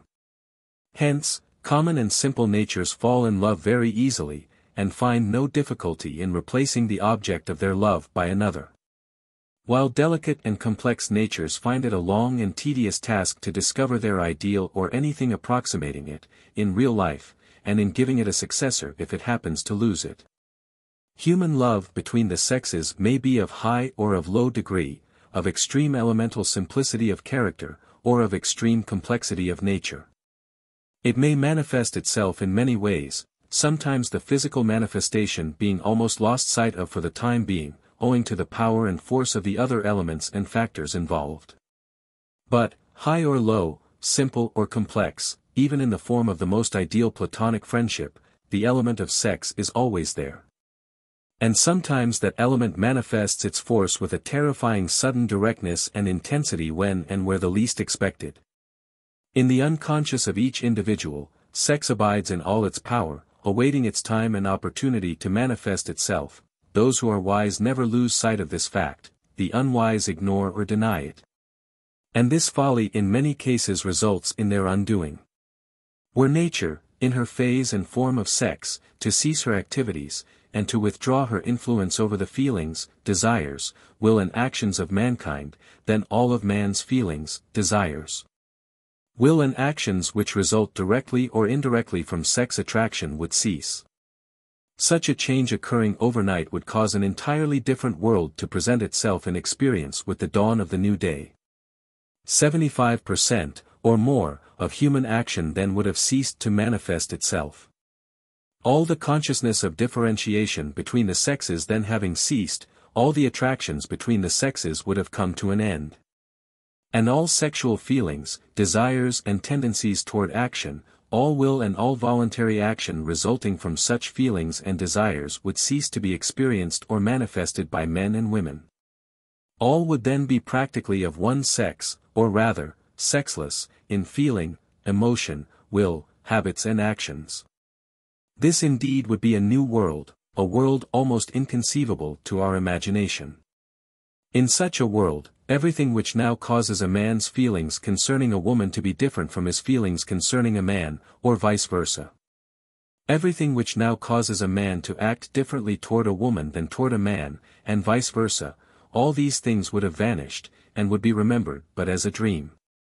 A moment's consideration will cause you to realize what tremendous changes this would cause in our world of experience. Everything would be topsy-turvy, inside out, at 6s and 7s. Add to this the loss of the element of love of offspring, the desire to protect offspring, all family life and action, and you would have chaos. Social life, business life, industrial life, art, music, and all else, would be changed beyond recognition, if not indeed be entirely destroyed. Combine into a single, compositive imaginative picture the idea of the withdrawal of sex from the world of plant life, the world of animal life, and the world of human life. And you will begin to realize at least faintly the all-important part played by sex in the processes of nature, and the tremendous force and power exerted therein by sex. As well as the almost infinite extension of the influence of sex throughout all nature and her manifestations. Sex, symbolized as love, not only brings the world of living things into being, but it also keeps that world alive and in action. Well did the old song inform us that, it's love that makes the world go round. Transmutation of Sex-Energy. In the preceding section of this book we have considered the more commonly and better known secondary or derivative attributes and characteristics of sex. Therein, you have perceived that sex energy is directed by nature not alone along the channels of the primary activities of sex concerned directly with the performance of the sexual functions and with the processes of the physical generation and development of the offspring, but also along certain special channels which are concerned with the evolution and maintenance of certain special physical, mental, and emotional characteristics of the living forms, which special characteristics would not have been developed and would not be maintained, were the sex energy inoperative. In the present section you are asked to consider an additional, and very important, derivative manifestation of sex energy, one in which the general physical, mental, and emotional nature of the individual, apart from its employment in purely sexual activities, is strengthened, invigorated and given power by the indirect activities of sex energy. In short, you will be shown that sex energy may be, and indeed is, employed by nature in the processes of regeneration of the individual as well as in those of generation or reproduction.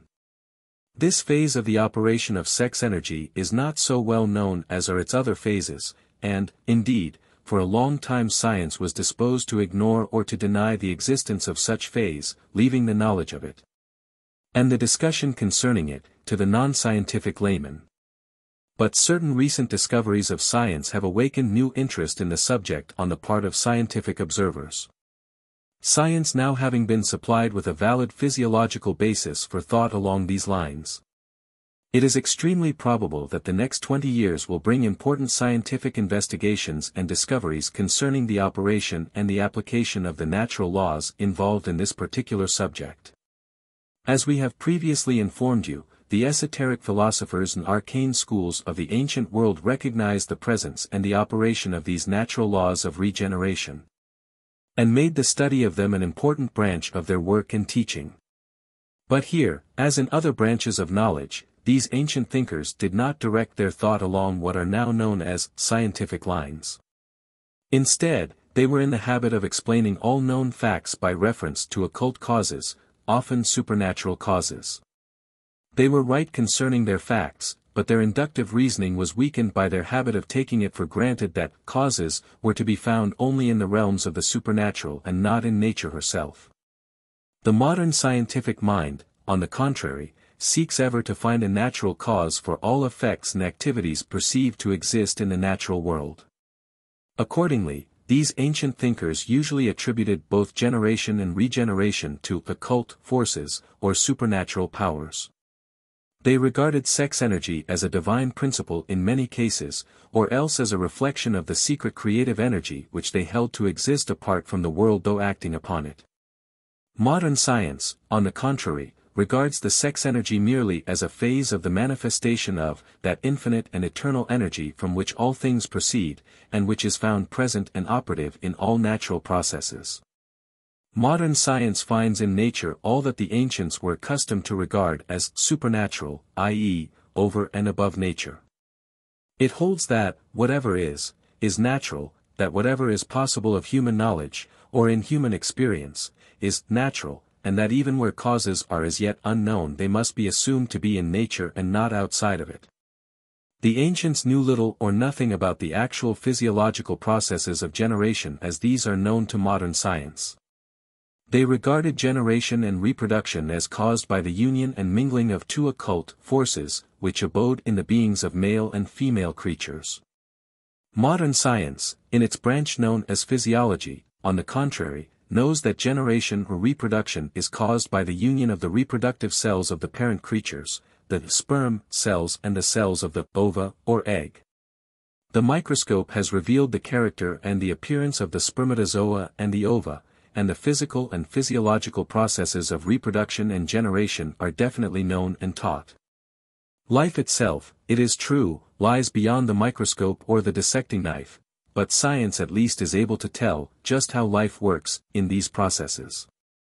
In the same way, the ancients believed that regeneration or the transmutation of sex energy was caused by a direction of the occult forces of generation along new channels. Modern science, however, whenever it has investigated the subject at all, has held that this regeneration or transmutation of sex energy proceeds along the strict lines of physiological process.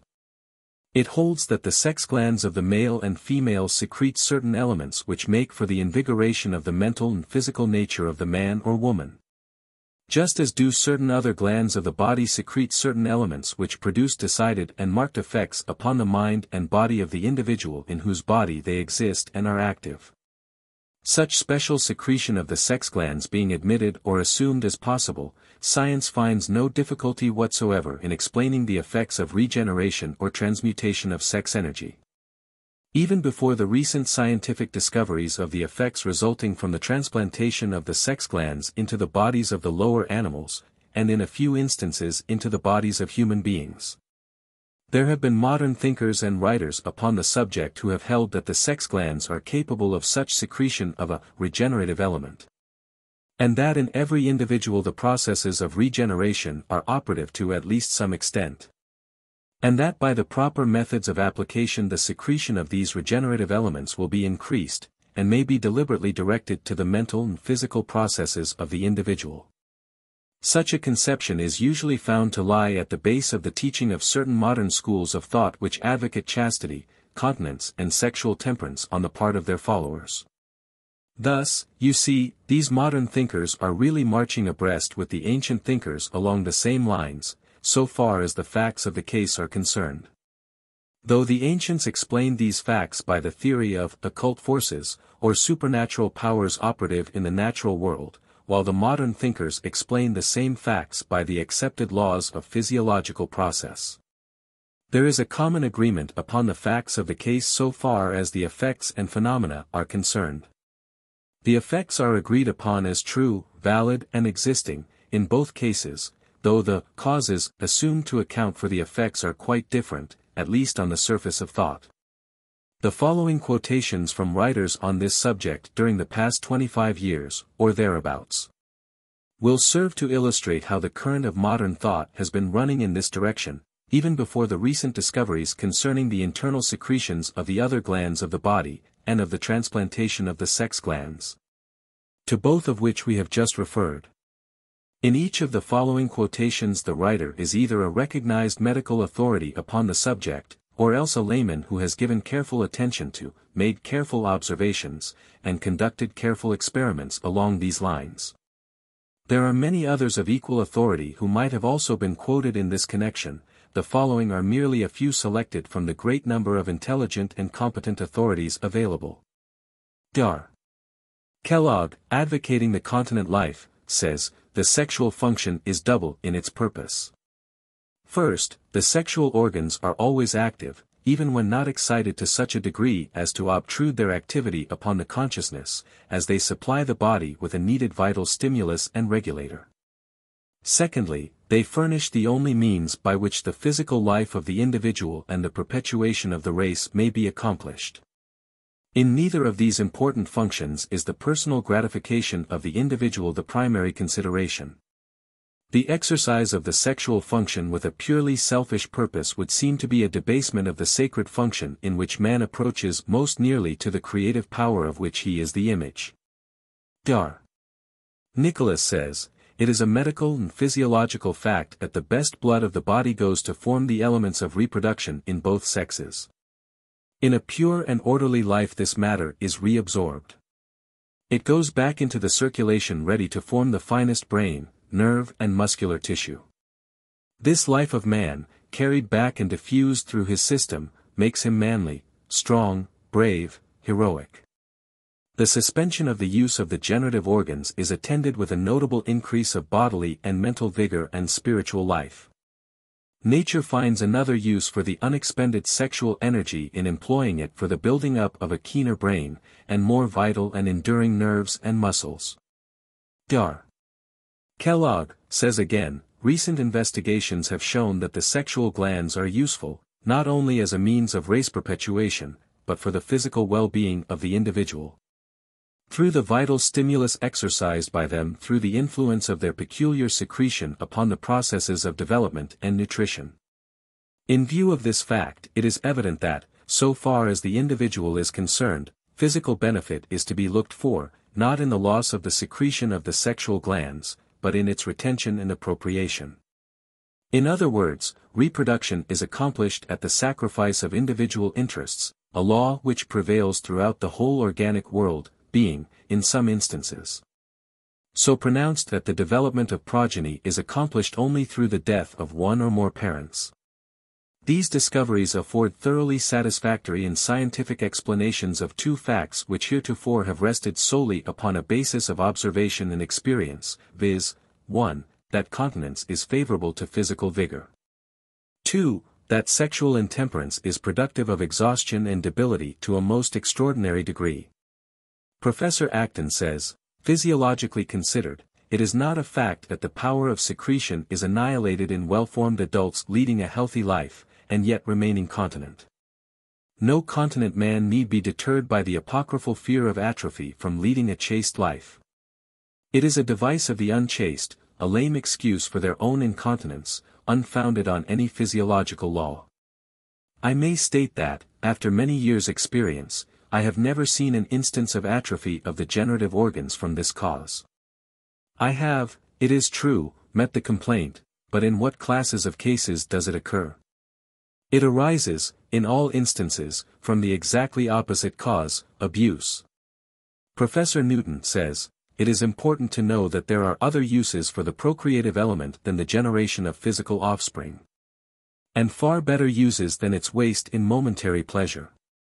It may, indeed, be better wasted than employed in imposing unwelcome burdens upon toiling and outraged women. But there should be no waste. This element when retained in the system may be coined into new thoughts, perhaps new inventions, grand conceptions of the true, the beautiful, the useful, or into fresh emotions of joy, and impulses of kindness and blessing to all around. This is, in fact, but another department of procreation. It is the procreation of thoughts, ideas, feelings of goodwill, intuitions of truth, that is, it is the procreation on the mental and spiritual planes, instead of on the physical plane. It is really just as really a part of the generative function as is the begetting of physical offspring. It is by far the greater part, for physical procreation can ordinarily be participated in but seldom, while mental and spiritual procreation may and should go on through all our earthly lives, through all our immortal existence. R. Stockham says, physicists have demonstrated with incontrovertible facts that it is eminently healthy to conserve the vital principle. The seminal secretion has a wonderfully immanent value. And, if retained, is absorbed into the system and adds enormously to man's magnetic, mental, and spiritual force. In ordinary married life this force is constantly being wasted. Other things being equal, the man who wisely conserves is improved in concentrated mental and physical power and effectiveness, like a Daniel amid his companions. He builds, and constructs, he is the organizer and executive head of industries, he is the orator and the inventor. He is the leader of great movements, because his power is drawn from an inexhaustible storage battery. Although woman has not the sperm to conserve, yet equally with man she has the thrilling potency of sex, that, when well directed, heals sensitive nerves, vitalizes the blood, and restores tissue. R. Tommy says, continence, if long continued, has been claimed to be the cause of impotence. But there is no valid reason for this belief. To prove the harmfulness of continence, an analogue is brought forward between the atrophy of a muscle in enforced idleness and the injury to the sex organs in enforced abstinence. But the proof is somewhat feeble. The essential organs of generation are not muscles, but glands, and who has ever heard of a tear gland atrophying for want of crying? The instinct of generation has been compared with the instinct of hunger and thirst, and as the latter must be satisfied, so it is held the former must be gratified. But there is no proper parallelism between these two instincts. Food and drink are vital necessities of the organism from the first day of conception, to replace the stuffs consumed in the metabolism of the vital functions. The generative instinct appears a number of years after birth, hence does not serve any vital necessity. R. Stockham says, the testes may be considered analogous to the salivary and lacrimal glands, in which there is no fluid secreted except at the demand of their respective functions. The thought of food makes the mouth water for a short time only, while the presence of food causes abundant yield of saliva. It is customary for physiologists to assume that the spermatic secretion is analogous to bile, which, when once formed, must be expelled. But substitute the word tears for bile, and you put before the mind an idea entirely different. Tears, as falling drops, are not essential to life and health. A man may be in perfect health and not cry once in 5 or 50 years. The lacrimal fluid is ever present, but in such small quantities that it is unnoticed. Where are the tears while they remain unshed? They are ever ready, waiting to spring forth when there is an adequate cause, but they do not accumulate and distress the man because they are not shed daily, weekly, or monthly. The component elements of the tears are prepared in the system, they are on hand, passing through the circulation, ready to mix and flow whenever they are needed. But if they mix, accumulate, and flow without adequate cause, there is a disease of the lacrimal glands. While there are no exact analogies in the body, yet the tears and the spermatic fluids are much more closely analogous in their normal manner of secretion and use than are the bile and the semen. Neither flow of tears nor of semen is essential to life or health. Both are largely under the control of the imagination, the emotions, the will, and the flow of either is liable to be arrested in a moment of sudden mental action. The mammary gland is an apt illustration of the law of supply and demand. In its anatomical construction and physiological function is it not analogous to the seed-producing gland of the male? No one has ever hinted that it is essential for health that the natural lacteal fluid of the mammary gland must be continually or frequently secreted or expelled. It is not considered a physical necessity or a demand of nature. Indeed, the contrary opinion prevails, that a too abundant flow of milk is derogative to healthful conditions. Milk flows in answer to the demand of a newborn infant, and, should it come at any other time than when thus demanded, it is considered a perversion of nature and an unnecessary drain upon the system. May it not prove that the unnecessary secretion and expulsion of the semen is as great a perversion of nature? May it not also prove that erectile tissue in action is not a positive evidence of secretion in the gland? Parkhurst, writing along the same general lines, says, the prostatic fluid, according to Robin, is secreted at the moment of ejaculation. The remaining element of the spermatic secretion is produced, under normal circumstances, only as required, either for impregnation or for the maintenance of the affectional function. The theory that the sperm is naturally secreted only as it is required, brings it into harmony with other secretions. The tears, the saliva, and the perspiration, are always required in small quantities, and the secretion is continuous. But if required in large quantities, the secretion becomes great almost instantly. The mother's milk is chiefly secreted just as it is required for the infant, and when not required the secretion entirely ceases. Yet it recommences the moment the birth of another child makes it necessary. A man accustomed to abstinence will not suffer from any accumulation of secretions, while a man whose absorbing glands have never had trouble to take up the secretions, will be in trouble. Just as a dairy cow which has not been milked will be in trouble, though if running wild she would never have any necessity for milking. The objection that man needs physical relief from a continuous secretion, is answered by the admitted fact that men, not deficient in sexual vigor, live for months, and probably for years, in strict abstinence. Without the physical inconvenience such as is often complained of by men who happen to be deprived of their accustomed indulgence for a week or two at a time. An anonymous writer on the subject of sex polarity, the identity of whom, however, is known to the present writers, several years ago, said, "Nature devotes a great amount of energy to the task of reproducing living forms. Many of the lower forms of life seem to live merely for the purpose of reproducing life, of passing along the flame of life from torch to torch. Nature's reproductive energies are highly concentrated, and are wonderfully potent. The amount of creative energy concentrated and compressed into the mustard seed is equal to that diffused over a whole large plant, in fact. The essence of the entire creative energy which is to serve the plant for its lifetime must be stored up within the seed itself, for the vital force cannot come from outside, although the outer nourishment is needed to build up the physical shape, form and substance of the plant. The germ of the animal contains within itself enough stored-up energy to carry the creature through its normal period of life. In the processes of reproduction and procreation, nature avails herself of her inner powers, and every minute she works miracles of concentration and conservation of energy. The ancient occultists recognized the wonderful power stored in the reproductive organism, which is given out not only in the act of actual reproduction and procreation, but which may also be dissipated in the unnatural excesses and practices to which the race is addicted. They soon discovered that this wonderful concentrated power could be used not only for the purpose of generation, but also for the purpose of regeneration of the life activities within one's own body, the exhaustion of which occurs if the vital forces be given out in procreation or waste.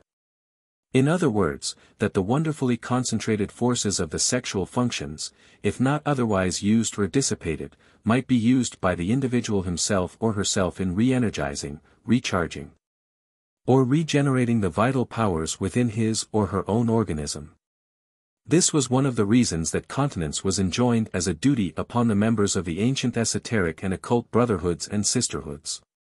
Outside of the list of the occult brotherhoods, all of whose staunch members were strictly continent, history gives us a long list of eminent men who followed the practice of continence, which indicates the correctness of the old occult teachings of generation. Newton, Kant, Pascal, Michelangelo, Plato, and many other eminent men were strictly continent. All the great occultists and mystics of ancient times observed strict continence. The Greek athletes training for the great Olympic Games were required to observe strict continence. The experience of the trainers being that by following this course the athletes were able to conserve their strength and vigor much better than otherwise. The prize fighters of today are compelled by their trainers and backers to observe strict continence during the period of training for the combat. Many of the former champions, who went to pieces suddenly, owe their downfall to a violation of this rule. Dr. Henderson, reporting his experience among men subjected to great strain in tropical countries, said, "I have seen many suffer severely, destroying their strength, health, and happiness, and life. by following the promptings of their unbridled passions. Need I say that I have never seen a man suffer from keeping himself pure? Dr. Tommy says, the conventional view that incontinence in men is a necessary condition of health must be corrected. Instead of the popular fallacy that a young man is physically the worse for a clean moral life, the entire weight of the world's foremost medical scholars is unreservedly of the opinion that he is physically better for it. It is recognized by the highest authorities that continence is perfectly compatible with the most perfect health. Chastity, properly understood, is health, it never does harm to mind or body.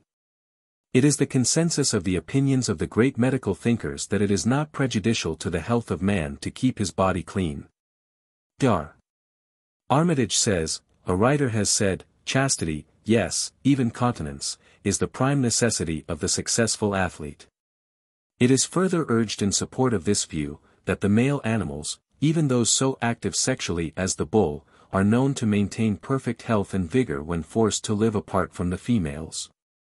Moreover, the best breeders of animals know very well that restraint and moderation on the part of their male animals will result in an improvement of the stock, as compared with the opposite course. Dr. Kellogg also has reminded us that, breeders of stock who wish to secure sound progeny will not allow the most robust stallion to associate with mares as many times during the whole season as some of these salacious human males perform a similar act. Within a month. Dr. Sperry says, it is true that moderate sexual activity tends, temporarily, at least, to increase and intensify the sexual impulses and energies, but such exaltation of sexuality is not evidence of increased general healthfulness and efficiency. If the usual physiological expression of sexuality be held in check, its energies, which most easily, it is true, seek expression in sexual lines, are transferred to the other departments, to which they contribute largely in the life and power of each, and in the material addition of general vigor. The force then becomes creative, or productive, in other lines. In other words, sexuality, if it be denied the reproductive expression, and provided that it also be kept from artificial excitation, seems to develop a sort of dynamic force or energy, which the nutritive, the motor, and the relational departments can use to their individual and collective advantage. On the other hand, those who unnaturally or excessively expend along sexual lines what may seem to them to be exclusively sexual energy, available only for sexual expression, thereby deprive the system at large of what might have become general stimulation and vitality. Indeed, the sexual department of a continent adult seems to be a sort of storage battery of vitality, a veritable reservoir for surplus energy. This energy, which seems so like a tremendous dynamic force, may be expended just as each individual shall elect, it may be wasted in lustful and abnormal sensuality. Or it may be used partly for the legitimate purposes of reproduction, and the remainder in lustful practices, or it may be expended in exalting and intensifying the nutritive, the muscular, and the mental life. This remarkable fact is of great practical importance. Illustrations and quotations along the same lines might be continued at much greater length. But those which have just been presented will serve to give you a general idea of the thought concerning this subject which has been current among thinking persons for the last 25 years and more. Some of these modern thinkers are fully cognizant of the resemblance of their thought to that of the ancients whose minds had been directed along the same channels. Others seem not to have been aware of the fact that as long ago as 2,500 years or more the thoughts of men were striving to uncover the workings of this same principle. You will note, however, that these modern seekers after truth along these lines employ the terms of physiology instead of those of metaphysics or of occultism. They have been striving to account for the phenomena of regeneration or transmutation of sex-energy by the theories of gland secretions and similar physiological processes. This is especially remarkable in view of the fact that, at the time when most of the above-quoted statements of fact and theory were written by the persons named, the recent scientific discoveries concerning the effect of the secretions of the ductless glands had not as yet been made. Nor had there been as yet conducted the recent experiments in gland transplantation which have given positive evidence of the proof of the general theory of regeneration or transmutation of sex energy. The ductless glands. Advanced investigators in the ranks of physiological research have in recent years made very important discoveries concerning the secretions of the various glands of the animal body, including of course the human body, and their effect upon the health, vigor, growth and general functioning of the entire body. The ductless glands of the body, especially, have been found to secrete substances of the greatest value in the physiological processes, the absence of which has been found to cause deterioration and degeneracy of parts of the body, and the stimulation of which by artificial methods has been found to cause renewed activity, strength and vigor to such parts. The term secretion, in the sense in which the term is employed in physiology, means any substance secreted, i.e., separated from the blood and elaborated into a new substance. The term gland, as employed in physiology, means an organ whose function is that of secreting some substance to be used in, or to be eliminated from, the body. Physiology divides the glands into two general classes, viz. 1. The true secreting glands, and 2. The ductless glands. The true secreting glands are defined as the special organs which are intended for the production of the chief secretions, as e.g. the lacrimal glands, the mammary glands, the salivary glands, the liver, the pancreas, and the kidneys. The principal ductless glands, according to the customary classification, are as follows: the suprarenal capsules, the spleen, the thymus, the thyroid, the parathyroids, the pituitary body, and the pineal glands. And, although orthodox physiology vigorously resents and combats the suggestion, the advanced investigators hold that the testes and the ovaries are additional ductless glands, and that they secrete subtle substances as do the other ductless glands. In addition to serving the better-known office of cell-formation for reproductive purposes. In the present inquiry we have little or no concern with the so-called true secreting glands, viz., the glands secreting the saliva, the tears, the sweat, the bile, the pancreatic juices, the milk, etc. These glands and their secretions, highly important though they are different in structure and in office from the other great class of glands which we are called upon to consider in our investigations concerning the processes of regeneration. Accordingly, we shall now pass them by with the above scant mention. The ductless glands. The following definition of the ductless glands, taken from an authoritative reference work, represents the orthodox view of their character and function. Glands of the second class, i.e.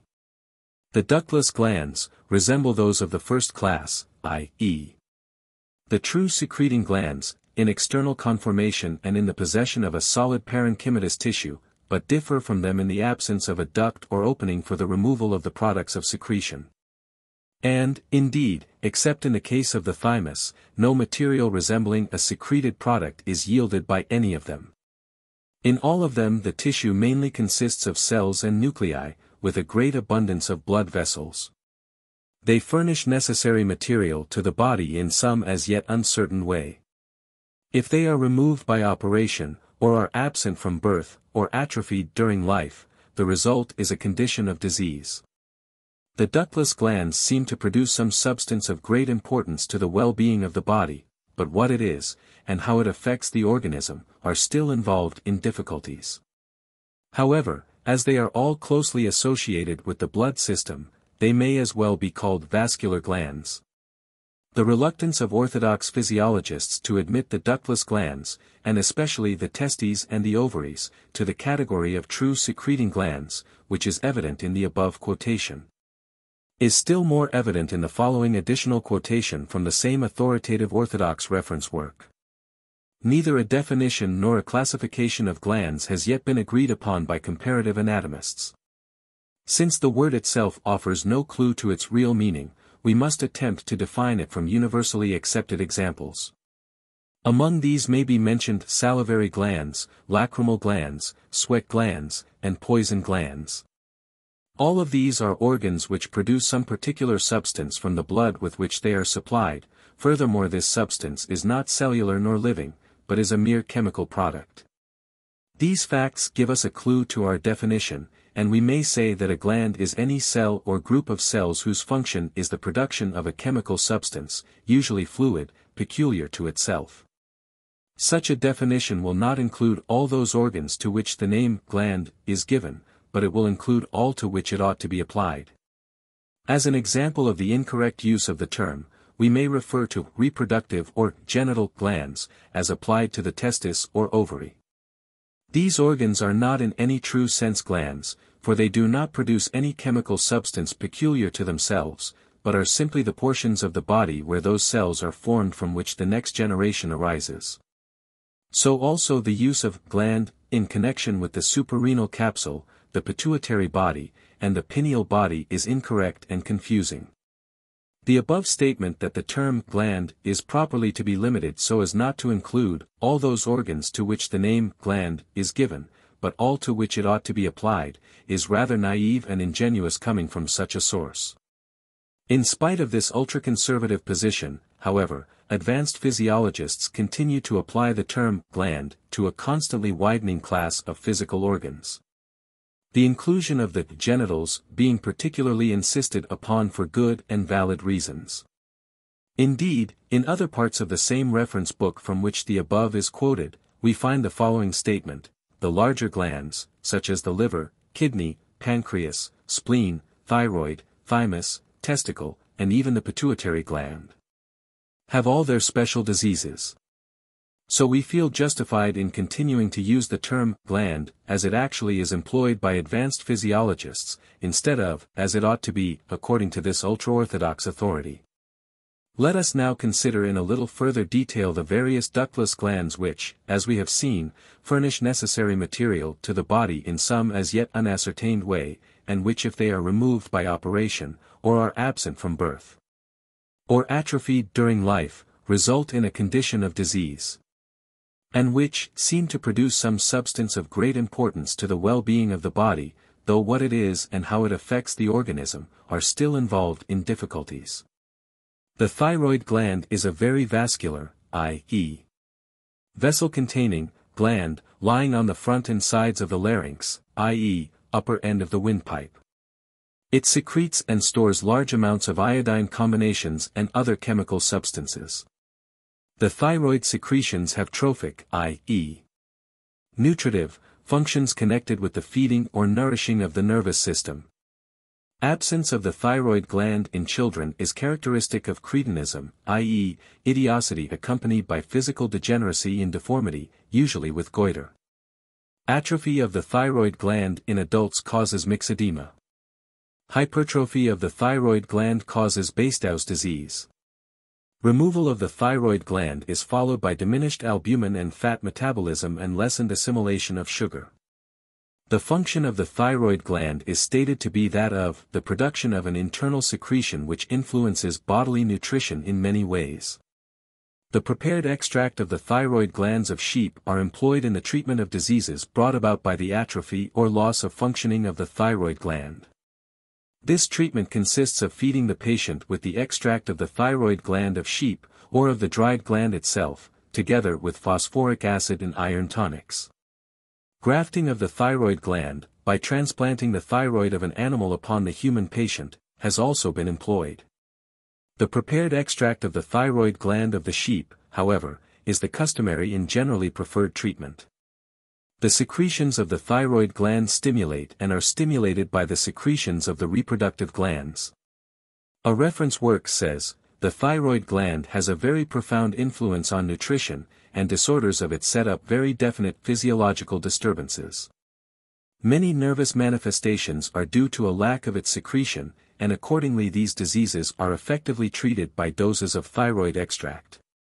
The gland is also given in obesity, certain forms of neurasthenia, chronic rheumatism, chronic skin diseases, and disturbances of nutrition in the scalp, hair, and nails, and in many other conditions due to faulty metabolism.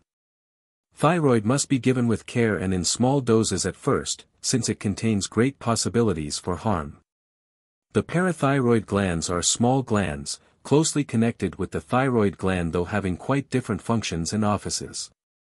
The parathyroids are regarded as a neuromuscular balance wheel or control.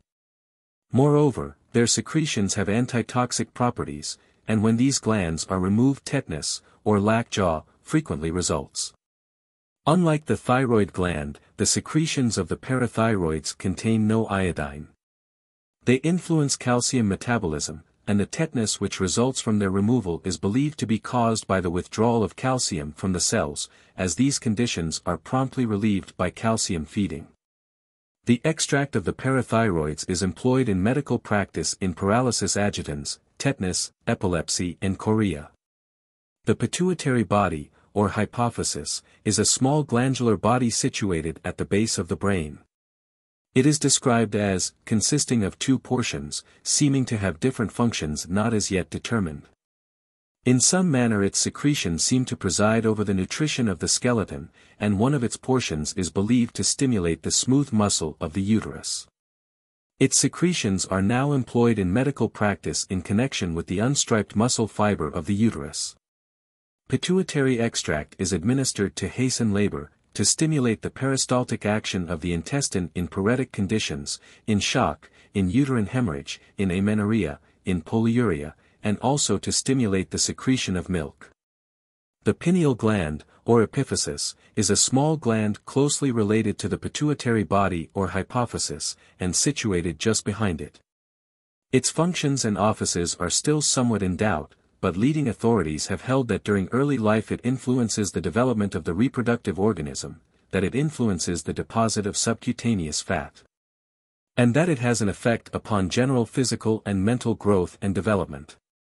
Advanced practitioners have treated cases of mentally backward children by administering a watery extract of the pineal gland of bullocks, and have reported favorable results. The thymus gland is located in the neck of infants, behind the sternum or breastbone. It normally disappears in adult life, its functions being actively manifested in fetal life and early childhood. It is supposed to regulate nutrition and to control blood pressure. It is intimately related to growth and development during its period of activity.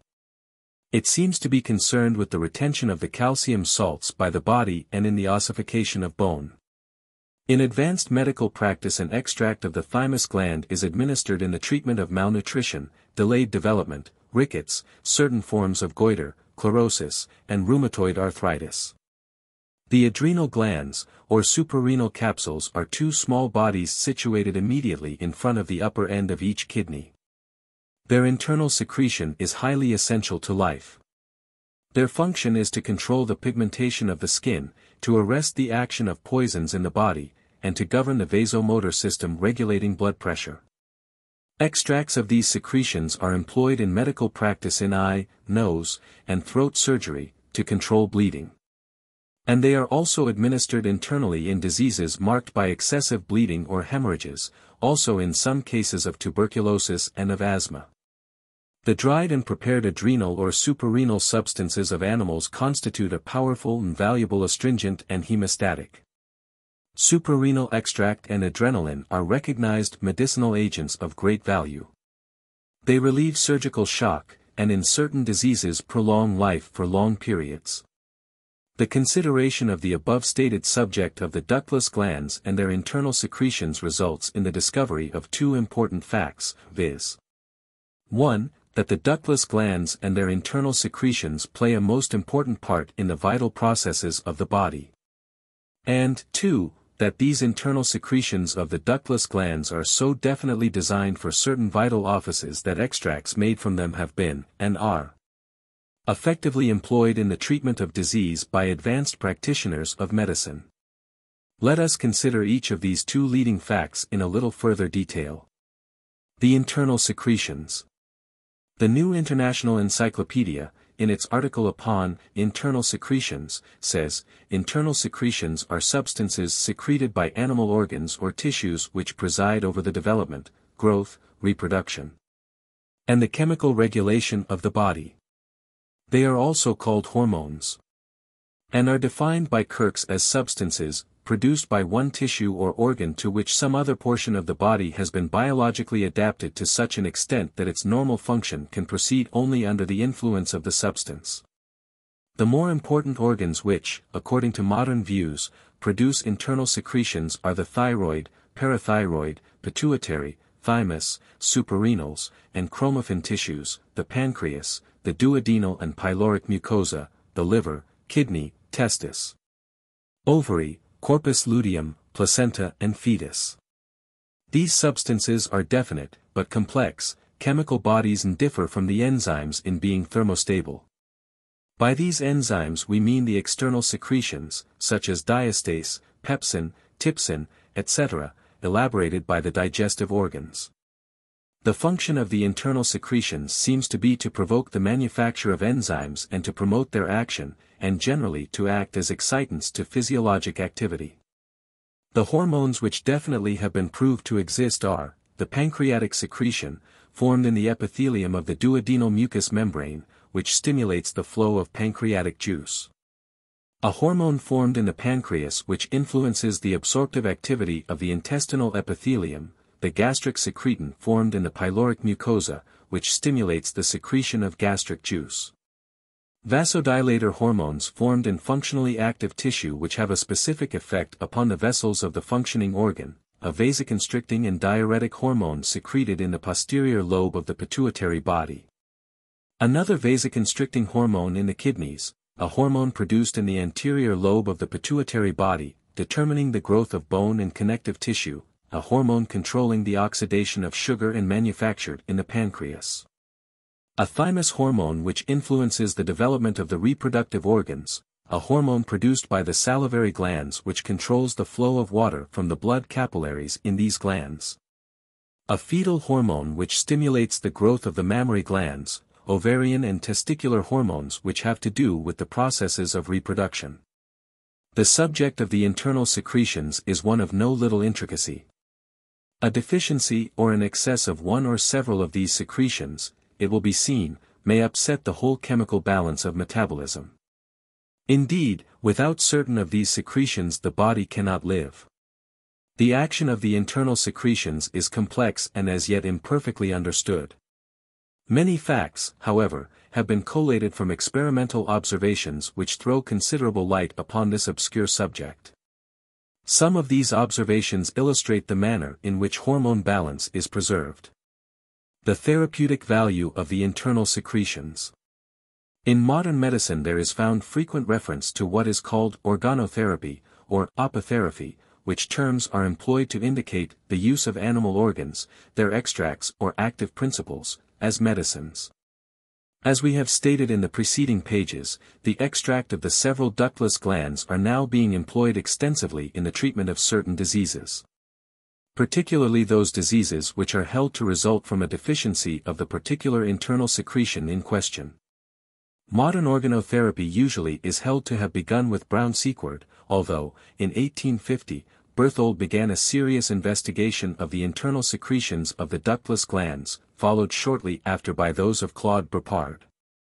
Brown Sequard advanced as his basic principle the following axiomatic statement: all glands of the body, whether they are excretory canals or not, give to the blood useful principles, the absence of which is felt when the glands are extirpated or destroyed by disease. Subsequent investigations and observations have tended to corroborate the Brown Sequard basic principle. The New International Encyclopedia, in its article upon organotherapy, says, almost every gland and tissue in the body has been studied experimentally, and several substances of unique value have been added to our therapeutic resources, e.g. adrenaline, thyroid extract, and pituitary extract. To a large extent, however, organotherapy still rests upon an empirical basis, and this for several reasons. Some of these glands have more than one active principle. Similar physiological effects are produced by several glands, antagonisms are observed between certain glands and even parts of the same gland, and it is difficult to analyze the symptoms calling for a particular principle. There is a great difficulty in securing active preparations, many of those on the market being inert, and, finally, there is undoubtedly a subtle, vital difference between animal extracts and their human equivalent. By many writers these active principles are considered as chemical entities which they term hormones, typical examples of which are secretin, adrenaline, and thyroid extract. Animal extracts should be prepared from adult healthy normal animals. Those preferably selected are sheep and hogs. Gland tissues are no longer given raw. The thyroid gland has been transplanted into cretins with some degree of success. Many different preparations have been made, among which may be mentioned glycerin extracts, watery extracts, the dried and powdered gland, and compressed tablets.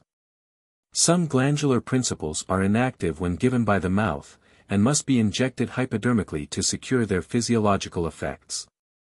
The foregoing consideration of the ductless glands and their internal secretions, including the subject of the therapeutic employment of the active principles and extracts of these secretions, logically leads us to the consideration of the physiological functions and offices of those ductless glands, for they are undoubtedly such, known as the genital glands, i.e., the testes and the ovaries, respectively, and to the consideration of the therapeutic employment of the principles of such in the treatment of diseased conditions. This new phase of the subject is intensely interesting, and extremely instructive, and has a most direct bearing upon the general subject of regeneration, which is the subject matter of this book. In the next following section of this book, this new phase of the subject is considered in detail. Offices of the genital glands. One of the important results of the investigations of the ductless glands which have occupied the attention of advanced physiologists of recent years, and one which has been combated by certain of the more orthodox physiologists for some reason, is the discovery that the genital glands are true ductless glands manifesting internal secretions of certain substances apart from those primarily concerned with the primary reproductive processes. This discovery has afforded a scientific explanation of the facts which for ages have been asserted by the occultists and other heterodox thinkers, i.e., the facts concerned with the processes of regeneration. In the preceding section of this book we have called your attention to the fact that there is a disposition on the part of certain ultra-conservative physiologists to question even the fact that the genital glands are true glands at all. These orthodox scientists strive to maintain the antiquated idea that the genital glands are not in any true sense glands, for they do not produce any chemical substances peculiar to themselves, but are simply the portions of the body where those cells are formed from which the next generation arises. But, as you have probably noticed, these same ultra-conservative scientists quite as earnestly maintain that the use of the term gland, in connection with the suprarenal capsules, the pituitary body, and the pineal body, is incorrect and confusing. This, notwithstanding the fact that science has not only discovered the truth that these ductless glands undoubtedly do manifest important internal secretions, that such secretions have been widely and successfully employed in therapeutic practice, and that the physiological effect of such secretions upon the physical processes have been definitely determined by experiment.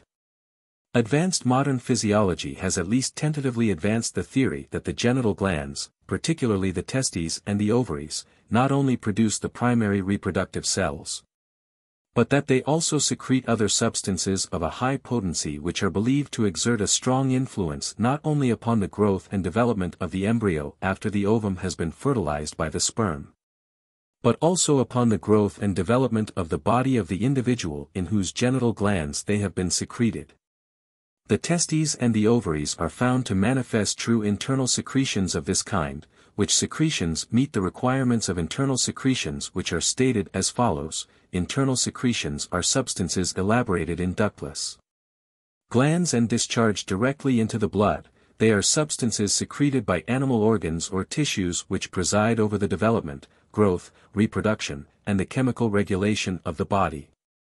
In section 4 of this book we have called your attention to quotations from several authorities which express the belief of such thinkers and investigators that the internal secretions of the genital glands are discharged into the blood, thereafter to perform certain important offices in the growth, development, and vital processes of the individual. For instance, these authorities says that it goes back into the circulation ready to form the finest brain, nerve, and muscular tissue. And the unexpended sexual energy is employed for the building up of a keener brain, and more vital and enduring nerves and muscles. And the sexual glands are useful for the physical well-being of the individual, through the vital stimulus exercised by them through their peculiar secretion upon the processes of development and nutrition. And the seminal secretion has a wonderfully imminent value, and if retained is absorbed into the system and adds enormously to man's magnetic, mental, and spiritual force. And, the sexual energies may be transferred to the other departments, to which they contribute largely in the life and power of each, and in the production of general vigor. And, the sexual department of a continent adult seems to be a sort of storage battery of vitality, a veritable reservoir for surplus energy. In addition to these positive statements, the following quotations will serve to illustrate the strong and rapidly spreading belief along these lines among thoughtful scientific investigators and observers. Professor Kingsley says, "The interstitial cells carry secretions in men which pass into the blood. They apparently cause secondary male characteristics such as, among other things, hair on the face and change of voice at the close of boyhood. They also govern most female characteristics." Professor Keith says, "The interstitial gland has as much to do with the growth, in certain particulars, as the pituitary gland has in general bodily growth. All the changes we see in children after they begin to grow, which bring to prominence racial characteristics, depend upon the action of the interstitial gland.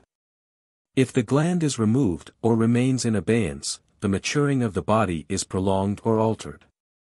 The effect upon the physical and mental characteristics of the lower animals, and of men and women, which is produced by disease of or the removal of the genital glands, is so striking that it is impossible to escape the conviction that these glands internally secrete substances which are appropriated by the blood and which directly affect the physical and mental condition of the individual. For instance, all are familiar with the changed mental and physical condition of the cock transformed into a capon, of the young stallion transformed into a gelding, of the young bull transformed into a steer, of the normal human male transformed into a eunuch, the transformation in each of these cases being caused by the removal of the male genital glands. The transformation is followed by marked physical and mental changes. The body loses its male characteristics, and tends to become sluggish, heavy, slow, the eyes lose their sparkle, the voice changes its character, courage is lost and ambition disappears, inertia and docility are manifested. There is a general heaviness of body, mind, and emotional nature. A similar mental and physical change is manifested in female animals, and in women, who have been deprived of their ovaries. It has been noted that the seed of plants and of animals are composed of a highly concentrated food substance, this in some cases being also true of the outer covering surrounding the seed proper. This is nature's provision for supplying the developing young life form with highly concentrated food material until it is able to draw its supply of food from outside sources. Man instinctively recognizes the high food value of such material when he seeks and finds an important part of his food supply in the seed substances of plants and animals. In nuts, fruit, berries, grain, and in eggs, he finds this valuable seed substance. This substance is supplied by the action of the secretions of the genital glands or sex cells of animal or plant, and such office is undoubtedly a part of the varied functions of the sexual organism. Moreover, there is evidently something more in milk than the ordinary food materials contained in it. The above, and many other discovered facts, have gradually led thoughtful investigators and observers to the conclusion that in the genital glands of animals and men there are secreted powerful and subtle chemical elements which are, in part at least, absorbed into the blood and thence carried to all parts of the system, there serving to energize, invigorate and strengthen the cells, organs, and parts of the body, including the brain and nervous system. Some have gone so far as to hazard the opinion that old age is chiefly due to the lessening of the supply of these secretions. From general hypothesis to particular theory, this thought has proceeded. And then, as usual, the special theory has sought expression, manifestation, and exemplification in actual experiment. It was the natural, logical evolution of this thought which caused the early investigators among modern scientists to arrive at the conclusion that, if the genital glands actually do produce these internal secretions, then if these secretions could be introduced artificially into the system there should result a marked and definite physiological change. This was accompanied by the belief that certain abnormal physical conditions caused by a deficiency of such secretions might be remedied by the supplying of the particular elements contained in them. From this basic position the experiments of the early investigators proceeded. Brown Sequard was the pioneer in this experimental work, although he was aided by the earlier investigations of Berthold and Bernard. Brown-Séquard, an eminent physiologist, the professor of experimental medicine at the Collège de France, in the year 1889, announced the startling results of certain experiments conducted by him over a period of several years. He started with the basic hypothesis that, all glands of the body, whether they are excretory canals or not, give to the blood useful principles, the absence of which is felt when the glands are extirpated or destroyed by disease. Upon this basis, he reasoned that from his experiments he had demonstrated conclusively that human life, and physical and mental vigor, could be prolonged by means of the administering of a hypodermic injection of a fluid extract in which the testicles of sheep had been macerated, this extract being the afterward famous Brown-Séquard elixir. The value of this discovery, and the reputation of the discovery, were seriously affected by the sensational announcements of the newspapers concerning the elixir of life, and by the ridicule and abuse which came as the result of the reaction of the disappointed general public who had been led to expect a miracle, the boon of eternal youth and physical immortality. This unfortunate reaction, and the resulting ridicule, operated so as to bring disfavor upon the discovery and the experiments which had led to them. The real merits of the theory and experiments were lost sight of for a long time. Later, however, interest in the discovery was reawakened by new experiments which served to substantiate them, and at present Brown-Séquard is regarded as a pioneer in the now important branch of medical theory and practice. A leading reference work says of him and his work, recent experiments served to substantiate the views and statements of Brown-Séquard. His famous elixir, consisting of an extract of lamb's testicles, he administered to himself, and reported marvelous stimulating and rejuvenating effects. While other observers failed to substantiate his somewhat extravagant assertions, it was recognized that there undoubtedly existed a powerful oxidizing and stimulating element in these organs. And physiologists were led into wider fields of investigation. Science has not as yet determined the exact way in which the internal secretions of the genital glands produce general physical and mental changes in the individual. But the following quotations from authoritative reference works will serve to indicate the general direction of scientific thought on the subject. It is known that several, perhaps very many, if not all glands have also the power of secreting substances to which Starling has given the name of hormones. These pass into the blood and cause other glands to secrete. Thus, an acid in the duodenum causes it to secrete a hormone to which the name of secretin is given. This passes to the pancreas and causes increased secretion from that gland. It is probable that the pancreas, in turn, also secretes something which activates a ferment in the muscles. It is evident therefore that the connection between the different glands of the body is a very complicated one, and that the effects of a drug which acts upon any one of them may be of a very far-reaching character. It is by no means impossible that all glands have a double or even triple function, and that sometimes the external may be even less important than the internal secretion. On this point, however, we have but little definite knowledge, and a great field is open for future research. At the same time, there are many indications of the importance of an internal secretion in popular treatment. It now seems probable that all glands which have what may be termed an external secretion have also an internal secretion, so that while they are pouring out one secretion from the ducts into the intestine or external air, they are also pouring into the lymphatics, and thus into the blood, an internal secretion. In fact, a splitting appears to take place in the process of secretion somewhat resembling that which takes place in the formation of a toxin and antitoxin. Another authoritative reference work gives the following interesting statement concerning the mutual affinity of certain secretions for certain other glands, and of the mutual antagonism observed to exist between others. The suprarenal glands have been shown to be stimulated by, and to work in harmony with, the thyroid and pituitary. They antagonize the pancreas, especially in the control of sugar secretion. They inhibit the thymus and secretin, and stimulate the testic and ovary. The thyroid stimulates and is stimulated by the reproductive glands, cooperates with the hypophysis, stimulates the adrenals, and inhibits the pancreas.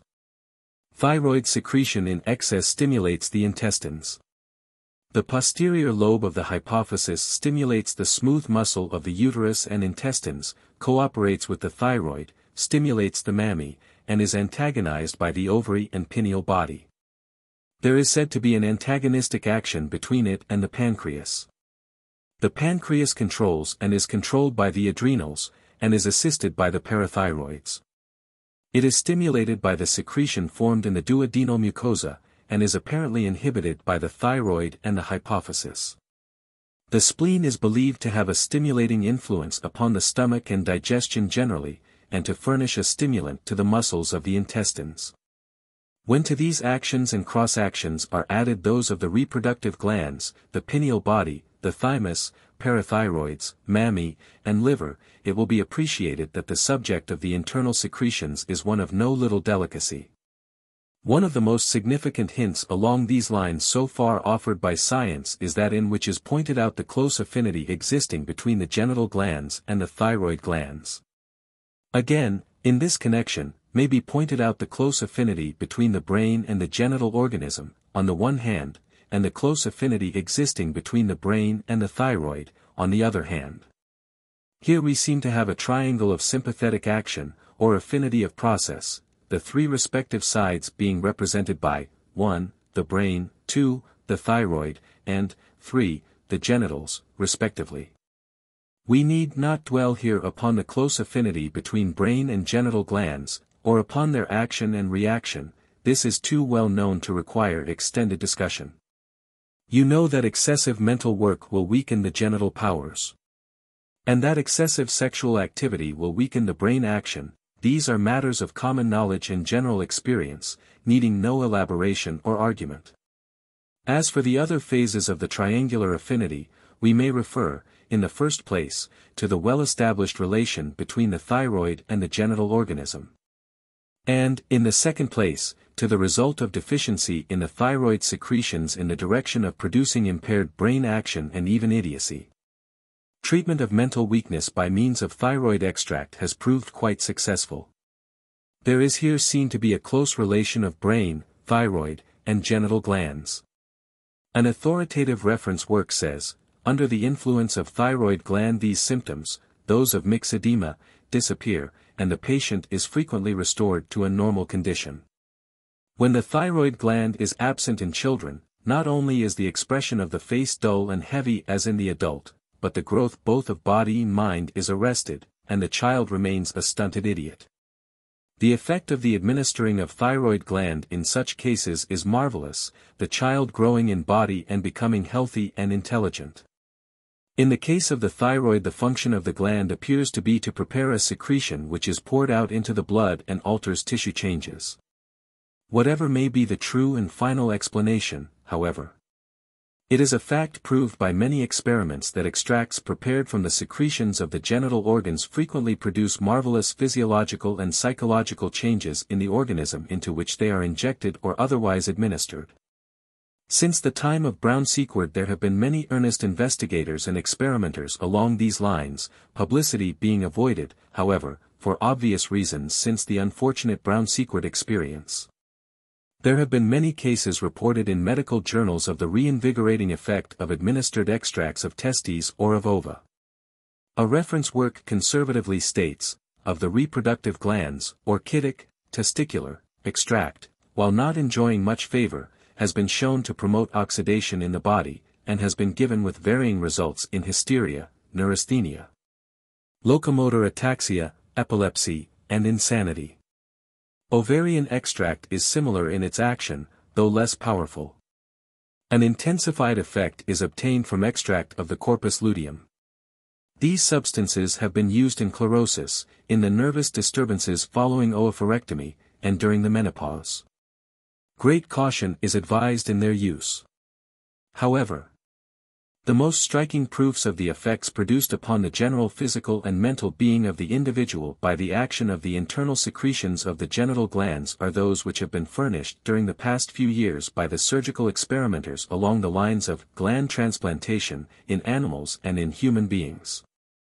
The records of this phase of modern advanced surgery read like fairy tales, and the leading practitioners in this branch of therapeutics run a great danger of suffering, as did Brown-Sequard, by reason of sensational newspaper reports and the subsequent reaction of a disappointed general public. The public is being led to expect miracles, and is likely to become indignant when it is told that the whole subject is still merely in the experimental stage, and that nature's rigid laws still are operative. Gland transplantation. We shall now ask you to consider the plain, actual facts of genital gland transplantation as reported in serious scientific works, and which are now receiving extended notice on the part of the scientific reviews and similar publications. Ignoring the fantastic reports which have already been begun by certain more or less sensational newspapers, the facts of the case as they are reported by the serious and careful scientific publications are substantially as follows. Steinach, an eminent Viennese surgeon, startled the scientific world several years ago by announcing that he had succeeded in transforming male animals into females, and vice versa. His experiments were conducted upon small animals, generally upon rats and guinea pigs, and consisted of the transplanting of the genital glands from the animal of one sex to the body of the animal of the opposite sex. The rats or guinea pigs were first castrated, and then the ovaries or testes, as the case might be, were transplanted, or implanted. When the operation was successful, the animal subsequently lost its original secondary sexual characteristics and assumed those corresponding to the sex character of the implanted gland. Thus, the males became females, and the females became males, so far as their secondary sex characteristics were concerned. When the operations were failures, the animals became neuters manifesting no special secondary sex characteristics. Steinach, as the result of these experiments, announced his theory that the differences in secondary sex characteristics between male and female arise not from the anatomical character of the sex organs, but rather from the secretions of certain genital cells. These cells, called Leydig cells, or lutein cells, were found to manifest a secretion which determines the secondary sexual characteristics of the animal. These cells, said Steinach, are really glands. These secretions of the transplanted glands developed feminine physical form and mental and emotional characteristics in the female animal, and masculine physical form, and mental and emotional characteristics, in the female animal. But this, important as it was in itself, was but the beginning of Steinach's startling discoveries. He also found that upon the state and activity of these sexual glands depended largely the health, vigor, and general vitality of the individual animal. His series of experiments proved this beyond question. Steinach found that individual animals were often much younger than their age would indicate, or much older. Investigation revealed a direct connection between this youthfulness or oldness and the state and condition of these particular glands. This was found true concerning both males and females. Steinach then came to the conclusion that it might be possible to give new youth to an old animal by supplying him with new genital glands. So he began to experiment upon old rats for this purpose. The aged male rat is marked by a coarse, bristly coat, falling out of the hair, sinking of the head, excessive curvature of the back, loss of weight, weakness of muscle, and similar signs of senility. His pugnacity disappears, his eyes blink, his face assumes a stupid expression, and he apparently loses all interest in life. By means of Röntgen rays, ligatures of the genital glands and by the grafting of the genital glands of young rats upon old ones, Steinach obtained the almost miraculous result of transforming their advanced senility into youthful vigor and energy. The once old rats became young in every way. They assumed a youthful contour and form, and manifested youthful physical and mental, as well as emotional characteristics. The experiments have now proceeded so far that the old rats made young, again growing old by the passage of time, have been made young for the second time, and with the same remarkable results. How long this process of repeated renewal of youth may be continued remains for time to decide. The experiments are too recent to allow of this question being decided. A general and popular account of the Steinach experiments appeared in The Literary Digest, published November 20, 1920, from which the following is culled. A man named Steinach, in Vienna, has been experimenting for 10 years with rats. Full accounts of his work were published last summer in the great biological journal founded by Roux, and these were summarized and discussed by the London Athenaeum, which is now the most interesting of all English weeklies. It is from the Athenaeum's account that I am taking these facts. Steinach has been studying the interstitial cells that fill in the spaces between the tubules of the testes in males, and between the follicles of the ovaries in females. His reason for choosing these cells for his experiments is that they are a wellspring of life. Furthermore, since all our vital functions are interrelated, to make these cells active gives the whole organism new life and strength. This is not the only way of stimulating the organism, but it seems the most powerful. An old rat is like a senile old man, he is bald and emaciated, his eyes are clouded, his breathing is labored. He stays in one place, with bent back, and has small interest in anything.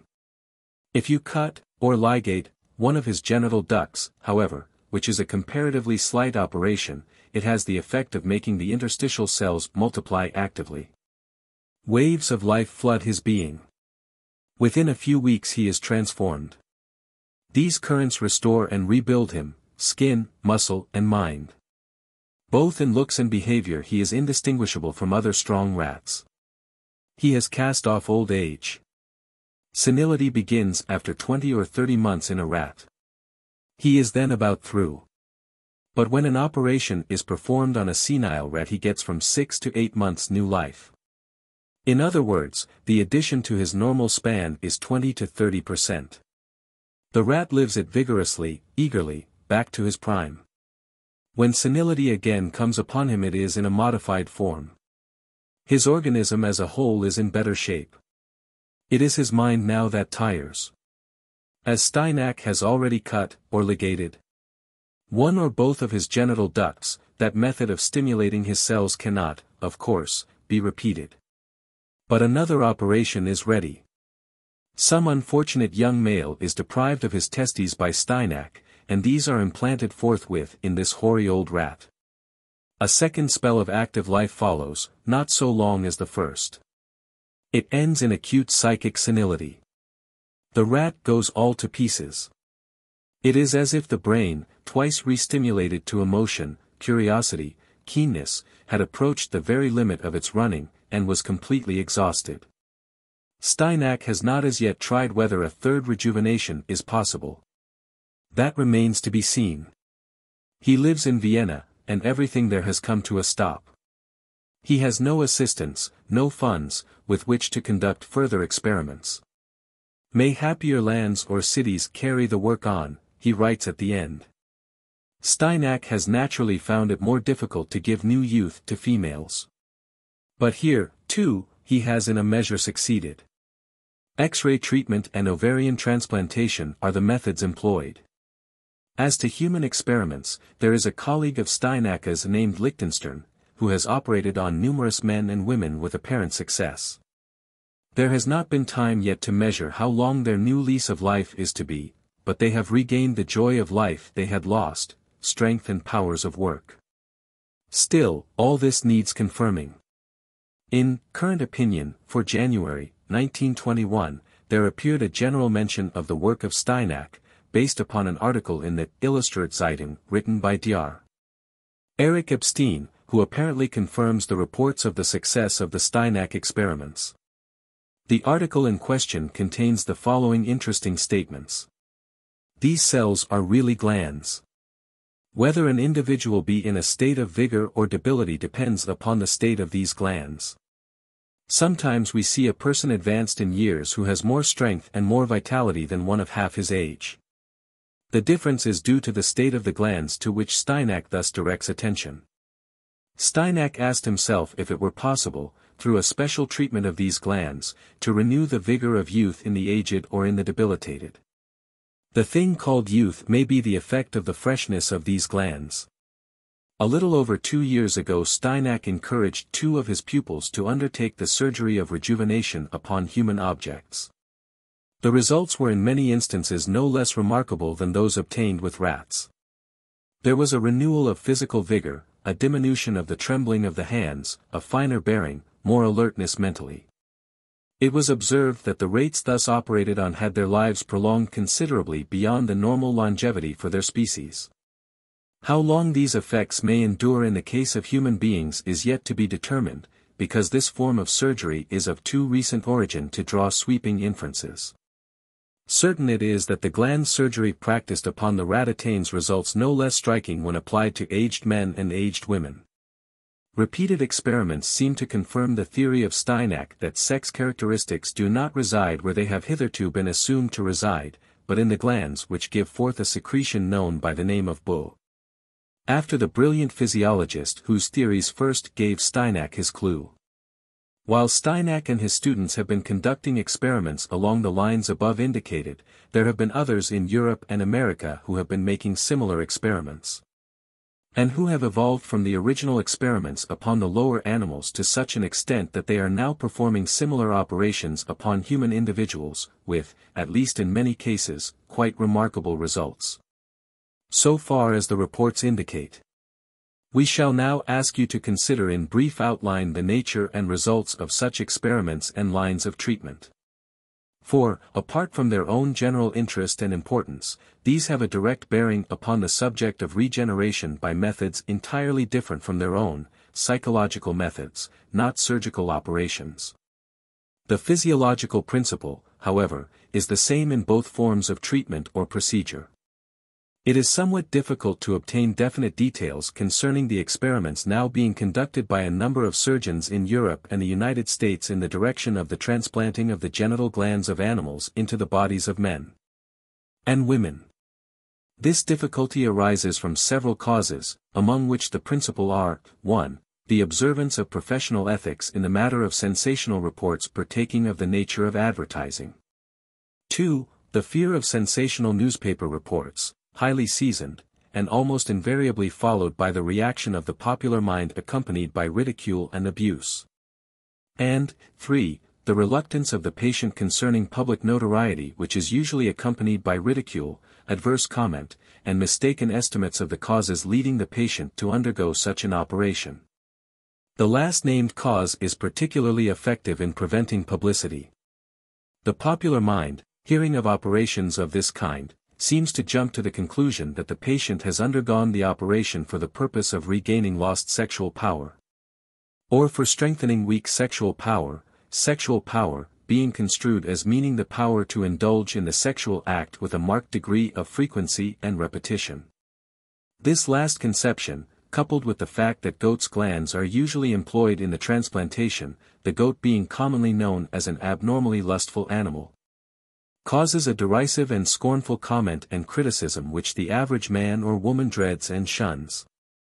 The injustice of criticism of this kind is particularly marked in this case, for the reason that the operation is usually undertaken not for the purpose of obtaining increase of the power to indulge frequently in the sexual act, but rather for the cure of general debility, nervous prostration, premature senility, and similar complaints. Moreover, the surgeons performing this class of operations almost invariably caution their patients against subsequent excessive sexual indulgence, and preach most vigorously the doctrine of the conservation of the life forces immanent in the sexual gland secretions. Their instructions to the patient, and the treatment itself, are based upon the principle that the vital fluids generated in the male and female genital glands, the testes and the ovaries, which are not expended in the reproductive processes, are taken up by the blood and are then absorbed by the various tissues of the body, strength, health, vigor, and improved functioning power thus being imparted to them. Indeed, in many cases the surgeons have employed certain methods well known to physicians to restrain the reinvigorated man from sexual indulgence for at least a year following the operation, in order that he may conserve and receive the benefit of the reabsorbed internal secretions of the genital glands which had been stimulated into renewed activity by the operation. These surgeons vary this practice only in exceptional cases in which offspring are desired by the reinvigorated patient. It is generally held by the surgeons practicing this method that overindulgence in the sexual act, following the reinvigoration caused by the implantation of the goat's glands, will defeat and nullify the benefits which normally arise from the increased stimulation. Conservation and regeneration is the slogan of these practitioners. The transplanting operation, however, is reported as having been quite successful in the cure of sterility of both man and woman. This, of course, means nothing more than increased generative power, and not regenerative power in general. More important, therefore, are the numerous reported cases of marked cures effected by the transplantation of the genital glands in cases of nervous prostration, general debility, feeble mentality, insanity, dementia praecox, locomotor ataxia, mental depression, melancholia, prostatitis, hardening of the arteries, high blood pressure, failing eyesight, vertigo, defective hearing and deafness, chronic constipation, chronic skin diseases, eczema, psoriasis, senility, etc. And of general breakdown. It is claimed that in many cases the patients undergoing the transplantation operation become rejuvenated in physical appearance, their eyes becoming brighter, their skin clearer and softer, and their carriage and walk becoming like those of much younger persons. Hardened arteries are reported to have been transformed into normal condition and functioning, and high blood pressure to have disappeared.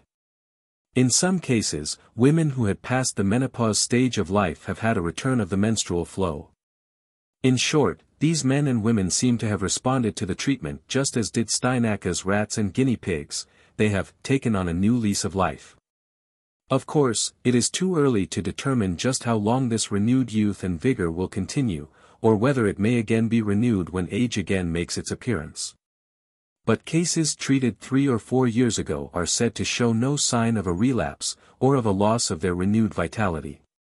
Some have estimated the probable continuance of the effect of the transplanting at about 15 years.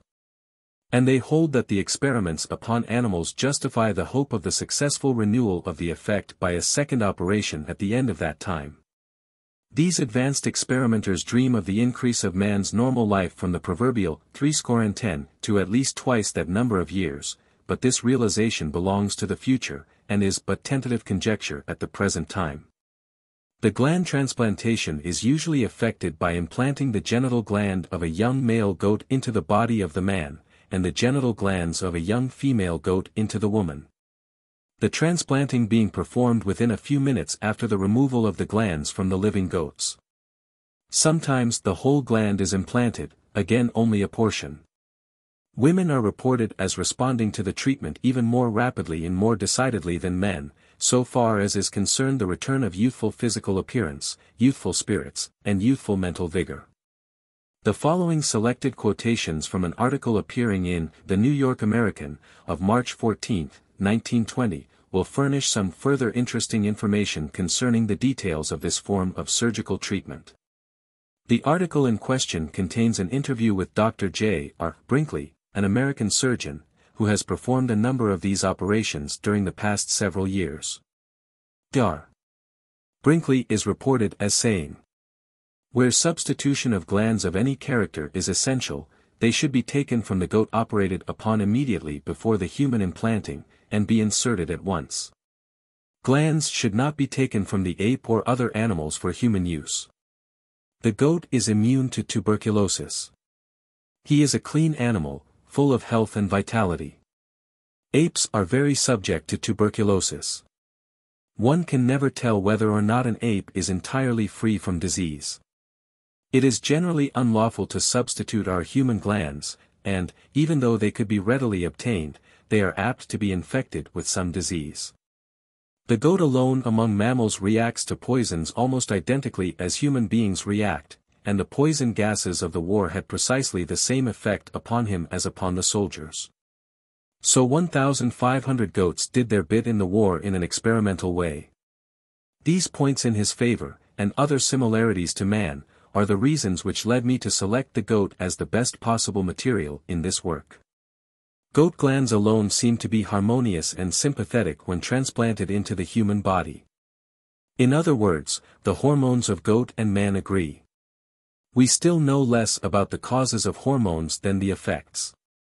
On account of the mutual tolerance of goat and human hormones, the goat gland speedily attaches a blood supply in the human body, and cell by cell is replaced so that it soon functions as the original gland would had it been present and normal.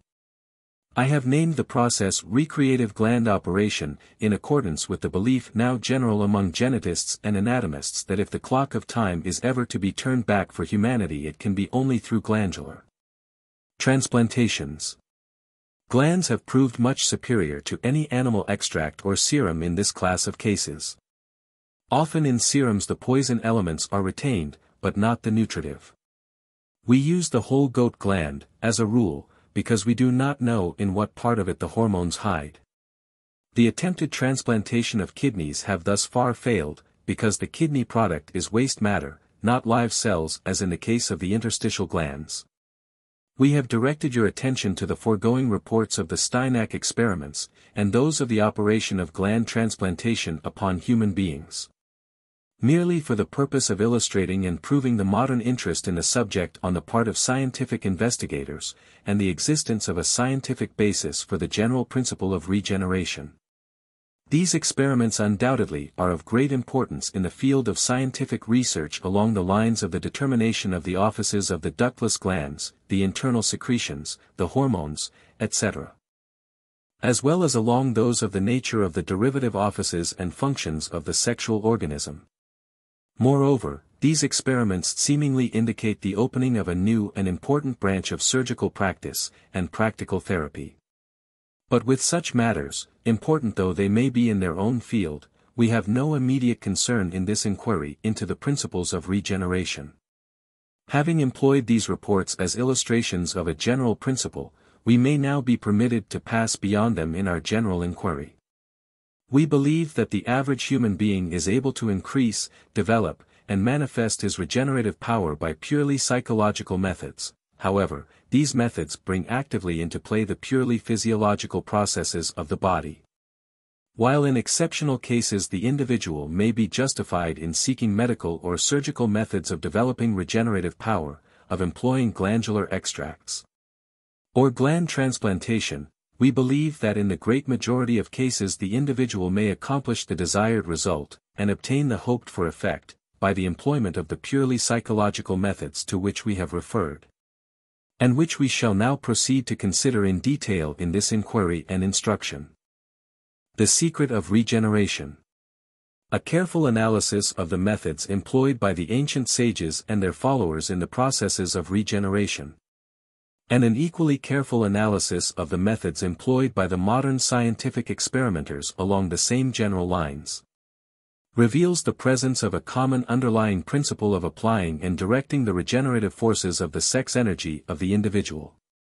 This common underlying principle of application and direction is found to consist of the awakening and arousing of the subtle elements of the internal secretions of the genital glands, and the direction of their energies into the channels of the general invigoration, stimulation, and vitalization of the various glands, organs, and nerve centers of the entire physical organism.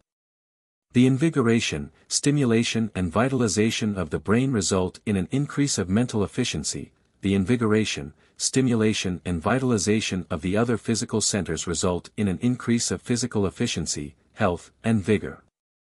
The careful investigator of the phenomena of regeneration, if he be well informed concerning the subject of the effect and influence of the psychological factors upon the physical factors of the human organism, soon discovers that the ancient teachers of regeneration called into activity and effect these psychological factors, which, in turn, brought into action and effect the physical factors.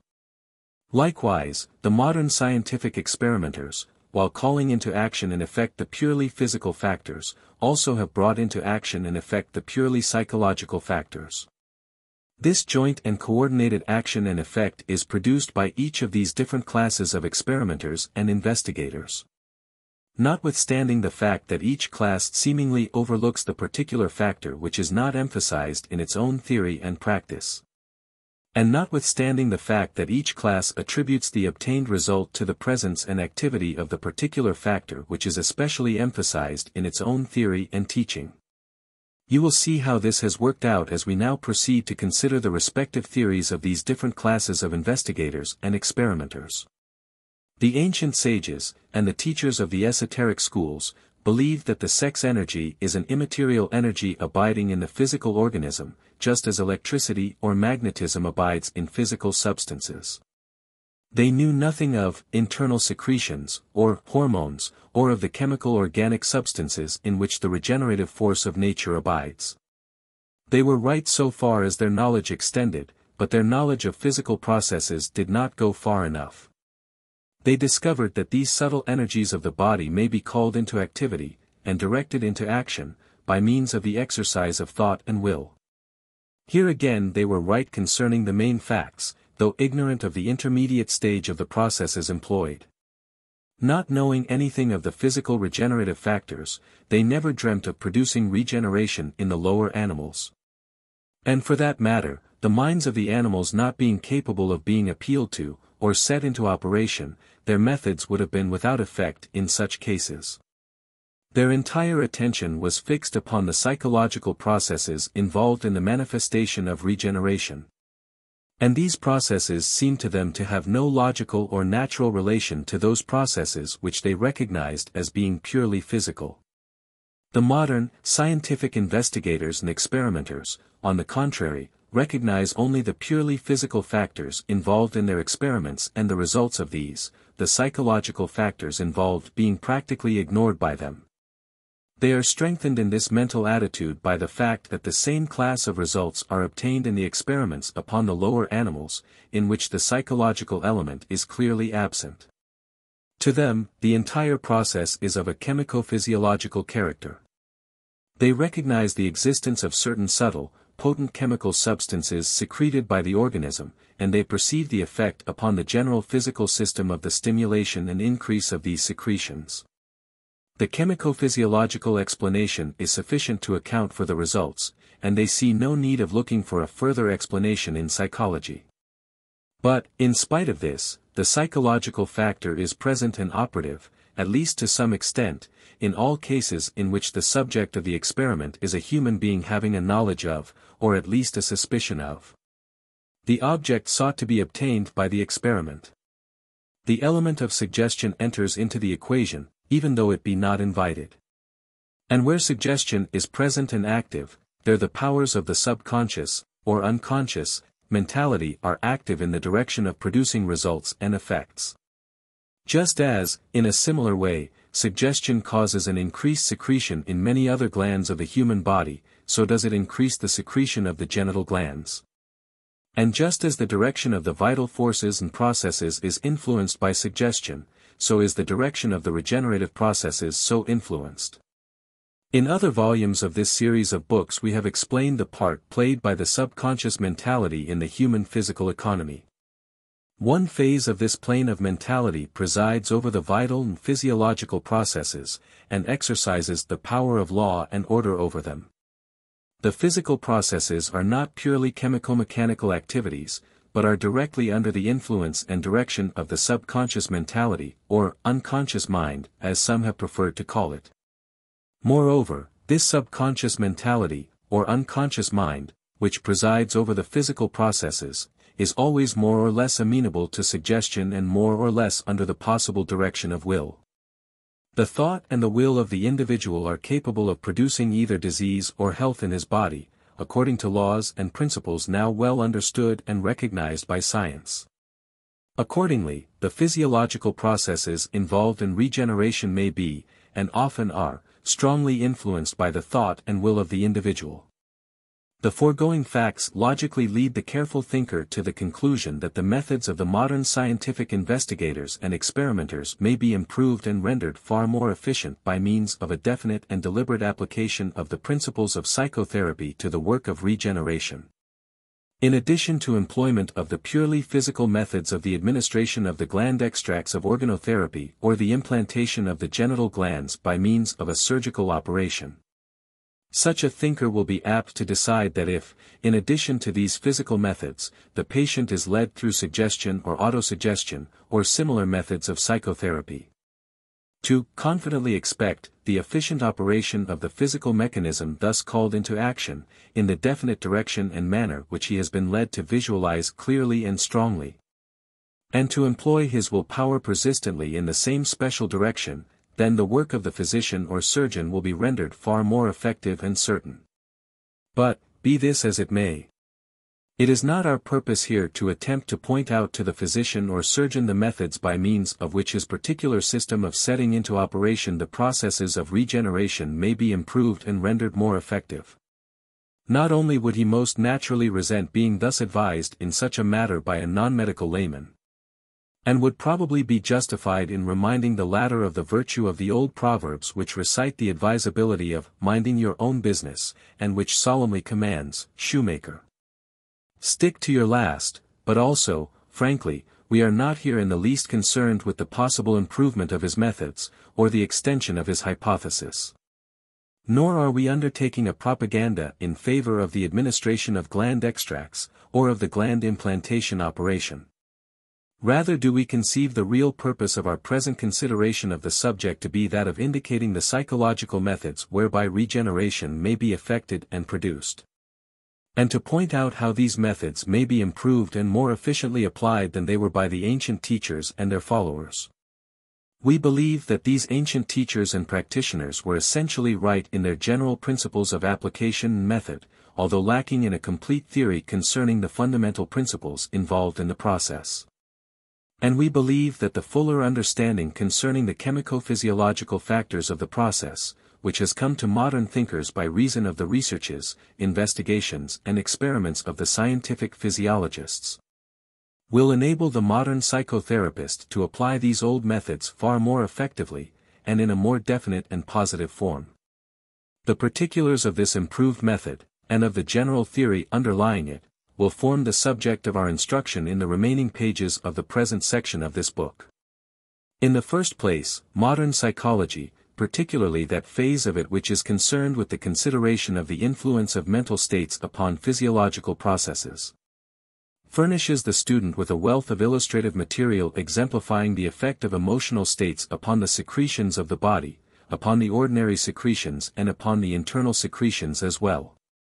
It is a matter of common knowledge that the secretion of the gastric and intestinal juices is largely augmented by the sight or even the thought and imaginative images of appetizing food. Actual experiments upon the lower animals have demonstrated that these digestive juices begin to be actively secreted by the animal when its favorite food is brought within its sight. And elaborate and ingenious experiments have shown that when the mind of a human being is filled with thoughts and imaginative images of appetizing food, then the secretion of such digestive fluids is largely increased. Moreover, it is a matter of common experience among human beings that suggestions concerning delicious foods make the mouth water and cause the appetite to manifest itself, and that suggestions concerning the opposite class of substances result in producing feelings of nausea. The mere suggestion of sucking a lemon will cause an increased secretion and flow of saliva. Again, the presence of the infant, or the sound of its hungry cry, will cause an increased secretion of milk within the mammary glands of the mother. It is also known that certain suggestions, thoughts, or emotions will tend to hasten the menstrual flow, while another class of emotions and suggestions will tend to retard it. Certain strong emotions, particularly those of fright, will cause the secretion of chemical substances which will produce an evacuation of the bowels, an artificially induced diarrhea. Pleasant emotional states cause a flow of the digestive juices and promote the appetite, while unpleasant news, grief, worry and similar emotional states will cause one to lose all appetite for food. Again, it has been proved that fear, anger, and especially jealousy, produce secretions which tend to poison the system, while cheerful, hopeful and inspiring mental states are seen to induce secretions which act as a physical tonic. It is a matter of common experience, and of scientific record, that sad and depressing emotional states, long continued, tend to bring about a state of ill health, lessened vitality, and even ultimate death. These physiological processes now being known to result directly from the presence and action of toxic secretions in the blood. On the other hand, it is as well known that the emotional states of successful love, certainty or strong hope of success in business or social undertakings, etc., will produce a marked improvement in the general health of the individual, in some cases almost working a miracle in his physical condition. The effect of depressing emotions in the direction of inducing disease and retarding cure, and the effect of cheerful, inspiring emotions in the direction of maintaining or restoring health. are too well known to require extended argument to prove the action of the emotional states upon physiological conditions. Finally, the effect of emotional states upon the sexual organism is well known to physicians, and recognized to at least some extent by the general public. That the sexual organism is aroused into activity and increased secretion by thoughts, mental images, and feelings of an amorous character is generally recognized.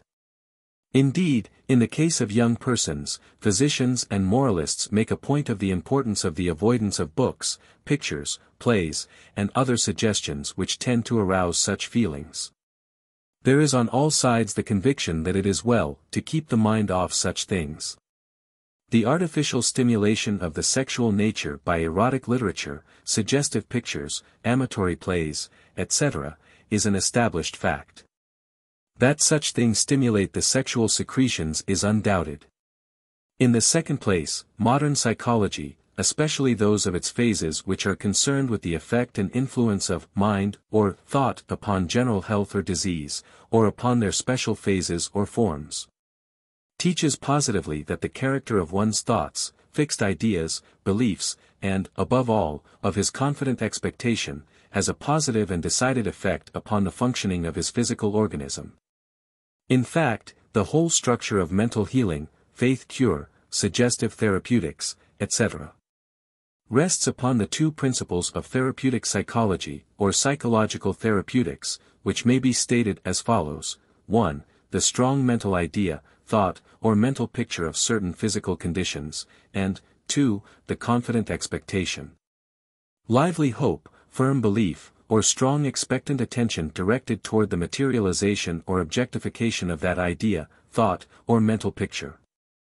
We do not deem it necessary to enter here upon an extended argument seeking to prove the truth of mental healing, or the effect of the mind upon the body in the direction of producing health or disease.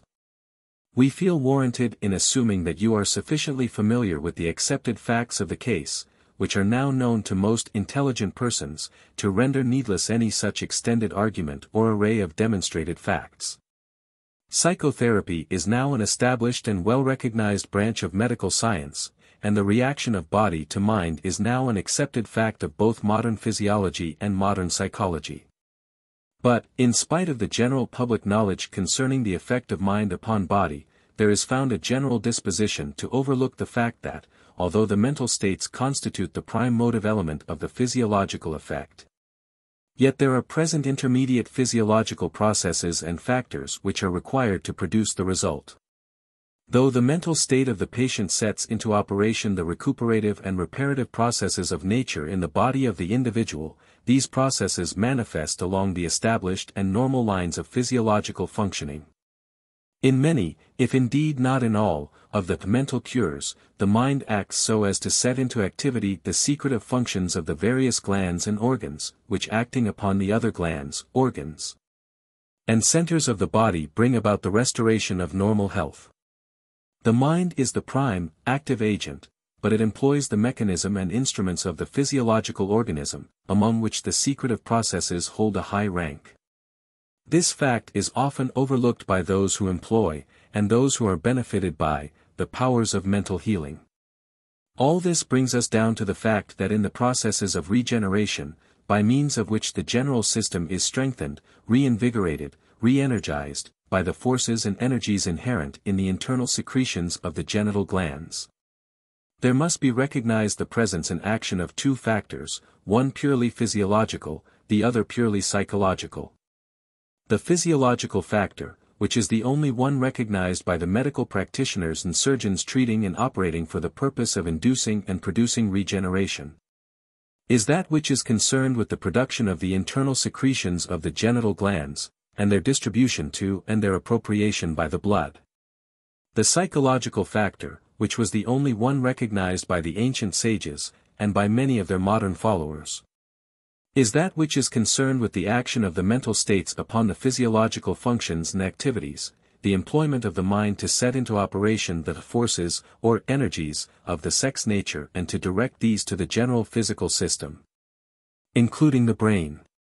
If you have followed us carefully in the foregoing consideration of the subject, You will see that our thought leads logically to the conclusion that the best and most effective methods to be employed in the processes of regeneration are those methods which recognize and manifest the following two principles. 1. The existence of the special secretions of the genital glands which are designed for, and which operate in the direction of, the promotion, preservation and maintenance of the general vigor, strength, and energy of the entire body.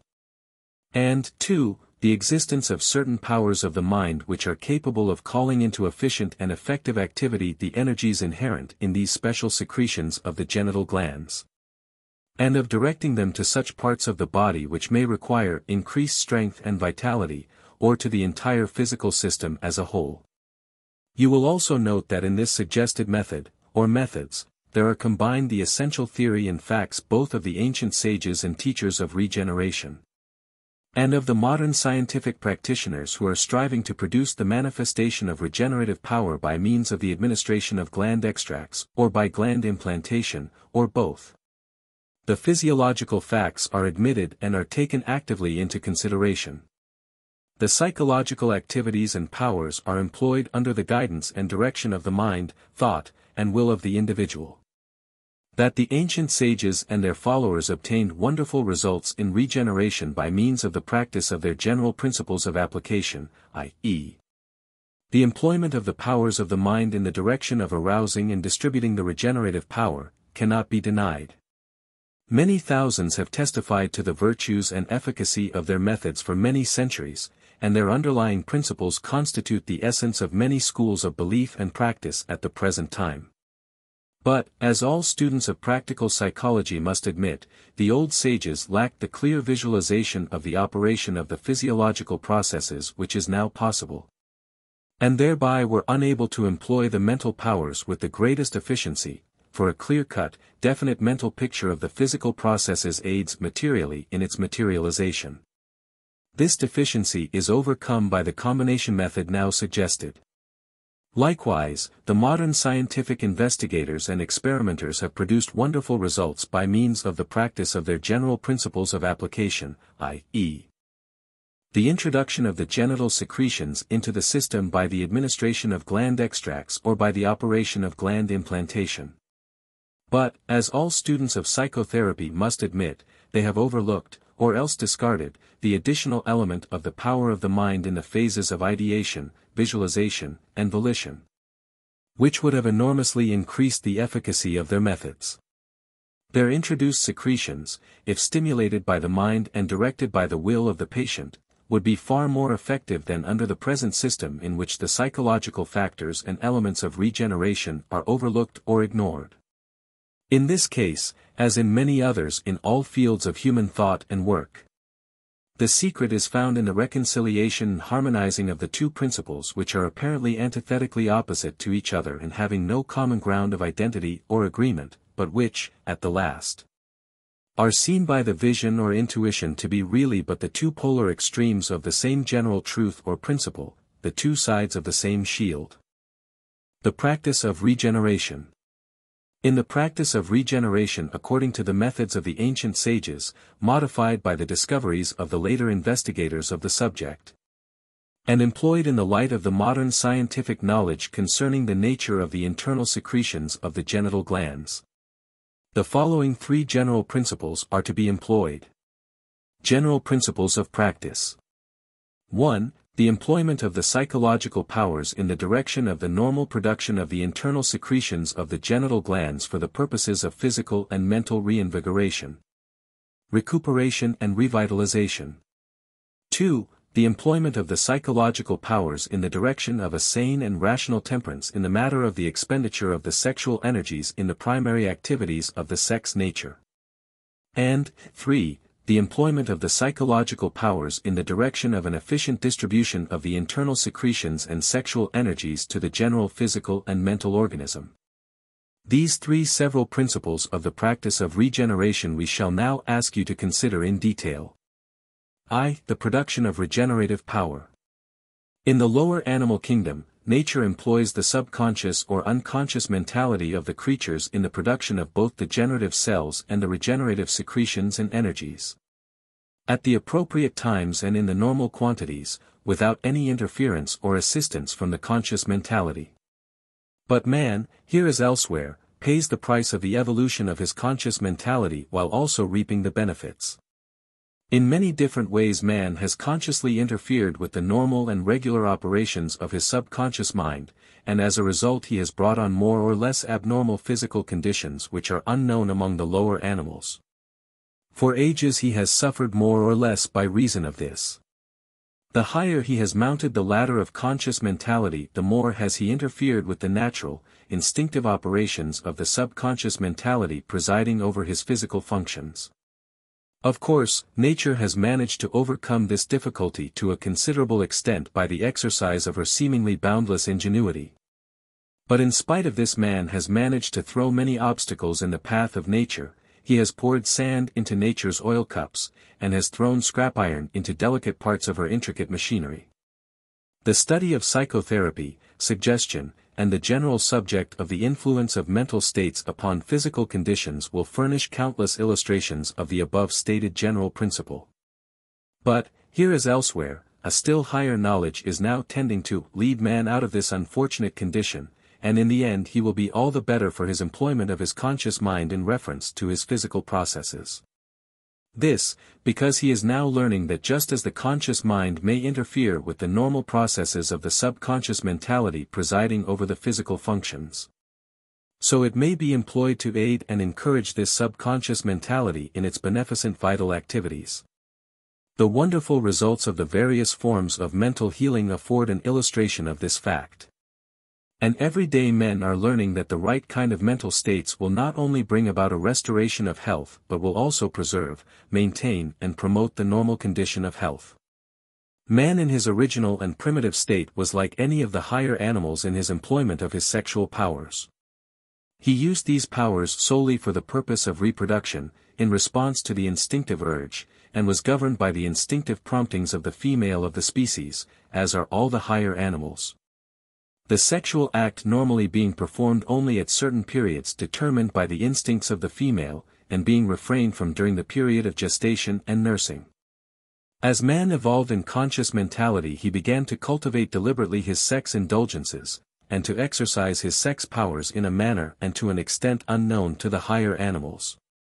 There is no higher animal which violates the natural, instinctive sex rules as does man. Man has developed the habit of sex indulgence in and out of season, and in direct contradiction to the normal promptings of the female nature. He has developed race habits which have become second nature.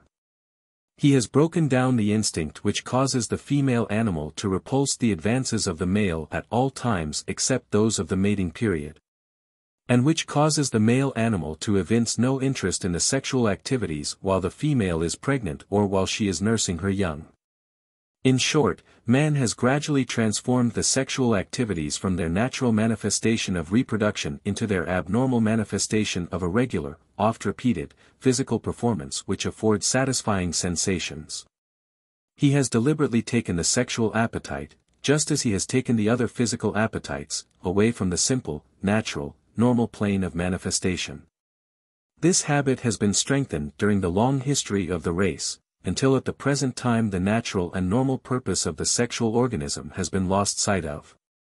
The latter is now regarded as designed primarily for the purposes of pleasurable indulgence. Its energies are artificially stimulated by the imagination and general thought on the subject, and its powers are recklessly wasted and dissipated in overindulgence and excess. This, of course, is equally true of the functions of eating and drinking, for these also were designed by nature for certain definite and simple purposes, but have now become perverted into sense gratification which too often is carried to almost insane excesses. On the other hand, the mind of man has suffered from a reaction from the above-stated perversion of the original sex nature. Just as many men have made a god of sex indulgence, and have bowed down before it and worshipped at its shrine, so have other men made a devil of it, and now speak and think of it as a malignant thing, a tempting demon to be feared and hated. This reaction has resulted in a decided perversion, namely that which has caused men to regard sex as essentially evil, and as a work of the tempting, evil spirit in man's nature.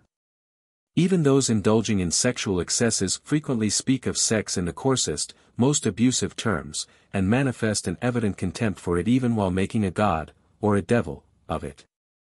Many who admit the power of sex over them, and who make a habit of excessive sexual indulgence, frankly admit that they consider it a necessary evil, and feel inclined to apologize for its existence and its power over them.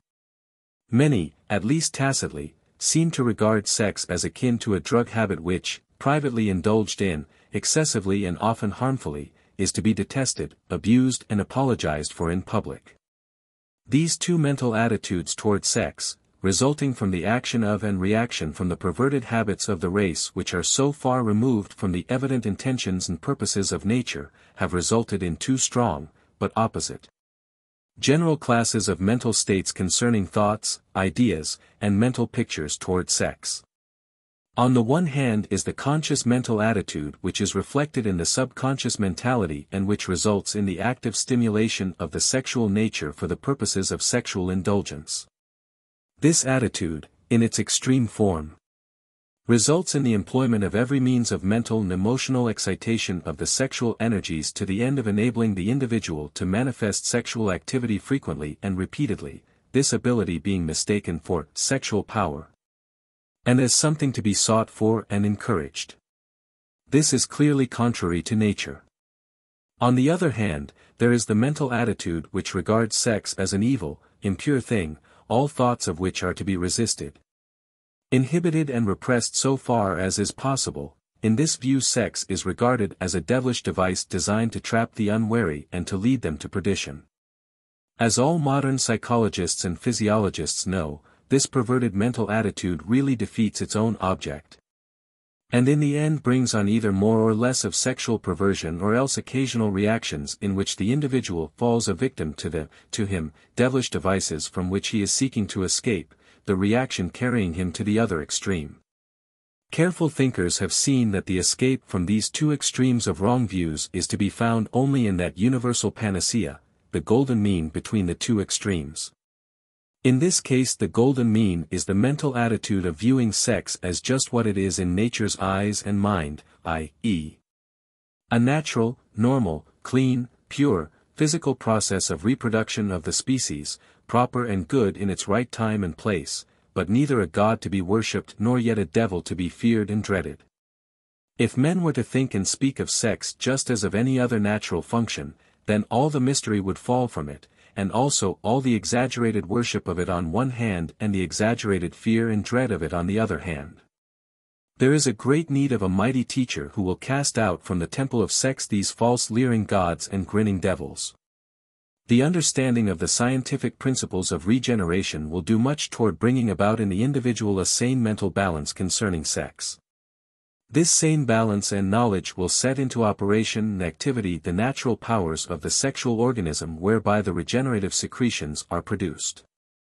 When the mind clearly perceives that the sexual organism has as one of its purposes the secretion of certain powerful substances containing energies which will produce mental and physical invigoration, energy and power, and that this energy is largely dissipated by the sexual excesses of the average individual, then will it gradually adjust itself to this new view, and will employ its subconscious powers in that direction rather than in the old way. The new need being recognized, the subconscious mentality will proceed to supply it. The old need being seen to have been exaggerated, the subconscious mentality will no longer oversupply it, but will limit its supply to normal and natural proportions.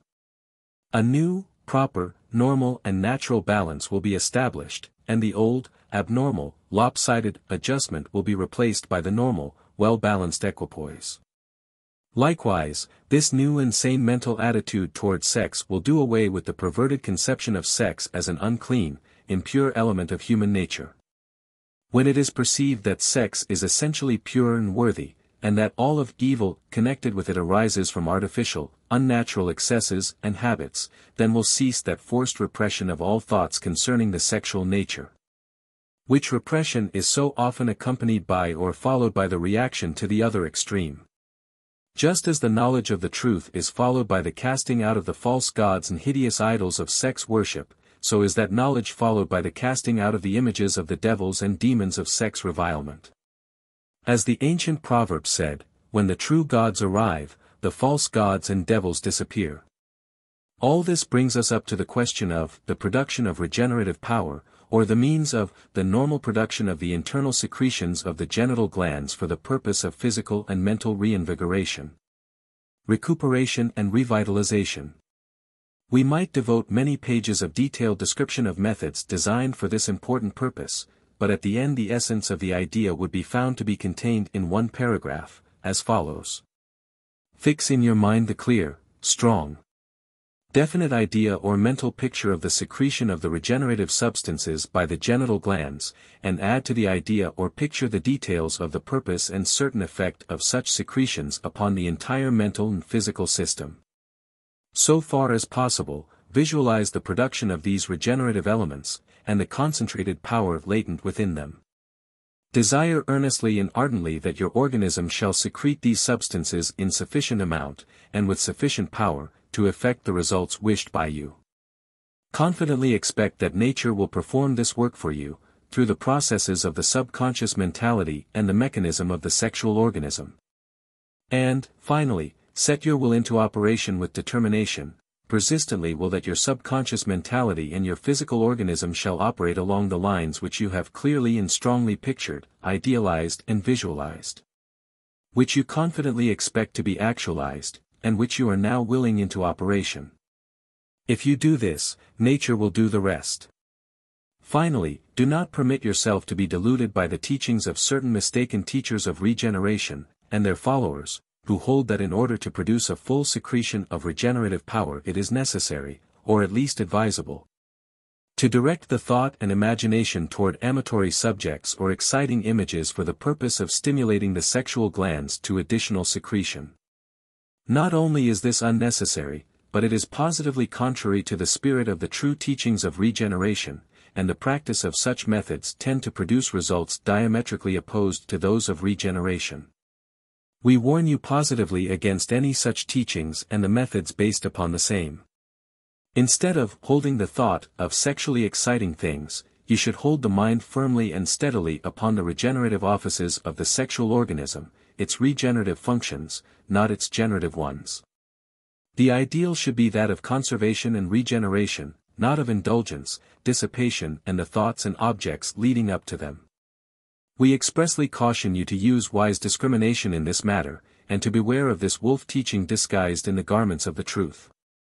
In the psychological principles and methods outlined in the single paragraph of instruction given a little further back you will find all that is required in the way of instruction along these special lines. You will find in that paragraph a complete working theory of practice, and an efficient practical working method of employing that theory, the application of which will set into activity and operation the psychological forces concerned with the production of regenerative power. If you will set these psychological forces into operation, then nature will operate through the subconscious mentality which presides over the physical organism, and will produce these secretions in sufficient amount and strength. Just as by means of similar methods she secretes the necessary gastric and intestinal juices, the bile, etc. Unmarried men and women need have no fear that the practice of these psychological methods will impair their reproductive powers when they enter into the married state of life. On the contrary, they will be even still better fitted for these important offices, when the time for them arrives, by reason of their previous avoidance of waste and dissipation of their reproductive powers and the appropriate secretions. In this method, your conscious mind is concerned merely with the furnishing of the design, plan, mold, or pattern of that which you wish to be materialized or actualized. Your subconscious mentality attends to the details of the process in its own special way. This is the same psychological principle which operates in all cases of mental healing, and in all instances of the influence of mind over body.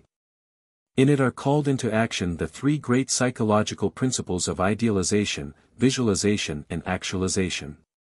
In it are manifested the great powers of definite ideals, insistent desire, confident expectation and persistent determination. If you will practice this method you will soon have actual proof of its effective performance, for you will experience the increased energy and power resulting from its employment. 2. Sane and rational sexual temperance. The excessive use, or rather the abuse, of the sexual organism in the direction of sexual indulgence is logically followed by the depletion of the regenerative powers of the general system, as well as by the waste which arises by reason of the diversion to the reproductive organism of the vital energy which nature intends also to be distributed to the other organs, glands, and centers of the system. The individual who wastes or dissipates his or her sexual energies inevitably draws upon nature's reserve forces intended for other purposes, and at the same time diverts from its legitimate channels the regenerative energies which nature has provided for the invigoration, strengthening and vitalization of the whole system. Wisdom plainly dictates a change in this respect. One who gives serious thought to the subject cannot well escape becoming impressed with the need of a hearty temperance in the employment of these important energies and secreted substances. The theory is plain, but the actual practice and application is soon perceived to be fraught with difficulties. Many of the teachers along the lines of regeneration have failed by reason of their too radical and too extreme teachings concerning the methods to be employed, and the too rigid and inelastic rules laid down by them for the guidance of their followers. Such teachers have overlooked, or else have deliberately ignored, the fact that many generations of excessive use or abuse of the sexual powers have resulted in the establishment of race habits which have become firmly rooted in the race consciousness, and which are most difficult to overcome. Attempts to observe faithfully such rules have often been followed by a natural reaction in which the whole idea has been rejected as impractical, impracticable and contrary to human nature. Strictly speaking, it may be stated that the only legitimate purpose of the sexual relations between the sexes is that of reproduction, and that, accordingly, all other employment of them is illegitimate and abnormal. But, in view of the acquired habits of the race which are manifested in the marital relations of most individuals, attempts to confine the sexual relation to such comparatively infrequent exercise of the sexual powers have proved most difficult, and efforts in this direction have met with failure. Here, again, the golden mean must be sought. Fanaticism, extreme methods and rules, and similar courses are, therefore, to be avoided, and practical wisdom must be established and maintained. For this reason, we shall not attempt to lay down positive, set, cut and dried, inflexible rules governing this matter. Instead, we shall content ourselves with urging our students to endeavor to use moderation, temperance, and normal self-restraint in their practice of regeneration.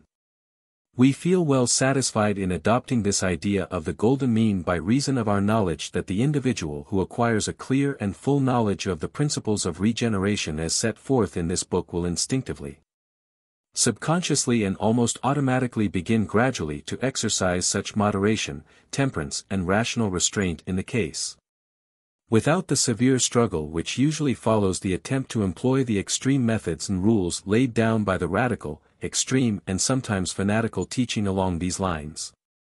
Knowledge usually operates to modify even the subconscious actions which are opposed to the known truth. There is a great fact embodied in the statement that the truth shall set you free. The knowledge of the truths concerning regeneration will gradually filter down from the conscious to the subconscious mentality, and the latter will proceed to modify, tone down and bring to normal condition the desires which lead to such action. The desire and will to exercise the powers of regeneration will tend to modify, neutralize and inhibit the will and desire to abuse the sexual powers and to dissipate their energies. An old story of George Fox, the founder of the Society of Friends, commonly known as the Quakers, will illustrate this psychological principle. The story relates that an ardent and extreme Quaker complained to Fox that William Penn, recently converted to Quakerism, persisted in wearing his sword, the wearing of weapons being opposed to the teachings and rules of the Friends. The complaining Quaker wished Fox to command Penn to discard his sword, or else to expel him from the society. Fox, however, being well versed in human psychology, said, "Nay, let friend William wear his sword so long as he feels a desire to do so. When the time comes for him to discard it, he will no longer wish to wear it." Time proved the wisdom of Fox, for Penn eventually found within himself such a distaste for the wearing of a sword that, without commands, he discarded it. Had he been commanded to drop the sword before his inner consciousness dictated it, he would probably have rebelled and withdrawn from the society. And so, in the case before us, it usually will be found that the knowledge of the truth, seeping into the inner consciousness and filtering down to the subconscious mentality, will cause the disappearance of the acquired, abnormal race habits. And will bring the desire and will of the individual back to the normal standard. In the same way, the same causes will operate to remove the abnormal dread, fear and hatred of sex from the minds of those who have entertained these feelings. And will thus remove the peril of the dangerous reactions from such mental attitude which we have noted, and will bring the individual back to the normal standard of a sane mental attitude toward sex, with its inevitable accompaniment of temperance, moderation and desirable restraint and control. In this connection we would add that the habit and practice of directing the sexual energy to the general system, in the method of regeneration, will strongly tend to inhibit and neutralize the inordinate sexual cravings and urges toward indulgence which have rendered the practice of sexual temperance and moderation so difficult for so many persons. The diffusion of the sexual energies in this general direction will be found to relieve the localized pressure toward manifestation in sexual indulgence, and will serve to free the individual from the tyrant desires which in the past have led him astray from the path of wisdom, and often from the path of duty and morality. The transmutation of the sexual energy into mental and physical energy works a tremendous change in the nature and character of the struggle with the old acquired race habits. This fact is attested to by thousands who have undergone this experience. At the same time, the ability to employ the sexual energy for the purposes of procreation is not affected or impaired. Here is the general rule: strive for the golden mean, exercise moderation, temperance and self-control. Strive to transmute the impulse into creative energy along the lines of mental and physical creative work, and remember always that, in the end, the truth will set you free. The subject of the practice of regeneration will be considered further in the following section of this book. Transmutation.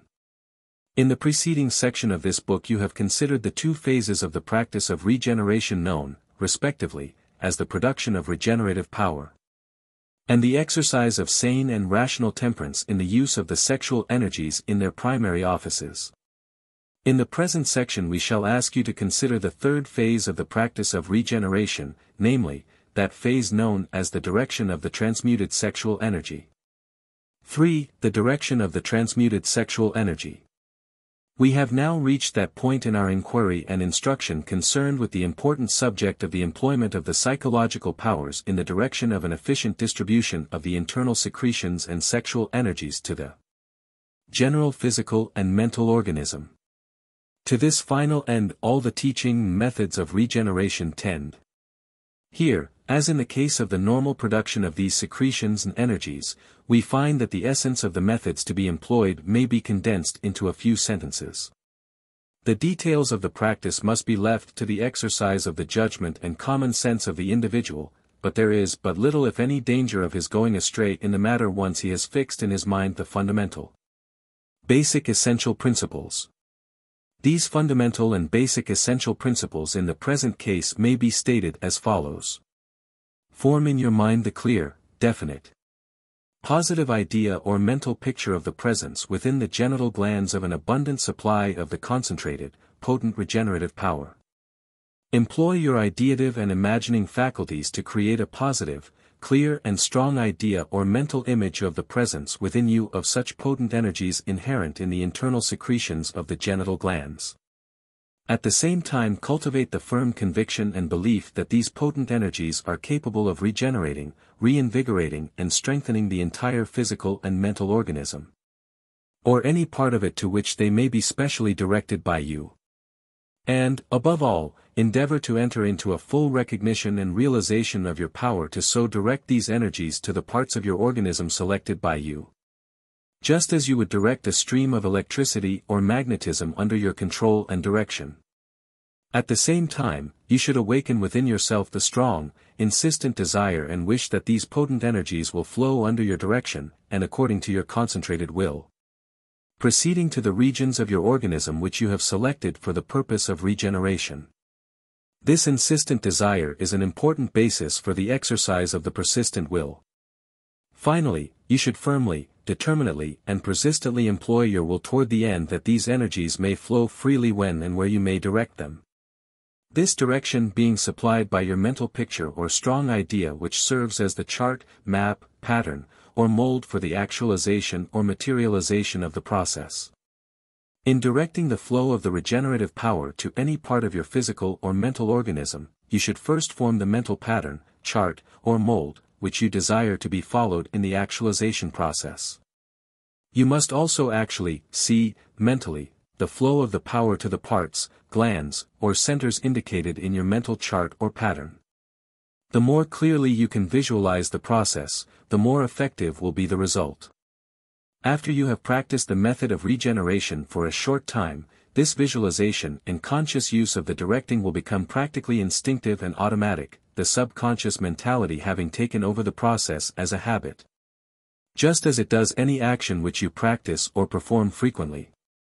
You may either treat your entire system in this way, or else you may direct the flow of power to any particular part, portion, or center of your body which you may feel to require or likely to be specially benefited by the reinvigoration and strengthening.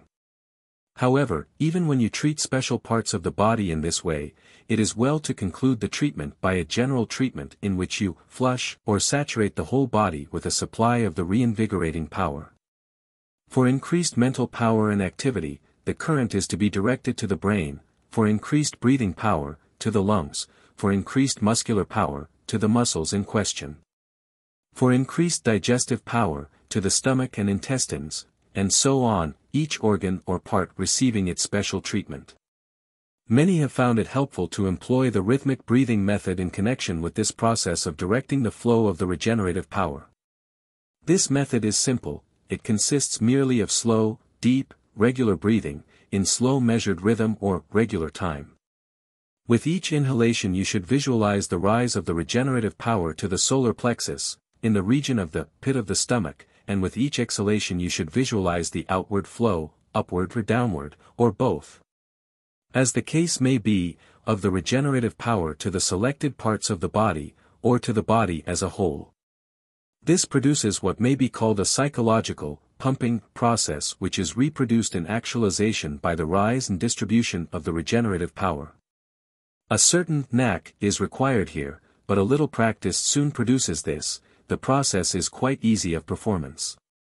You will find this method to be extremely helpful when employed at times when you are tired, fatigued, or overworked. Also when you may feel depressed, despondent, or blue. It seems to pump new life into one, as an enthusiastic practicer of the method once expressed it. It acts to stimulate the circulation, to clean out the nerve channels, to vitalize the brain, and to stimulate, reinvigorate and energize the entire system.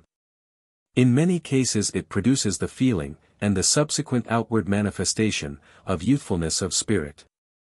Indeed, the ancients were quite justified in figuratively styling it, the elixir of life, or the fountain of youth. Its enthusiastic followers, ancient and modern, attribute to it all of the actual benefits which are reported as following the surgical gland transplantation, which we have noted in preceding sections of this book. The unmarried man or woman may employ this method with excellent results when he or she experiences the rise of exciting amatory or sexual feelings which in many cases may cause physical or mental strain or distress. In such cases there is experienced a decided and positive relief, the tension is withdrawn, when this method is employed. Moreover, the sexual energy is in such case actually transmuted into regenerative power and is employed for the upbuilding and strengthening of body and mind. If young persons of both sexes knew of this method, there would be fewer cases of their going wrong because of their sexual passions. Instead of a forced repression, under a nervous strain and tension, there would be secured the relief of transmutation and diffusion of these potent energies of the system. And health and vigor would replace nervous strain and the strenuous effort of repression. If the moralists would teach this method and principle in connection with their general precepts, their task would be rendered easier and far more successful. There is a great field open here for workers along the lines of social purity and similar movements. There is a far greater force in a positive do than in a negative don't. Here, indeed, is the way out for persons whose sexual natures assert themselves too strongly, and who wish to lead a chaste, moral, sexual life although beset by the temptations which arise on all sides. Here is a method of practical morality, in keeping with the highest precepts of religion, duty, and social rectitude. Those interested in the moral welfare of the race would do well to consider carefully and seriously the principles of regeneration. The effect of the regenerative power is especially noticeable when the individual is employed in creative work along material or mental lines. The regenerative power, being essentially creative, acts with special force when the hands or head are employed in work which manifests in inventing, designing, construction, building up, putting together, in short, in creative work in general. One may create mentally, materially, on many planes, as well as on the procreative plane of manifestation. Writers, inventors, designers, teachers, artisans, architects, and many others performing constructive, creative work, may be greatly benefited by the methods of regeneration. Here is another valuable hint. In fact, the study of regenerative power and regeneration is filled with valuable and suggestive hints which may be taken up and applied to advantage by those wise enough to perceive and appreciate them.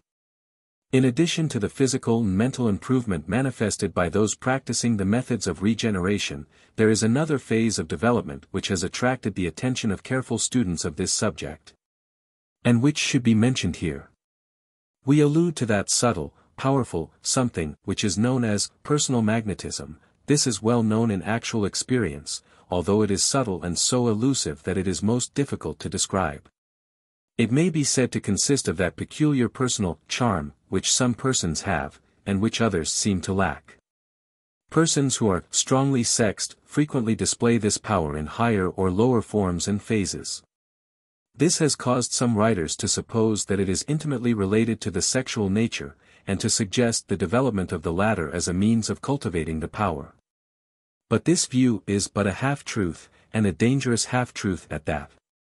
It is not necessary for one to develop the ordinary procreative sexual power in order to become magnetic, rather should one endeavor to master the principles and methods of regeneration as the road to such power.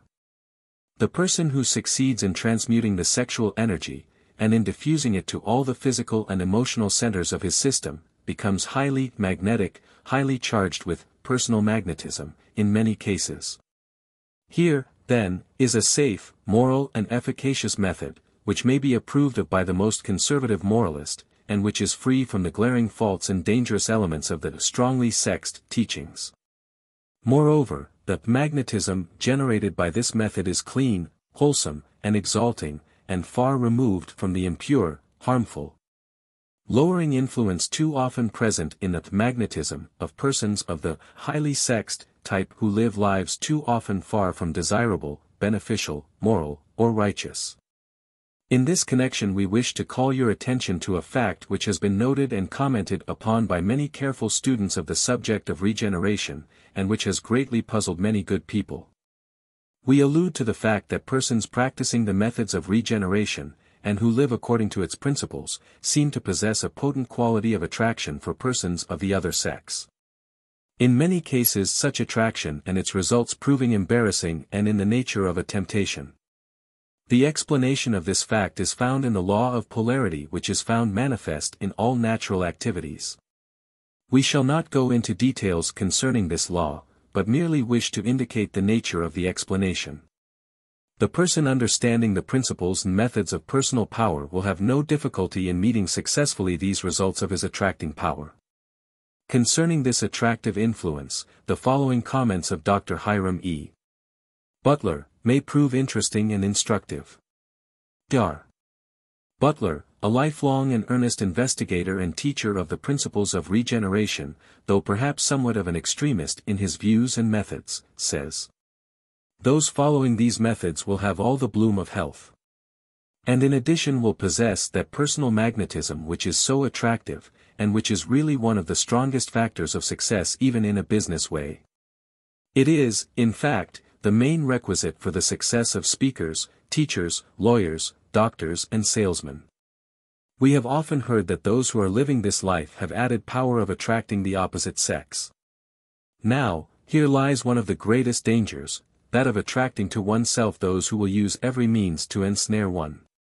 Young people who live this life become possessed of such attractive powers that they usually have their choice of a companion from any class of life. This, however, is the least important consideration. Dr. Butler also says, "We know that it is an impossibility to express in words one half that is to be attained through this mode of life, but we will mention a few facts and leave you to prove them by experience, then you will know for yourself. It gives a joyous happy feeling to body and mind, clears up the intellect so that one may readily understand the most abstruse subjects, it gives strength and decision of character and directness of purpose. A love of refinement, purity, goodness, honor, justice and morality, in every conceivable direction it adds to the capacity of mind and body, a process of growth which will steadily continue. We have never known anyone who could define the limits of the possibility of increase. We have known some of the most marvelous mind powers gained through living the regenerate life. We have seen young men and women with pale faces, dim eyes, and poor health, begin a course of lessons on this subject, but before the course closed inside of 3 weeks, their eyes would grow bright and the color would return to their cheeks. In addition to the physical and mental benefits resulting from the knowledge and practice of the principles and methods of regeneration, there are spiritual benefits to be derived from them. The awakening of the mind and soul to the true nature and character of the principle of sex is akin to the admission of light to the dark chambers of the soul, this radiance serving to drive out many slimy, crawling, loathsome creatures which have been making their home there. Chief among these loathsome creatures are those twin devils known, respectively as abuse of sex, and fear and hatred of sex.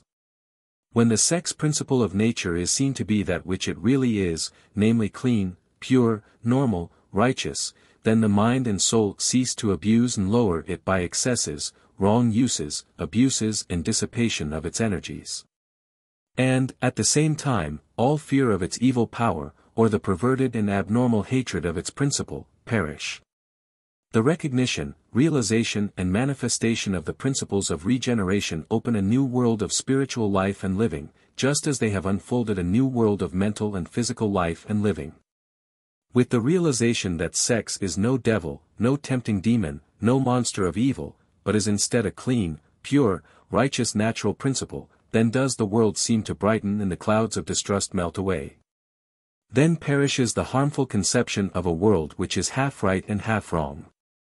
And there dawns a vision of a world of righteousness, in which evil is but the shadow of good, the results of good misunderstood and misapplied, wrongfully, misused instead of righteously used. Then, perhaps, more of us may feel that we can say with a clear consciousness of truth that God is in his heaven, and all's right with the world. We trust that in this book we have given you a new insight into this highly important, though greatly misunderstood, subject of regenerative power and regeneration. The subject has been so misrepresented both by its opponents and also its overzealous and fanatical friends that it seems to be time that a sane, rational, conservative presentation of the golden mean of its teachings, its principles, and its methods, should be made. We realize that we have but scratched the surface of this great and rich field of thought and practice, but we trust that we have at least directed to that field the earnest attention and careful thought of many who, otherwise, would have remained in ignorance of its existence, or who, perhaps, would have avoided it by reason of previously acquired misconceptions concerning it. In conclusion, let us remind you of that axiom of regeneration which states that which brought you into being, will continue you in being, that which created you, will recreate you, that which generated you, will regenerate you. That which breathed life into you, will continue to breathe life into you if you will but set its power into activity. The Master Formula. In the application of the principles, and in the practice of the methods upon which this instruction is based, you will be greatly helped by the careful study and the faithful observance of the spirit of the Master Formula of Attainment which is frequently referred to in the series of books of which the present volume is one. The Master Formula of Attainment is as follows: 1. Definite ideals, 2. Insistent desire, 3. Confident expectation, 4. Persistent determination, 5. Balanced compensation. Reduced to popular terms, it is as follows: you may have anything you want, provided that you, 1. Know exactly what you want, 2. Want it hard enough, 3. Confidently expect to obtain it, 4. Persistently determined to obtain it. And 5. Are willing to pay the price of its attainment. Regenerative power. The end.